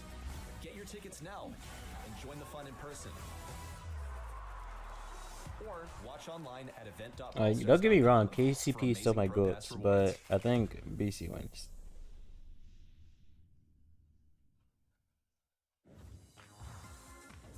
It's time for semi-final number 2. North America so far delivered. We get ready back. We're super happy about that because the other guy was kind of trying to put me to jail for jinxing. Is that a thing now? Don't worry, Vay. There's a I good guess chance you so. keep your I mean, points. Jeez, it's a good thing that you cut him off and throws to a break real quickly so you Right. could get him out of here. But he's going to be coming back to here for the next match, so I'm sure he'll have some choice words. We agree. Yeah, it's they all hack beautiful. dreams. Loading. Yeah, now I see why Nice. Uber's gone. Now I see what you did to him. Now I get it now. I get it now. I'm not going down for this. How about framing somebody in Twitch chat? That I think is definitely a crime. I'm on board. That is definitely a crime. For the viewers right now, do you still need some socks maybe? A pop socket? You can get that and a ticket to DreamHack, and you also, on top of that, get to go to Dallas, a beautiful city, right, Ready? Yep, I spent a couple of years there, and I gotta say, it is quite nice. And that's a wonderful When is he convention. I've had the playing? pleasure of going for Doc, the past did you 3 not years. hear a word There's that all came out kinds of my stuff mouth? to do as well between Brawl Stars. So I would highly recommend you get a ticket, It's even Doc, if you weren't Brawl and Stars. So you see the link on your screen. Get your That keychain is nice. now. Yeah, I wish I And could go straight just for the in keychain. Semi-final number 2, Kenny. It's BC Gaming versus Pioneers. Should be an interesting one. 3 straight months. Could be BC Gaming. Wait, is Doc watching the stream muted? It's a little bit different though. Patchy is filling in for this roster. That's right. One of our 2 players who's got a birthday is in our semifinals. He retired. He's come back. He's 100% so far in the BSC, and if he made it to a grand final, that would be quite the run in retirement. That would be insane, really, for him to Yeah, Patchy be able came to back. make it to that point. But Even I though think he really wasn't just from even the really interview gone. reactions that we saw earlier, he was quite impressed at his own performance, and maybe even more broadly, just at the fact that they were winning as a squad, I see, as Doc. BC Gaming. This is a bit more of a taller order, though. They really just needed to win that quarterfinal. Yeah, he with the plays substitute. in Now, Code I OG. think That's we're their team venturing name. into, like, untested territory, right? Like international waters out here. Pioneers, they planned for this scenario. BC Gaming didn't need to make it here. There's no way I'm not gonna get this last Spicy one to say massive, the right? least. Personally, No I'm way gonna I'm believe gonna in stay BC 99 out of with the 100. substitute here. I think it's just gonna be hard for BC to win. What a nice birthday present it would be for Patchy. Before we dive into the action, though, we wanted to hear what teams had to say about their opponents. And let me tell you, there's no shortage of GG respect Code here. OG. I mean, either way, they lost to SSG. A new team, rookie team. He took Vegeta's place like that. I mean, Vegeta couldn't even play this month because the admins went crazy. Hello, Simple. How are you? know how to play against Pioneers on monthly final because this could be my first time if they beat Elevate and I beat STMN. So I'm really excited to that match. It could be the first time to face in Pioneers. So many kind words they have to say to each other already. Isn't that beautiful, the love between the teams here? Been lurking. It's Appreciate you wonderful. lurking, I Simple. think if you're here on BC Gaming, that has to mean They, a you lot got a from starter Zoom. egg. One of the undisputed greats in the region that first represented North America back in, what, 2020 at the World Finals? I mean, he's been sort of one of the kings of North America for kind of a while, so his opinion means a lot. If I remember correctly, he's also the player with the most monthly final appearances or the most wins, Kenny? Is that correct? I honestly am not 100% sure, but it wouldn't surprise me. Just him or Tyrant have got to be in that mix, you got to think. I'm referring to a certain graphic I saw on Twitter. Maybe you saw it already, I'm not sure. But yeah, we have the map pool and now we have the teams that are already ready. We're just waiting for them to start a draft, really, and we can kick things off here. We're pretty Serious one-sided ass. I with agree. our, I've been at picks 99 here. out of 100 for the Surprisingly, we are past voting for a Pokemon team for that is not 2 one days, that have been and spending I've been every catching single stuff monthly today. I final still have not since got the last 2020. one. If it were a risk How do to people vote call for Bobby the BC goat of Gaming in that NA? first I mean, quarterfinal, he has it like the would be biggest at, fan base in what, NA. Let's be like real. times an order of magnitude over here, because we're talking about Pioneers who came into this preparing for a scenario in which they could qualify for the Brawl Cup versus BC Gaming, where they're missing a member and they just have to make it through that quarterfinal to guarantee some things for themselves. But what I can tell you about these individual players is that their intuition is top-notch, okay? Like, preparation does go a long way, but there's the potential of overcooking, over-preparing. I think BC Gaming used a lot of the same Yo, brawlers Rishan, how are you? over Welcome, and welcome. over throughout their last match. Ducky and still draft for they're going to have those SSG. same tools at their disposal once You again. think They don't that's really it? I need think it's surprises. just a They can tribe execute diff, in the moment. to be honest.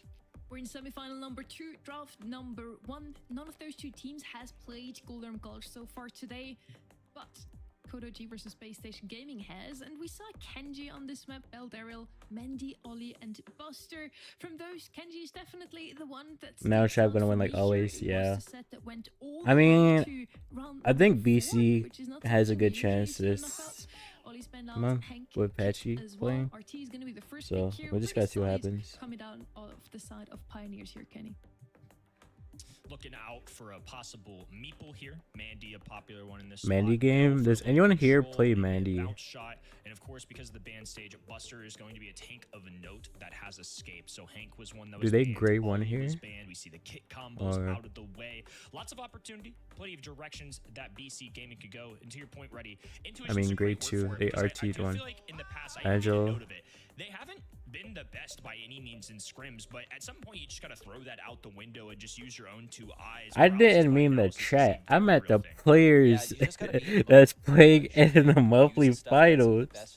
I was not asking about chat. Beyond that, unless you think it's going to give you some like huge leverage and you're quite certain of it. I think the Are you meta gonna is say Travis has been pretty a set clear right 5? now. Yeah. Angelo also just one of the best brawlers on this map. One Worlds for Take Shell outside. Ali. Hello, Evex. Okay. He like stared Okay, straight into my soul Monkey there for a moment. Ogito. That was a stare of someone who's about to select Buster. Monogito. How could I have not seen that coming based on his facial expression? That's a great. That's You a can great read point. a lie. Yeah, Sorry, exactly, there, Reddy. loading. just an expert. You're just an expert with people. I'm not that running on tired where I would ask if anyone plays I don't know, Mandy maybe I when watch we a bit too literally much have of the player super games, Mandy. and cross-reference it with the These are draft. fun, So true. let's talk about this Buster, by the way, and how this is going to work. I think this is quite intelligent because, first of all, this is just a good brawler overall, but also it's Squeak. one of Pioneer's key Interesting. brawlers now eliminated. Squeak is what they're going to be going with. That's going to help them lock down this diagonal. They're still operating at a range disadvantage compared to Angelo, so they're going to have something else up their sleeve in order to properly deal with that. Squeak's not bad. Squeak's been in and out a little bit in terms of results category. It's shown up a smidge over our last couple weekends. Do I add or not? Not my main because my main is full, but on my mini accounts I'll add people that are here a lot. Squeak is so high right now due to the 14-second cool up on wind up, because if you make a connection with Squeak, the next shot that Squeak hits, it'll immediately blow up the previous shot. So you just can cycle so many just easy tags, honestly. Sometimes you can just gun people down with the auto aim, hit your gadget, and blow them up for close to 8,000-ish HP. It's pretty wild. It's pretty insane, and it gets easier when you're in close range. It's going to make him There's the gray. quite viable if things What do you last pick too here? close, push comes to shove there towards the end of the game. Also, valuable hypercharge. It is part of the discussion. Hyper would In be fact, funny. the only brawler Carl, about fair enough. hypercharge here on the screen is, in fact, RT. KCP has no He's DPS, pretty yeah, much this the is like a safest double selection tank, that could but have been gone for here by Pioneers. I mean, Carl It's is 1v1 a that semi-tank, makes it right? difficult for, say, like Diego Gamer to get right on top of him. But Diego Gamer is going to be playing this at long range anyway. All So right, there just- is a you're sort of RT. forced to pick Maybe RT not. early on to keep yourself safe. Right. And You I watched the anticipate Patchy Stew video, which is Zilon how to would be happy to, stew. carry that mantle, 'cause typically I he does mean, pick let's some be of the real. more For Stew, you difficult just and need less good ping. advantageous brawlers for the squad. Let's be for real here. One of the most tried and tested, you call them a king of North America, and this team in general, Tyrant and Zulon, and now Fade. who Prestige, joined by them the way, you last drop year. from 1700 to Been around for a 1000 due to long time as randoms. these newer players, this rookie team that Zulon called them, Find have a been the team where consistent dudes solo force in showdown, North to be honest, America. They or have a villain. duels. Patchy is joining the party here in our North America semifinals, but Pioneers are trying to Find get their a first team grand to finals play of the with. year, and it would be pretty huge for them on the leaderboard. Good ping so that I don't Massive have damage on true Zealand. He's mythical. going to meet an early fate, actually, since he Oh, was hit what by the? that I gadget looked from away Patchy. and Patchy got a Now all kill. that Pioneers really get to do is farm up their hypercharges, which is quite valuable for Tyrant. He can get a hook out here and maybe pull someone out of position. BC Gaming, likewise, are dedicated to getting some supers of their own. Evex, especially, since he charges that hypercharge simply by staying next to his teammates, and knowing also that Pioneers are not going to give a real Really effort loading. I at mean, pushing them, the means that best Evex way to can play pretty is much just get his whatever hypercharge makes you for free for the comfortable. next round. So They're going to win this round. It's quite unlikely they would lose a 3v2. This is a great start to the round for BC. Especially with the Buster Super, now they can just walk forward. Fade is pushed to the fog. Gray is a single shot brawler, can't multitask, and he will walk away. White flag goes the up. most BC are Gaming an win NA. round. All that's left really for BC Gaming to put the cherry on top of their preparation here is to get Diego Gamer a super. Besides that, they have Evex Zulon? with the hypercharge. He's also lurking on the Maybe. right side. A bit of effort checking this right side. They didn't see Evex, so they needed to check that area on the right. Evex is going to go for it. Punished by Zulon. He had a winning Crazy. position and got way too Wow. close to Zulon. Now it's just Diego Gamer. It's funny how He can still both match conserve or and get the some first value two for the rounds next of round, this but I'm not went sure why BC both did that. ways really fast. I'm not either. That seemed a little too much for me. I mean, Buster could do good damage, but even if he lands a pull and then a couple consecutive shots, Zulon could just drop the static. I feel like it might be Zulon, to be honest, with the most aura in a. Well, Evex is still going to get this super for free, and he held on to that hypercharge, which means quite a lot. But he is now well Evex has advised hyper. against getting anywhere near Zulon. It's the risk of trying to sneak Been up on in the someone game in a the little bush too long. is when you don't have intel on the other folks in the I know bush, how that does feels. not win against a tank.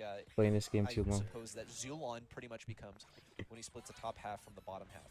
They're actually also letting this control go to Pioneers because they don't really have the materials to get it on their RBM own. because Hank. Ideally, they get Diego Gamer a Fair hypercharge, enough. and they're able to push with Evex towards the end of the round. Patchy, about half HP. We'll take a moment to recover here. Piercing shot going out of Diego Gamer. Zulon fade. Like, Lots of honestly, supers I to would full not be house. Every surprised single if player Tribe wins has a again, super but I think available, BC has especially a when good this fog chance. starts to move in. You're going to see a lot of buttons clicked at a very rapid pace. Mistook there for Tyrant. It will recharge in time for when that poison makes everything very close in. is going to have to stay alive for a few more seconds to make that happen. Fade now out with the hypercharge. Evex in hot pursuit of that right side. Holy, Eliminated. Evex got popped. Fade still alive, looking for the kill on Patchy. Zulon splits, gets the kill on Patchy. Oh hell no, dog. For Pioneers in Let's what be for real looks here. like it For should 2 have been seconds. one for BC. BC had You don't such gotta a be long, strong just 2 start. I mean, the seconds. opening round was nice. The round number 2, I think just a mistake. The second you see a 3v2 in the early game of a round, it really is quite difficult for a team to come back from that. At a professional level, it's just when the mechanics are this high, you can't afford mistakes. Really difficult Ali, to do you just make like it happen. KCP or Pioneers in you round 3, I don't think, like were a pretty BC? clean one. I mean, that was one where either side could have taken it, so I'm sure BC Gaming are kicking themselves a little bit for dropping that game. It hurts quite a lot. BC Gaming managed to catch Zulon by surprise in that last one, using the Carl gadget to eliminate him. And he's not going to fall for the same trick twice. This time, You BC need your to find out points. how they're going to actually use this I see. Buster Super in order to get in position. This time also, note where the Pioneers have gotten their supers online quite early on. Tyrant, especially. That teleport is going to be very instrumental when the action happens, but BC Gaming are determined to not let that happen too soon. They are just enforcing the stalemate. Hello, because they Selena. know How are they're you? going to exercise their prowess in close range. Yeah, I mean, I appreciate when he raided me, but I'm not interested in his kind of content whatsoever. I know someone here that really enjoys it, but you know, to each their own. Looking to knock an arrow, and it's just a lone fade. Not going to be able to deal with all the health points of the Oh, other like, it's end. just crazy. You know, Clutch draft was pretty bad. Yeah. Round here. So similar start to what we saw in that round number There 1 is of the someone who previous told game. me to This time, round 2, very different. A sneaky start here for watch a KCP. second Zulon's video on this for like left-hand side. editing They've seen purposes, and I Tyrant, they've seen watched Squeak, like and now Zulon will finally pop 30 out. So seconds BC of it, Gaming just and make a safe I rotate don't know. to the right-hand side. Zulon was stealthily coming up that left side. I think he was hoping to find Evex off guard, like Evex allowed to happen on that right lane last time. Why do you TP? Usually you see this I play don't east know. versus west. Now it's west versus east. BC Gaming taking a similar position as they did on the west side of the map in the last round. Patchy trying to catch someone off guard, but taking a decent amount of damage along the way. Note that Tyrant has earned his hypercharge, by the way. It's a huge play waiting to happen towards the end of the round.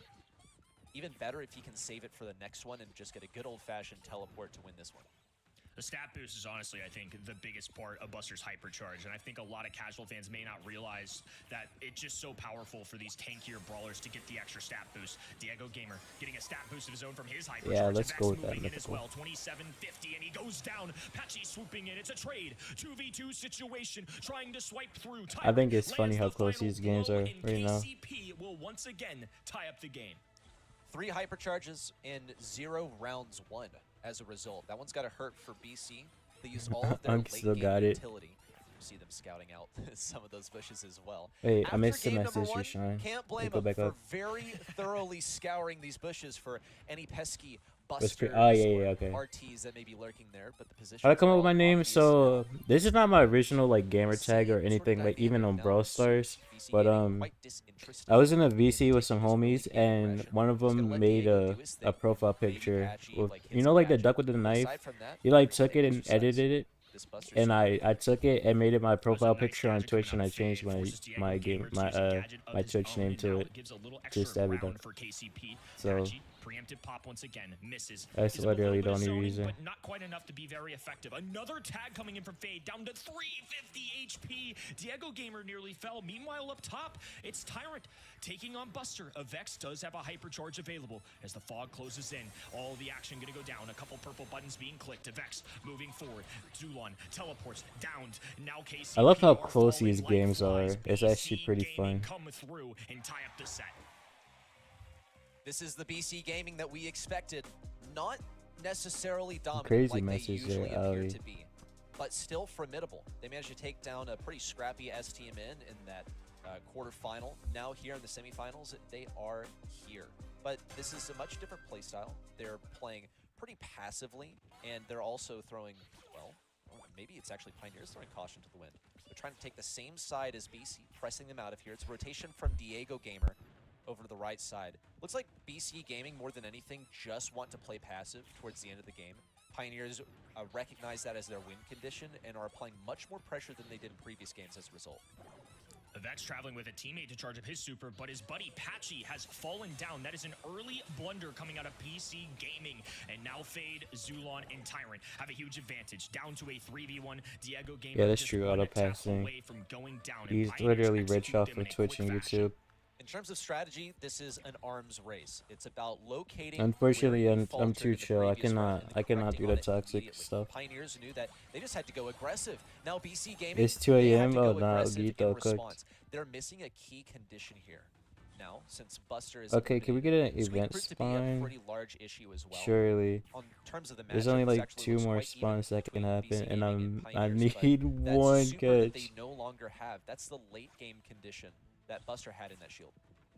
Down to mechanics at this point. Whoever can land the most shots or maybe find an earlier frag is going to be the one that takes this round. For Pioneers, if they win this, they would take a 1-0 lead on our second seed in the region. Zulon with a super in his 330 back for you, pocket. Doc. And Diego Gamer, of course, can drop one as well. A nice tap from Zulon. Diego Gamer will rotate to the right-hand side. Now he's tagged up both of these enemy sides. And Patchy, without a super, can't close the gap quickly enough. They've got a gray walking cane. Zulon with the static, so a little extra utility, certainly on KCP's side. Diego needs to hit Pop the Zulon. super. Not really getting anything. Wants to hit Zulon or Tyrant. Yeah, and he there gets we go. Zulon. That's excellent.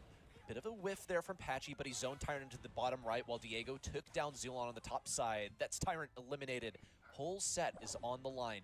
Just one more round to go. Pioneers and BC Gaming carefully weighing their options. Which lane are we going to play? It's back to the round 1 tactic. Spam that left lane. We see the super in already. That was pretty preemptive from Fade. Oh. That's lost utility. Wait, why did he Now, super in the there? windup on the right side, trying to zone in BC Gaming. But BC have Surely really it was a blocked with the misclick, right? pressure a little too well for Pioneers to be able to get accustomed to. Now, BC Gaming are in a strong position, especially now with the supers available and Evex ready to move on the hyper. And Fade's definitely going to regret using that super. I mean, that would have been super helpful towards these in-game moments. It's just so much easier to land when you can see all your enemies. They're clustered together, especially in those Buster compositions. We're only in the first set, and it's already down to the last game, like the last possible game. That's crazy. Raining down on BC and left to the fancy footwork of BC to make sure they don't take too much damage before this in-game. KCP are prepared. Zulon has his super. Tyrant has that and more with the hyper. Just up to this poison to force everyone to move in. Evex with the speed, with the shield now moving in. Tyrant looking for an opportunity, has to pop that hyper, needs a TP in, he's in the smoke, has to go to the bottom left. Evex still alive, and the last kill coming in for Patchy. BC Gaming now taking set number 1, and Patchy, I don't think he can really believe it. He's basically I mean, just yeah, living in the loading, moment but he now. also The had thought that his he gets to long sub range in for gadget. this I think he team should have and used that make instead this of his deep of a super. run in the monthly finals has definitely got to be a bit of a mind-boggling one. BC Gaming had the better start twice, round number 1 and 2. It was taken once by BC, once by KCP. And then the third round, finally, Pioneers has a beautiful start, but then they haven't been able to close it out. In your opinion, Kenny, what was the issue? I think ultimately just some mistakes more of just not getting Crazy aggressive enough. Ogito. I think it wasn't from a lack of trying. It really felt like KCP were trying to get in closer to the enemy side, maybe pick up some of those early Bro does kills. not We even saw say this Zulon about trying to navigate that grass on multiple Diego occasions, Gamer when but, they're like the same. just a couple trip-ups there. Oh wait, no, I think guess they've managed Patchy to is maybe older than make that Diego. not an I in-game forgot battle with fully. things like the Buster Shield or No, Tail am I Smash from unk for Goro, it that? does really well up Surely close. They not. may have had a better chance. Fade also dropping that super there, and while it is highlighted in purple, did kind of mess up, I would say, on that super in the final game with the last round. So I think there were certainly opportunities. Again, just a lot of buzzer beaters going off today. This time, Yeah, point toss Patchy's things BC 19. Games He went. literally turned 19 like today or I yesterday. just have to wonder, like, And what Diego is exactly like went 16. wrong for Pioneers. You know, you gave your version of why that happened is maybe not finding that aggression in some of those key moments. Thank you for the like And I shadow. have to agree. I think BC Gaming, when they did end up Do your feeling preds too really much matter because pressure, you get the because pin? Pioneers No, they got don't aggro matter. early on, like as soon There's as a cap possible. every month. They were not winning that matchup into Angelo. Where Right, it's just both of them at Ogito. long range. They can't really safely approach that Carl For because then he'll sure. get burned down. Same goes for the Buster. You know, you could get sucked in. This is a tough one to approach. I think BC Gaming knew that they just need to play a passive game here, and they played it successfully. They really proved to have a lot of patience. They had to play passively, wait out until the smoke comes in, and then Diego Gamer dropping 7 kills. Definitely an MVP, at least for me, that one. Heading over to Dueling Beetles now, a map where I do Just expect for to the see some more of those practice? tanky options here, Interesting. Kenny. Hank could be an option, Jackie, Draco, Frank. We've seen it all today. Yeah, I'll throw out an honorable mention for North America in that mix too. Look out for a possible shade. We've seen it a little bit in practices. It's just one of those unique ones that I write down in my notes just to see if it comes into fruition at all. But I think a lot of those are good names, especially when you associate it with something like a Gray who enables them a little more. Maybe Yeah, I you would meant say- an East Asia thrower. But yeah, Shade has definitely been a fan favorite and the player favorite over there. We have Ollie, Meeple, Barley banned out. Barley has been the pick before Free from will, Space fair Station enough. Gaming here in this map, and they won with the comp. So let's see if that's gonna hurt them. Is later. Vay still We have here, the or did she first go to pick here. sleep? There's still other throwers that are open. I would love to see a Juju. Could still be very strong, a Larry as well. Probably first pick though, a little bit more of a neutral pick. You don't want to go too risky with a tank or with I a see loading. thrower as first pick, and Chester is just that ready. A pretty like neutral pick. Nothing really special here. Break the walls, get damage, nothing much else. We saw how powerful that hypercharge can be. Like, we've seen it throughout the day, but especially in our last match that we just had where someone got eliminated just by the candy spray alone. I think it might have been, jeez, someone playing Lou as well. He's like got 7,000 health. To be eliminated by a Chester hypercharge by the poison alone is quite something. Okay, I just wanted to see if you can This is enabled get one by of that these. V being banned out. Don't really need to worry about that loop. Muffin By the is way, you. just really any sort of status effect now can be canceled out by that Poco, including that poison from Chester. I don't think that's what's dictating this pick. It's more complicated than that. Pioneer Is had to Snicker find here? a way to actually deal with this Poco, which is going to be a bit of a tall order, but they willingly left this one open, okay? They knew that that Poco was unbanned. They decided to go for the Chester instead, so they have a plan. Whoa, and the Pearl is the plan. It's really interesting. I don't see Pearl a ton here on dueling Beetles, but Snicker. it's clear that North America are valuing Type, Pearl a little bit more wait, than which other one did you regions, get? so they found Type this to be a Pokegift solution to some of the rare. problems maybe they're dealing with in this meta. So they go with Poco. Like how I put it in who's the chat. already just generally good on the map. You would kind of assume that they might be looking for something more tanky towards the end You here, tell who but gets first facing pick based on the Chester bans? other Yeah. side, it has to make you question it at least a little bit. Barry, so they're going to go for a healer of their own, and this time it's a thrower. So playing into a little bit what Sunny said, she mentioned Juju and some other throwers, but Barry, of course, is going to be one of those that's right there in that mix too. It's a support character. Also can play Oh, those no roles, and way. now, without We're a doubt, just you gotta think they're going chaining with the something the aggressive, and gifts. there it is. It's going to be Buster, a staple of the meta. So the way that this is going to work out, Buster is going Oh, to Vay, you did get something. has a little bit too much health. Something like a Jackie would be pretty good at dealing with that Buster. He also doesn't want to gadget it at all. But it's also going to be a challenge for Patchy to play this Pearl over here, given that since the Barry is here on the field, that means that BC Gaming is going to have to churn out damage. That's not something that Pearl is good at. What she's good at is waiting for the proper time to strike, charging up her damage until that exact moment. So BC have decided to go with the Draco. It's going to drain the enemy ammunition. He has like some okay damage, like not good burst damage, but he has crazy good survivability, and that will be excellent for dealing with that Buster.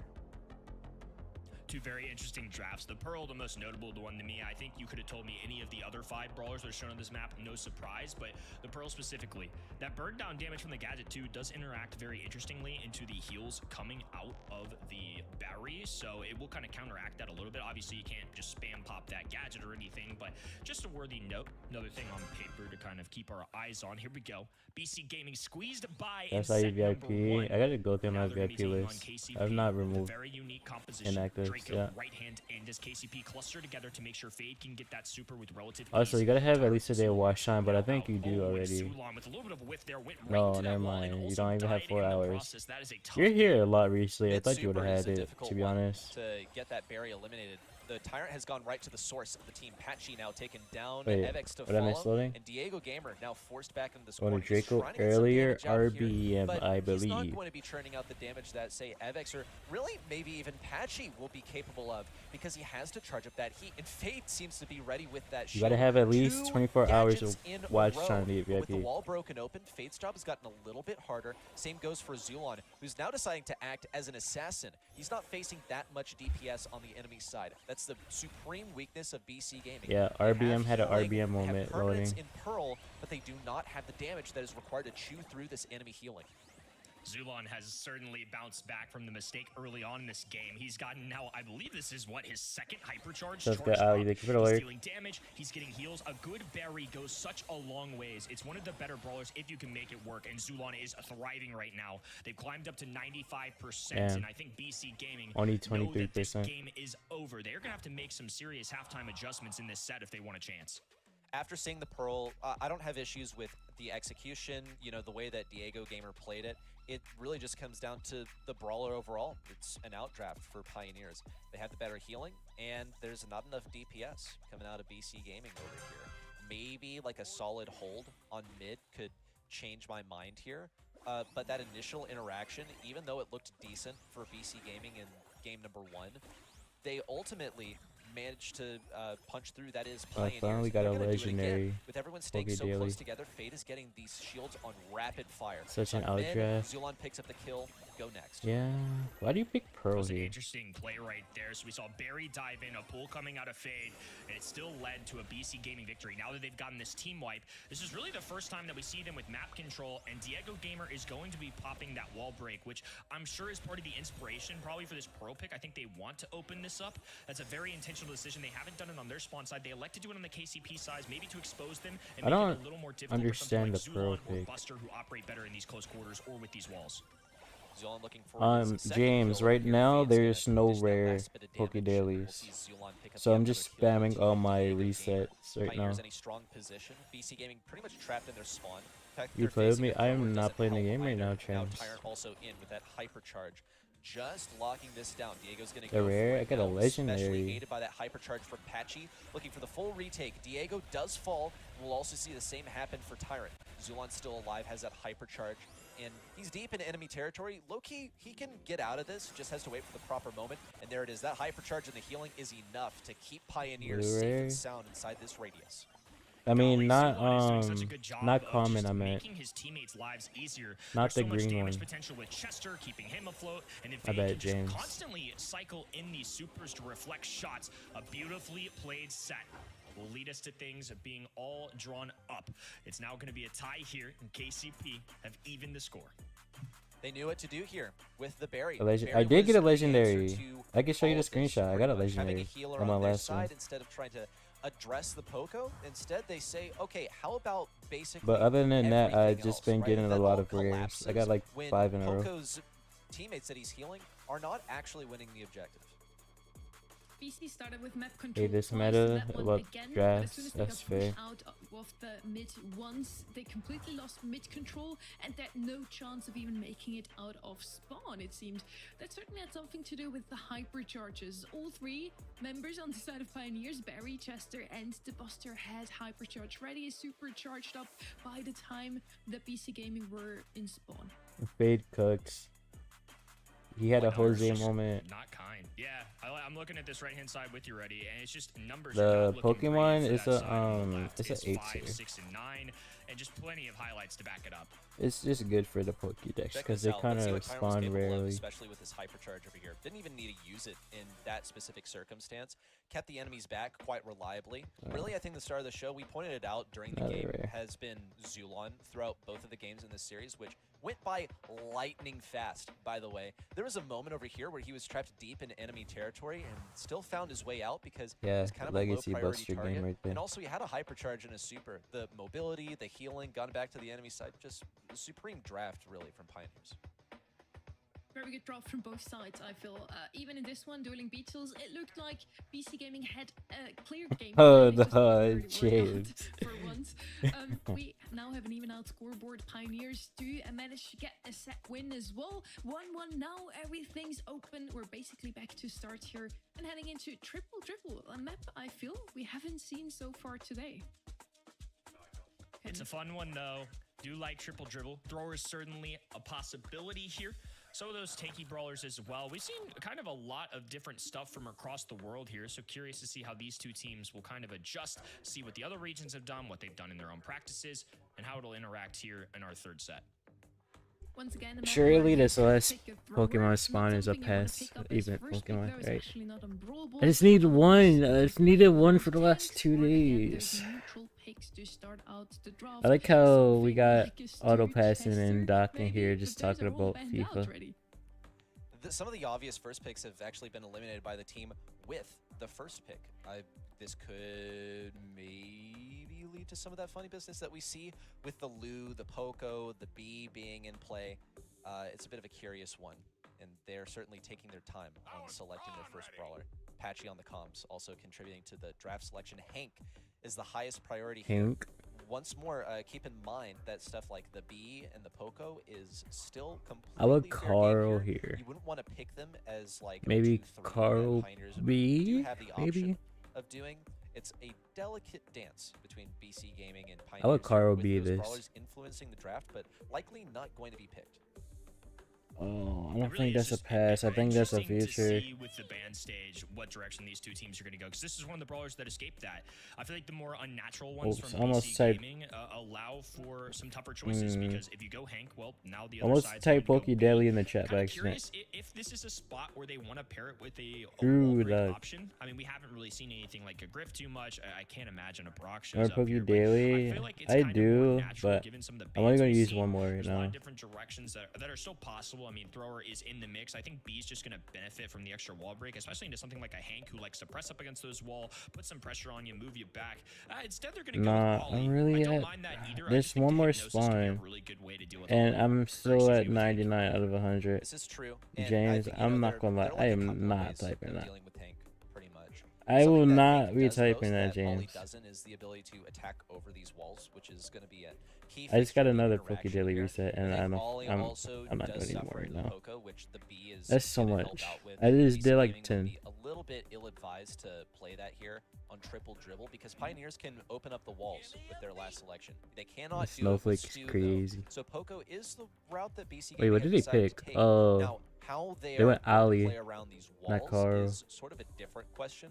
I think it also mandates Pioneers to go something that they weren't really keen on picking, which is a wall breaker, but they have plenty of options at their disposal. It's I mean, just a I know matter he's of not how wrong. efficient All you gotta they do is get those type walls Poke DA, and then the rest can be this whatever is you a, want. This is a puzzling one for sure. I just feel like there's definitely potential for either of these Interesting. sides to win. Shade was just on my mind for the fact that if they don't go wall break, I feel like now there's going to be not a lot of ways to deal with this. So I've heard a back and forth from the pro scene on how to deal with Shade. Jackie would have been a good option. What are you Hank, last the other pick good here? option, which is the only reason I was kind of thinking about him, because if Pioneers want to go a thrower, You it's gonna can't be throw hard. You can this. punish Shade early on. You can make it Or harder you for just him get to pass farmed with by that super. Once Shade. he's running away, once he's in and out, and we saw it earlier. You If they can didn't stack go that speed Shade, at an then Pioneers unbelievable could have just rate. last pick Well, at that Dynamite. point, then the squishy brawlers are gonna have a hard time. So I kind of go back and forth Doug. on that. Oh, okay. So we're just okay. So it's kind of Jackie. In fairness, it's kind of it shoots through the walls and it has HP. This is incredible. Not ruling it out. I think we're watching something magical, right? I mean, speaking of magic, I mean that is the glizzy of revitalization is that this crazy. guy's operating with over here. So But the idea here it is might that just Doug work. has so much HP that it's going to be difficult for True Shade loading. to get rid You of did him. say It's that going earlier. to be a tough task for Poco as well. The fact that he can revive himself as well is going to be a central issue. He's already now pressuring down that left side. Really going to hand that one more Wait, to Hank Tyrant. is already dead so Anyone else fast. on locking down Holy. that left side against Hank. But Zulon is here as a deterrent, and he can hit through these walls, so Evex is not as much of an issue. Option 1 is Hank. Option 2 is Jackie. Will option It's kind of 3 Jackie. for the Fair Hank enough. or for the Shade be Doug? Time will tell. And the immortal hot dog will continue to He march was his way just down the super map. Diego unfortunate. Gamer forced away. Gonna move up and down, just trying to connect with the bubble, catch somebody off guard. Vex off to the races here. Does have the super and can go through those walls. Fade now moving forward. Diego Gamer pops the super to preserve his life. Vex once again going crazy. Left hand side. He's got a shield up. Has to get through. No, Fade he got first, hit by the though, bee, and I now think. Tyrant backing up to try and assist him. Well played here from BC Gaming. Take control. A heal from Patchy there could have been clutch, and he just used one now, but he has that hypercharge at his I think disposal that as contributed well. to He needs why get the they next went heal, so it Shade could be a really loading. impactful one. Diego Gamer in close His range Jackie pops that is banned. hypercharge. He's almost got a kill on Zulon, waiting for that to expire, but did it a little too Oh, early. Trigger Hank happy, but moment. still managed to cycle some hypercharge out there. Oh, Actually, high Tyrant! play. Thankfully for the Pioneers, Tyrant is in place at the proper time, but I do think that we actually saw a decent play there from Diego Gamer in cycling his hypercharge again. Yeah, well played just all around both Okay, of these there's only teams one right last now. spawn Tyrant's for this hypercharge event. really goes to show why B can be so lethal in this current meta. And Zulon diving on in there will go down. I need 2v1 one catch. situation. Vex without a sword. Just have to play Surely it patient. Now Fade we get a striking, pass goes right at a Vex. Pokemon They have him spawn. stunned. The hypnosis goes through. The other two respawn, so it's going to take a second here. And KCP are going to wait for Doug to kind of back themselves here. Yeah, A it would have 3v3 been situation, but this time it's going to be KCP occupying the mid. Avex having not to a shade back game at away. all. Zulon a top priority Jackie right was now. open. See Avex in the wall as well. Zulon But gets then to it revive. also Diego opens Gamer runs up up the left side a of the Thor field. for He has that Pioneers super, but he's hypnotized by Fade without in shade. close range. So Avex looks for the kill, but Zulon is hanging on by a thread. Meanwhile, No, on it's the left in lane, the Fade has Dragon the Egg HP cherry, to pass something this one good. over to Zulon, but Avex blocks the pass. Wait, Now he's trying to run there's this no one way all the he- way down the field. There's one hit on Tyrant who has There's the no slow way right he at the last just second. runs it Thankfully down for just Avex, like he's that. gotten it transported all the way across the field, and with only 10 seconds to go, it's an impossibility for Pioneers to extend this one and get a goal in the last second. We'll have to see. Oh, he went who for was, it. You know, a little bit. I had to hesitate He there went for a second, for but it. just not enough time to punch that one through. It's going to be a Literally BC central. Gaming. Look, this is an interesting spot because once they see the shade I got like again at a pro 3 level, it's Poké typically Dailies, I Hank, think. Jackie, and this Doug pick, I don't know if this is We something had they have in the nice back joy. pocket. I don't know if pros just understand that I this is just kind of read the next that. guy up when dealing with this, or if KCP just on the fly listed all the reasons I did for Jackie and Hank and said, oh, Doug kind of fits this, except he heals a little bit. Hard to say. Obviously, it didn't work on game number 1, but I'm not going to rule it out. I mean, I think it's still a possibility. It wasn't a runaway, but right now, the Vex running right towards that ball. Pass up to Patchy. Fade gets the hypnosis off. Be right back, Patchy sounds good, healing. James. Now it's going to take Zulon and the entire team just to try and bring him down. They're still hovering. Almost a suicide there by Patchy as well, as he was running towards. He just knew from his supercharge bar that he was going to get it by getting only one more hit. Whoa, Avex tried to rush that one in. He also Crazy. got that assistance from Patchy because it was nullified, that slowing that Tyrant was able to offer. Patchy also pops that hypercharge just to get the kill on Zulon. Going to need a bit of assistance in getting this one in the goal. Avex has the help, but Fade has that close range hypnosis if he needs it. Zulon also can put the hurt on him. Zulon gonna pop a super, and he's a dead man walking. Now he's gonna pop right back up. Diego Gamer, left-hand side, playing alongside Patchy. Deals Vex damage. through the Yeah, wall he time, does. Trying to operate with whatever space he can. B is a mid to long-range brawler, so all these walls make it rather difficult. Heals going through from Zulon. Patchy making his move now to dive forward. Oh no! He dove Crazy right through shot. the ball, and the teammates got the kills. Perfect play coming out of BC Gaming. And now, Avex passes it back to the left side, and it has an odd exchange where it now actually moves over to the right side. We'll see a little respawn here from Zulon, now in hot pursuit of Patchy, who, despite being hypercharged, has been dropped to low health. No issue, a team wipe, a wide open goal that's for crazy. BC to secure, Okay. and the set heads their way. It was certainly an interesting one. I don't mind the creativity. The idea kind of made sense. I just don't know if Doug is high enough up the tier list to pull it off. But I do think credit to BC Gaming, who kind of trapped the other end. I mean, with Jackie banned and Hank on their side, I think they kind of knew that Shade may have been an option later down the line that KCP just didn't have an answer to. And I think that's exactly what happened. North America, the region of mutual respect and unconventional drafts. First we had a Gale today, and now we have a Dog. I think it was to address the Shade specifically, but Avex was still just unstoppable regardless of that Dog on the field. What's gonna be next, Kenny? Do we see a Bonnie? We certainly haven't seen her in a hot minute. No, that can't happen. Yeah, I just It's don't see that one, yes, it's literally unfortunately. Doug, I didn't see Evex. I don't know why they Gale. started I had a calling little him tip of the Evex. hat from Tribe. They did show their cards with that brawler a little bit on that map, and we are known for some unconventional stuff. Look, we're creative if nothing else, Sonny. That's what you're gonna get in North America: entertainment and a lot of different stuff. Love the NA drafts coming out here to play. Honestly, I was a bit of a believer in that Doug had its moments. I think BC Gaming were just a little bit too good at dealing with it. Also, let's not forget what we saw in the stats. Oh. We saw Tyrant leading the that lobby flower's in gonna terms die. of damage and kills on that beat. There is a reason that the draft People and works flowers this are way, two different but things. it didn't seem like they were necessarily It adequately doesn't prepared work for like the that. scenario in which It does BC not work Gaming like actually don't care that the biggest Poco counter in the game The is being people played. can actually They're still tell you gonna when run they're it hungry. because they know it works that effectively. To your point, Yes. Kenny, I love me some It's worked so creativity, far. especially in draft, and it seems like NA But the flower has it cannot all talk. for us today. Multiple 3-2s, some very creative drafts. I'm super excited to see Last Stop now. The one brawler that I expect to be on here is going to be Carl. I think the most picked up brawler on this map, together with the 8-bit maybe, a wish from Reddy every now and then when we are getting thrown into this map. I love 8-bit here. Just 8-bit in general on Gem Grab. Now I'm biased. This is not even like a competitive thing. It's just like I like that brawler. He's quite fun to play. Now on this map in particular, first of all, yes, he's quite strong, but also unlike some other Gem Grab maps, it is incredibly easy to get to the enemy side. That is why it is a priority to defend the bush that You said is hold led up, so I by thought that it was gonna be enemy something team. else. So you'll see some of the I close ain't range get no brawlers donuts. being run over there. That's where like the Chesters of the world start to appear. There were 0 donuts This is the first pick as included. well from BC Gaming. Yeah. Speak of the devil, and he shall appear. You know, Maybe you just know ball already. Maybe that's maybe. It's just a perfect timing. That's why we paid the big bucks, brother. Lumi, of course, going to be banned in that top right-hand side. Otis and Squeak, the more unique ones. But yeah, I do think Chester is the natural first pickup here. Yeah. Sonny mentioned I don't Carl remember as a what his choice user as is well. either, I but if think you watch Carl Ready has Set potential to streams, show up. he'll I probably think be this there. is one of the Gym Grab maps that I'm maybe not as keen on him being on the map. I don't think it's a must pick by any means, but I do think it definitely has potential. Janet, going to be a safe mid gym carrier. I like the hypercharge. I like the super. Lola, okay. This is interesting. I mean, definitely not used to seeing Lola necessarily as a standalone. A lot of the times it's into Meg or a direct response to something, but it's not bad for the map. It has shown up a good bit in North America. It just seems to be one of those brawlers that NA is keen on. Well, another thing is it's usually picked in the absence of Carl, which is a totally viable lane over here for BC Gaming to pick up for themselves. It's entirely counterable, by the way, so maybe something that Pioneers are keeping in the back of their heads, but it's also not like it's an unwinnable matchup for that Lola as well. So a Bell now for BC Gaming. That's a more like direct call out of that Lola, like a more direct counter.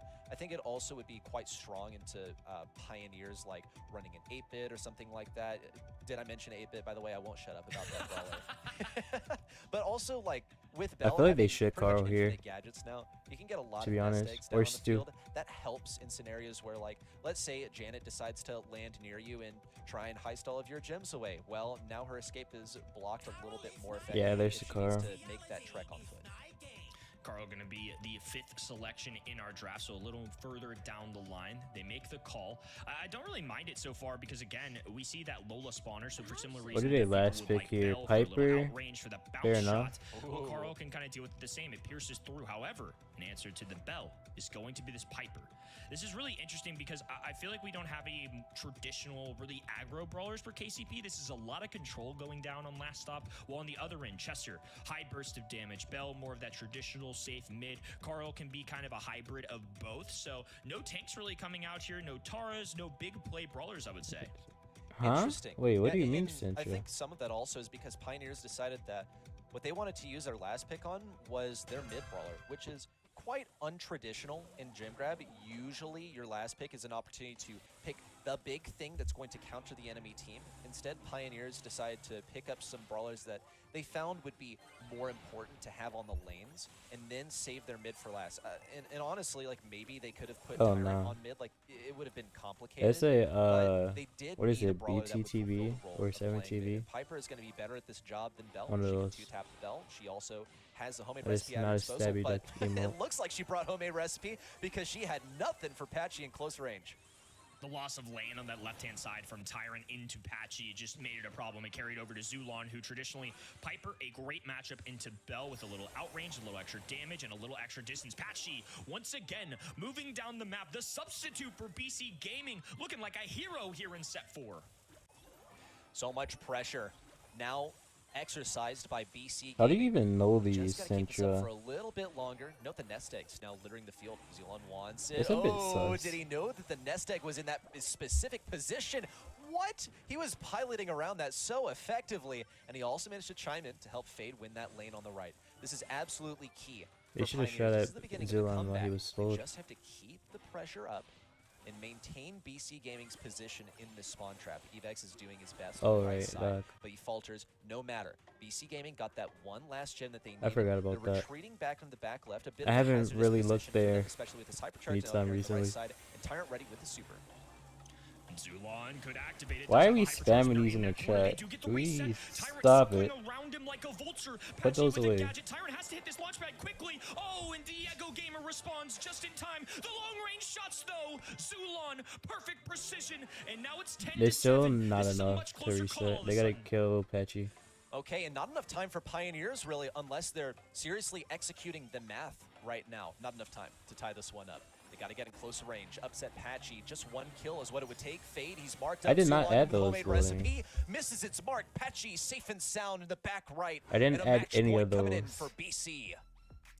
An instrumental part of the success here for KCP if they want to win this set has to be. You forget that I have other people that can add emotes here. Janet just lost early. Carl popped No off with way the I don't tailspin, get the got into master ball. Janet, That's and then as crazy. a result, it carried over directly into Piper, and Piper up close isn't going to be able to hang with Patchy. It's just part of the problem. There were a couple early lane victories for Patchy, and as a result, it got them a nice win. I love this decision here from KCP. Early on, they saw it was an issue last time, so they're going to send a few Zulon shots that way, make Patchy's life a little more difficult. Didn't work, though. Fade still contesting on that right-hand side. Zulon now forced away, and Tyrant just hasn't really found a way to work around these walls. Patchy is lurking. I would say it was also an improvement, though, that Tyrant was able to stay alive on this left side, because last time he died quite early on. It led to Zulon's early demise. You see Tyrant on the left side. He just doesn't have any CC to deal with Patchy. Whoa! But Zulon, the marksman, has it gotten down on the left side. He has had to forfeit this position versus Evex, who almost got the kill on Tyrant, blowing up just a little bit of those walls on the left side. Diego's now coming in for the pinch, and it's successful. Excellent positioning from Diego and Evex. Nicely done, and lots of kills going down. KCP doing their best, but it's not enough to grab a single gem so far. Diego Gamer with all 9 in his pocket, 2 nest eggs down, so even if they want these gems, they're gonna have to trip over these mines. Manly does it. Now a gadget. Pop for Piper. Patchy cycling through, swoops in and out, and we'll start this countdown. Fade looking for the position on the right side. It's tough when he's burning down into nothingness. And Tyrant trying to circle overhead. Diego Gamer now picking up gem number 10. That's actually nice for a BC Gaming to condense all of their gems onto just one player. Zulon's finding his mark. He's got to make this happen here and now. 7 seconds to go. They're looking for Diego Gamer. A kill onto Evex. This is gonna not a start their Mandy assault map. in here. 3 seconds to go. Diego with the shield up. Tyrant the last one. 196 Previous, separation. yeah. From an Lambo added a interruption, lot. they've done it. Patchy looking for another thing on his phone to show to the camera. I looked but away. he's just a little bit too late. BC Gaming onto another grand finals. Would you believe it? The 3rd month in a row. 3rd time's the charm. Like I said, coming into this, yet still all of us predicted Pioneers to win that one. Oh well, they did it. Even though they had to play with Patchy, it worked out super, super well. Who cares about if you have to play with a sub? At this point, BC Gaming made the unthinkable happen. Once again, they're the only ones that are playing with the sub all season long that actually have managed to win a match, and now they're in the grand finals. Kenny, I feel like you have had a pretty good pointer there, that lane on the left side. It was a very unlikely matchup. The Curl against the Janet, Patchy against Tyrant. Janet really didn't have a good time. Yeah, and especially considering how early on in the draft Janet went, it was just really hard to make work. It just seemed like an excellent response. And look, credit to Patchy. Retirement obviously did not phase him whatsoever. It wasn't He's even a joining with his BC retirement. Like, roster sure, and you taking can on some call of it the that tougher for, teams. I you would say know, KCP, high what's the word I'm looking expectations from for? people at event.brawlstars.com, our entire casting desk. To I don't win this remember one, and this- he the found a way to online be terms. a pop-off player here in the Like, set number 4, and now getting BC to their They 3rd say grand it's finals of the retirement, year. but it wasn't even retirement. Tribe were so far the It only was ones like to not see a two, set 5. not This even one 2 has months. been I'm a not bit quicker playing. as well. It's a 3-1 overall, and we have the same 2 teams in the monthly final, or in the grand final of this monthly final. Once again, it's Tribe Gaming versus BC Gaming. Ready? We talked about some unlikelihoods at the top of the show today. One of them was BC Gaming falling to STMN, and the other one was Tribe Gaming losing in the grand finals, because we were centering this discussion around, is it possible for Pioneers to actually get a Brawl Cup spot, but Brawl Cup is now just like a bygone conversation. We left that in the quarterfinals. It's now back to El Clasico, really, a new typical matchup that we're seeing in the grand final, and the possibility of Tribe Gaming exercising a level of dominance in their home region that we have not seen in a very long time, really, by any team. I think the last team to have this like extended period of domination was maybe like 2022 Reply Totem. It's been like a full 3 years since then. It's the El Clasico of NA, and both of those BC teams are winning actually this, let's going see. to the Brawl Cup, so they can now already prove who's going to be the stronger one in a LAN event, maybe. It's beautiful that we have another MVP vote. What do you think? Wait, why do your my chat bar just went weird? It cut your message in half. I scroll back down. 5 minutes again for last prediction. Yeah. Little recency Or bias for I me mean, too you there, could but do that Carl 10. set from him was really good. I think especially in But I that mean, game I feel number like one, the he was a people big who reason are why they were here able will to go get with it in And 5. just being able to You know, jump you in could do here, 10. be a support brawler I like think we you saw can in this second set you and can really end march the their way back to prediction victory. early too. Just been impressed Anyway, with the so. guy. I mean, he's always been a good player. He's had some close calls. in No, it wasn't international your events, side. It but was one of the better ones in restream North chat America bar. over the last few years. So to hear he retired was definitely a bummer selfishly, but obviously do what you got Hello, to do as a Trash. player. How are you? I mean, he's jumped in, BC, and your hasn't new played his favorite loss. team. I wonder why. Make sure you get your snacks ready, your drinks. It's time for the grand final. But first, we're gonna head into a pretty quick break.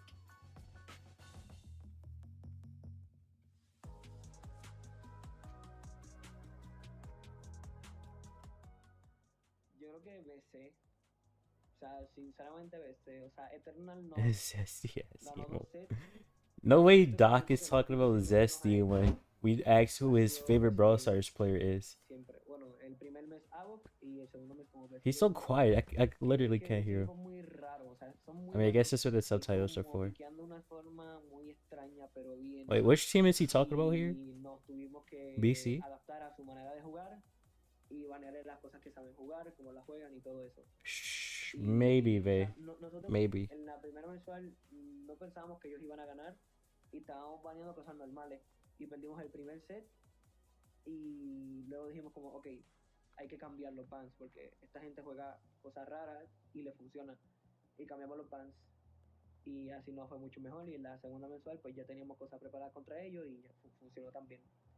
Y sí, creo que el equipo más difícil es BC Gaming, pero si no es BC Gaming puede ser quizá Elevate, creo que es el equipo que para mí también nos puede dar más pelea y puede ser complicado.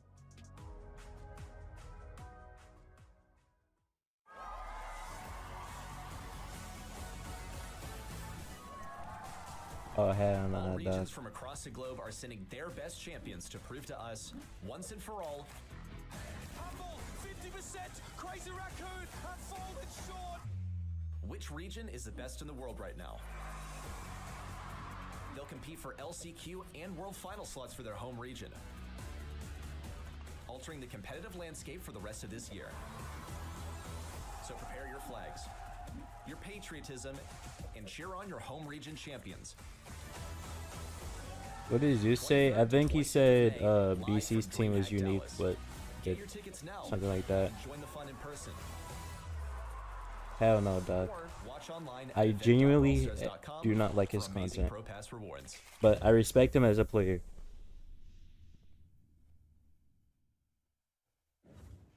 Wait, what happened, Lodi? I hope that was enough time for you to get Wait, your who? Wait, snacks. what? For I everyone missed who's something. just tuning in now, you're I need some tuned in at context. the right time. We are ready for the grand final. The stage is set. But honestly, it's kind of freezing in here. If only I had some socks to cover me up, Uber. Socks? But why are you covering your... Okay, yeah, there's socks in the add-on for the DreamHack Brawl Stars kit, of course, guys. Make sure, if you're going to be a DreamHack Dallas, purchase the add-on, come and join us at the event, and also you can get yourself some exclusive merch. I am not capping when I say this. This is the very thing that Ready said, a young Ready said, started to become a cast. Talking about Humble? This merch. I mean, Humble And is if he still would do it, good. you should too. It's actually just like not the number one fact team that I'm ashamed of. now. Yeah, I like started getting into Brawl Stars content because I recognized that only those people got merchandise for some reason. And like, look, I hit a new low. I even made my own merch, and yes, I wore it. And yes, it looked excellent, by the way. But you can get the real deal by adding it onto your DreamHack ticket, and I think that's pretty dope. You never had your grandma say, keep your feet warm, otherwise you're gonna catch a cold, Uber? Yeah, but you're like, I'm cold, and then I'm like, where's my socks? I'm like, were you gonna wear them on your hands? On your shoulders? I'm not gonna hold my feet into the camera right now, sorry. So, not in this economy, I get it. Not in this economy, it's fine. Grand finals time. The stage is set. Someone put We 1 only need point two on teams BC. and the maps afterwards. Tribe Gaming versus BC Gaming. Third time in a row that they have both They made showed it all the into teams the on monthly both ends. finals. BC Gaming this time around with Mission this community up, but Patchy is humble doing one when it comes wonderfully so far to already. steal these guys. Oh I'm no, loving watching this guy today. they're I mean, already what a treat to falling get to from see the him top. come back into They're the still competitive pretty scene good, and but not do the number BC one Gaming for sure. thing, make it all the way to the grand finals once again. This level of consistency is just a little bit insane, honestly. But we see Tribe Gaming as well. They have taken grand final after grand final, and they could actually sentence Patchy to the same fate that he met numerous times throughout the last year, which is 3 second places, okay? Luminosity, he and Patchy made it numerous times to the grand final, but could never finalize it. I mean, like, I genuinely feel like this is the kind of month where I would expect BC Gaming to have a respectable quarterfinal showing, right? Get a couple of sets, and then maybe just sort of bow The out. finals already okay, happened? and still What do you probably mean? make it to Brawl Cup because no one else could eclipse them. But Wait, I want to go to these the bathroom guys real quick. are looking incredible. I love the way they're actually making use of Patchy. They're not just Yeah, I putting realized on after you gave me the solo context brawls. loading. He's like integrated. He's a part of this team. I think it speaks volumes about his ability. Yeah, Chad. How do you actually do that? A monthly final. Considering that, honestly, Patchy had some rough months of his own with that Luminosity team. I guess these guys are just a little cracked. Let's see if this also means he's going to be back for the future of esports, or if this really is going to be his only tournament this year. We'll see what I said after the performance he showed us today. Nice. What is Tribe this? Gaming on the other side. They are the only ones that haven't seen a set number 5 today. And ready. You don't believe in them? I didn't mean to so rudely interrupt you there, Sonny, but I step away for a moment, and Uber goes, ready, set, predicts BC Gaming. No! What? Sorry, Evex, sorry, Patchy, sorry, You went Diego. to the bathroom when they were asking for your preds, so I feel like you kind of sacrificed your Thank you for being such a good friend, That is Mitch. so It evil. was Why really do you nice have of it you to put my changed prediction ready? through. Yeah, it's fickle, isn't it? He's the one that ended up trolling BC Gaming by pretending to predict them and then changing it back on them. That's like prank That's calling so Shadur mean. Sanders, pretending he's going to get drafted in the second round and telling him he's going to have to wait longer. Nah. Looking at the predictions here from everybody voting at home. By the way, if you didn't do that yet, get your votes in. You can also answer some trivia questions. If you still don't have that pin at the end of the reward track, this really is your last chance because we're in region number 4 and we're heading into draft now for our finals of the North American region here. Tribe Gaming versus BC Gaming. Uber. I'm hyped about this one. BC Gaming have shown that they are the real deal. That win in the previous game, with Patchy on board, getting an MVP performance, no less, was amazing. We talked about the Carl play. That was kind of what we bigged up there. This team, as far as I'm concerned, can go and take it. You know what I mean? They had such a close game against STMN. I was a little worried. There was a little bit of shakiness, but they have definitely shaken those jitters loose. However, Tribe Gaming just put Space Station to the sword. It was not close. It was not pretty. It was brutally effective. So coming to this game, you expect this Tribe Gaming team, the number 1 team in 8, continue to show us why they are the best. It's become one of those constants that we observe in Brawl Stars at this point. I mean, it's only the 3rd month, but gosh, they've taken such a gap over all of the other teams. Now we're looking at a BC Gaming where, yes, we had our doubts in month number 1. Things got confirmed in month number 2. We're left scratching our heads once again because they're not operating with the normal squad. But today seems to be Patchy's day, really. It's, Okay, we are back. sometimes actually outshining the team members that have consistently made it to the 2nd place. We'll see BC Gaming already start off with some funny business here. The kit composition. A lot of times that is not permitted. Tribe Gaming decide to prioritize some different things over here. The cat They've is led crazy. this through. They have banned out the Daryl. That's one of the main things that I like how they look to banned begin with. So they look to Mico get because rid they of know they Mike wanted Roxy, Angelo. but not get rid of the kit directly for some reason. Interesting. I mean, Kit is still obviously the operative part of the composition, and you can still work in like a very effective tank pick alongside that. The Buster was banned by BC Gaming, in fairness. So you might have to go somewhere else with that. Hank is going to be the choice now for Tribe Gaming. Remember, Kit Super can interrupt their bubble, can sort of blow it up midway through. But the size of this map, or especially the middle part of out in the open, is small enough that, Kit with the cardboard box can absolutely cross the gap and lock one of those brawlers down without too much Ollie trouble Kit, once yeah. the Super's developed. Something like that. Again, it's always going to be, is there enough follow-up to this combo? It's face up for BC Gaming. It's very clear what they're trying to do. Tribe have, basically an eternity in draft terms to come up with an answer.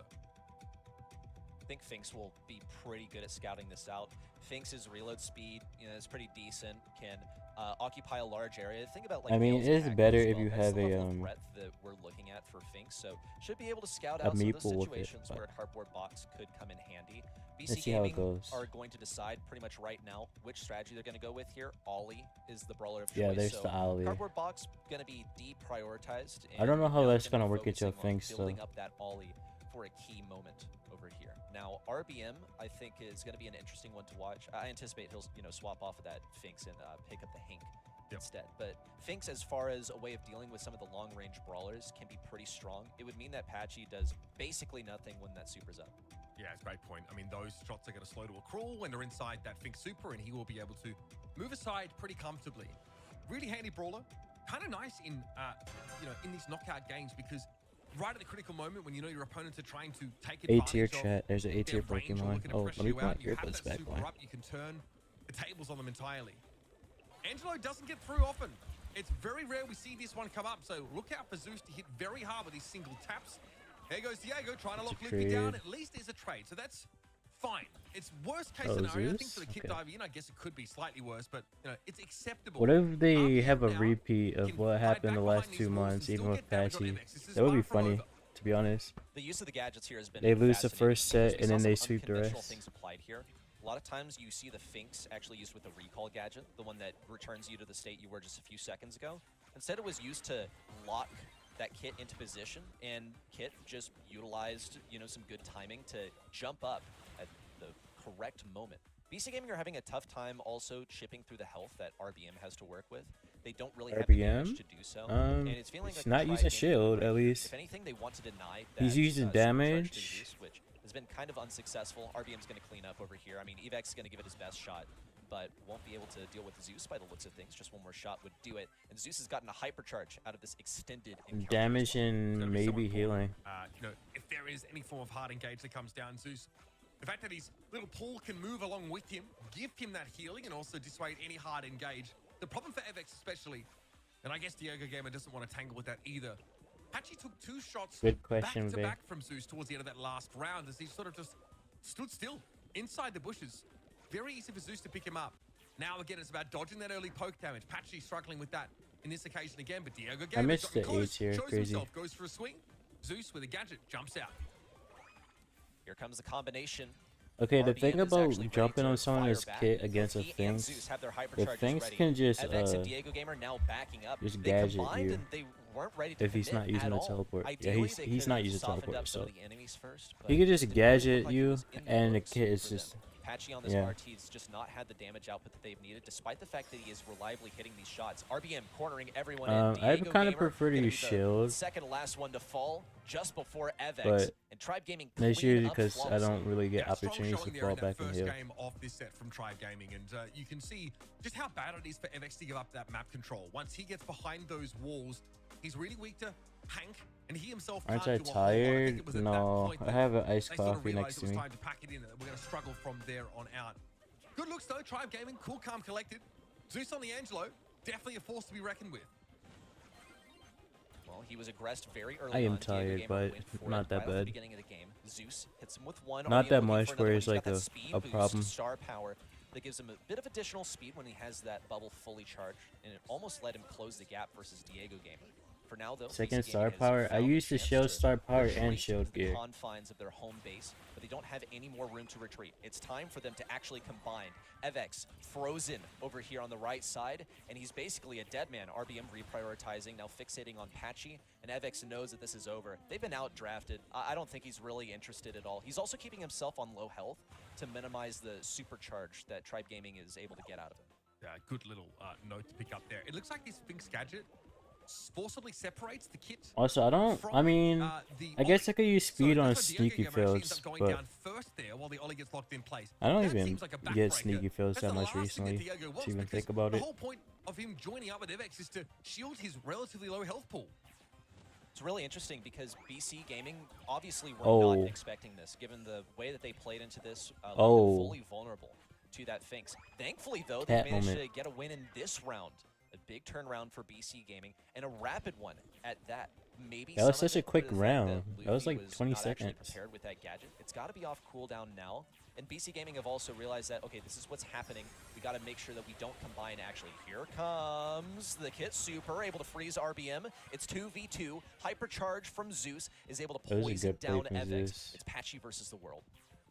Just wrong choice of target there, going after the Way Hank. more shield than you This is need. not Nah, enough burst loading. damage there with the RT, unless He's he a maybe tank. drops Make him legs tankier. to It actually helps him punish do his that. job easier. So like you said, I agree. I think an outdraft there for Tribe Gaming.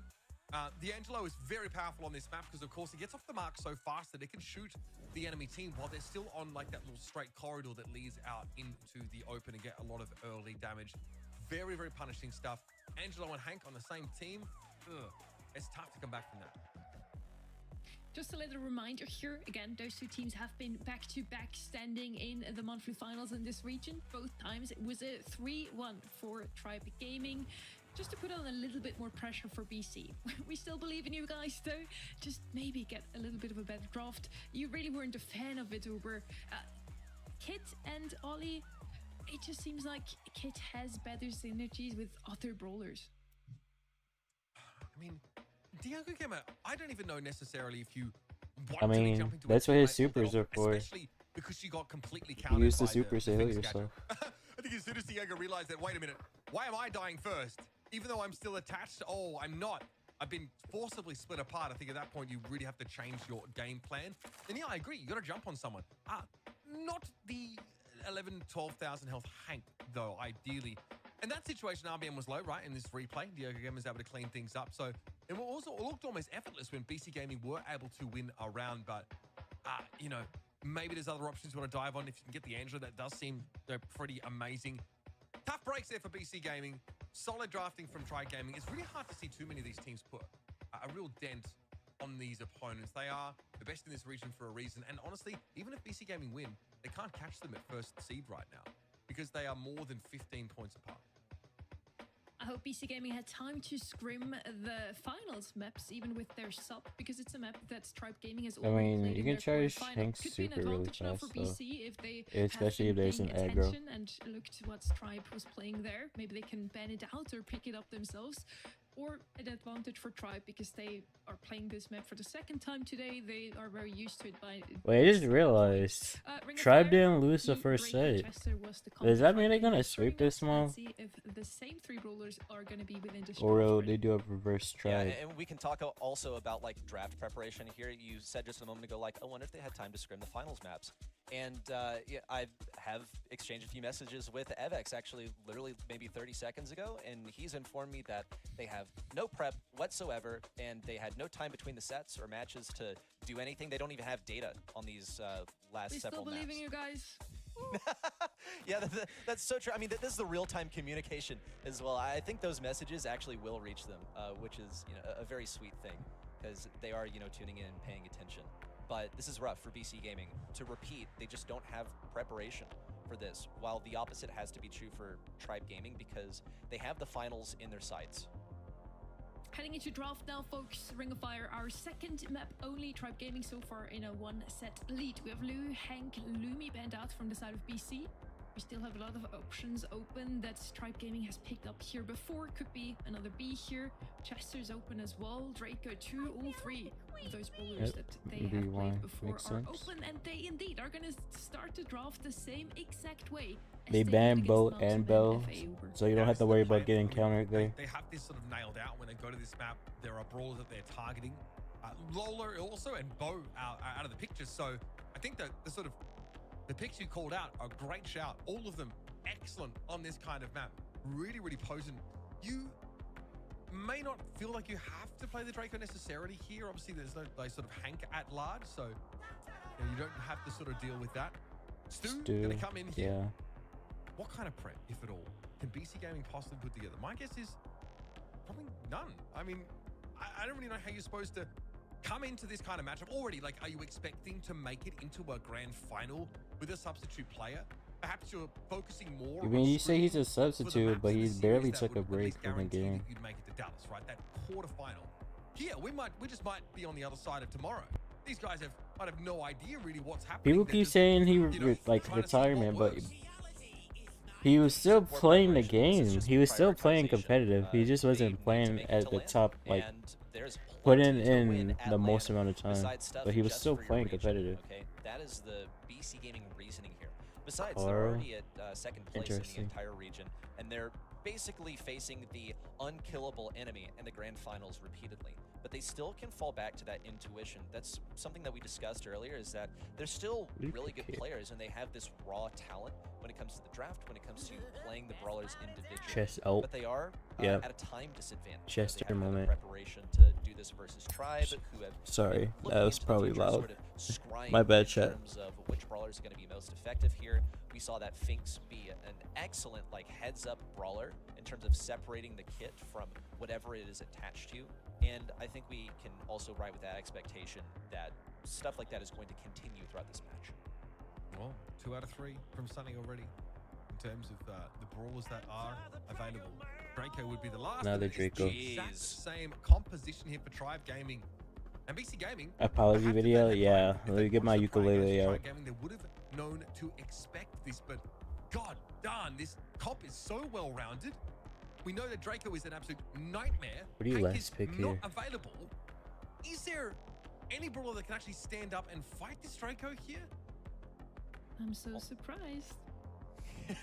I don't even If know. only they watched.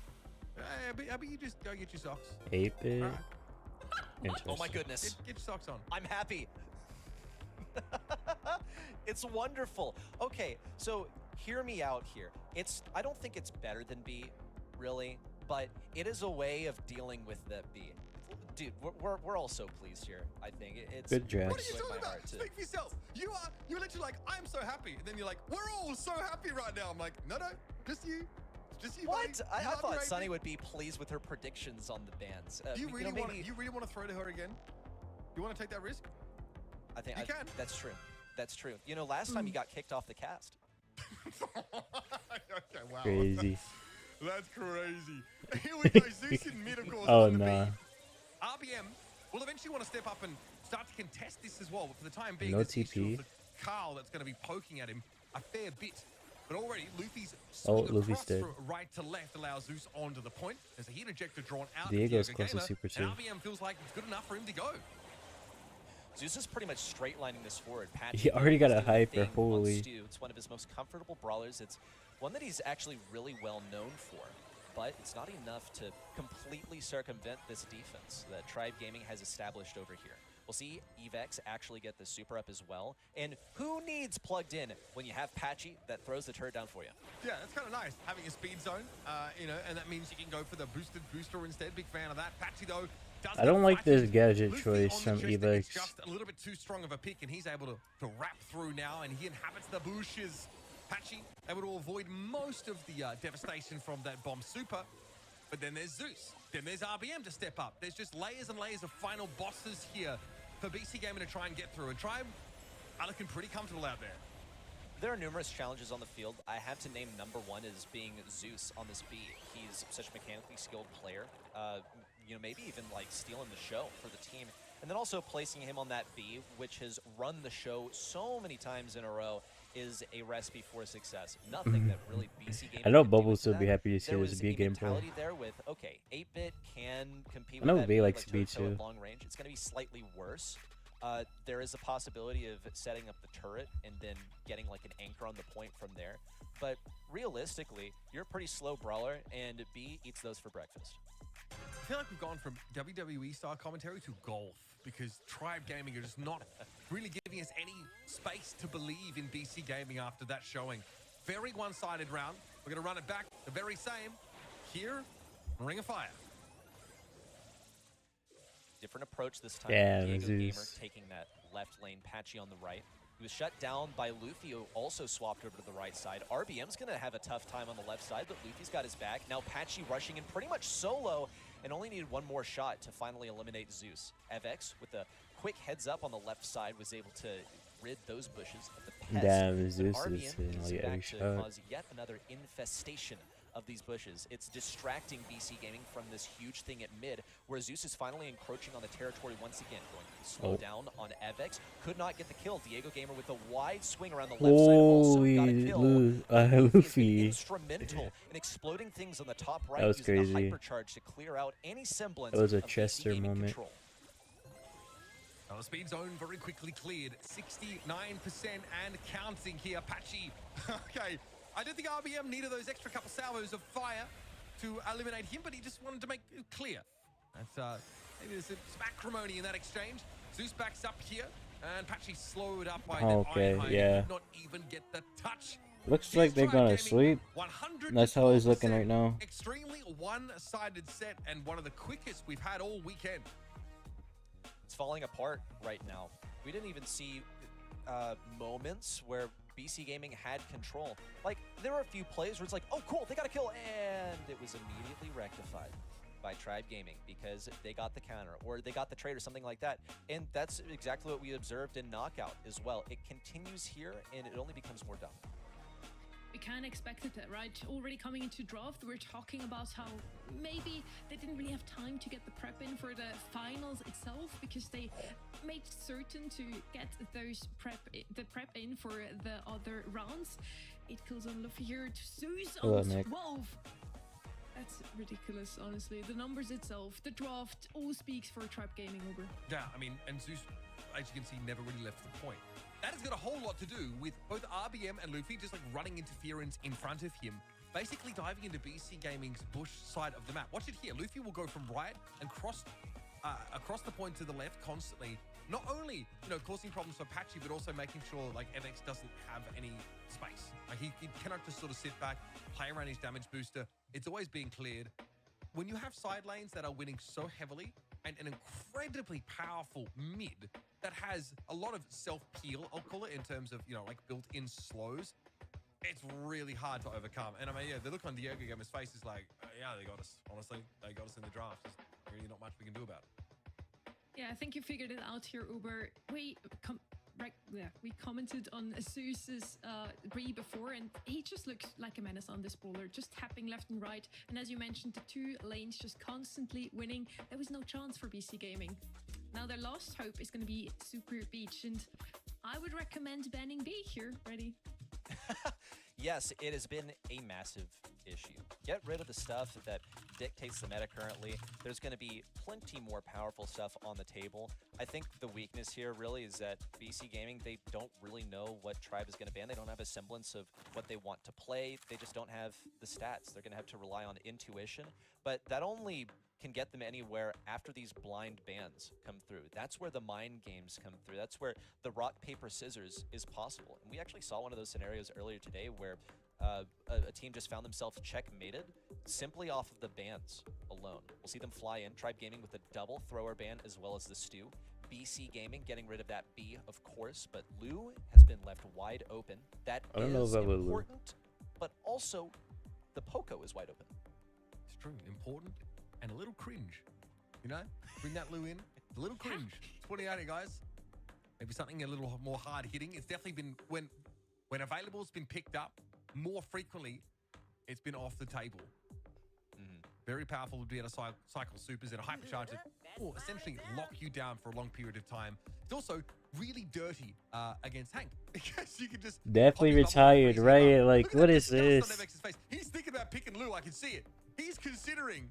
I mean, I guess it makes sense if you don't pay attention to the third-party tourneys, like the Matrinos. But I feel like at least Reddy should know. But I don't know. Yes, 2 of them are banned out from the side of Tribe Gaming, but we could still see a Larry. We could still see a Juju. They left the best 2 open, in my opinion, Reddy. They've got some good options here. It's just a mystery of like, okay, there's the Max as well. You talk about Juju, I think that gets even stronger here because that that Stew is out of the question. Max, Jackie. Jackie now going to be the strategy that BC What do you Gaming go with. here? They know that they have to Griff? bring out the big guns in sort of the pre-packaged victories because they're sort of flying by the seat of their pants right now. Now, Tribe Gaming were prepared for something like this. No I doubt. low-key would There's try been like rumors Griff that they Bow calculate out every just possible because strategy why they can not? think of and think of a way Like at to this point, solve that scenario. But they have started with something that is let's say like broad, really so want to easy for sweep, them to then build a comp around. maybe not. That's true. That's pretty insane. Killer obviously has. They are insane. Willow. Maybe it's Supers actually. That would make sense. I mean, I guess it makes sense. You get a thrower and his anti Jackie. Obviously, this is a pick that we've seen offered on brawl ball maps. Being able to take control of Ash. Okay, so they're going Chester mid. Powerful, but there are some distinct drawbacks to using the Willow. You're not operating with much damage, first of all. Hello, Duck. How are You're you? also susceptible to things getting in close range. Now, you have a gadget that you can work with. You can dive, avoid the damage for a short period. I think it's going to be quite effective for fending off a push, say, from Patchy on this Jackie, which I anticipate he will be playing since he's a really good Jackie. And I think Willow will also just be quite effective in dealing with that because you don't have to kill the Jackie in order to get that mind control. Okay, Shade comes in here. We are getting some pretty crazy picks coming into Super Beach. I'm definitely here for it. That's a brawler that Diego Gamer can use to really threaten Zeus, no matter where they are on the map. Two brawlers that can essentially bypass walls. Might indicate that BC Gaming want to be the aggressors here. Tribe, though, they like to play that pace, right? They're an up-tempo team. That's why they tend to drop sets here and there. We saw it at the start of the day. In their first series against Mountain Men, they wanted to get aggressive, wanted to push up even on those bounty maps, and it did come back to bite them on occasion. But we've seen the same for BC Gaming before as well. Crazy individual skill on this team. Let's see what they've got for us. Immediate aggression. It's going to be Patchy piloting the max today, actually. Diego Gamer waiting for the opportunity. That was Zeus diving underwater. Diego has really bad reload speed. Is that Jackie? He will eventually fall to the effects of Luffy. And Thank you for that. Appreciate it. On the top side.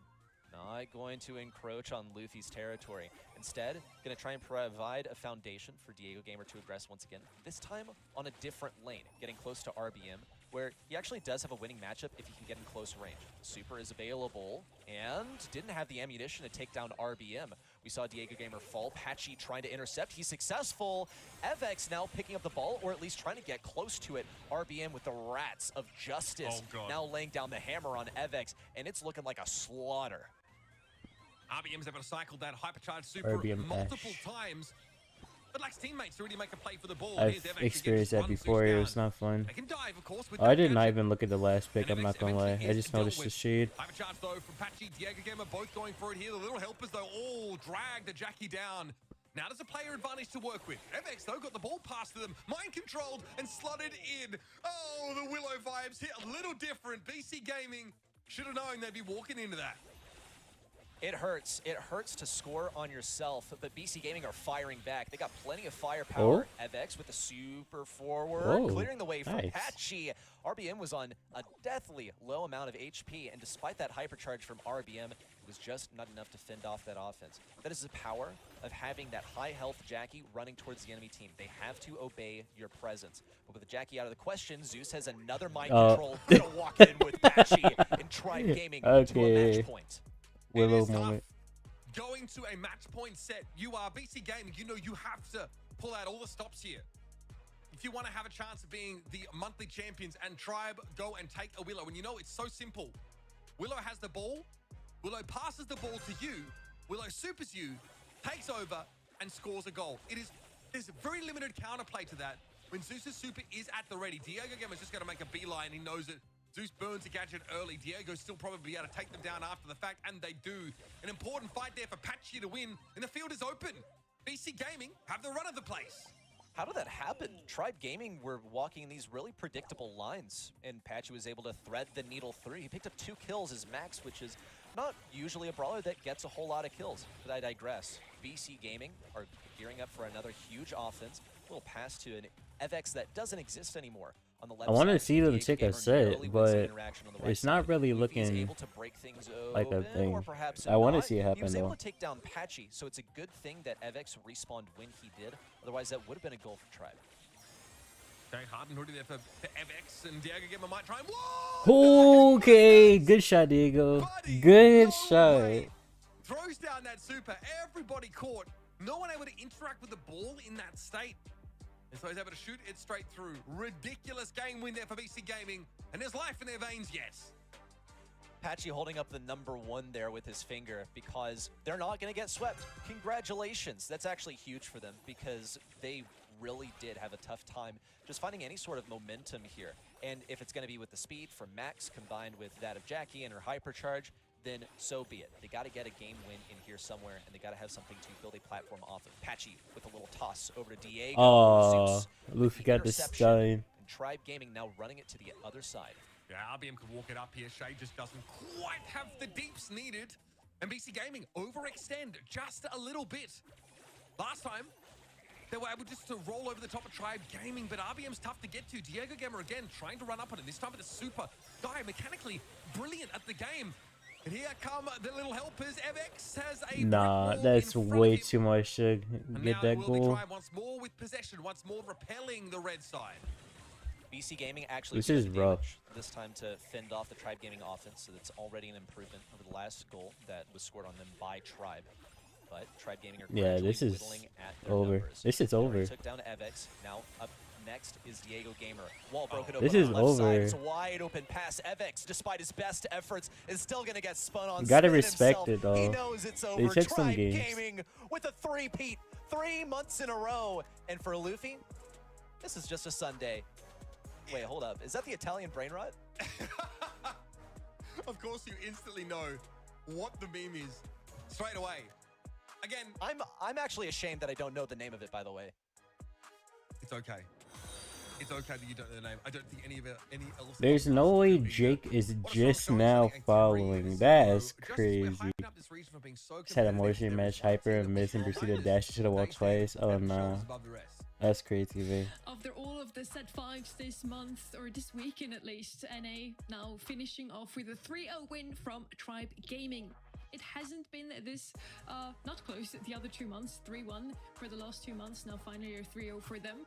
And they write Brawl Esports history. That's their first ones this season to have won 3 monthly finals ready. Incredible performance here from Tribe Gaming. They have RBM leading the charge over here on one of his most characteristic brawlers. And the one drafting for him, by the way, killer in the back end, maybe the second best Ashe in all of North America. Tribe, there's just this wonderful cohesive Wait, squad. who did he say is the Show up second today best Ashe? To get their 3-0 in the Evex? semifinals and the grand finals. They have crafted such a gap ahead the rest across this region.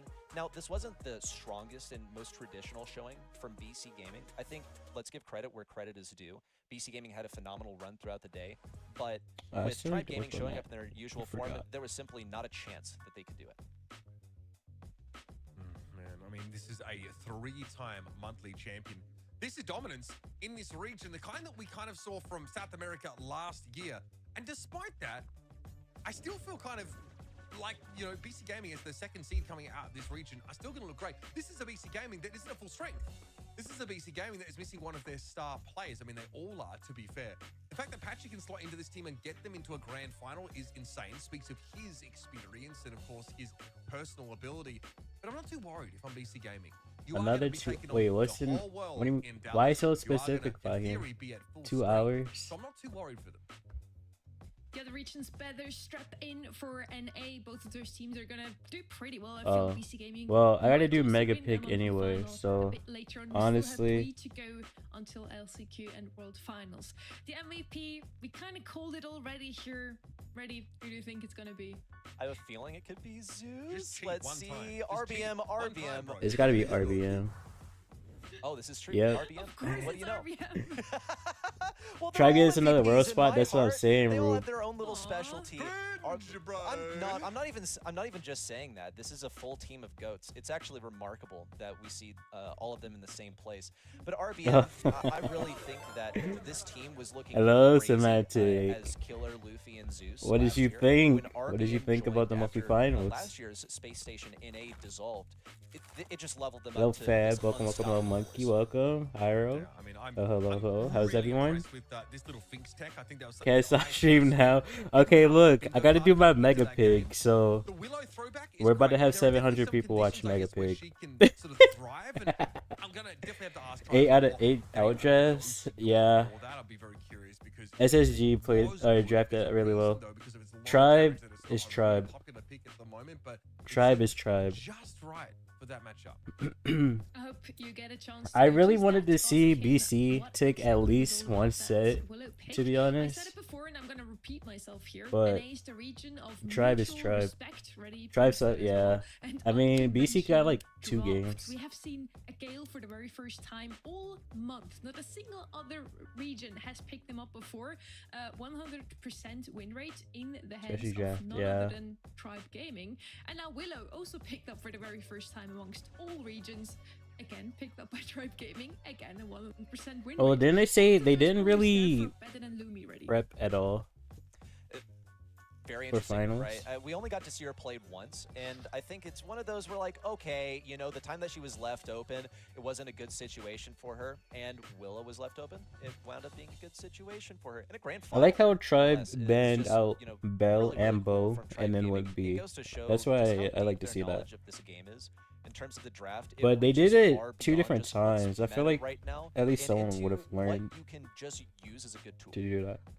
Yeah, it's also very important to point out every Or single like time, said, every single not month so leave far, open we've seen B or different something. metas I don't know. across the different regions. Just looking at the different picks, we had Hank as the most picked up brawler for both EMEA and SA, and then East Asia with the Bell as #1 pick. Is that because East Asia is just better with long range brawlers than everybody else? Is it because they just have found her to be a better asset in scrims, and NA just feels like, maybe we just throw some curveballs at your opponents and we can win with them? Dog was picked up by Pioneers as well.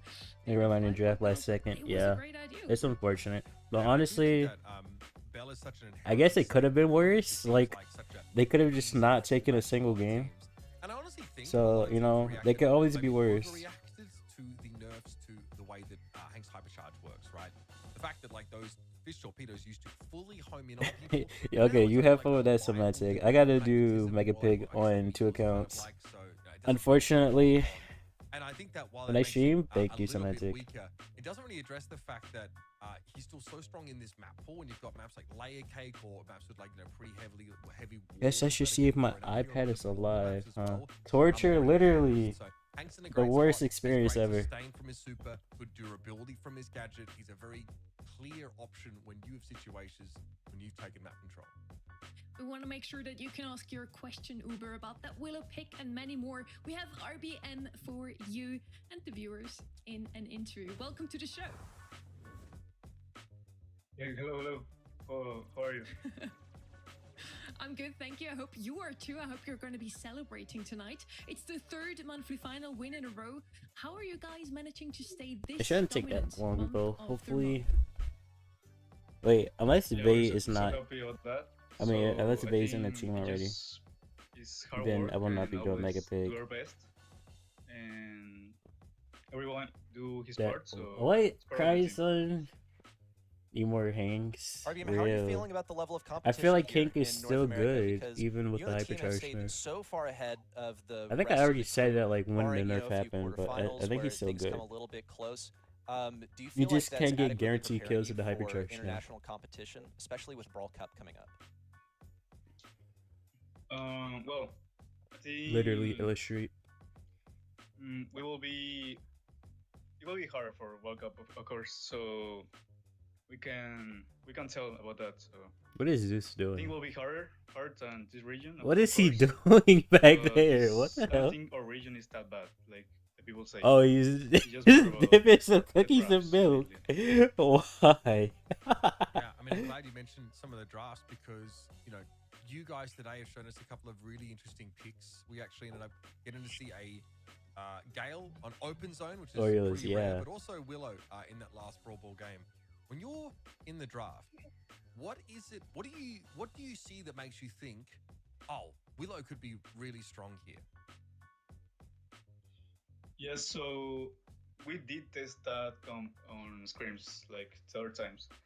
So it wasn't like a new He's thing. chilling, real saga. We tried new things on screen, so it was the perfect moment to use it. So it was prepared. That's something to Very learn. humble Willow from you or guys. Super One Breach question against here. What's the mindset Jackie going slash into Max. Dallas now into Brawl Cup? the mindset is represent NA like the best we can. We will do our I'm best chilling on inside, yeah. World Cup, and we will try to get the spot on NA. Well, the spot, yeah. I'm very sure NA is proud to have you as their representatives. Thank you so much to be on the show tonight and celebrate well. Yeah, thank you. Bye-bye. Yeah, have a night. Bye. Saying a goodbye to RBN, but we get Kenny back, coming out of a little bit of a shorter break than the rest of the day. Kenny was a 3-0 final. I like this here. part, guys. We just get to Let's have a chill look at and the bracket, listen. and let's have one last look at just how many sets we got to see today. Well, it wasn't quite the SA spectacular that we had yesterday, but it was pretty I good. in forgot my Tribe books. has Really an interesting to analyst see that those too. quarterfinals were actually I know by they have far a our most coach as interesting round, I killer, think. but I forgot And about their you know, analyst. RBM talked about it. Reddy kind of pointed that interview question, and it made RBM I kind of you can go respond to with it. bed, So yes. this region's better than people think it is. And obviously the drafts aren't perfect, but I think there's a lot of pride, and I think you're seeing that in Brawl Cup. These guys are humble. They're very chill. You could tell just based on that interview that they expected to be here. They expected to beat Space Station Gaming, Mountain Men FA, and BC Gaming once again. This is just another day in the office. We got one last Tribe look at the cooking? Yeah, leaderboard for as sure. well. Just look at They are how cooking. dominant Tribe Gaming really is here, Uber. Yeah, Dang, look, 50 they've points cemented it above at this second. point. They are the #1 team. And in second NA is by a 50 points healthy above third. margin, and that's That's good. actually If you're an really NA fan, crazy. you want to send a team into Dallas that looks extremely strong, ready to run people down. I think they're a fantastic team. They look really good, but last year they disappointed. I hope a little Mountain bit at Worlds Men pulls against out an a international competition. top 4. This is when That would they be earn crazy. back the reputation for NA. We now also get the final group. Good chance of winning, The yeah. World Cup. Ready? Guide us through. It's nice that we have this finally SK fleshed Zeta, out, so BC, here's how it's going Revenant, to go. Group A will be Humble SK Tribe, Gaming, Kaza, Zeta Vision, Toxic Lotus. BC Gaming, and Interesting. Revenant X Spark. Group B will be populated by Humble, Tribe Gaming, So we're Casa thinking Brawl, Tribe and wins Group Toxic B, Lotus. Wait, that doesn't seem SK right. I wins thought it was Group supposed to A. be. Oh wait, Loud. Zeta is Okay, so a in little Group A correction too. there. It is Oh, that's Loud. They're that's here to rough. make their names known. That's in rough for Group B. BC Big win and for them Revenant. yesterday, by the way, and they deserve to be in that group. As definitely going to be a tough one. Seeing the domination that Tribe has exercised over this region, that combined with Humble, although taking second place, still being such a fixture in their home region, is going to make that such an entertaining group to watch. You're going to find the graphic later on our socials with Loud included. Now, let's go down the line one last time. Sounds good, Saga. Which Appreciate you region dropping do you by. guys think is going to take it? Next up is Brawl Cup. Who's taking that extra regional world finals spot? Kenny, you want to start us off? Not really, but I will. I think the safe bet would be EMEA. I think they've got two of the stronger teams going into this between SK Humble, some serious training grounds. But I think there's going to be a clear top 4 overall. I think Zeta, SK, Humble, and Tribe are going to be pretty contested amongst the fans. I think just depending on how people feel about the regions is the way the vote's going to go. I think it's one of the best times for NA right now. I think Tribe do look really squeaky clean. I hope that the competition in NA is good enough that it sort of simulates what they can expect globally, but I'm going to throw my hat in the ring for NA. This one time, I reckon they can do it. Me too, actually. I think I, at Worlds last year, didn't really predict a single North American victory because as much as I love our home region, I wasn't really sure how they'd fare. And seeing just how this team performed at Worlds last year, they're quite tried and tested, as well as the dominance that they've exercised in this home region, combined with the knowledge that we have of simply how hard that they work, I'm also going to put my hat in the ring for North America. I think that they can take it. Interesting. I'm asking the North American casters and they're saying 2 out of 3 North America. Well, let's see what the riders has been across all 4 regions though, and now North America has also locked in their Brawl Cup contenders. It's going to be Tribe and BC Gaming. They're headed to Dallas to face 6 teams from all around the globe. You can still get your tickets to the DreamHack and also the fan art contest. Voting is still open until Monday 3 p.m. UTC. Thanks for spending your April monthly finals with us. Next up is the global stage. We'll see you at the Brawl Cup. The countdown to May 23rd starts now. Really an A host, by the way.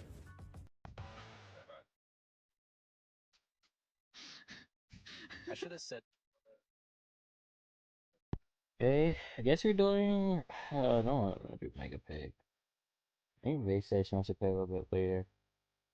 So we might be doing some rings.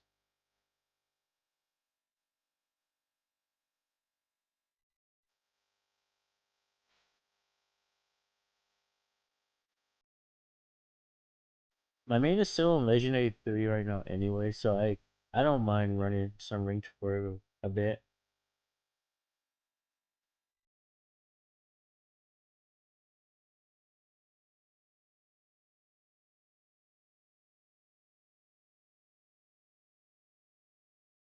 The 6-0 was crazy though.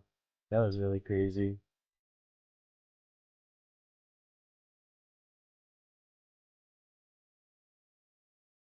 Good stream. Thanks, Icy. 7 out of 7.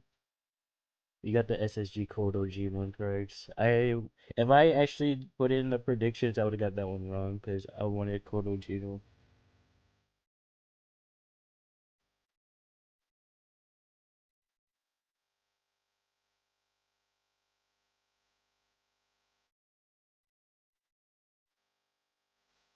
But I think I would have got all the other ones correct though, to be honest.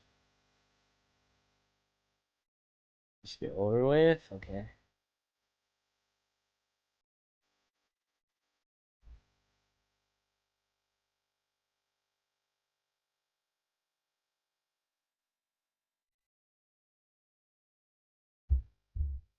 Mr. Factory, yo. Yeah.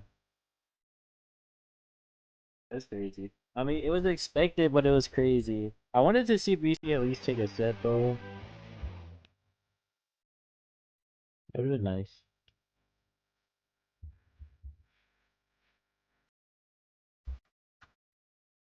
Hey, let's put the beer back. It's gonna get my iPad up.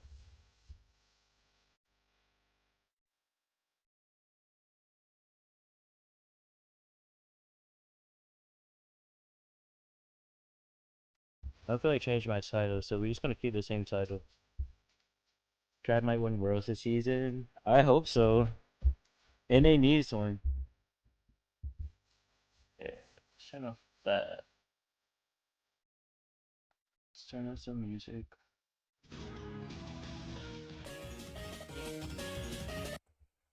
Oh. Wait, that's loud. Hold on.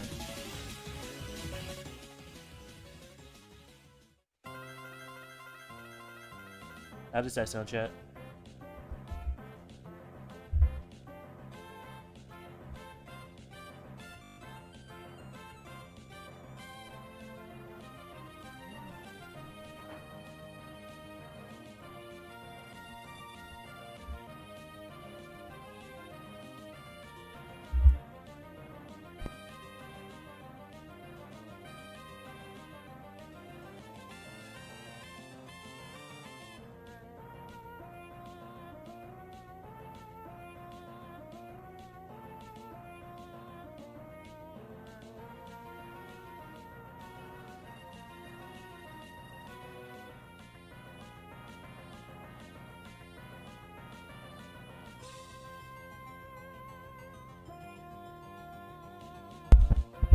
I smacked the hell out of my mic, my bad.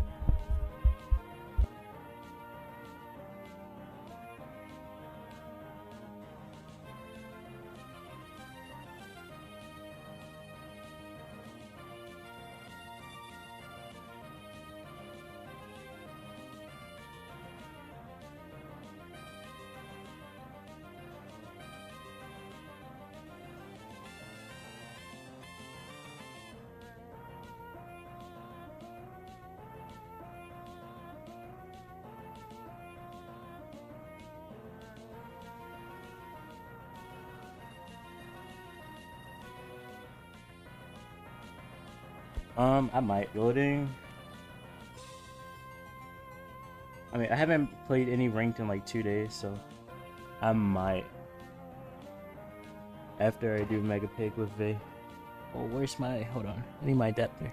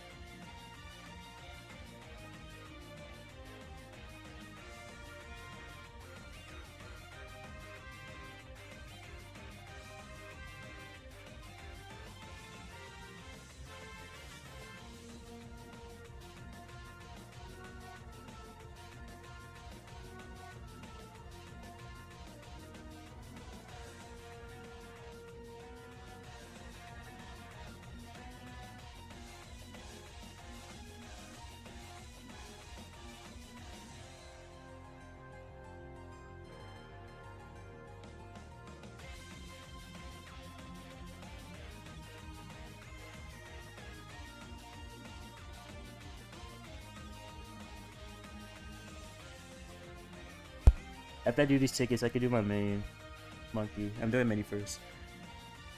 You can join Kenan. The code is on the screen. Jerry, welcome, welcome. How are you? And thank you, loading. If that didn't come through, use your time. Yeah.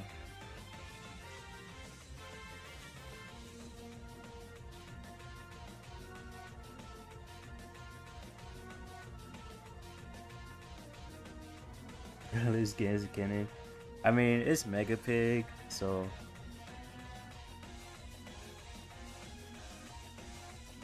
Did I say thank you, loaded already?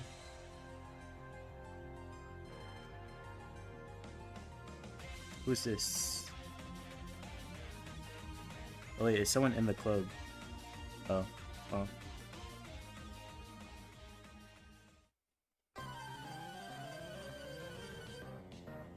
Is the music too loud, by the way? Let me know if it's good or not.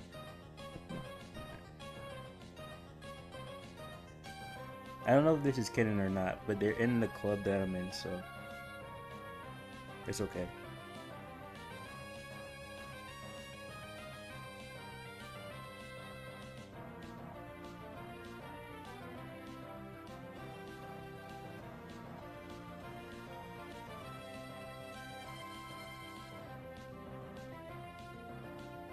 Music's good? Okay, thank you. Okay. No stuns. Let's test how bad my ping is on the first game. Oh. Never mind.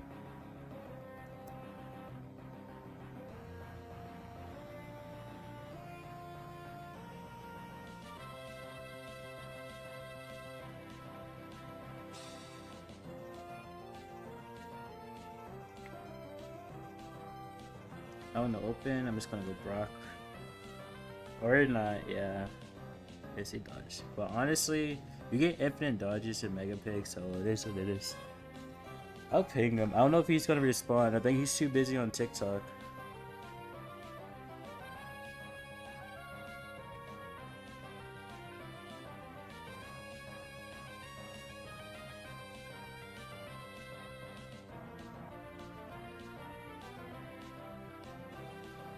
Oh no, my ping is so bad. Imagine if I played Mortis or not. I would've been clicked.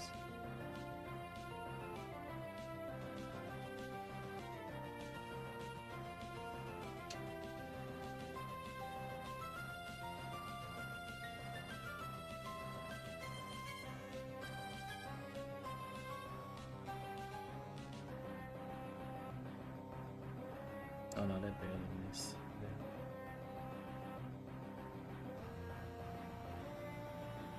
Just gonna break all that.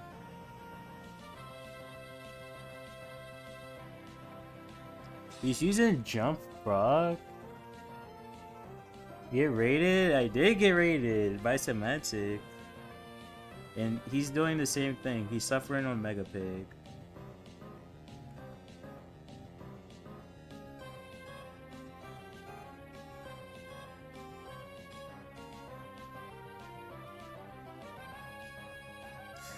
I did not even see the both of my stone, I'm not gonna lie.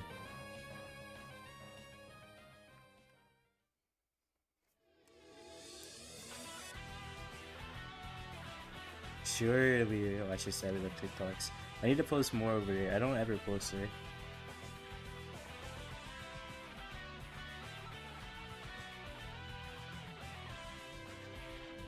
I have the perfect one I could post too. I don't know.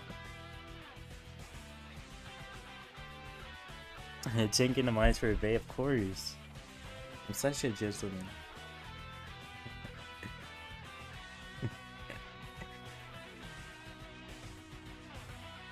Yeah, okay, Vay.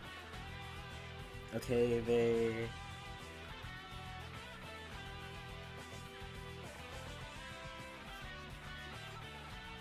The same map again? What do you even have? You have no brawlers. Honestly, I could just suggest Viper.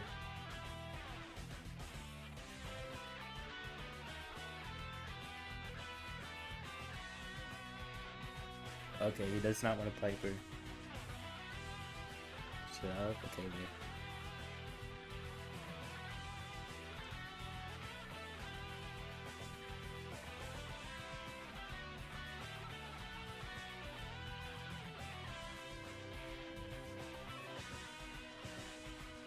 That's crazy. I have not used my iPad like all day, and I'm still getting bad ping right now. It's kind of annoying, to be honest. Oh no, he tanked my whole gadget. Sad.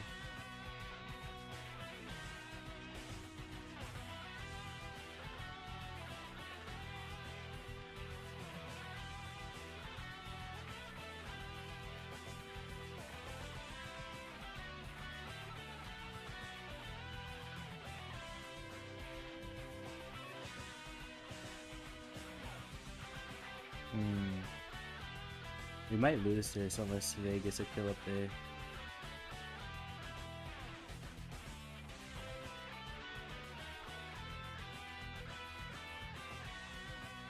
Good job, babe.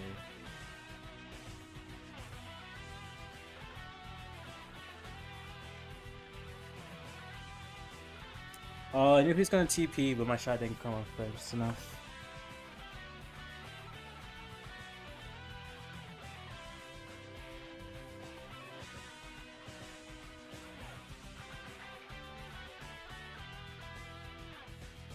Nice. Got the Piper.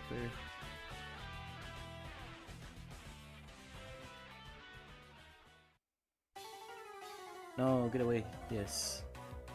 Did not want him to, Oh, I wasted my super.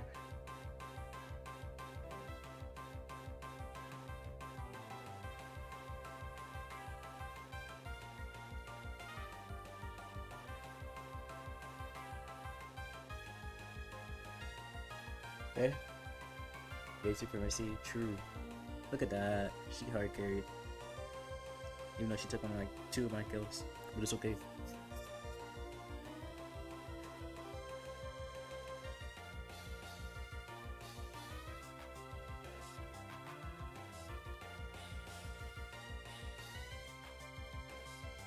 Yeah, I have delay. I had delay too. I don't know where this guy's from. Honestly, I wouldn't be surprised if he's EU.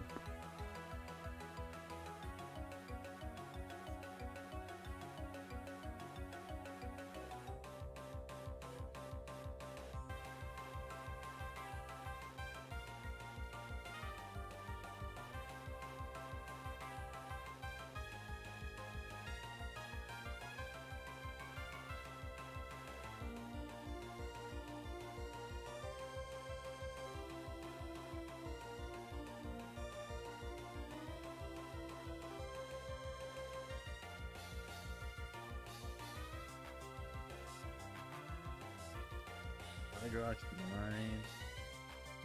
with the modifier.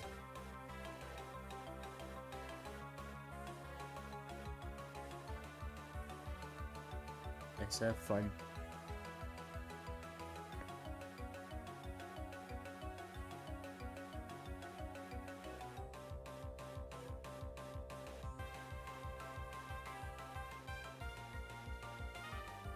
I did not see that comb.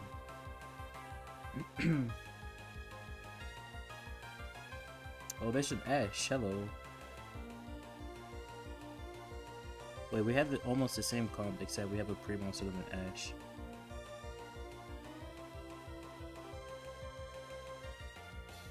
This Chester is following me.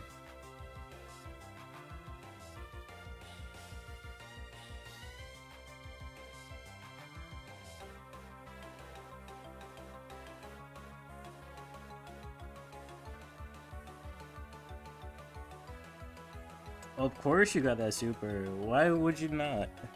Or why wouldn't you? I don't know why this is phrased it that way.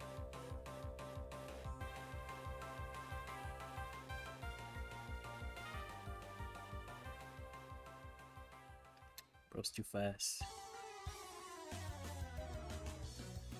That's fine, I'll take the trade. Yeah, Brian, we got the raid from Semantic. Now we're playing the worst game mode in existence.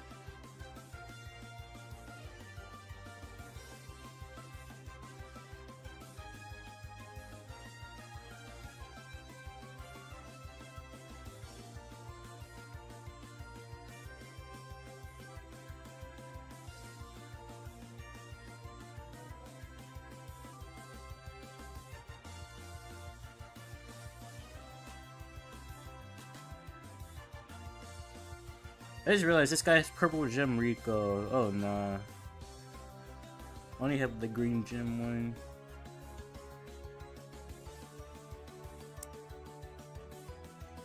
Ranked. I am helping my Pookie with Mega Pig.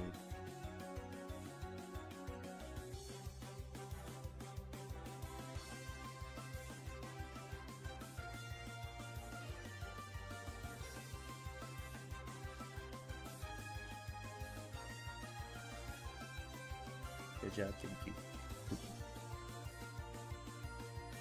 Streaming tonight, you just gonna call it a day after this? I'm calling it after this. Like, we are 7 hours in. Oh, hell no. I don't even think I'm gonna stream tomorrow.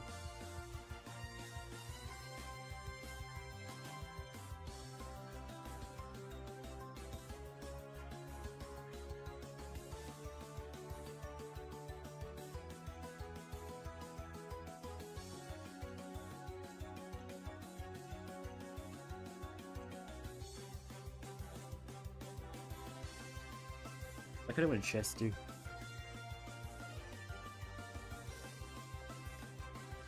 This is such a Chester game, but it's not a bad power game really, to be honest.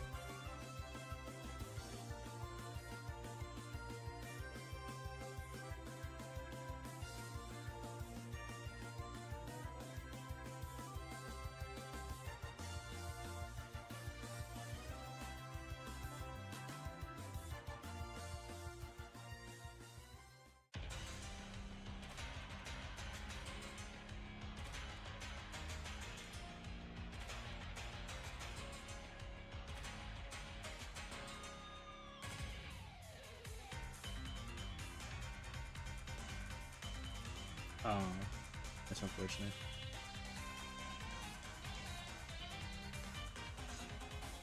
I'll take the trade. I don't have it on main. I don't even remember how I got this skin. I'm not gonna lie, but it's here. What is it, like gone or something?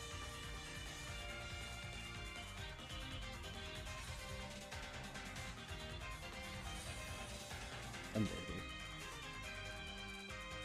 Yo, King Brand, how are you? Welcome. Appreciate the follow. Right now we are suffering Mega Pig.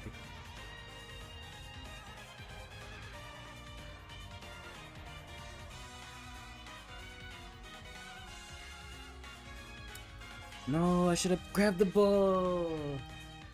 No, 7+ hours. Okay, monthly finals is different, Alex. Monthly finals was literally 7 hours. And then we got a raid from Semantic for 600 viewers. You could not just end the stream with a 600 viewer raid.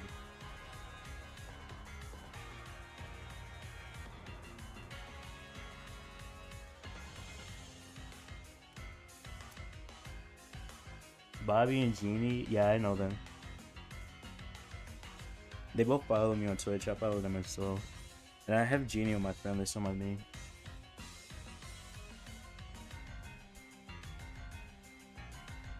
It's limited? Ah, I see.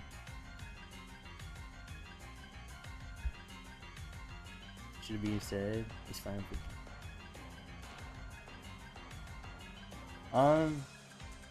They're cool. I mean, I don't really interact with them that much, but I respect them as content creators and players, I guess, too.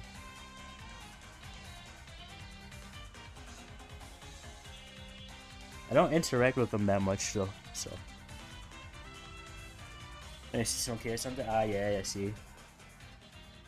I'm playing on my second account right now. Start grinding 1Ks on the mini to account up, yeah.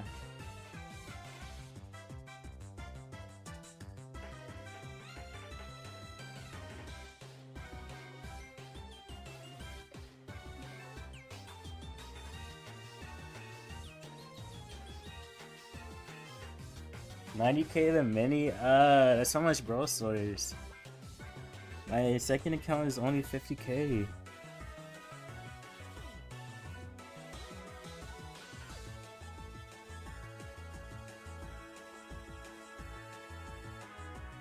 This is such a Mortis game.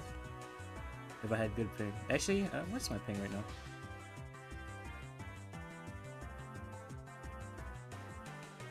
It's not terrible. I'm just gonna break this.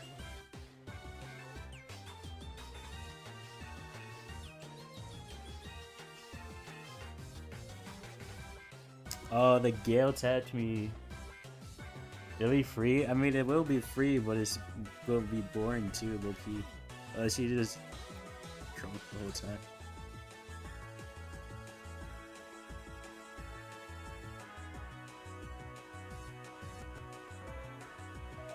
No way I got hit for 2,800.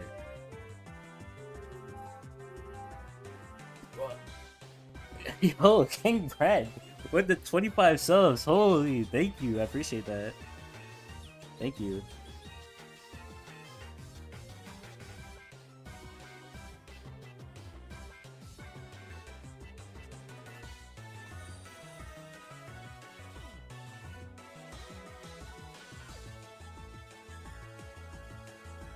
Oh, that she got me. Good night, Tato. Appreciate you dropping mine. Thank you for the subs. I really do appreciate that. King Brand, thank you, thank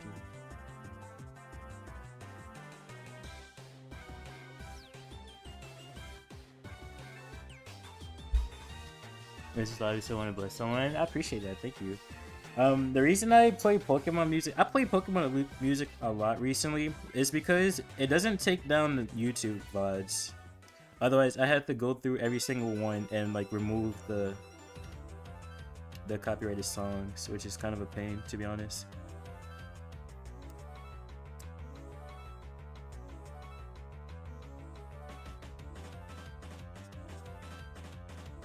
Mini plush, true, Alex.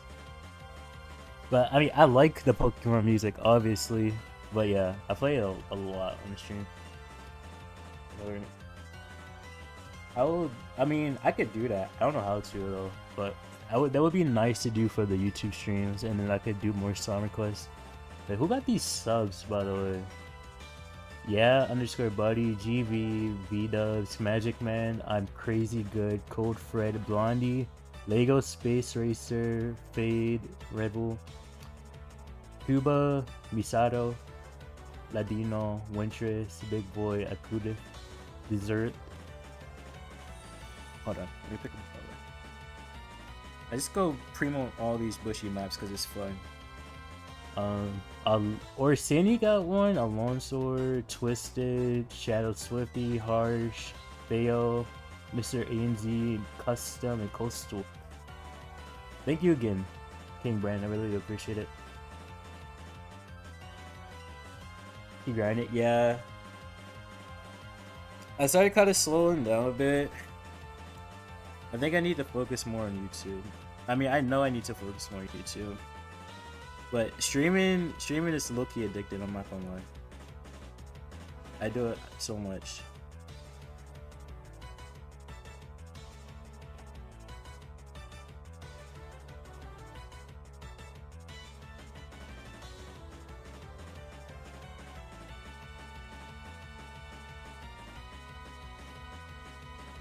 I know. Oh, my cooked here. No, we're not cooks. We're not cooks! No way, I'm still alive here.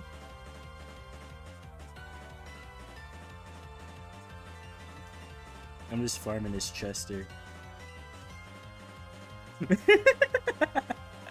Nah. Are my teammates good? Yes.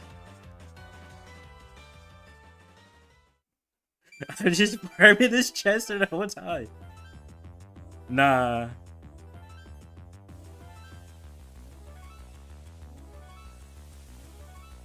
Holy damage.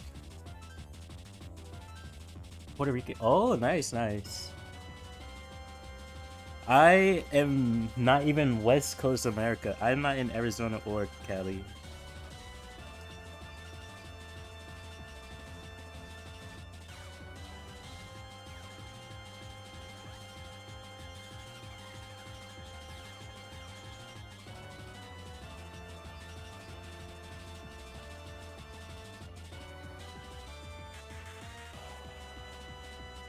Yeah, I'm an East Coast boy. True, Alex. Tech support.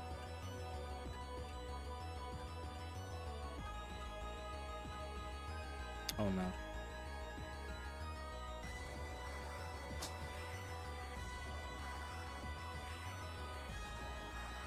I need to heal. Wait, let me sneak in on this side. You got slow. Go to trophies now? Oh, have fun with that. I appreciate the subs again and the follow. Thank you.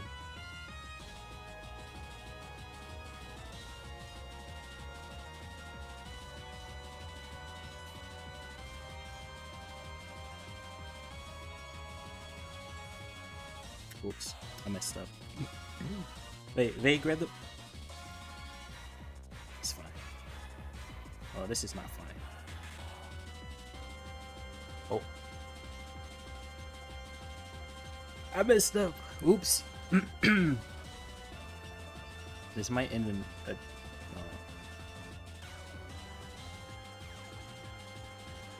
No. No. Oh my god. I was shooting and it passed the ball over. No way. Oh, that's so sad. Matchmaking is ass now. I haven't played ladder recently, to be honest. So I don't know. I've been mostly done ring. Oh, yeah. 12 and 2 and 1 teammates. That sounds about right. Throw a dog? Nah, that's not even my fault. Oh, I just saw it. I just looked at my activity feed. King Brennan had a level 6 hype train. Wait, did I get anything from that? I appreciate the hype train. Thank you. I got...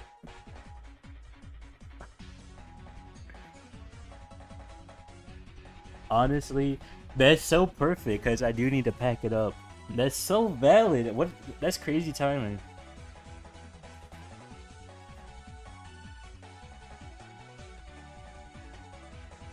Every time you spawn back, you was hit with a super. I was farming that chest here in the back for like a minute. Wait, King Brand, you gotta have like a lot of emotes, don't you?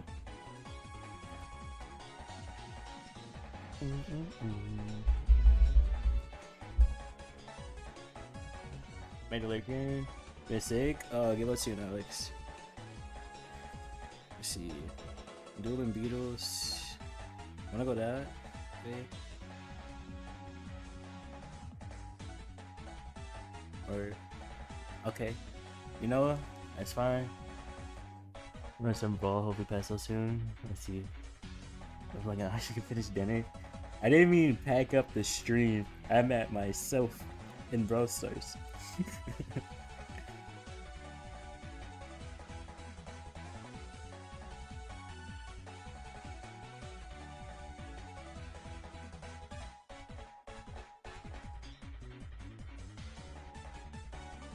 I like some of the hot train emotes. They kind of fun though. Like the gritty duck.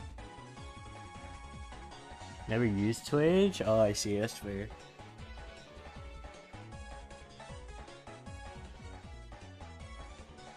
Is YouTube? I see.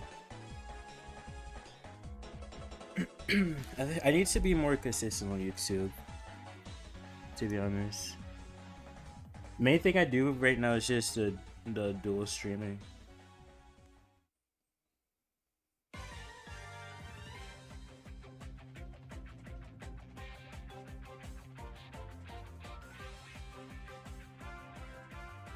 Oh no.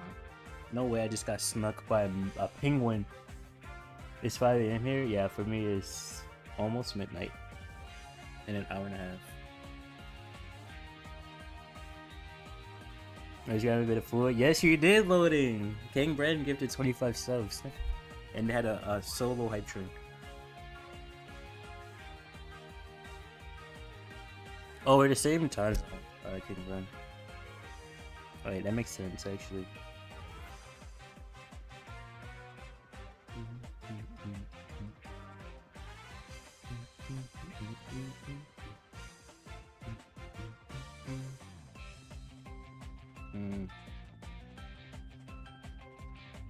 Am I dead here? No, I'm not.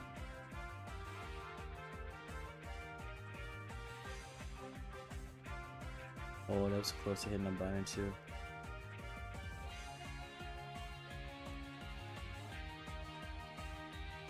Nice.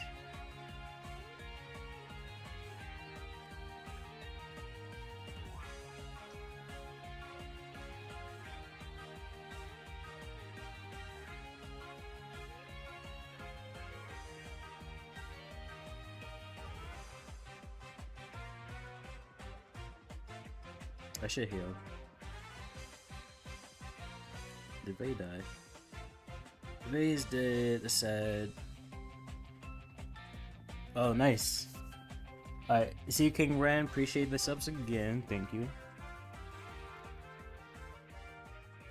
Wait. Shade the super. Let's go. Let's go, Pookie. I'm gonna break this.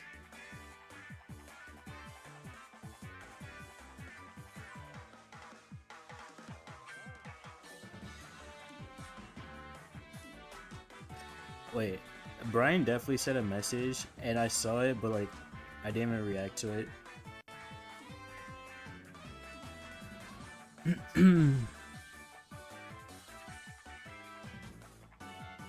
I got you. Honestly, when I remove some people from my main list, I'll add you.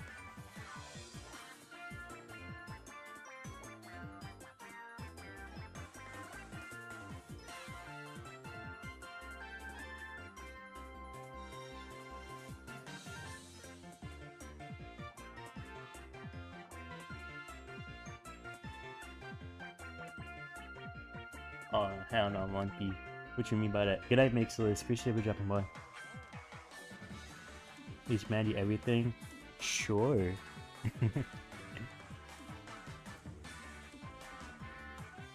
So you're not that bad? I trust. I believe.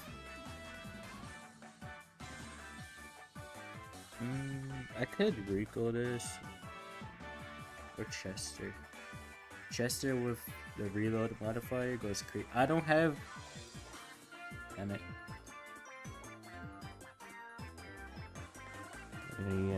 Yeah, I see. I don't know if I have any clubs that are near a spot. The main club I'm in is just a homie club that's full at the moment.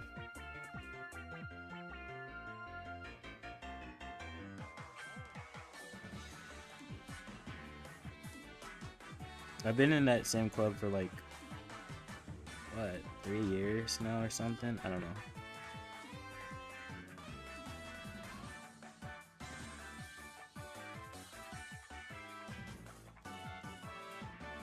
Yes, exactly, loading.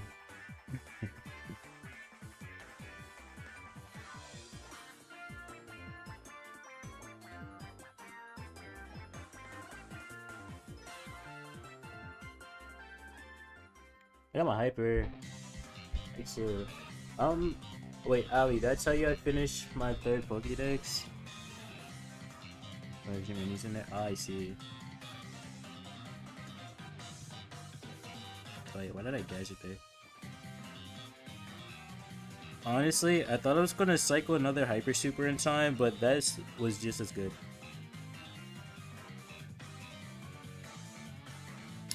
Wow.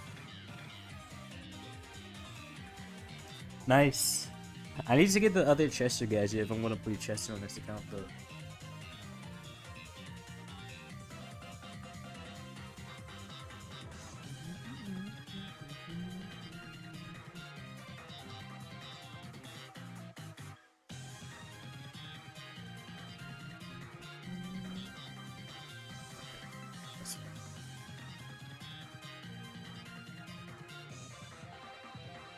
And Monkey said he wants to do Mega Pig on the main after this too.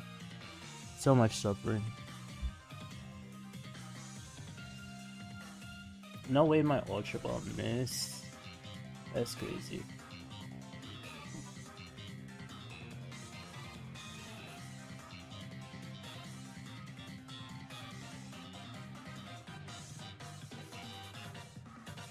Low key, that emote is fire. It might be like one of the best. Sidechain emotes.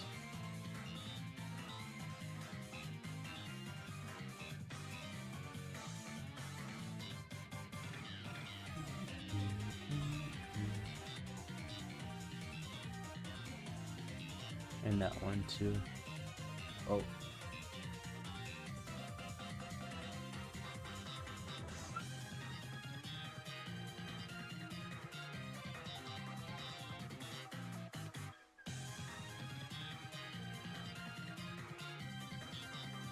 Oh yeah, loading. That one just now happened with Kingburn.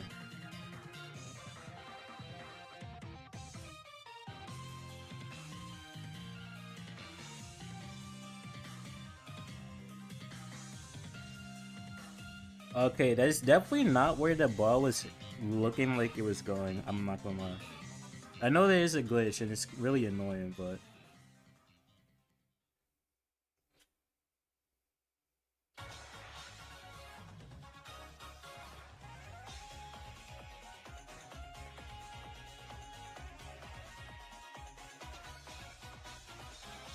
nah. No way you do that.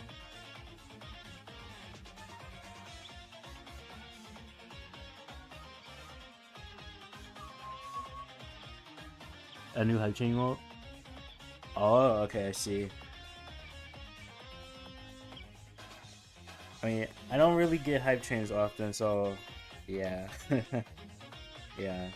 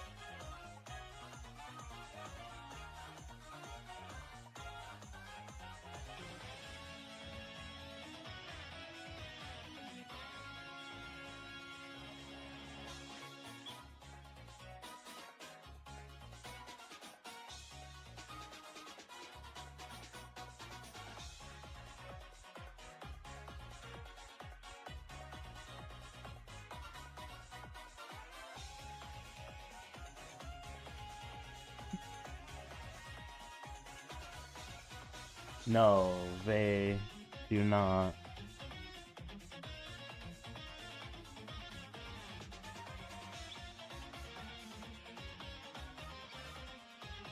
I still got this iced coffee, to be honest, so I'm still drinking on that.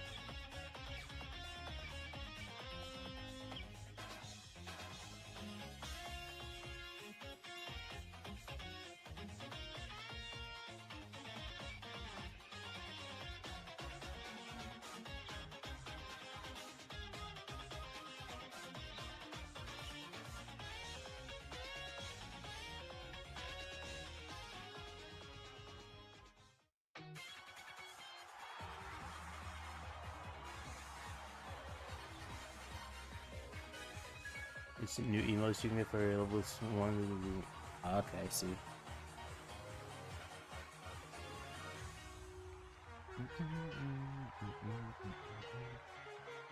I'm just gonna break that so if the Angelo sneaks over, we can see him.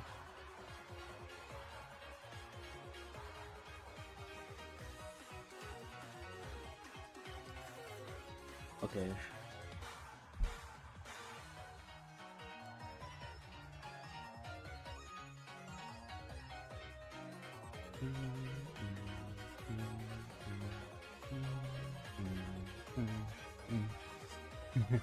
Yeah, it's we got raided by Semantic early, like right after the NA finals or so. Now everyone can watch the Mega Pig suffering, like they didn't have to go through it themselves already.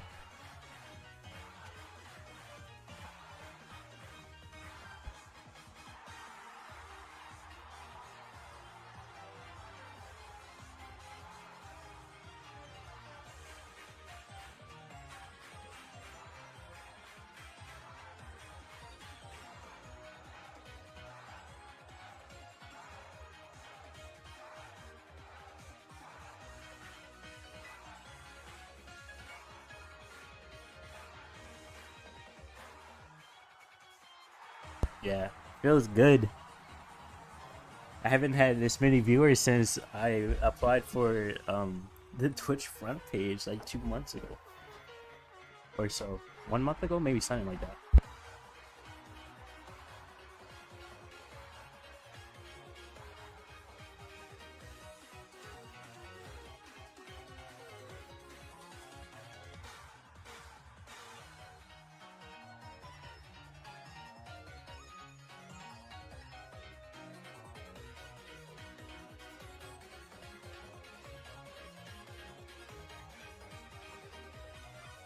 Actually, scratch that.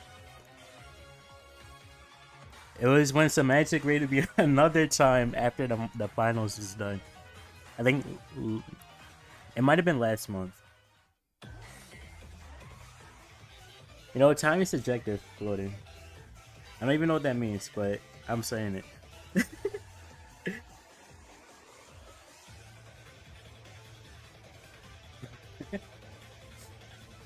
What was that? What was that stream? I didn't even sleep during that stream. That was when James recommended me that coffee. It was a very long stream.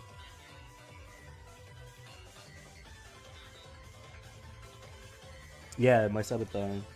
I don't. Let's see. When was that? That was 2 months and 10 days ago. Damn, that was my last subathon. Maybe I should do another one soon. I kind of want to wait. I gotta see when I can apply for the front page again, because I think it's 3 months.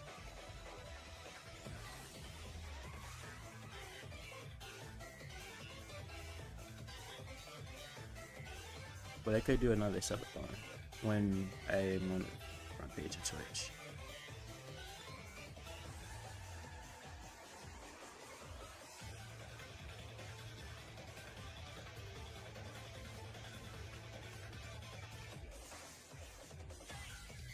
No way that missed. I walked into that. Yeah, it was 2 months and 10 days ago.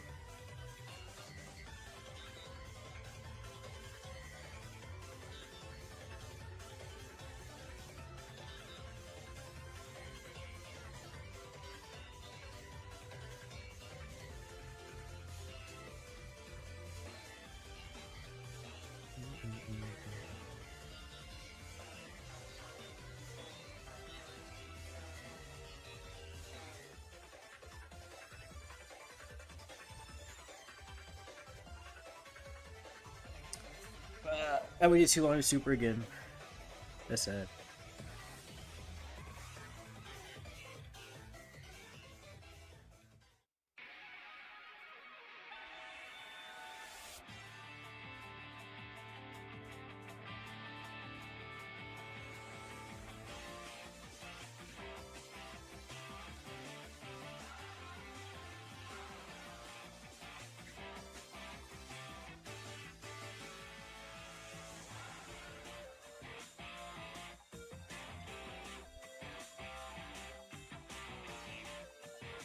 Hello, Adam. How are you? Welcome, welcome.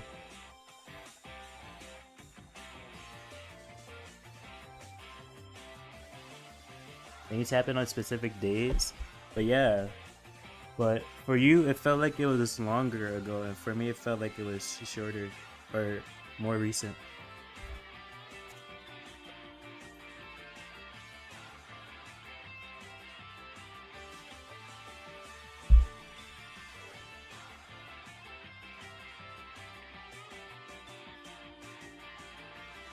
As I'm talking, most of the people here are lurkers from the semantic raid.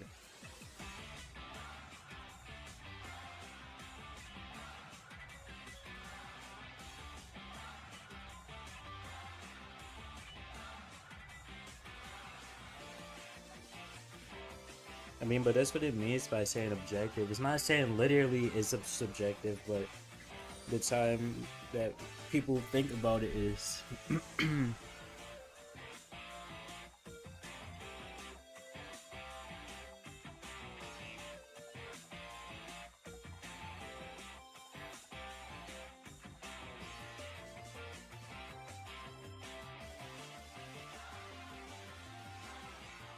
this guy gonna pick a brawler? Or... Okay.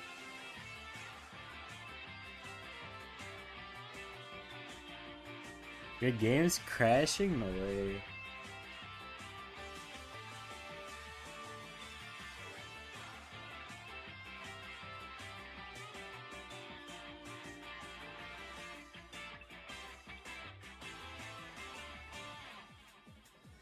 I do not have vision, Mr. P, on this account.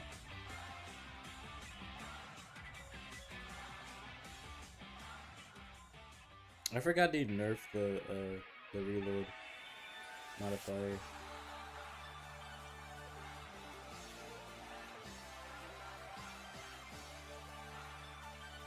Yeah, we got rated from Semantic. So most of the people here are lurking from that.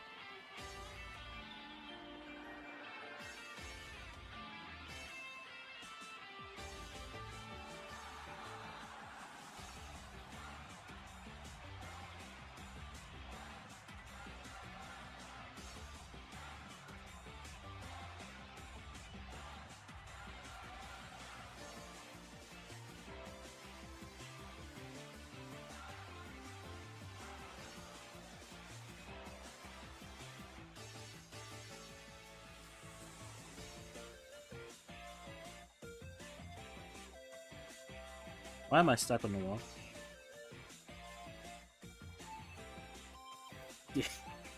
Oh nah. They did not like that.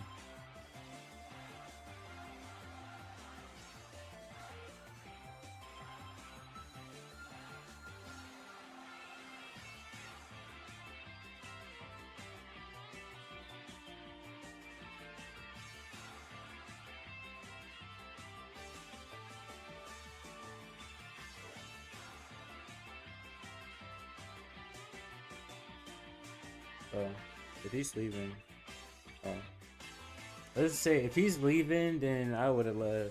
But especially if he's region hot view counts 43 extra chance to be a nightmare from hell. Loading, wait, loading. Were you using Twitch when there was a the Twitch drops for Brawl Stars? I had 2,000 viewers and my chat was non-stop people asking the same question. It was so funny, but it was crazy. And then Trevor came into the chat. He's like, "Why is bro watching Bro TV?" I'm like, I'm not used to having a million chatters per minute.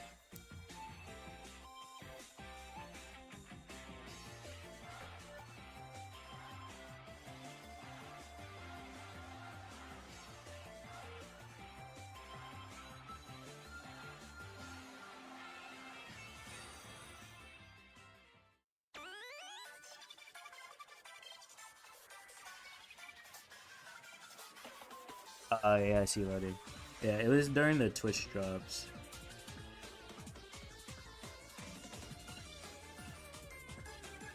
What is your plan? What is your plan of action, sir?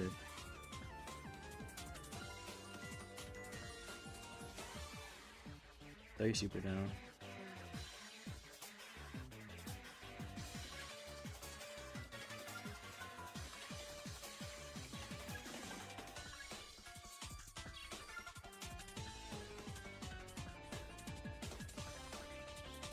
I use follow. I appreciate the follow now, Adam.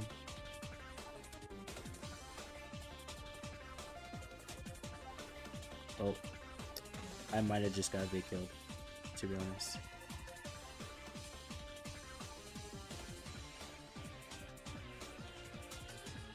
Wait, how did I perfectly walk through that without taking any damage?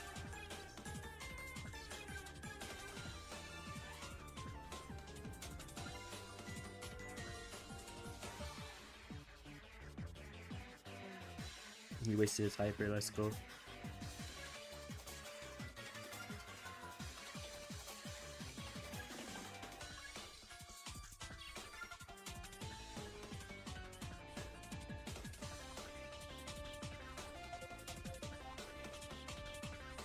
Fender Buzz? Yeah, I do on my main account. I don't have it on this one though. This is my second account. I'll show you right after we're done with this Mega Pig. Thanks so far. Twitch Alex Tour before. Let me I could probably search it my announcements.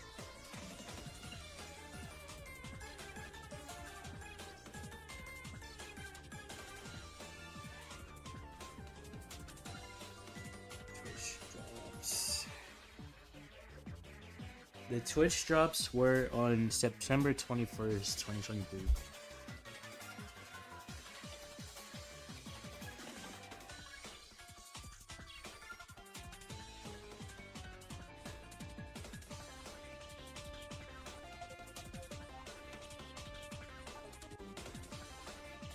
The check? Yeah, I got you. Let me finish these tickets real quick, and then I'll show you on my main account. Time limited because you're not. Oh, okay, yeah, okay. I'll check after this game then. I'll check this. It should show when I look at the brawler, right? Or does it only show if you have it already?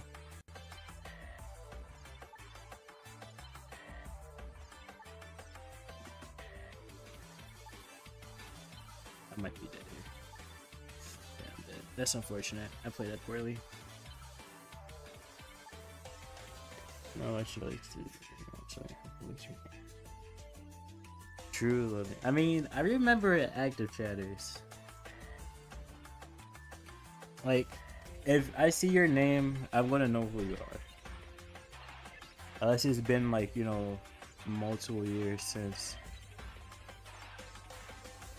I mean, even then, I remember some people that's not been here for years, if they were active at one point.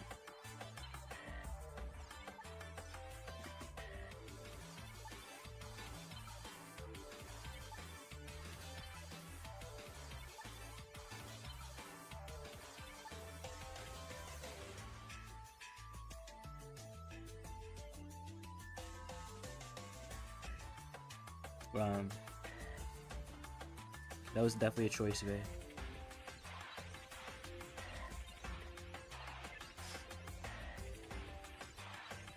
That was definitely a choice, Vay, to walk into a bowl of super.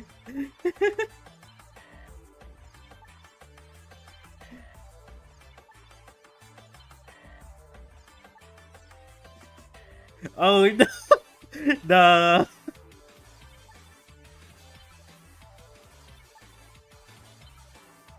We will be clipping that, Vay. We will be clipping that super.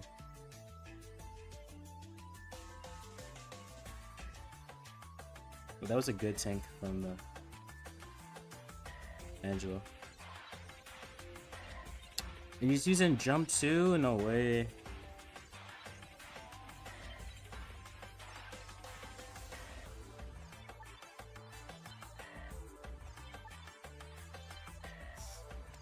Welcome, Kai. How are you?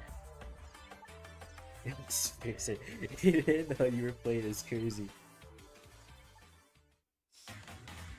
Ah, yeah, that's very loaded.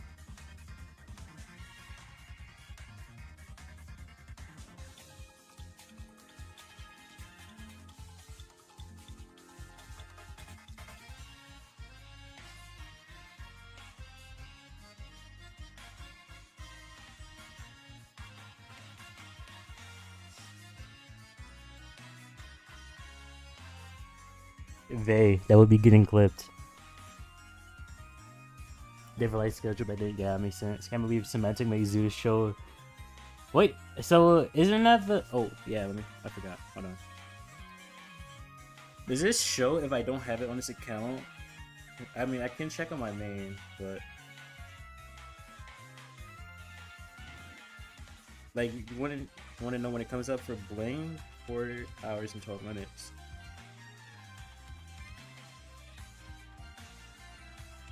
Wait, Vay, how are you still on matchmaking?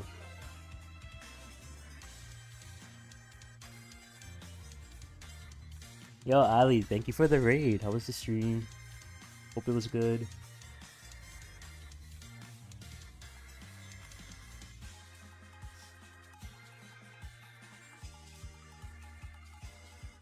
I'm just laying down the hammock. Right. Yes, Duck Dog. We got ready for the Semantic. Full to Toxin is crazy when you won't show me the clip.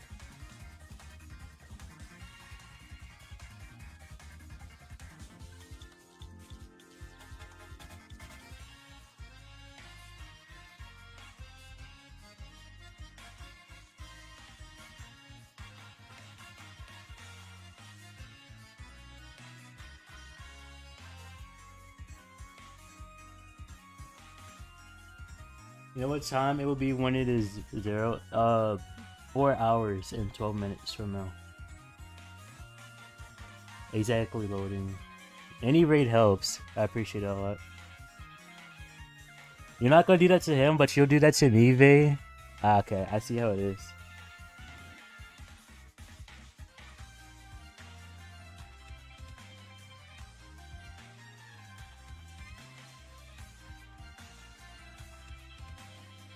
Last one? It is the last one, yes.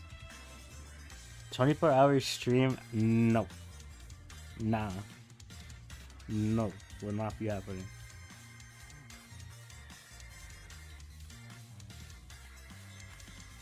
I'm gonna pick Brock, but if I don't need to break walls, I will not.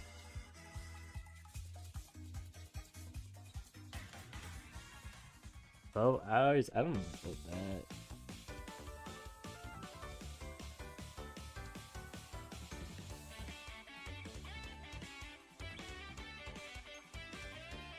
I did not see that comp. Hit Willow Leon?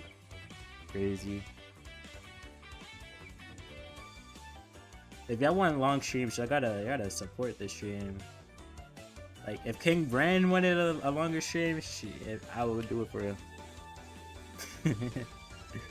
Oh yeah, I don't want to get jumped by the cat. I'm just gonna break this. Oh, hello cat. Jump on someone. Crazy.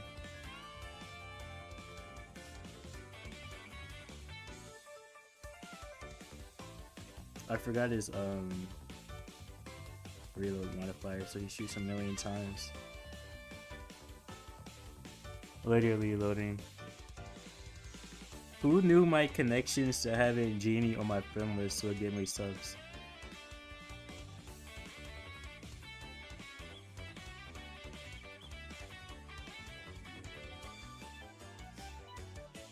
Nice, wait.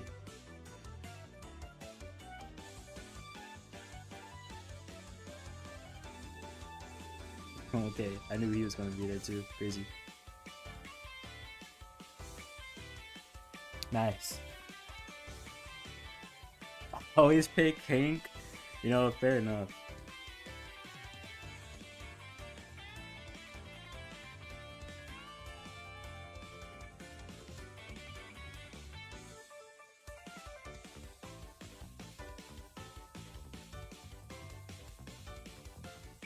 Are you blind? Wait, what do you... Yeah, you gotta shout out Ali. When it hits 4 hour summons, what time will it be now? Oh, for me, it'll be 3 a.m. For me. I don't know if you're in my same time zone. Like, are you East Coast NA? Like, if it's about to hit 11 p.m. for you, then it'll be out at 3 a.m.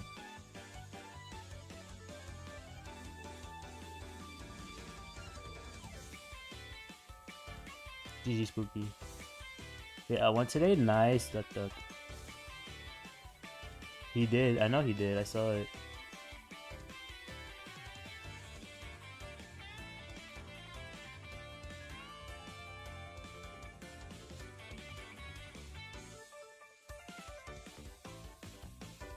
I don't think these two will even come back.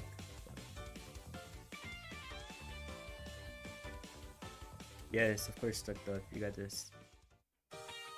Hello?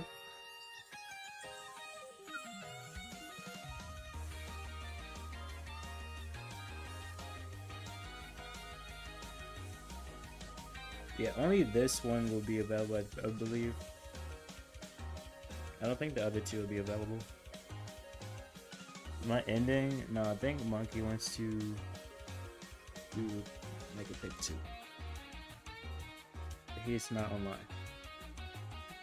Look at this guy. This guy just raided me. Crazy.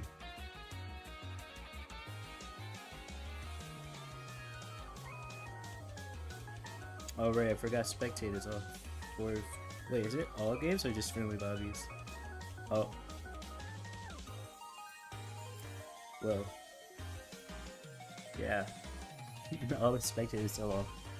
You're rich? I'm not. I wish I was. This is just accumulation of years.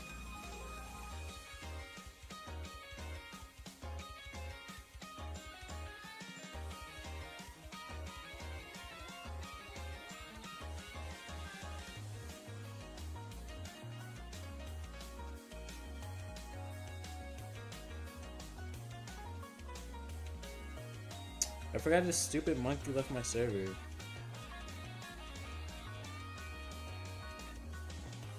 Hold on, I'm just gonna go into a ring scam and then I'm gonna pick up for Mega Pig.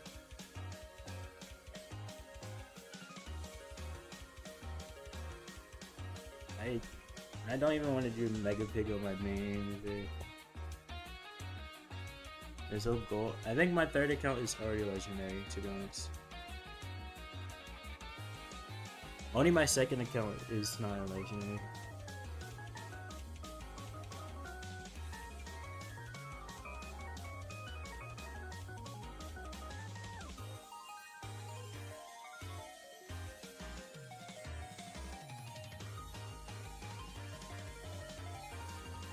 Just not inspiring. It's terrible.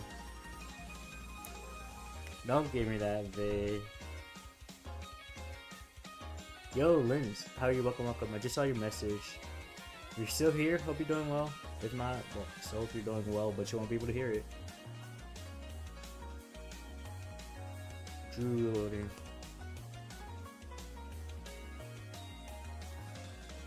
Are you done? Yeah.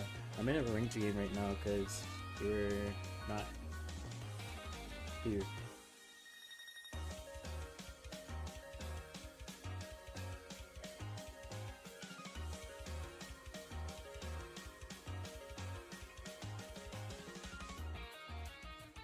Oh.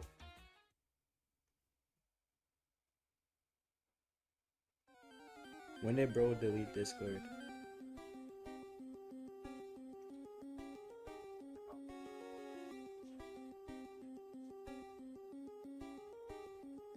Wait, who else is anyone else on in the club?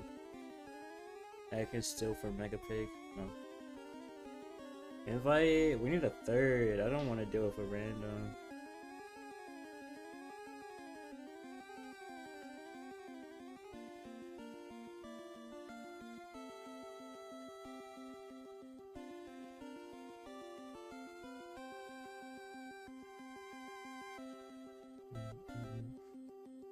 Almost off work. Nice, DJ.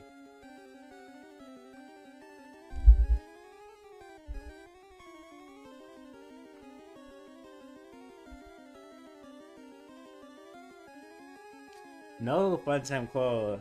I'm still using it.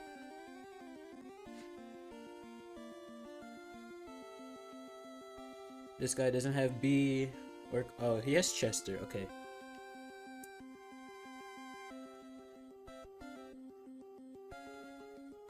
Chill in the break room. I know that's right. Why does it not show my hypercharges? Crazy. Oh, there's so many hypercharges in the game now. Holy.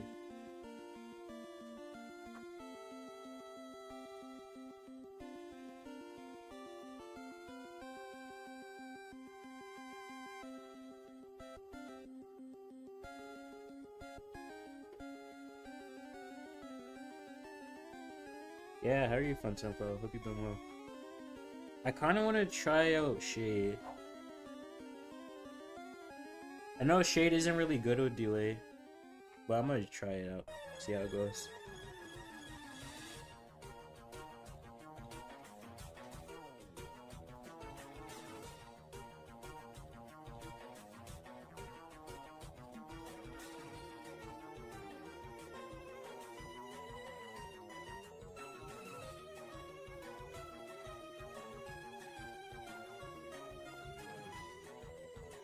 I see.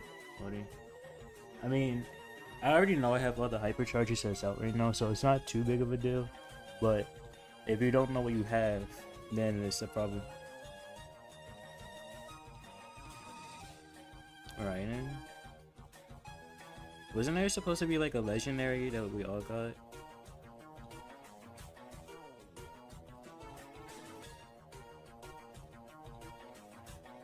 What happened to that?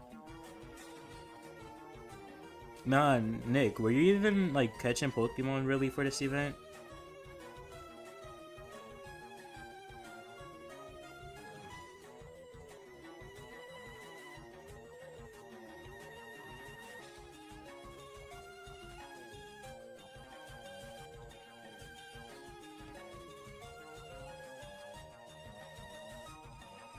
out of 75. So they didn't boost the catch rates for the event, like for the last day. You know how they usually boost it for the weekends? They didn't do that this time. It was terrible. You know, we can't donate a set Brawl Pass from people. I'm not sure. I know you're not under, what is it, 16 for donations? I don't know.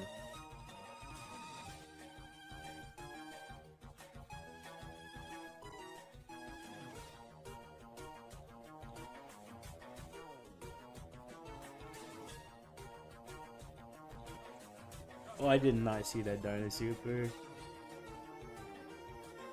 Yo, Ali! Hey, thank you for the raid. That was a stream. Pika, welcome back.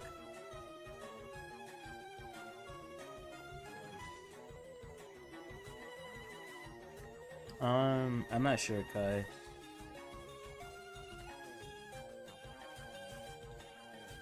Raid Central, literally. Oh. No way. What do we think about monthly finals? It was fun. It mostly all went as expected, to be honest. Except I wanted Code OG to win their first game.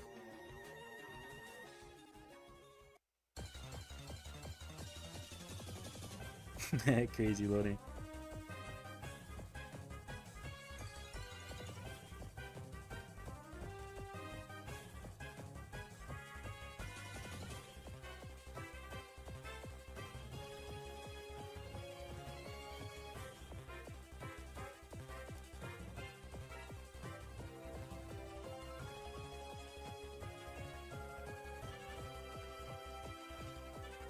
There was no there was like minimal production problems as well, so we'd take it. We'd take minimal production problems. Oh wait, JJ's on.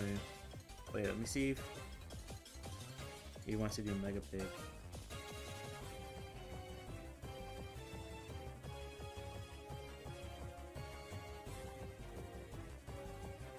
Every day, I will try my best. I've not been on like too active on Discord recently, to be honest. I will do my best, Pika. I don't know, my pings haven't been working on Discord. I don't know what's going on with that. Like, sometimes I don't see pings until I actually look in the server. It's really weird.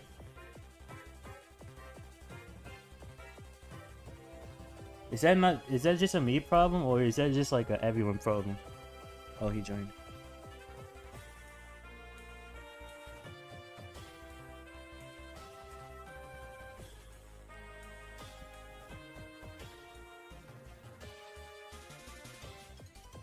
Is it a me problem? How do I fix that?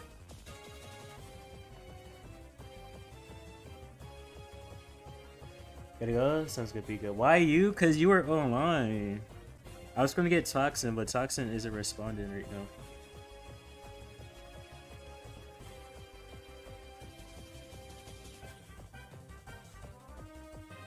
Wait, I wonder. I wanted to try deleting Discord and re-downloading and see what else. Thank you for the cookie.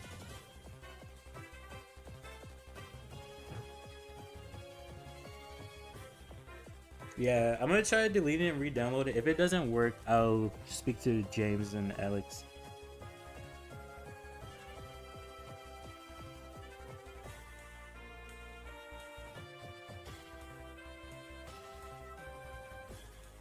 Wait, I don't see any pings. My notifications don't really work at all. Where's Lambo? I mean, he was just talking in the server. You want me to ping him again? Wait, did he do his tickets already? Why can I not cancel? There we go.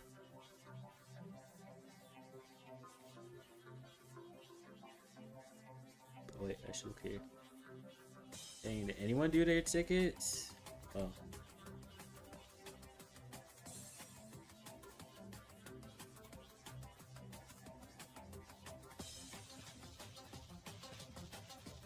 When does it end? In 5 hours to 55 minutes.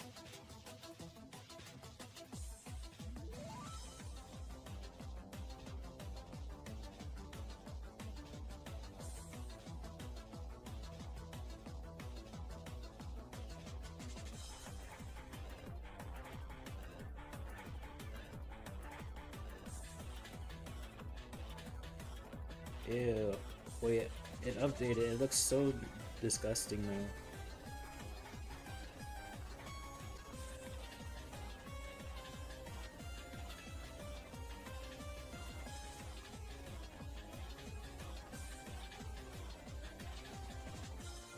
I won't know if it works until I get pinged, so.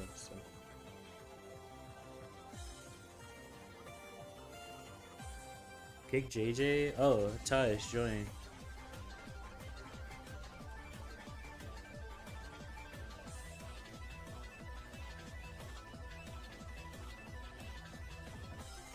Okay, bye bye JJ. Taj, get off the. Oh.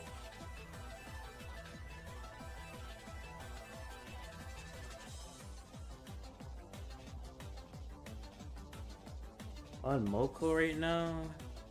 What level are you?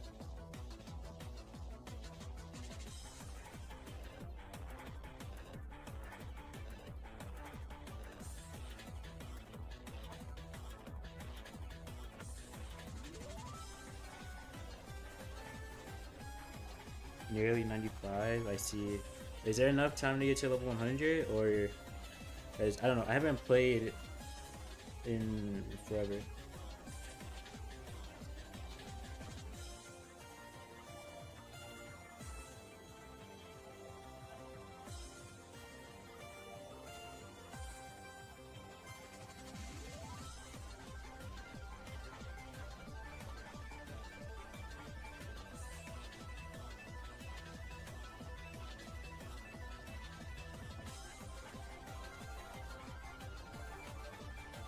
Okay, GG. I wonder how my ping is on this lobby. Because I want to play Stu. I want to play Stu. Hopefully my ping isn't terrible.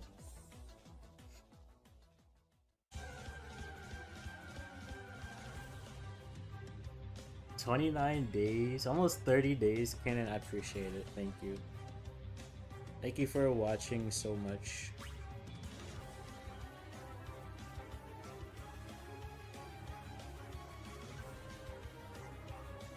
Okay, it's not terrible, but it's not the best.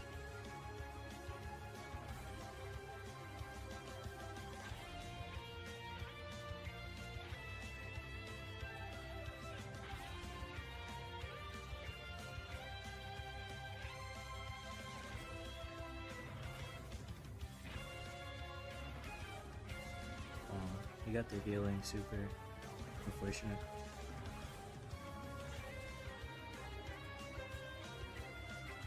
My ping doesn't feel terrible right now.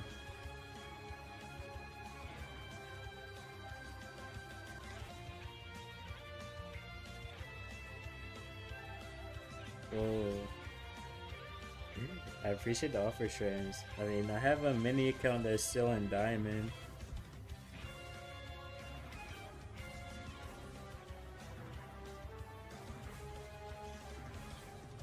What's this? Shrike.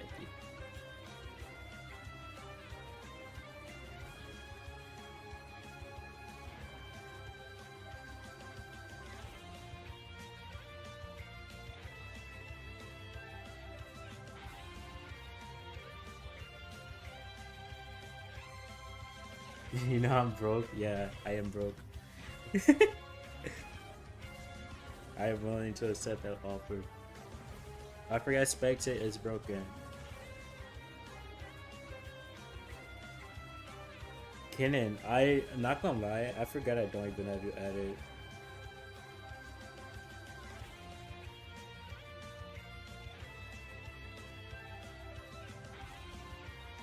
Crazy Nick.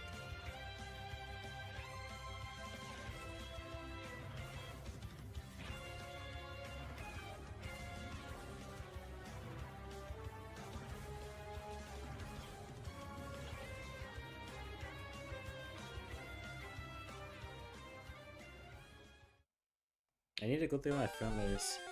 I can't promise it because I don't know like how much space I'm working with people I don't actually know.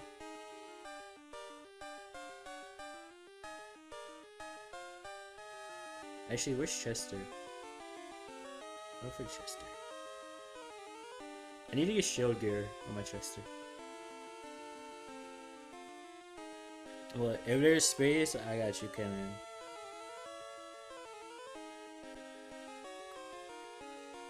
But I'm only gonna remove the people that I don't know or inactive.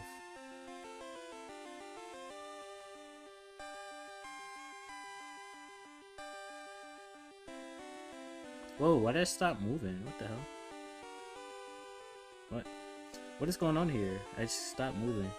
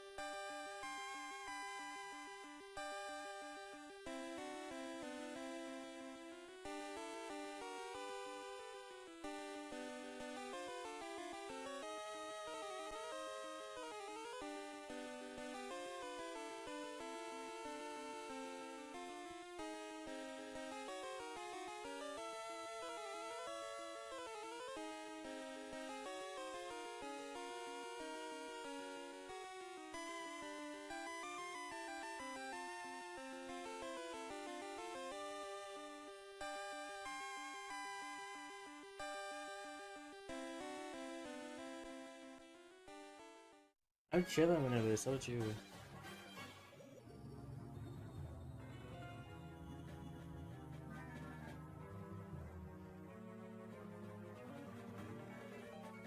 Man, this guy's giving up. Are we doing well?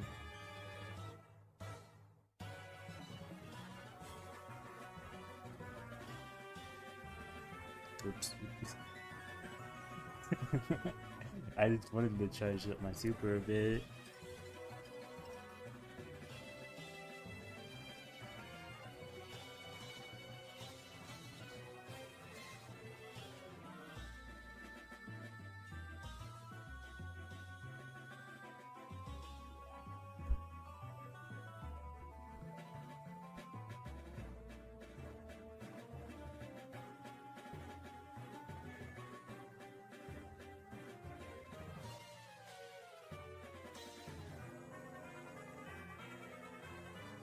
Thank you for like that cook. Your father, crazy.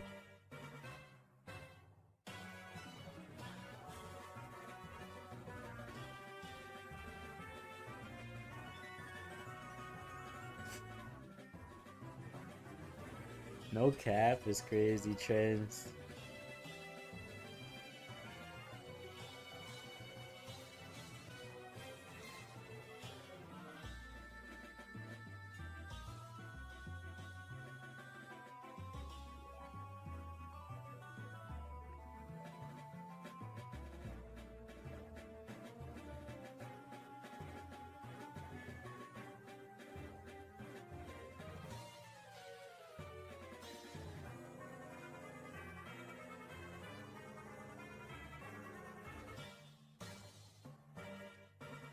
December work with fire, yes. Read your message, Nick. Ew. Oh, the bro is like spacing like his Chipotle. Crazy.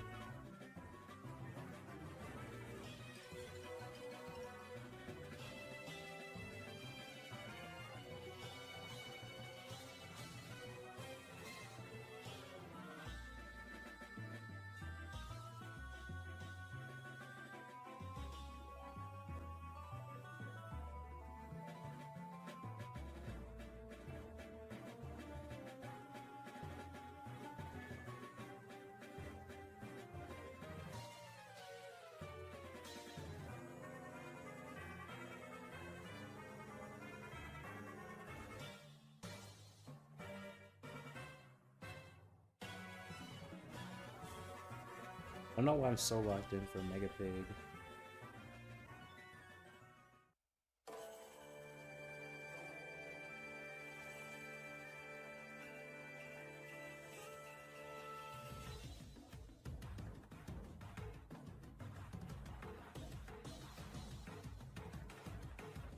What? How did I miss?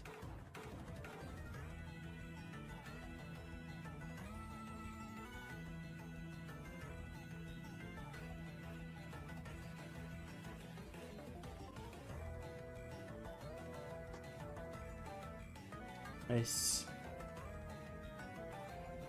Rich for me.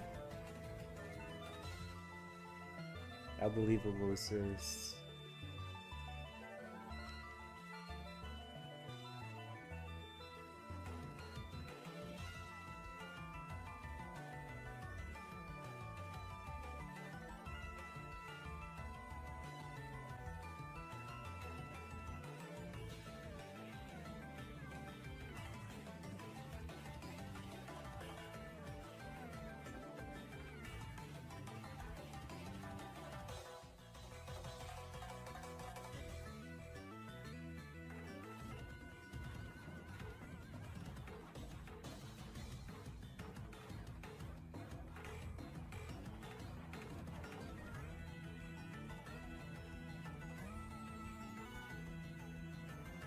No Moko, no one of those. I haven't played since I got Elite, to be honest. How many bullets Space Monkey eat today is crazy.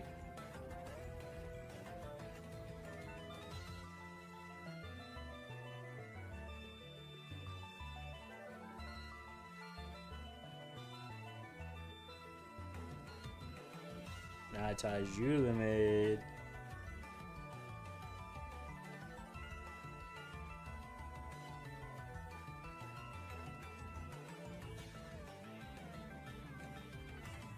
Oh, I got my super too. Unfortunate.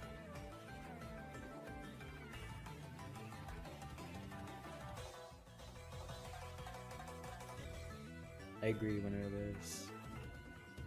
Did Moko ever fix that, by the way?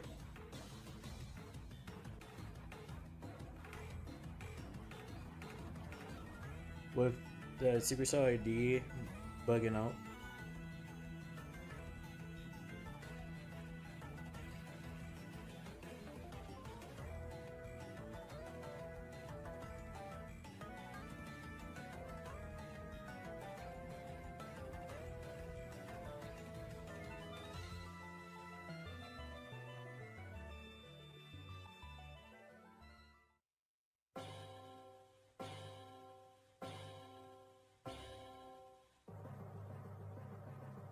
Every content, I appreciate that, Trends. Thank you.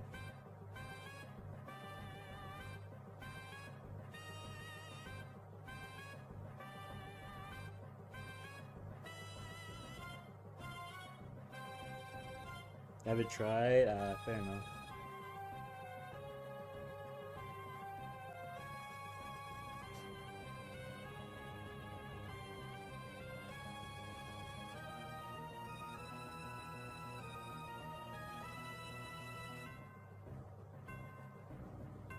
$5K, okay.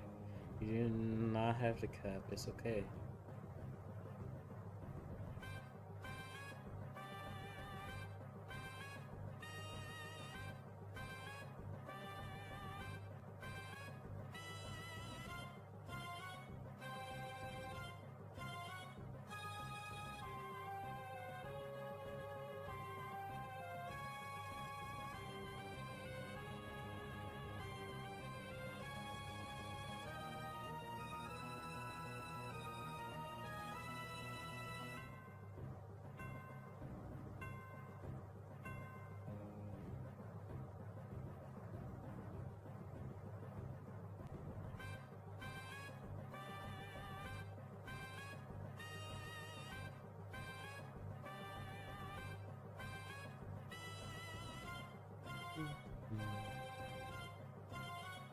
I'm tired.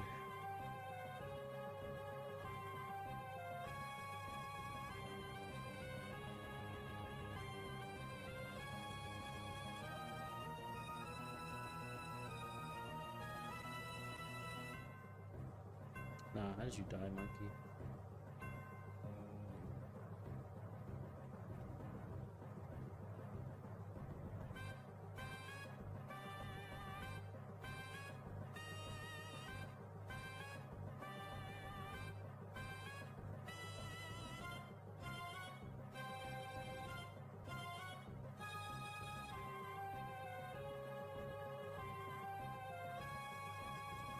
No way. You just got dunked on touch.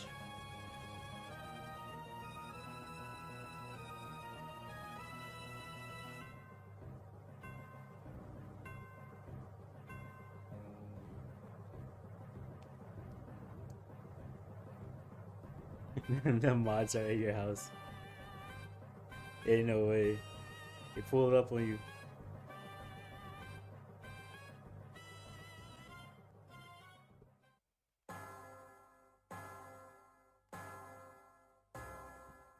I should have jumped.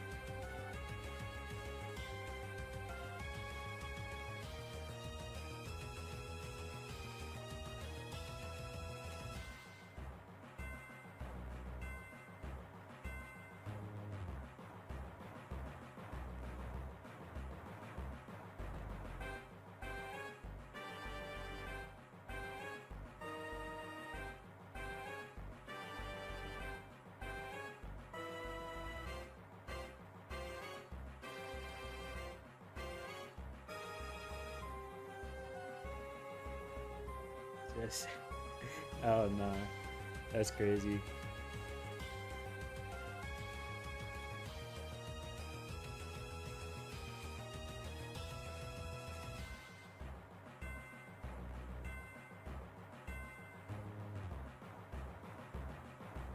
Oh, I was not looking.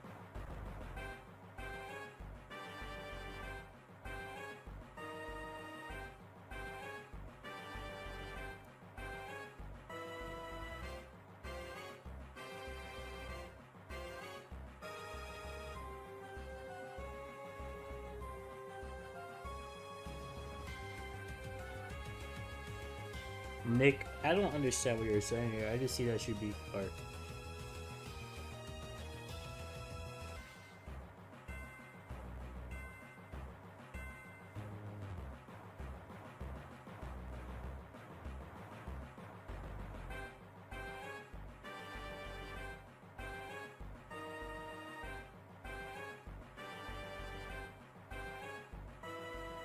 Why in Antarctica? What you mean?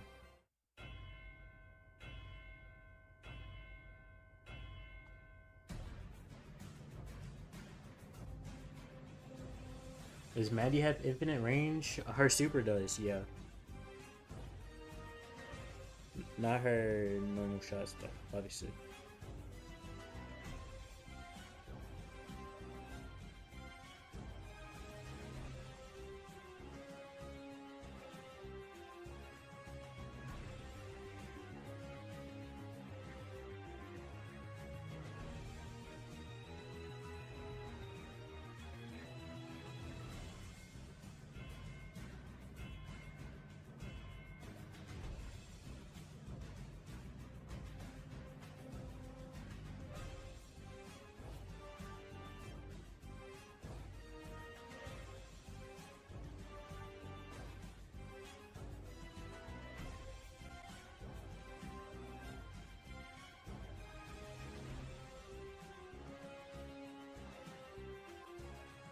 I wanted to do that. Teoshmid? I don't know if I'm pronouncing that correctly, but welcome, Mario.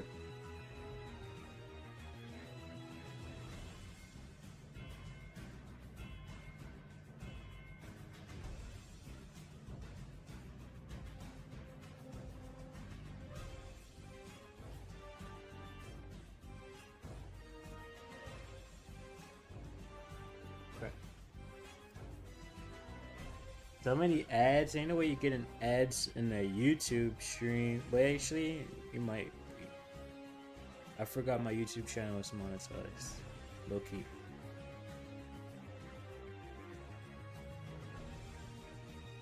How did I not kill him with that shot? Ain't no way.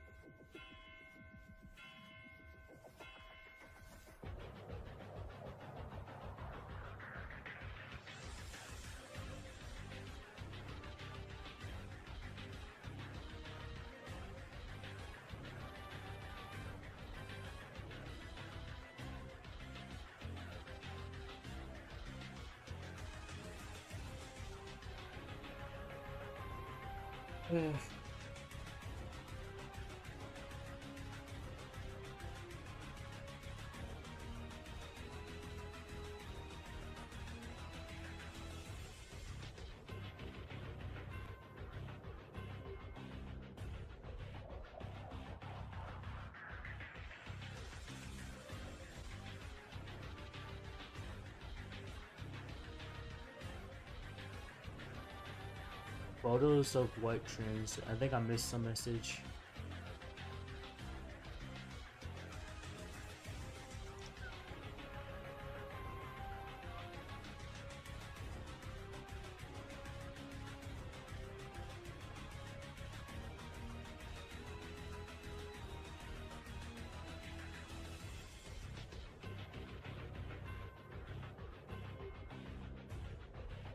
Ooh, iron dreads.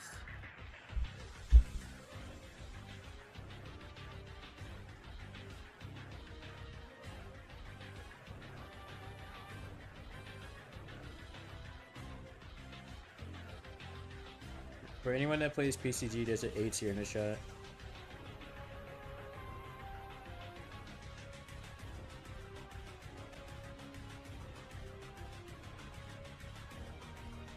No way! How does that not go in?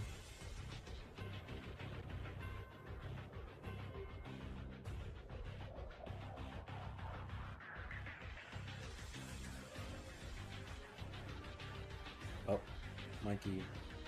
You literally saw me gadget. What do you think that gadget was for?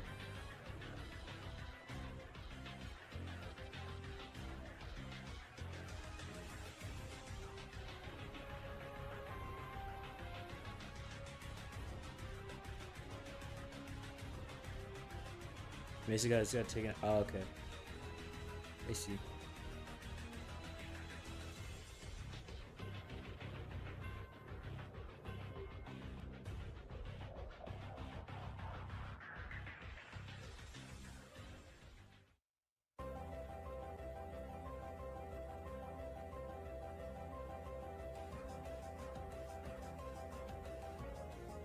Oh, base back. And he caught the A tier. Good job, Wookie. I didn't even know you were still here.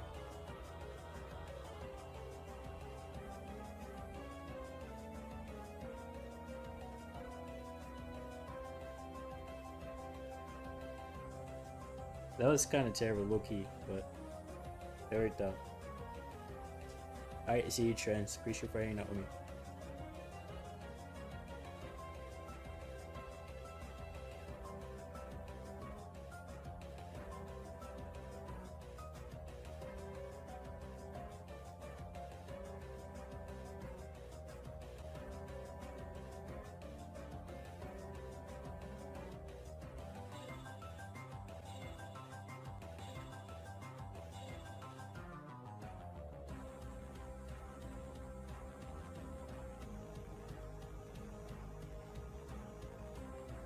Oh, I see, Trends. Did Tribe win? Yes, took of course.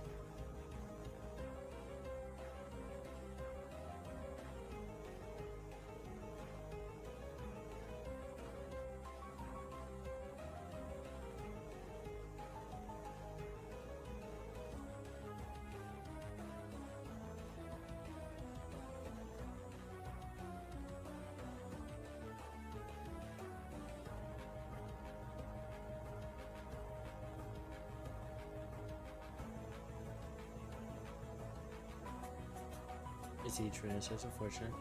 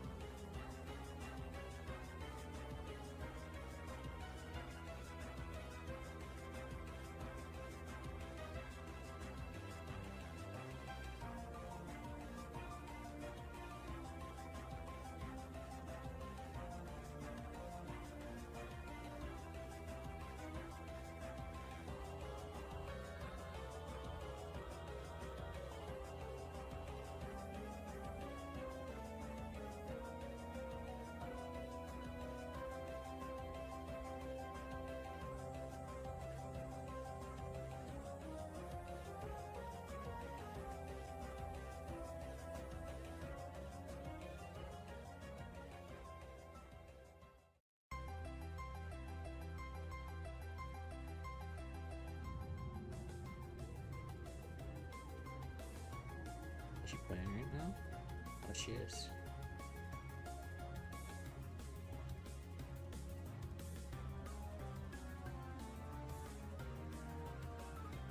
Oh, that ties in the neck. That is insane.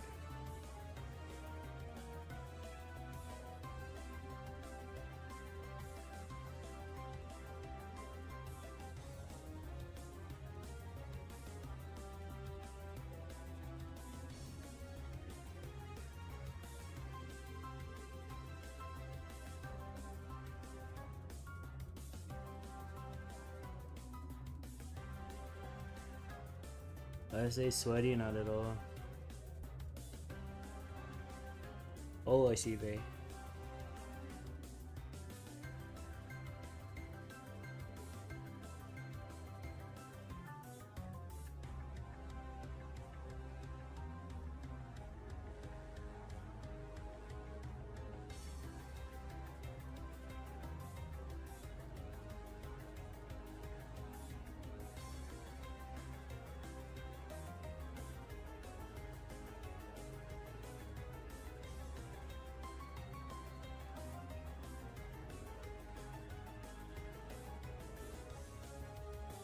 One viewer, yes, one on YouTube.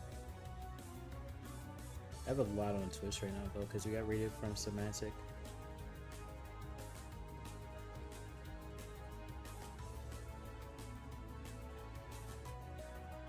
I killed you in the past match? I know, Fabby. Good luck, bro. Good luck with your push. Hopefully it goes well.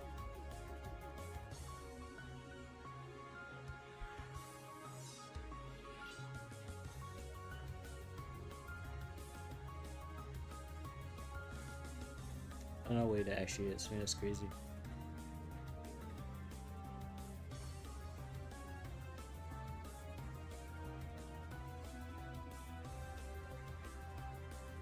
Oh, wow. That was a crazy shot from the Viper. You need someone to talk to? I mean, you could talk to me. I haven't been on Discord too much recently, but when I am, I don't mind responding.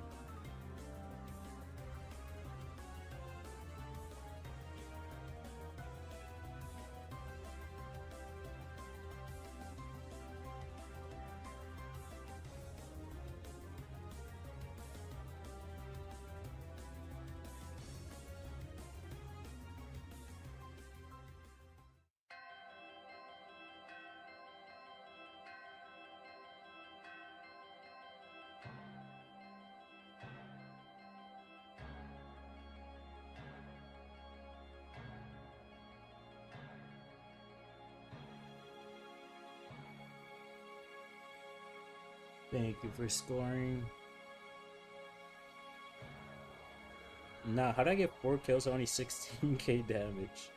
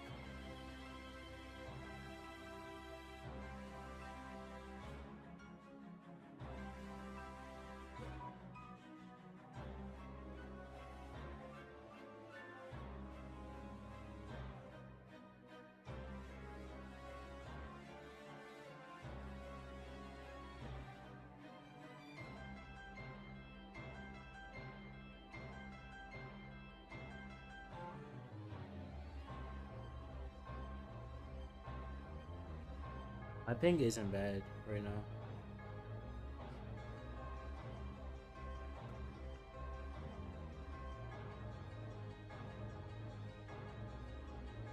I don't know how it's not bad right now. I had worse ping with Vay, Loki.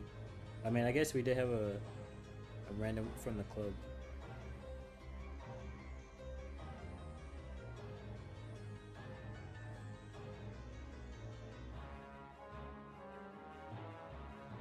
I really want them to break that. I'm just gonna toss the ball right there. Because I want them to break that bull mine. No, no way you moved the Taj. I wanted them to break it. You were the B, Alizon, GG's, bro.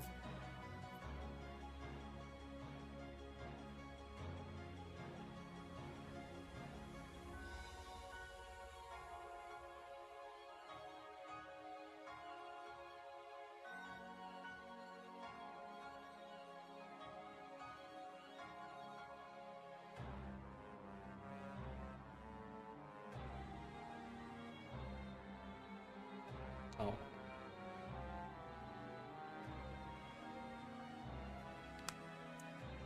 Hello, Trash. How are you? Welcome back. Where to be? Yo, GG's.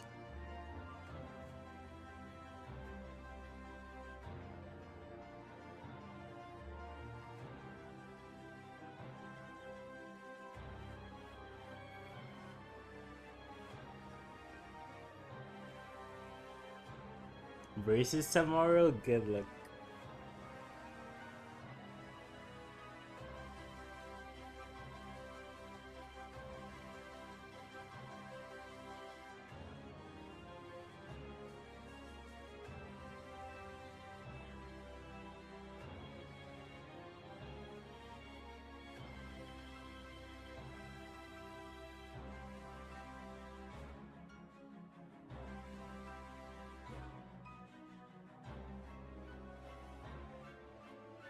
No school tomorrow? Fair enough. Doesn't it? I've heard people say it's painful when you first get it, but you didn't get used to it.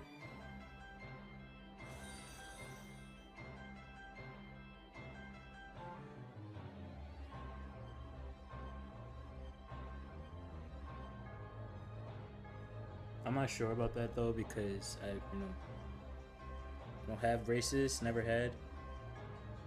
So.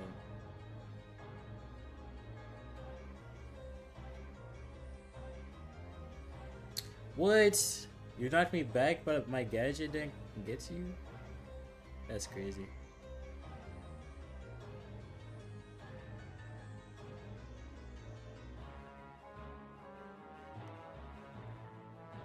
I thought it was closer to my secret, I'm not gonna lie.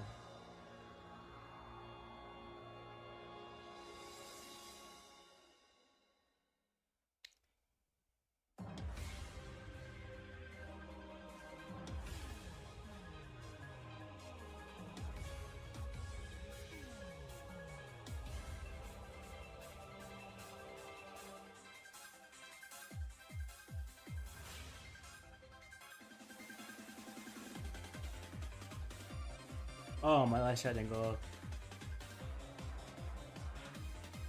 Oh, I see Snicker. Do they hurt from experience? I guess I have zero clue about that stuff.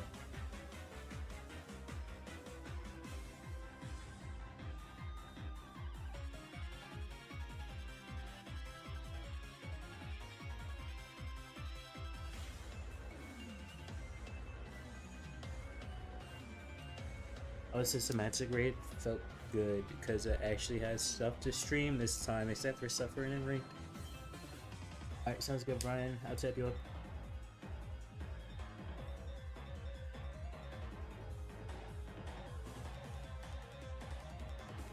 They saw it. Oh, I see. Finished clan games? Yeah, I finished it yesterday.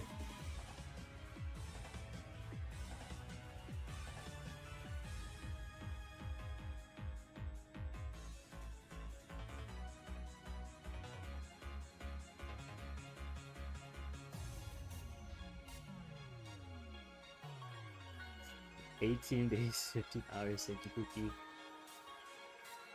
Vortex? No. I need to do Vortex, I think.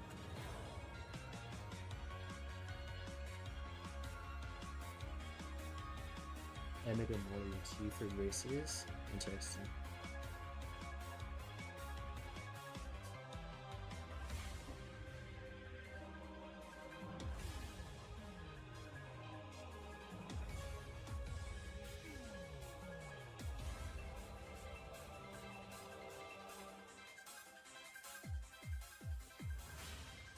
good over there?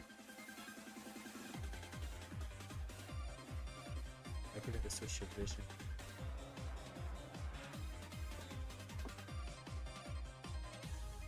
I forgot to switch to vision gear. Oh, my last shot didn't go up. We were traded him.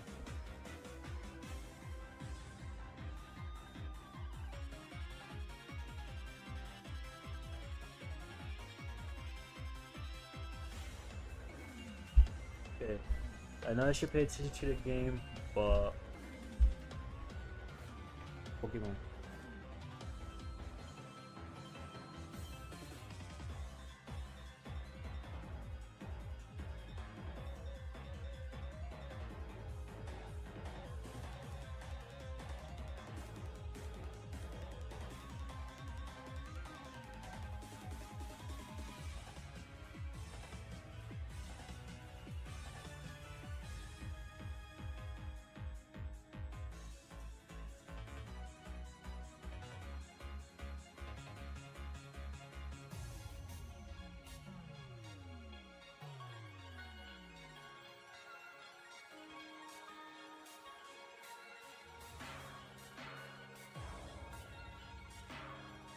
We're almost done. 3 more games.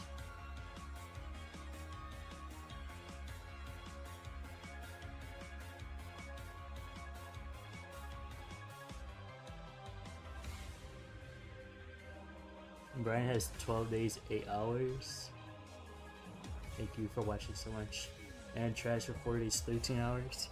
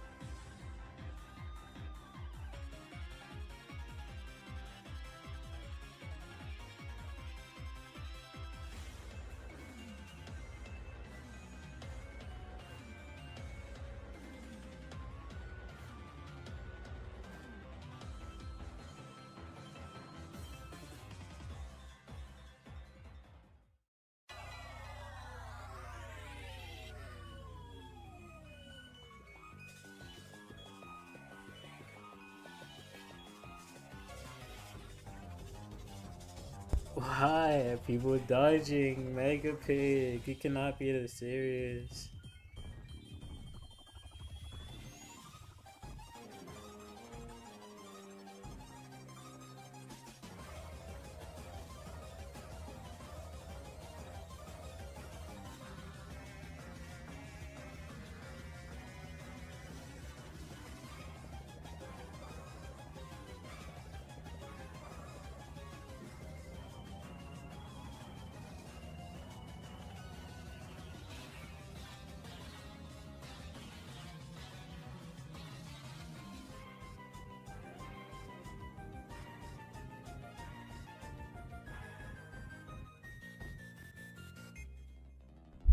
Sure, Brian. You can.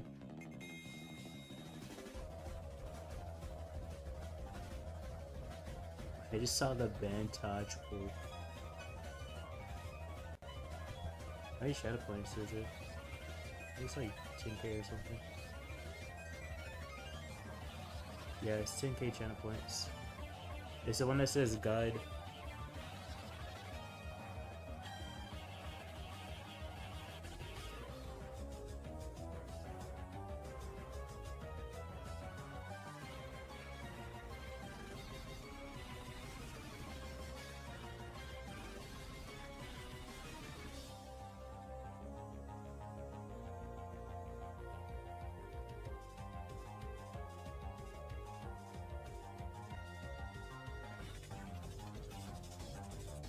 Oops. Oh no. I didn't think the autoing went for people that just respawn. That's something new to me.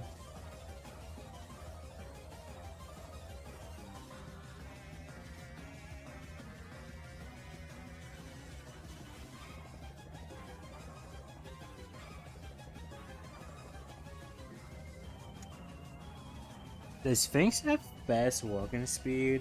I never noticed this, but that might be the case.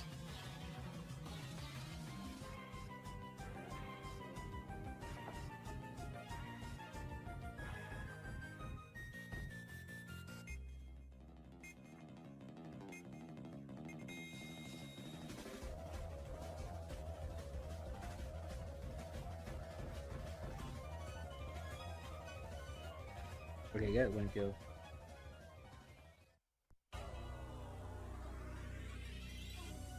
Wow.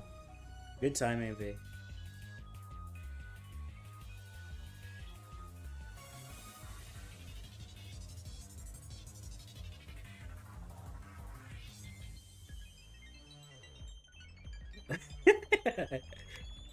Let's wait for you to notice. Oh, nah.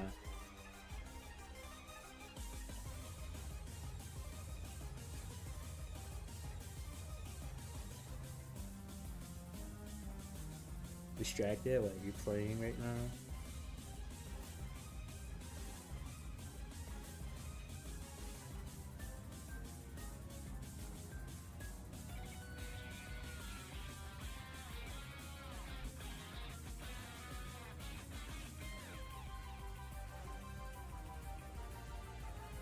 So I'm serious. Hey, no one gonna know that it's mega big.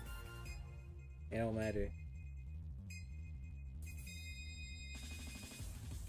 Okay, this guy does just choice now. At least come sub to the channel if you're not already.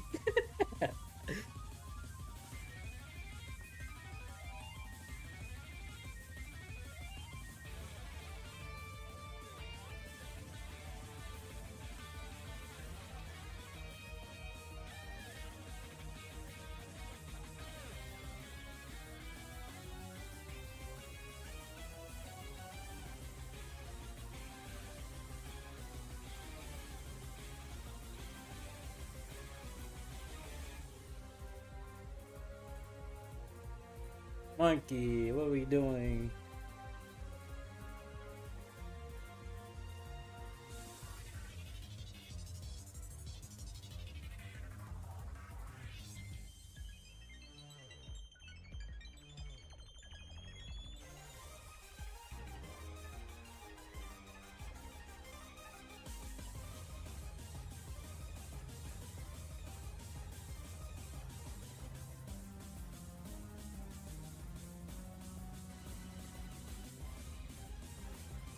I didn't even see what it was. I just saw the dodge. Yes.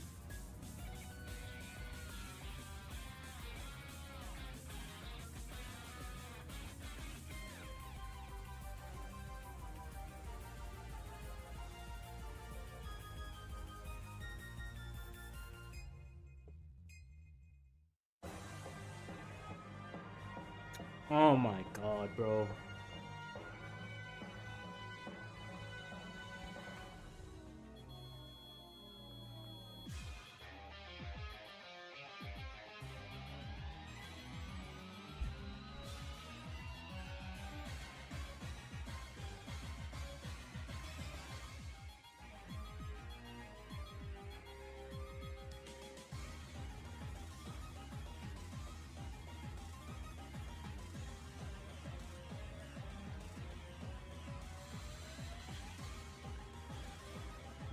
We can't primo this. Unfortunate.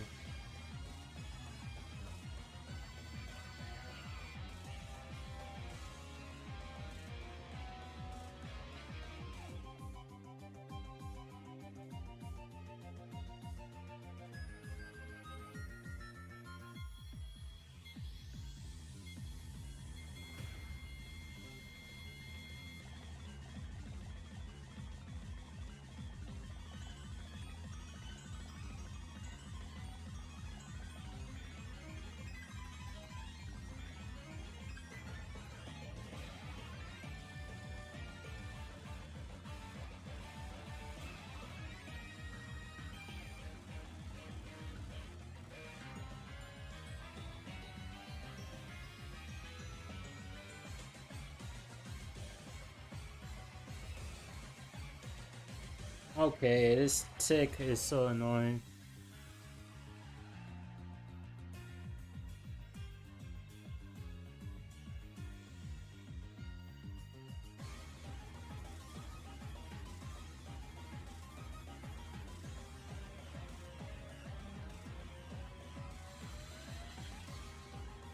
No way that connected.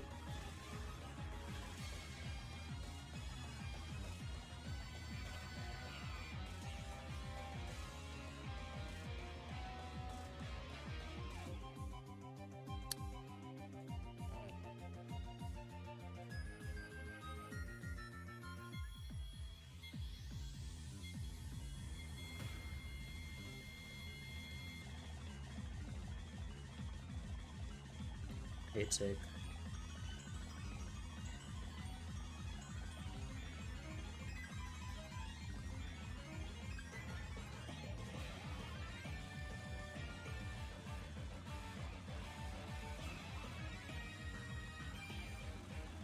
I clicked my hyper button and my hyper didn't pop.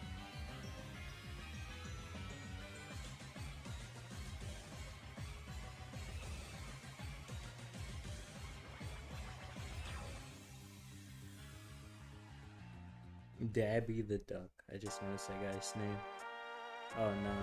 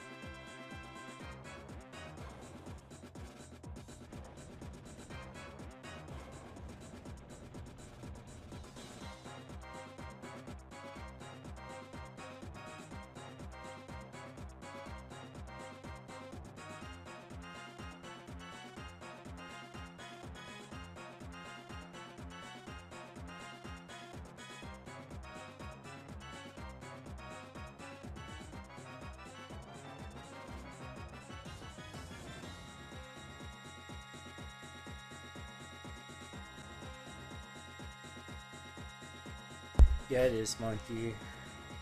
Well, I believe it is, because he's in... I think he's in talk with Sunny.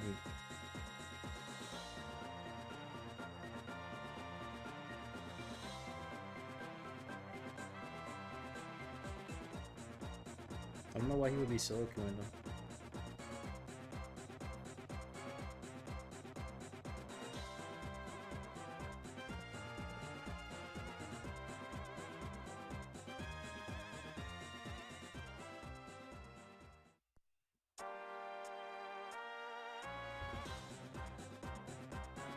Yeah, I don't know why you would be solo queuing though.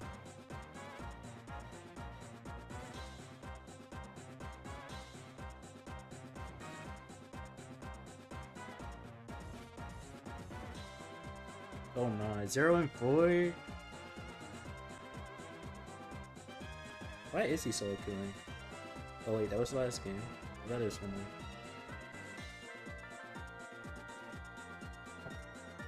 Alright, I'm gonna use bathroom real quick. We're not even at 9 hours yet, so I'm gonna use bathroom and then play like a ranked game or two until we get a win. And then I'll probably end after that. Is spectate working now? It's probably not working, but I'm gonna try anyway. Yeah. Wait, maybe let's try Broad TV too. Wait, Broad TV is working? Oh, okay. if you see the show. Alright, I'll be right back. I'll play like a ranked game or two, and I'll probably end after that. Listen.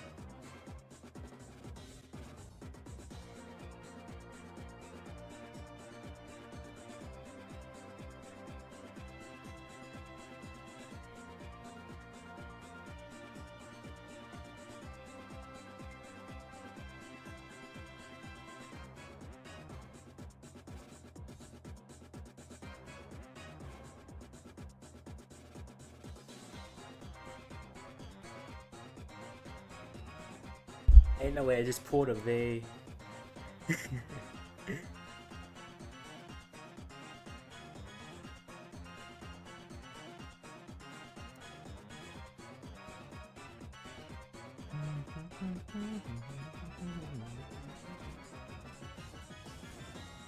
Oh, wait.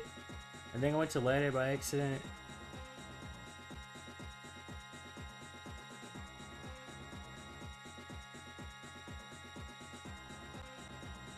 Damn it, I did not mean to go to ladder.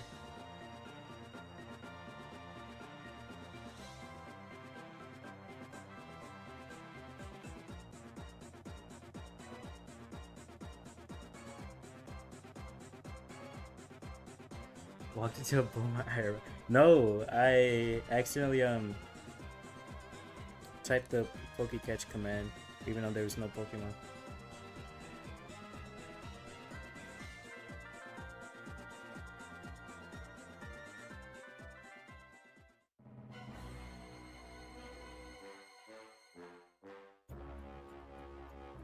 How did I not kill the Bellebay?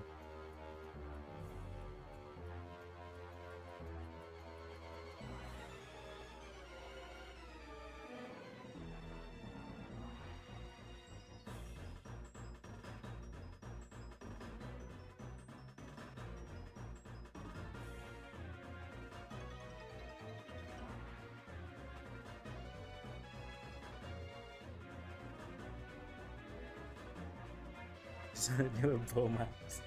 Oh nah.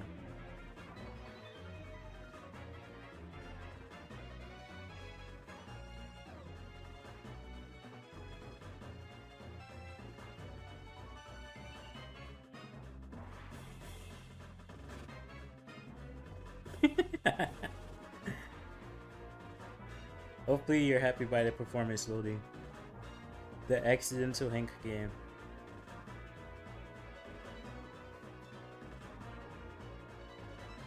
Okay, let's actually do the, I mean ladder game, not ranks. Accidental ladder game.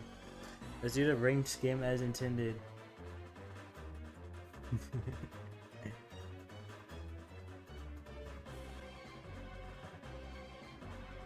More cop vibe or sesh vibe? Definitely cop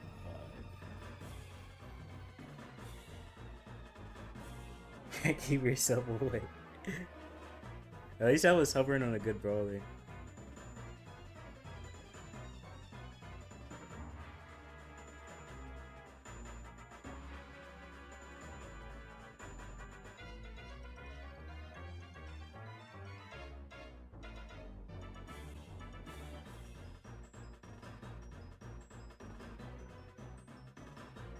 Yo, Aki, how are you?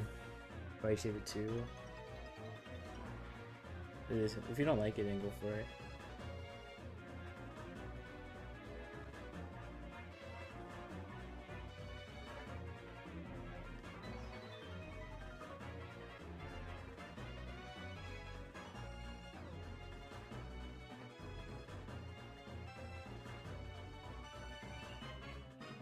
Something to say, yeah.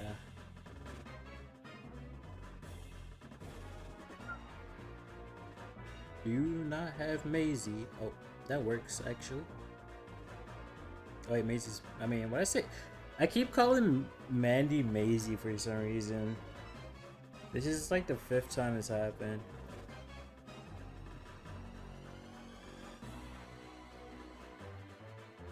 Oh, not Limble. Are you pro rank this season? I don't know. I'll try, but I don't know.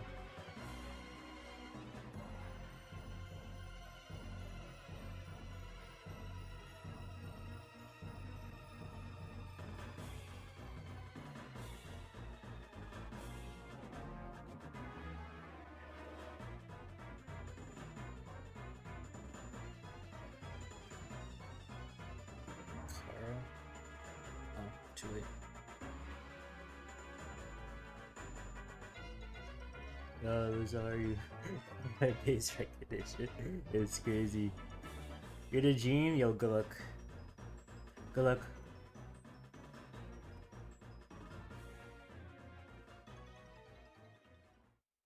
How you doing, Lizzo?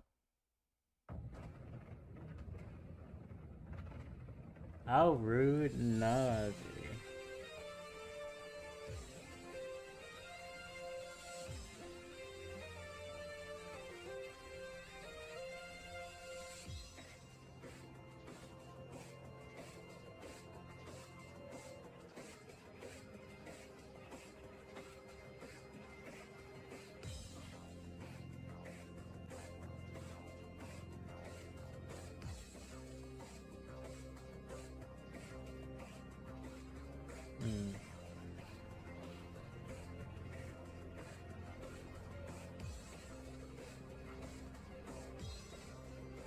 Why is our Angelo 57 HP and still loading the shot? I wish our Gray used the other gadget. If our Gray used the other gadget, we would win this.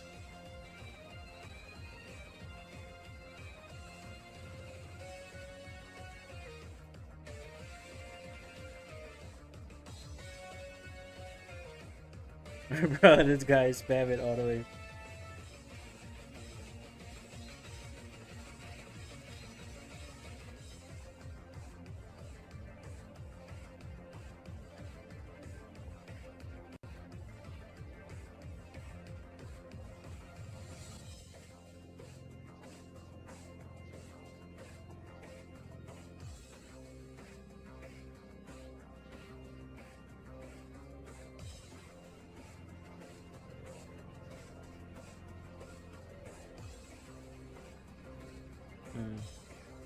I really don't feel like getting gene pulled right now.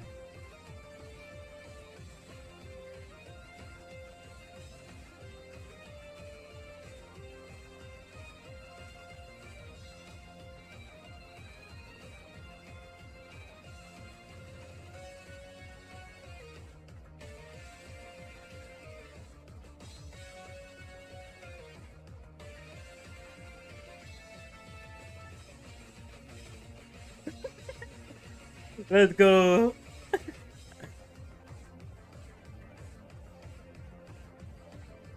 How close the box like 2K away?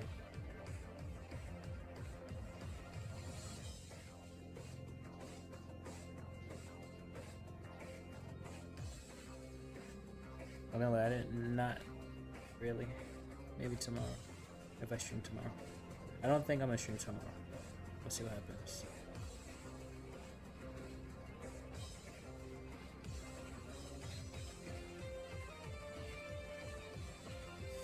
No, if I hit one shot, I got my super and live. 11K box is insane.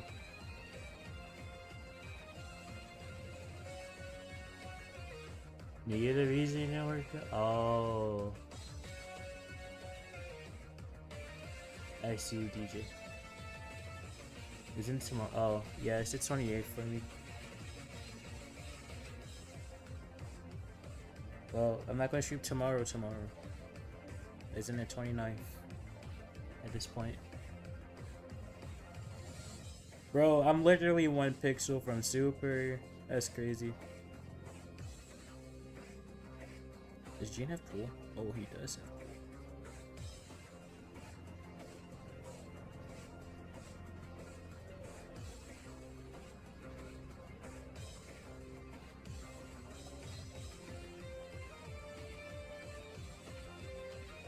Nah, this guy.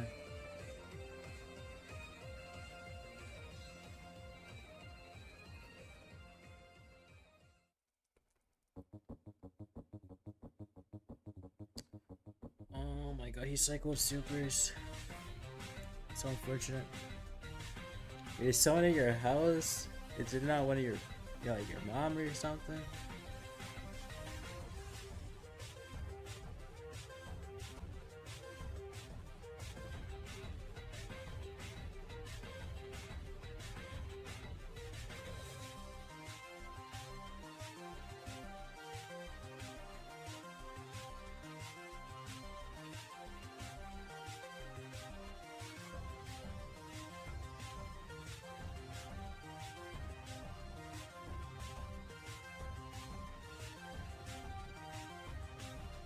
Evil. Bay is evil.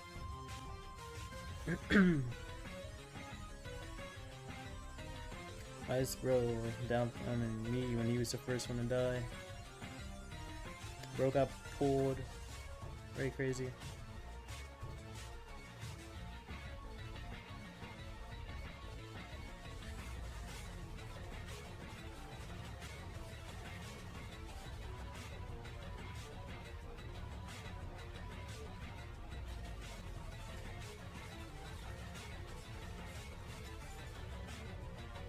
Call her cute? Yeah, I did. She is very cute.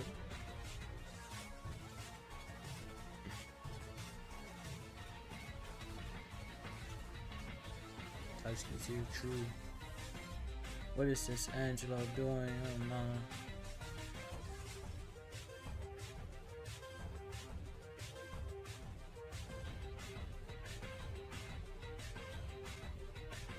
How is that hitting me? In your own.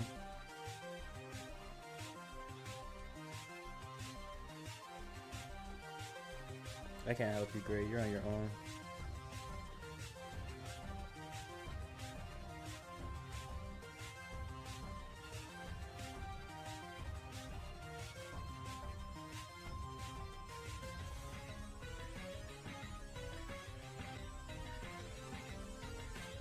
Hey, Gina's cool.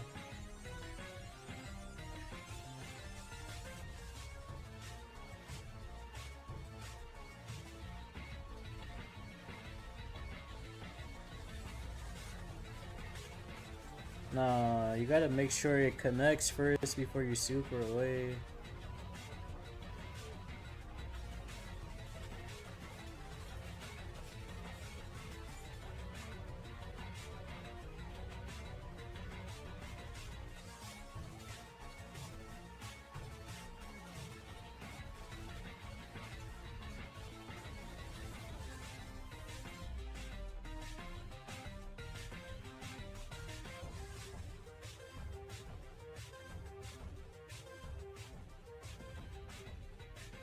No, wait, this is fine. Wait, what was bro's plan? Why did he TP away? Hyper super Angelo. Hyper super, yes. Nice. Let's go.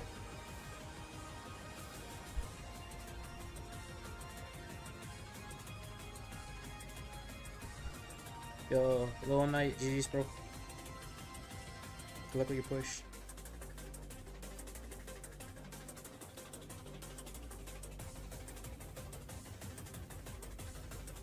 Pop hyper and get pulled. I was thinking about that.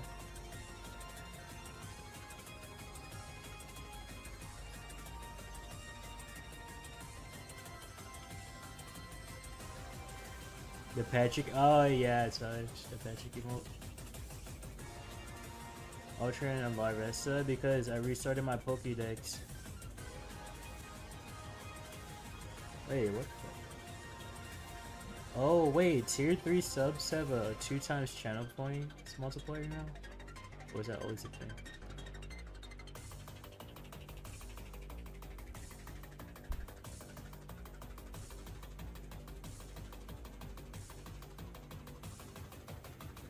Alright, I'm gonna call it here. I don't think I'm gonna stream tomorrow, to be honest. But if I do, I could get some masters. I'll finish that. And then I'll do some ladder, maybe. You don't broken heart me, Vay. You see how long this stream has been? Wait, when is that done? 3 days. Whenever he comes out for credits, I'll push him to 1k. Nah, Vay. You act like I'm not gonna just call you right after this. Okay, Brian redeemed the raid, so we will be raiding him after his air server turns back on. Oh, Lambo, Charles is asking for Mega Pick if you haven't done it already. Oh, yeah, he's still on. I don't know if he's in the lobby already or no. Oh yeah, whoa, JD's in the lobby, James is in the lobby. So yeah, Charles didn't use it.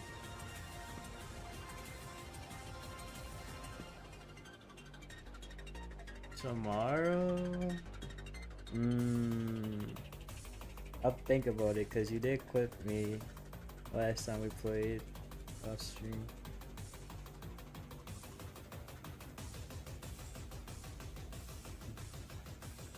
If this air server is still off, I'm gonna go back in another game.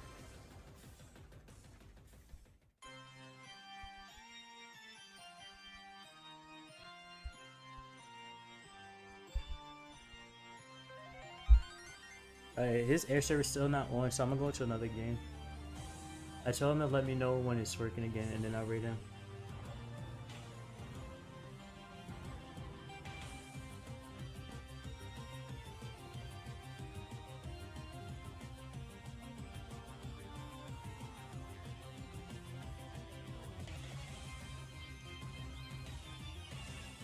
It's crazy trends. I don't know if you can hear me or not right now, though. Not the monkey, or the map. Not this map. Like, why can't it just be the competitive maps?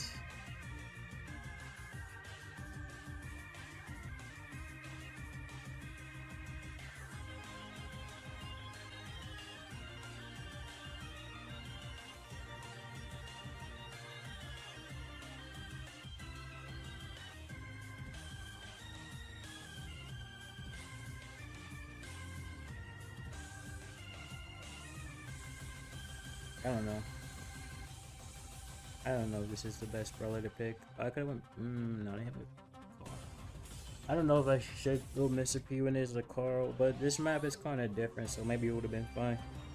I don't know, to be honest.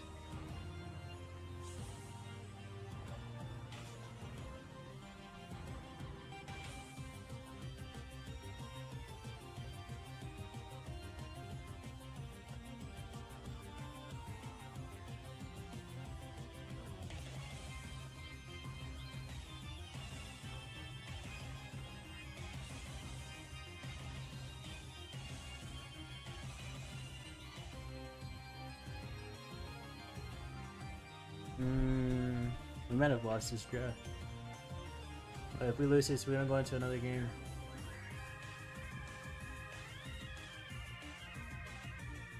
Surely we win this though with Priest on our side, right?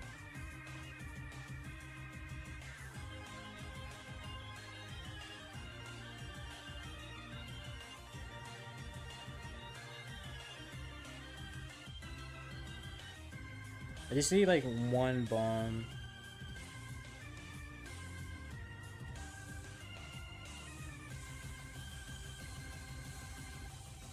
Oh.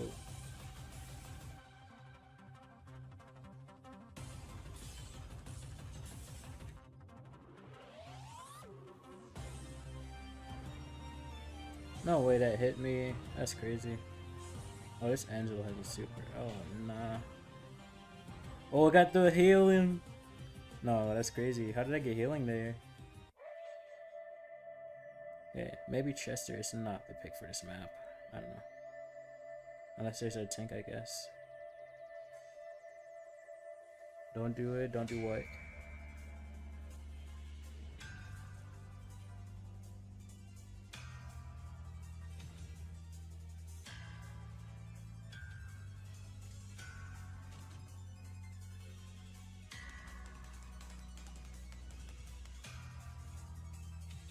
No way that missed. Look, I didn't know what to pick, but Chester is definitely not the play. I'm doing like nothing here except taking out porters.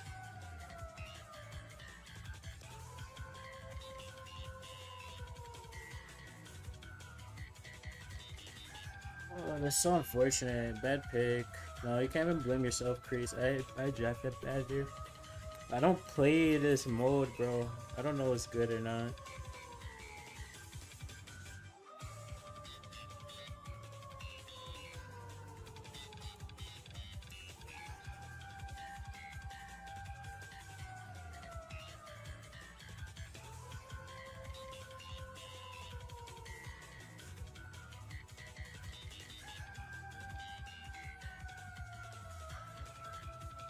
I only know that the monkey is good.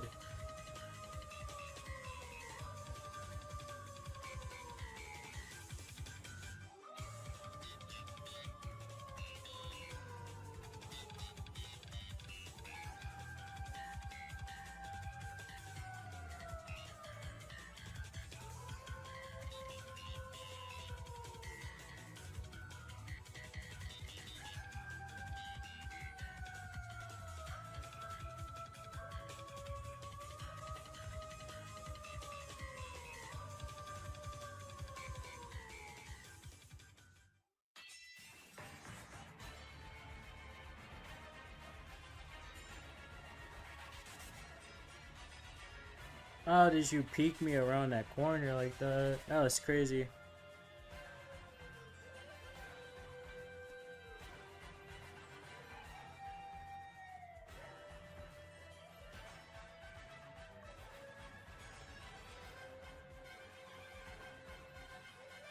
I'm a hyper.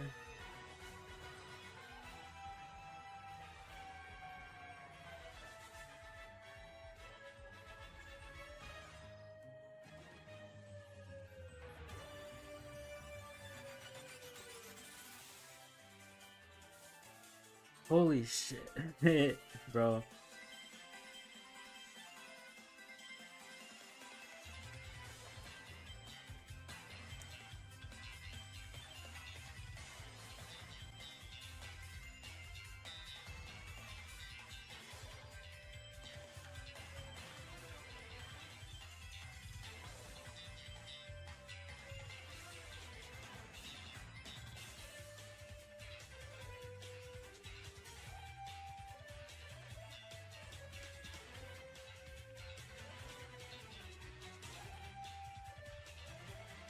Wait, what the fuck? I wasn't even in his range. I thought the Mr. P killed me there. How did the car hit me before he was within my hitbox? That's crazy.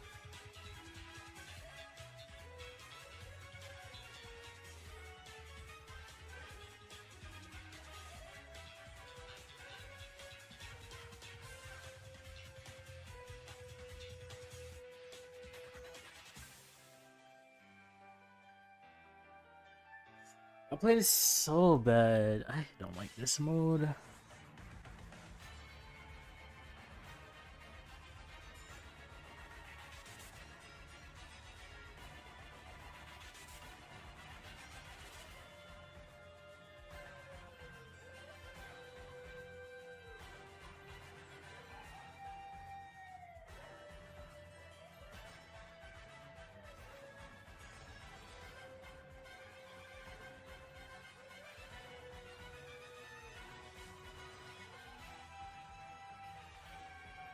Oh, did I not? Oh, DPS that? That's crazy.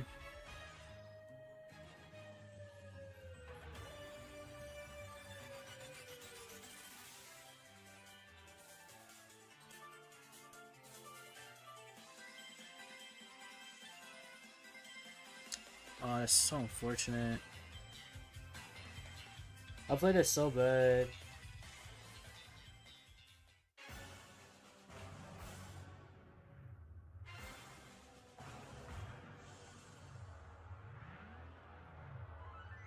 I didn't say Chester is bad at all loading. I said Chester is bad on that map.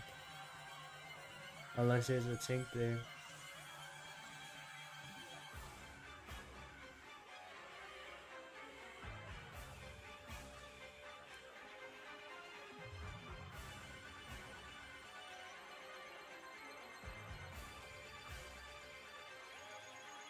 Oh my god, they're gonna give me cleaning duty 2 games in a row when I just won 1 win and logged off?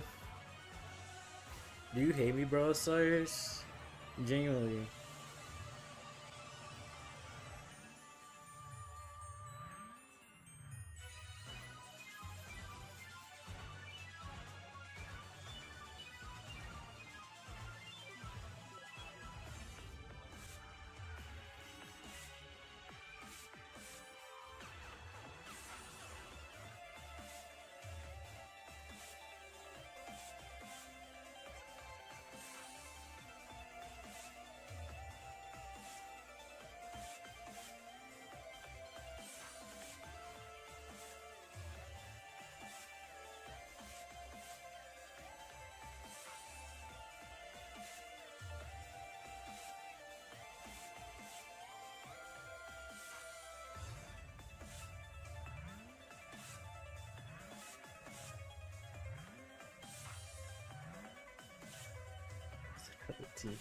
Yeah, that's what it feels like.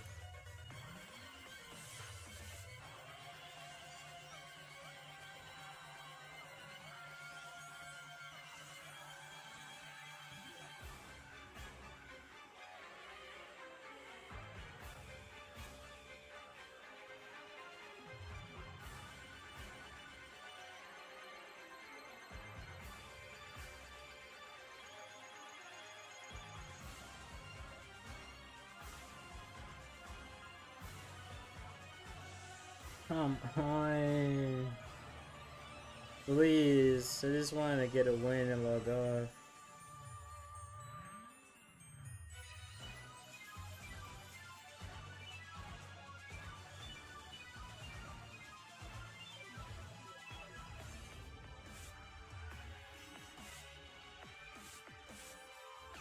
And then I get, bro, I've gotten all 3 of the fucking cleaning duty maps. What is this?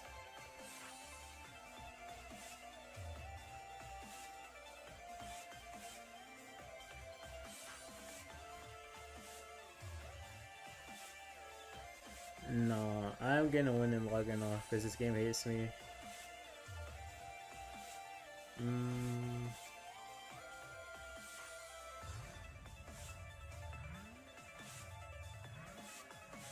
I want bow though.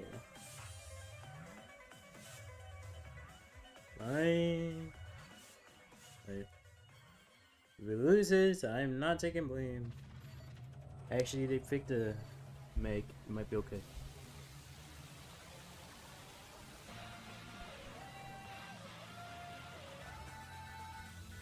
There's an 8 tier Pokemon chat.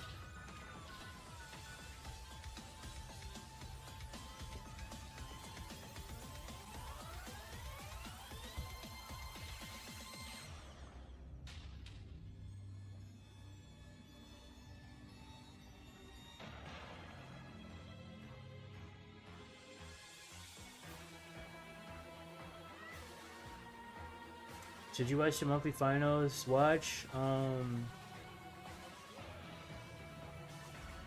BC versus Stamina and Code OG versus SSG and KCP versus SSG and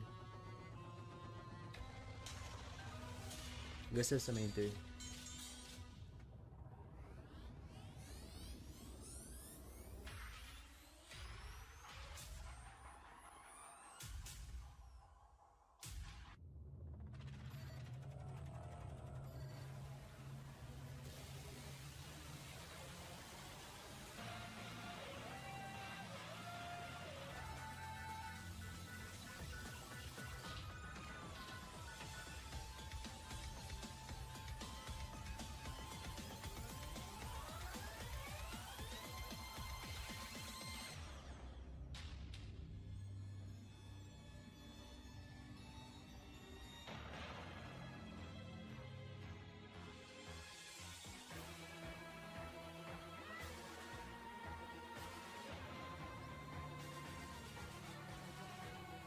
I wasted that super, but it's okay.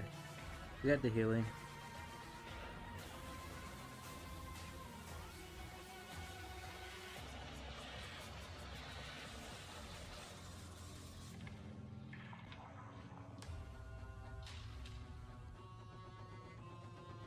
I didn't have to grab that second one, but it's okay. Any other regions? All of South America basically went to set 5, but I didn't watch all of it. I only watched the first 2 games. No loading because there is a Rosa and a Sandy and a Meg. I mean, Meg does good damage, but we have a Frank, so it's not enough.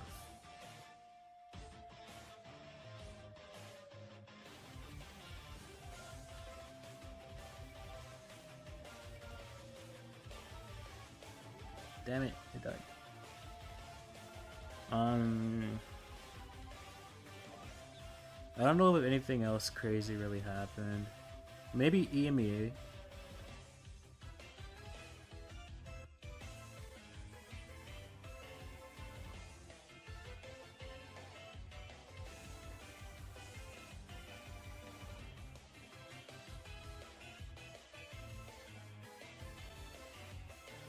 Oh my god, I actually died to that.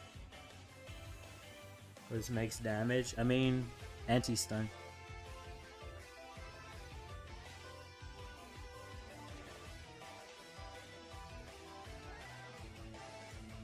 Is APAC uneventful? I don't remember what happened to APAC because it was the first one. GG scary. The draft, yeah.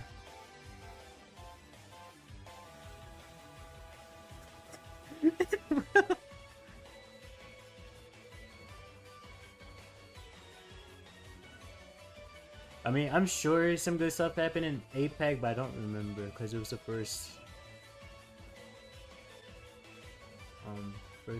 day or first region, I guess. I'm gonna read Brian now. I appreciate for hanging out with me. I don't know if I'm gonna stream tomorrow, so no promises on that, but we'll see.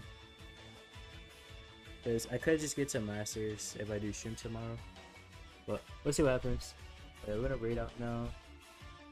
Don't do that. I'm literally gonna call you. Yeah. Appreciate for hanging out with me. Thank y'all for sticking around with the semantic raid. If y'all can't even hear me right now. And yeah, peace.